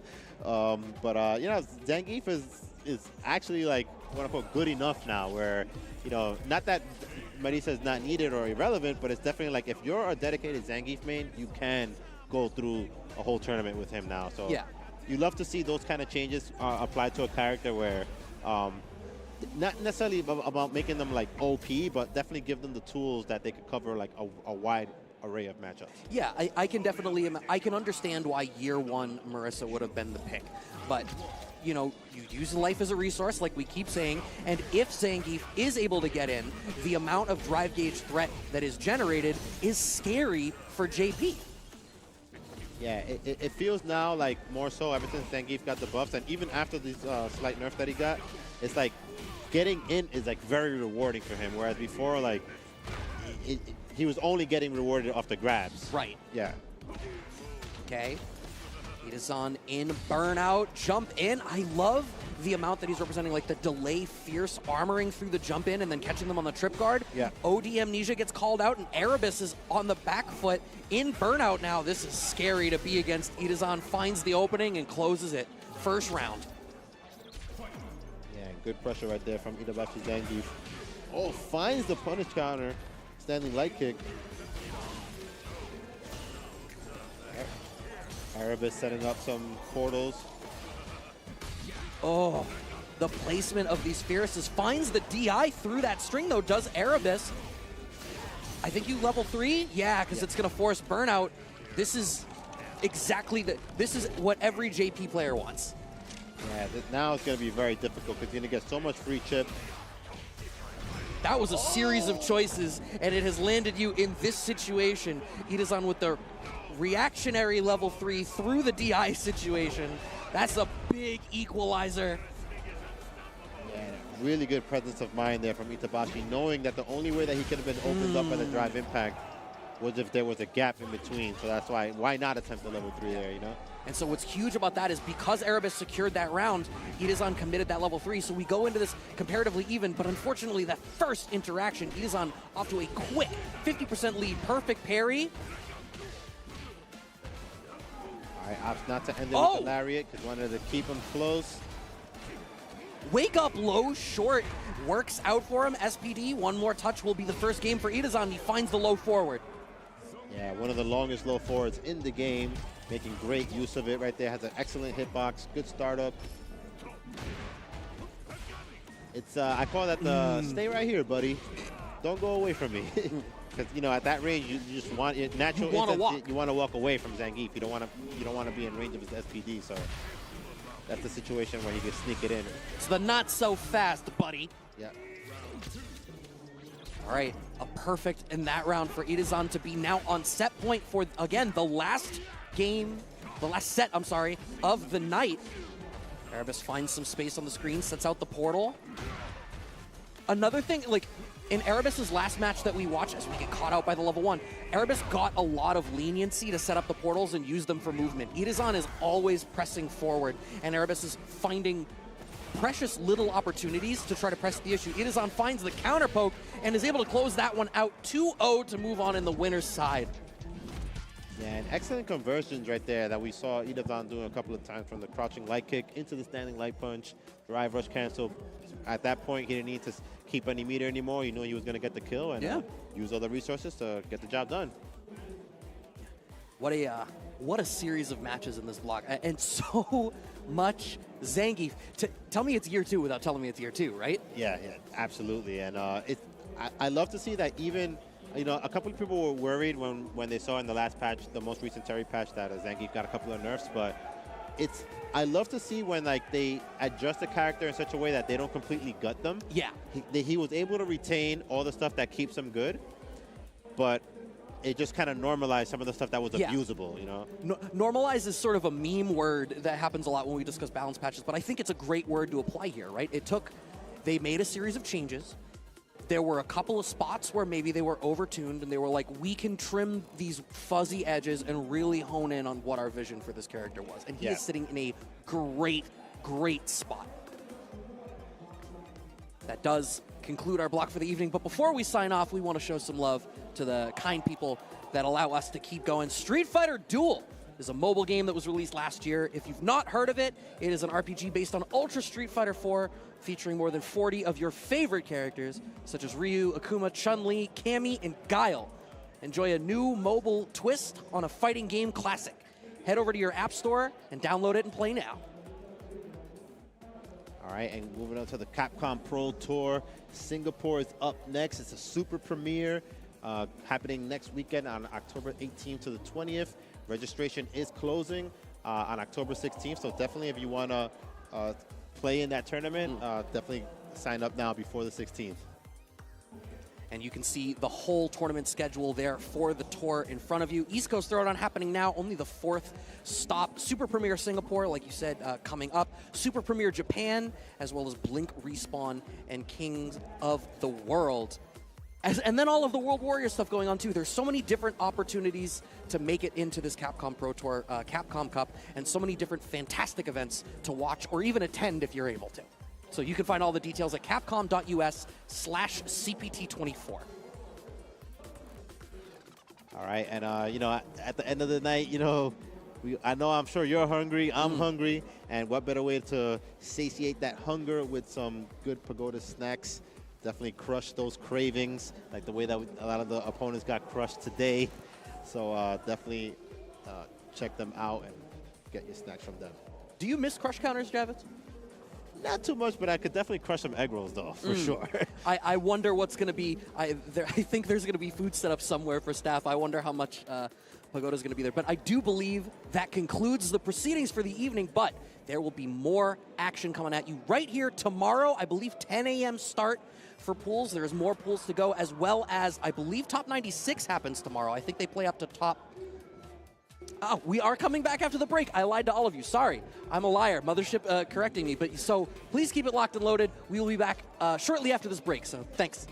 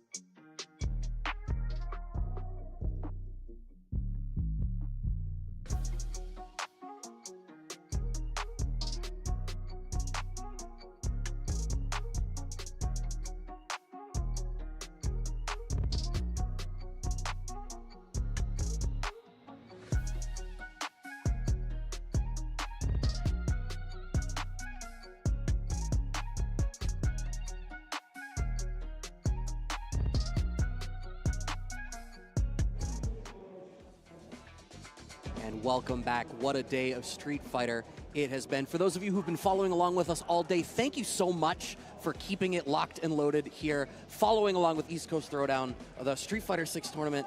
What a joy to watch it has been. What crazy stories we have seen. Yeah, definitely. I think the name of the game today has been the upsets, man. A lot of players that even I had, you know, picked as favorites to make it as deep as top 5 or even top 3 got either put in losers or completely taken out of the tournament. Yep. So wild results today. You never know what you're going to expect in these offline events. Players that are playing their hearts out. We saw young Matt Team able to take out Angry Bird. Yeah, and that just set the cadence at the start of the day. Yeah. Right? Like that was the opening up of it, and then the floodgates just never closed on upsets. So many other crazy stories happening.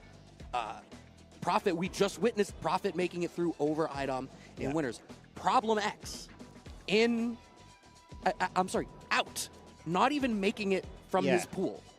Yeah, I remember when I saw that it was called out that Marine had beaten him. Shout out to Marine, who's usually on this side of the table. Right. So she's today as not just a commentator today. Yeah, we aren't all washed. Yeah, playing as a commentator today and did her thing. Actually put Problem X into the losers bracket. And as I was getting that news, I saw Problem X himself put out a tweet that he unfortunately was eliminated. So definitely one of the names that you did not expect to go down so early. But that's the nature of these tournaments, man. A lot of these guys, you know, play their hearts out. They want to, you know, bring out all their best tech.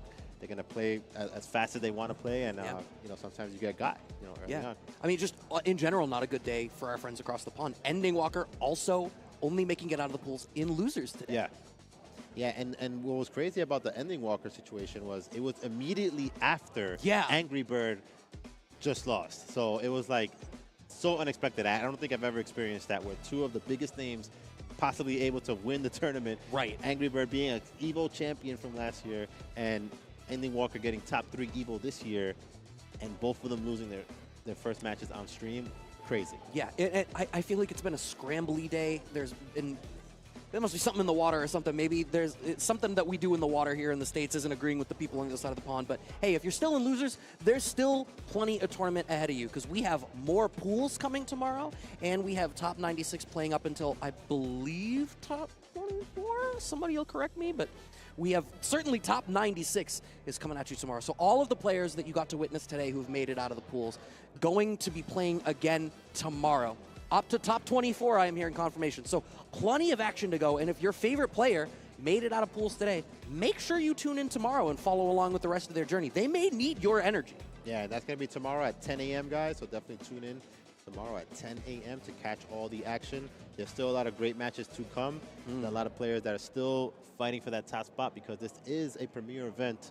The winner of this tournament gets auto qualification into Capcom Cup. So yeah, huge. Can't overstate the importance of it. The World Warrior brackets have been so competitive. Managing to skate in on a premier qualifying spot just gives you that breathing. I mean, there's a reason Punk won that spot and then was like, I'm not going to compete anymore this year. I'm good. Yeah. I'm just going to wait until Capcom Cup. All right, Brad, so I have a question for you. Difficult as it may be, given the current state of this tournament right now, but who are your favorites give me your top 3 out of the remaining players that you see still left in the tournament? For all of the people that we saw struggling to meet the level that they typically play at, Nephew almost exceeded it. I think Nephew played super solid today. Yep. I have expectations for Nephew to make it pretty deep. Yeah. I felt that way about what I saw from Dual Kevin today as well. Looked very sharp. He looked like he didn't get hit by the upset bug. He looked like his just typical self, just playing solid play. And Daigo's another one that really, I've been watching his play very recently online, and he's just looking very hungry right now these days, looking super clean with the Akuma, so I expect him to go very deep this tournament as well. Yeah, he's honed in on like a really effective game plan that I think most importantly, we talked about it a little bit. It's one thing to find a character, it's another thing to find a character whose strengths are in alignment with what you as a player want to do and are good at doing. Yeah. And I think Daigo has really landed on that in Street Fighter 6 now, where all of the parts are working in unison. Yeah, definitely like a super well-oiled machine right now. So definitely, guys, Thank you for watching all the matches today. It was crazy, but definitely tune in tomorrow at 10 a.m. Twitch.tv/Capcom Fighters. Continuing the matches for Street Fighter 6 tomorrow. East Coast Throwdown 2024, baby. Night, y'all. See you then.